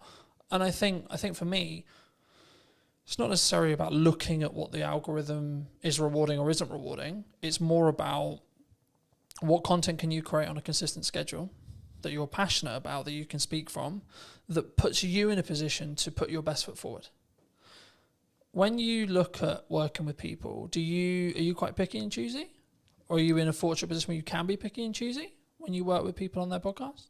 In terms of clients? In terms of clients, in terms of people you collaborate with, in terms of people you work with. Because I'm always curious whether it's just the nature of the beast in some ways. Like as I said, I sort of explained the makeup of my business this year. I'm now in a position where I'm very protective of my time. And that's not like I don't want to talk to you. It's just I only have a certain amount of time, and that's the only barrier, and that's my hurdle now. Because actually I'm okay on cash flow pretty much all the time because of my retainers. I'm okay because of project delivery. I've got a strong pipeline, and I'm good on content because I've got a large pile. So now I'm like, how can I best spend today? And how can I be as efficient as I can, in that respect? So is that, I guess the question, I'll re-ask it, but like, is it something you personally do? And if so, or if it isn't, is it something that you think you'll adapt to as your business scales and grows in that respect? Yeah, I think it's a stage thing. So at this stage, I'm picking up what I can, where I can, effectively. If there's something I particularly don't want to do, I'm not going to do it. I was just saying, is there still a line? There's still a line, I think. Yeah. There's a line in terms of the day rate, frankly. If that's not up to scratch, there's a line in terms of what the actual work is. Sometimes. Do you think people struggle with? So I've said no to certain clients just on like, not necessarily political ideology, but their approach, how they come across, whether they respect my time, things like that. And I think people, they sometimes worry, what if I say no? What if there's, like, do you think that's it comes from I'm aware that I'm overusing the word insecurity, but I can't think of another way to describe it. Is it an insecurity of like, there isn't going to be more work down the road for me? Yeah, well, it's the biggest insecurity, isn't it? Because money is security these days, really. Yeah. Yeah, absolutely, it is. I think in terms of people saying yes to literally everything. Yeah, I think you're picky and choosy when you can be, probably. Frankly, if you go, oh, well, the last couple of months are fine. I could do nothing for the next 2 months and be fine. Then you are very picky and choosy. Yeah. When you've had a barren 2 months, you're more likely to be like, I'll just take it. I also think it's a perspective of obviously synergize with the client. Can you add value? But also, like, even when you have an abundance of money or you're in a strong position with money, it might also be actually my goal is to hit this amount, right? And this project might not be ideal, but it pushes me closer to that goal so I can hit it sooner as well. And I think we sometimes, I'm in two minds about it. Part like, because I'm a big advocate for you should say no, but also I'm a big advocate to get off your ego, get off your high horse. You still need to be in the trenches. Just because things are good right now, they're only good because you make them good for 6 months' time, etc. Right? And that's why I'm focusing on content. That's why I'm focusing on how I show up. That's why I'm focusing on constantly personally developing me so that actually in 6 months' time, things can be even better than they are, rather than, oh, I had a really good 25 for the first half, Do you think people sometimes just want the instant, though? Oh, as a question, like, because we're very social media orientated in that respect. Do you think it's purely around short-term validation, short-term money, short-term deal, short-term this? I guess, yeah, to an extent. I mean, it's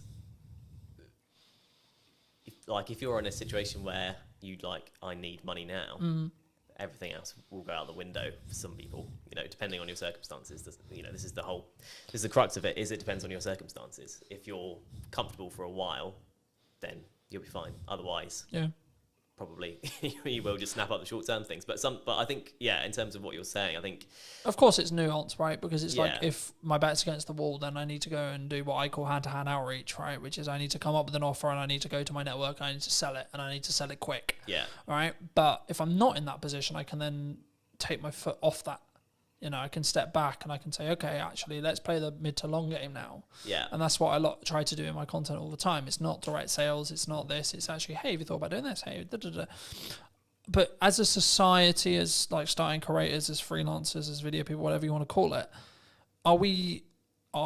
have you noticed that people are more, they want short term? And they don't really have, I guess, the patience to look at where you're going to be in a year? Yeah. I think that's a reality. I mean, I would have been quite sort of downbeaten if I'd had a different first 6 months to it. You kind of have to go through the journey to understand what the journey is. Yeah. Right. So with clients, with people approaching you, and you will have experienced this as well. You have 100 people you message. Yep. 30 reply, Yep. 10 say they'll have a call with you, 1 person gives you work. And if you think of it, if you go into it with that mindset, you'll live by that mindset, right? Yeah. So you'll keep doing it and you'll keep getting work because you've played the numbers game effectively. You've hit as many people as you can. Eventually something's going to come up. You've done the rep, so to speak. Yeah. I was going to ask you, it was about speed of delivery, speed of output, speed of execution. Do you think that's maybe a nature of why someone's more successful than someone who's, I'll do that tomorrow, from a mindset point of view? Do you think? So I'll give you an example. Like for me, when I came up with the idea to Relapse podcast in the format that it was, so on location, in person and or remote. And then within a week, I had filmed 3 episodes of the idea. Within 4 or 5 days, the first one was out. Because I didn't let myself get into that will be on the to-do list for next year. That will be on to-do list for next summer. That will be on the to-do list for 3 months' time. Because I knew I'm only going to get the results. I'm only going to start getting the data if I start outputting. Yeah. Right? And now it's becoming actually a core part of the marketing strategy for the next 6 months to a year. But that's because I've gained a load of momentum with it. And I know I'm really starting to get into a nice groove with it. And that's why I asked the speed thing, because one of the unique selling propositions I have personally as an editor is, so I'll give you an example. At the time of filming, I did a media day for a new client on Monday. And today we're filming on Monday. He's already got half the content already. And it's a week, right? But also, it wasn't like that was the only thing I was doing. I've also put out, I think, nearly 40 pieces of content for me, etc. I've done a load of other stuff related to the business. So for me, one of my unique selling propositions, or one of the things I do, is I work really smart and really hard consistently with no result, plan no result. But for me, from what clients have told me, one of the reasons why they continue to work with me is the speed. Yeah. Right? One of the things that comes up in conversation all the time, and James mentioned it a couple of weeks ago when I came to do 2 more podcasts, he was like, your speed's ridiculous. And it's because I've built a strong system to be able to work smart, but also just work really hard. And that's where I kind of come from that point of view. I know it's really important, but I know I'm willing to put the graft in and continue to put the graft in for 10 more years or more, if that's what it takes. But do you think that's uncommon in entrepreneurs as a whole? I guess potentially, yeah. I mean, you kind of touched on it. Because there's a level of complacency. There's the work smart, not hard mantra, isn't there? But like you say, if you do both, kind of double the results effectively. I'm going to outperform someone who's just working hard, sure, because I'm working smart and then doing the hours on the smart work as well. Yeah, right? That's it. Yeah. So I think it probably is in terms of that. I mean, the get up and go thing. If you follow Gary V on social media, then you'll get the get up and go thing, because that was very much me. This podcast idea I'm doing was, I think I first thought of it 2 years ago. Okay. I've been writing notes about it on my phone. like month after month, something pop into my head. I'll be like, oh, that'd be cool. And then, But do you think we have a culture of we're going to write notes about it? Yeah, definitely. Rather than execute on it. Yeah, absolutely. Absolutely. You know, because you have to, I think you have to go through that journey. You know, I'll be better at fitness next year. My diet will be better next year. Yeah, right? absolutely. Yeah. You just need to go. Or next month or tomorrow. Yeah. It's okay. We've had a really long week. We can chill. Yeah. You know? Yeah. It's true. It is. It's and we've got that comfort, and it's the whole being in a comfortable position. You don't grow in comfort. You have to be in discomfort. But actually saying yes to things, you've got your yes and kind of mantra. Yeah. So just saying yes to things opens up. You realise, oh yeah, I can do this. Like if you just go, I'm just going to do it, and actually plan it. Like whether that's setting a reminder, put it in the calendar, write down, you know, on your fridge, this is what you need to do today. Whatever, however you do it. Something I just building off that briefly. Something I found really valuable the last couple of years was if it takes me less than 2 minutes to do, I just do it. I don't set a reminder to do it. I don't I'm gonna write a to-do list or this or this or this. Like I need to send an email. I'll send the email rather than write a reminder about sending the email because the action will probably take less time. Yeah. And then it's done. Then you don't need to think about it. Yeah. If it's a longer thing, I need to ask ChatGPT about that. I need to do some research on that. I need to plan the podcast, and it's like a longer goal thing. Start momentum by putting a reminder in your calendar and then stick to that. Yeah. But I think sometimes, especially with like fitness, I use that as an example all the time. It's like, I need to start running. Okay, but when's the first run? Yeah. You know what I mean? I think, and I've just finished Atomic Habits from a book point of view, and it talks about specifically, my girlfriend's driving mad because I keep using the word compounding, but it's the only word that matters at the moment, right? Which is that everything I'm doing is like, how can I compound? How can I small win? On the way here, I was reading my second book. I've started reading physical books rather than listening to them. For a long time, I listened to them. As a dyslexic, I was like, right, this year I'm going to read a book cover to cover. No excuses, going to do it. So I was like, right, let's get a book that I actually really want to read that I haven't read, that I know is actually quite good because it's got good reviews, and has been talked about in this whole improvement space for ages. So I was like, cool, let's start with Atomic Habits, see where I go. And then I went on to Mel's 5-second rule, which I knew about for a long time. Mel Robbins is a leading psychologist, for those who don't know, in Canada, and she's just launched a new book talking about they, them, and other people's opinions on us. It will be on my read list. But for me, the crux of the 5-second rule, for those who don't know, is you count down from 5 and then you move. Right? So 5, 4, 3, 2, 1, move. And what it will do is it will trigger your mind to do the action step. So if you're like, I need to start running. Okay, 5, 4, 3, 2, 1, go get changed, go on a run. Because we don't sit in that uncomfortable window long enough on average, right? I'm really embarrassed because I'm not good enough at health and I can only last 2 minutes of running. Okay. But then the next day do 2 minutes and 10. Next day do 2 minutes and 30, etc. And I think once we start building the compounding, right, is when the snowball effect will continue to roll. I mean, do you think is that what you've used to get to this point, do you think? To a point, yeah. I mean, the Atomic Habits, my favourite quote from that is, every choice you make is a vote for the person you want to be. Yeah. And once you tie it to your identity in that way, there is a bit of a mental switch. And you start doing even the smallest things, right? You know, like the eating healthy or whatever, you make the healthier choice on a menu or that kind of thing. You justify it to yourself in a way that's personal, and in a way that you can then live by effectively. So that's definitely helped. And you know, there's a lot of things in that book. That book's brilliant. You know, so yeah, I think definitely. Obviously I've read it as well, and it's probably helped me. I've signed up to the newsletter. I get that as well, and I do think there's something to be said for being in that world of like the positive quotes and shifting your mindset around certain things. If you look at it enough, you just will start to think like it. I think for me, I've been aware that like what I consume is how I'll show up, right? So like that's why I'm trying to build the habits from building off Atomic Habits, but in general, I'm trying to build the habits and build momentum. So like when I finished Atomic Habits, I was like, I've ordered another book, but it won't be here for 3 days. So I'm like, I need another one, because if I stop, then I won't do it. Then I broke the habit. And in the book, in Atomic Habits, they talk about streaking. And I'm the same with fitness, I'm the same with podcasts, I'm the same with everything. But for me, that's the key. So actually, I'm not like, my heart's not broken that my other book's not going to be here, because actually it's now planned in for when I finish Mel's, right? So actually I'm constantly like, and now to an extent, my travel plans, my thought process, etc., like how I use my downtime is actually kind of changed. And like, actually I'm sleeping better because I'm reading before bed, like I'm reading on trains, etc. I'm like using my phone less, and I'm trying to, I guess sometimes I did an episode that I'm recording about a week ago talking about digital detox. And I for me, I've been notoriously known for like, because we work in media, so we're constantly on our phones and we're constantly, etc. And it's a tool, but I hadn't given myself that.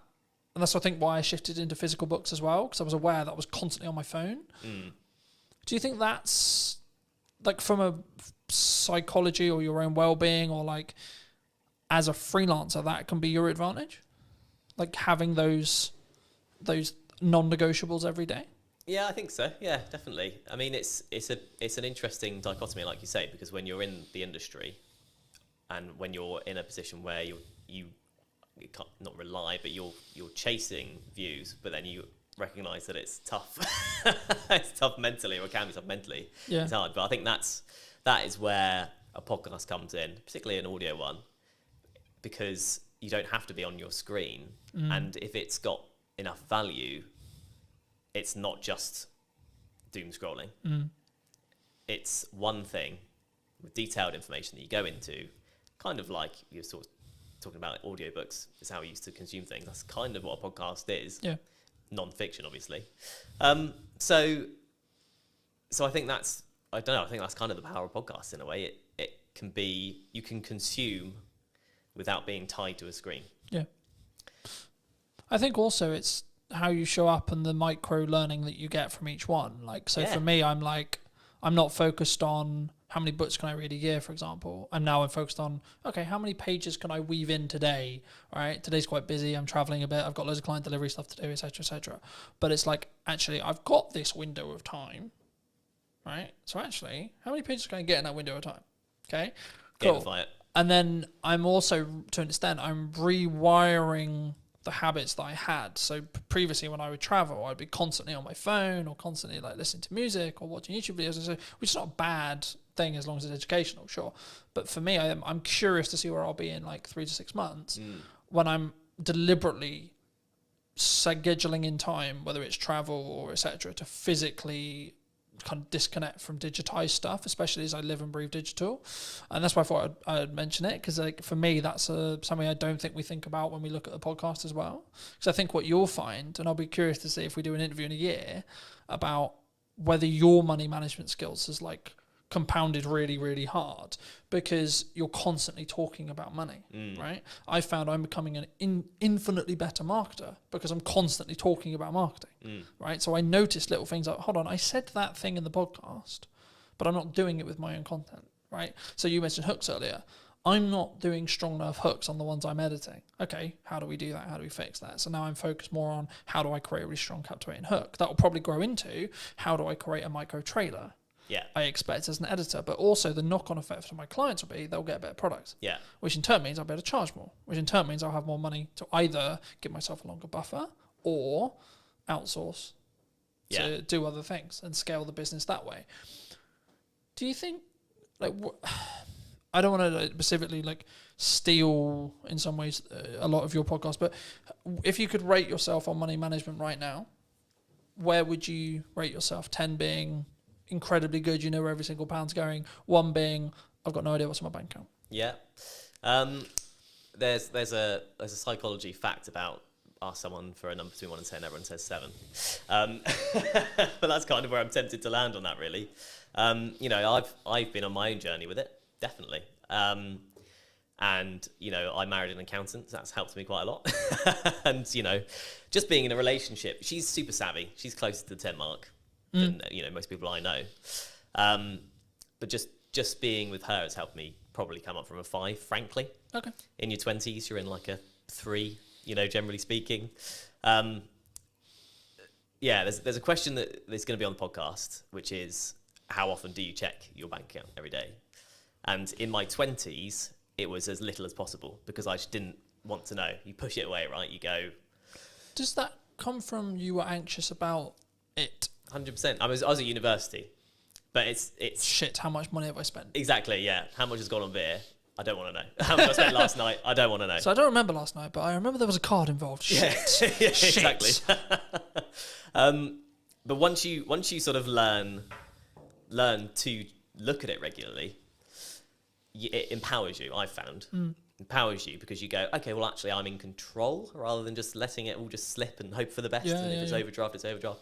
So I've kind of been on that journey, which is a small thing. I'm not trying to claim I've been on an epic money journey. Nothing dramatic's happened either way for me.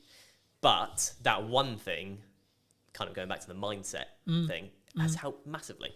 But again, you ask everyone. I'll ask you, how often do you check yours? 3 to 4 times a day. Right, there we go. Since I was in business. Right. For business, same as you. Just hide away Fucking from never fucking terrified of it, right? That's it. In business where I know I've got to pay for shit and I need to work out where that money's coming from all the time.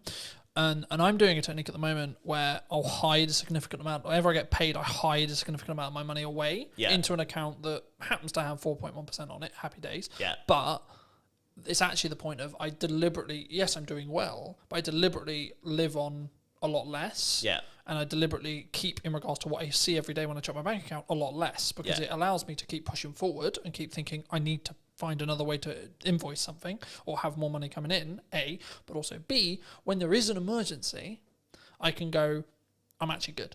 Yeah. You know, I can fix that problem. Hidden account will fix. Yeah, so this is an example of how I use AI. AI is currently tracking for me the books I'm reading, what my takeaways are, how much am I showing up, what my fitness is, where my money is being allocated and how and why, and how well that's doing and how in line I am with the goals, how the podcast is doing, how many episodes I've filmed, how many episodes have gone out, what views are going on, what views are likely to happen in the future because it can extrapolate the data from, okay, you're here now and then in 6 months I think you'll be here. You're following the growth rate. So people, and I wanted to talk briefly and I'm aware of time, so I think we'll wrap up soon, but I wanted to talk a little bit about AI with you. Yeah. Because I think it's, people are either going to use it to be more efficient and have a lot of those things being monitored for them, as I mentioned, or they're going to sit on the moral of, I don't want to. You know what I mean? Yeah. I'm not doing it because it's the world's over. Yeah. You know, and we're all going to lose our jobs. Do you think we're all going to lose our jobs? Not necessarily, is what I'd say. I think it still has to come quite a long way because, and you know, people will reference the manual jobs of, you know, an AI won't fix your sink. Yeah. Maybe a robot with an AI brain could do one day. Mm-hmm. But actually, anything that involves a human at this point, largely, you need to be able to talk to someone about. Yeah. And you can have a conversation with AI, but it's slow, like, compared to talking to a human. If you just want to get to the bottom of a problem, because of the way LLMs work and how they're programmed, you can't get there quick enough. Yeah. You can't relate in the same way. You can't. It also has ask, a "Oh, why don't bias you do this?" towards being positive as well. So if you want constructive criticism on something, it's not very good at that. Yeah, Right? exactly. But I always use it. I've used the analogy recently of like you need to sharpen a knife to be able to cut something, right? Yeah. So you need to sharpen the AI, tell it what you want. And that's what I mean. When it comes to data analytics, which is everything I basically just discussed of how I use it, it's actually really good. Yeah, absolutely. Because all I'm getting it to do is do the thinking for me. Yeah. But I'm also aware that I may lose my cognitive ability. That's also why I shifted to reading physical books. Yeah. Because it keeps my cognitive ability high. Yeah. Right? So actually I've got the best of both worlds now. Because I'm building more time because I'm being more efficient to then utilize my brain more in tasks which are more challenging, you could say, to then be able to utilize AI better and the snowball effect goes that way. Yeah. You know? Do you think people are naturally scared of it because it's the new thing? I think there's an element of that, yeah. But I think it's also, it's seeped into normality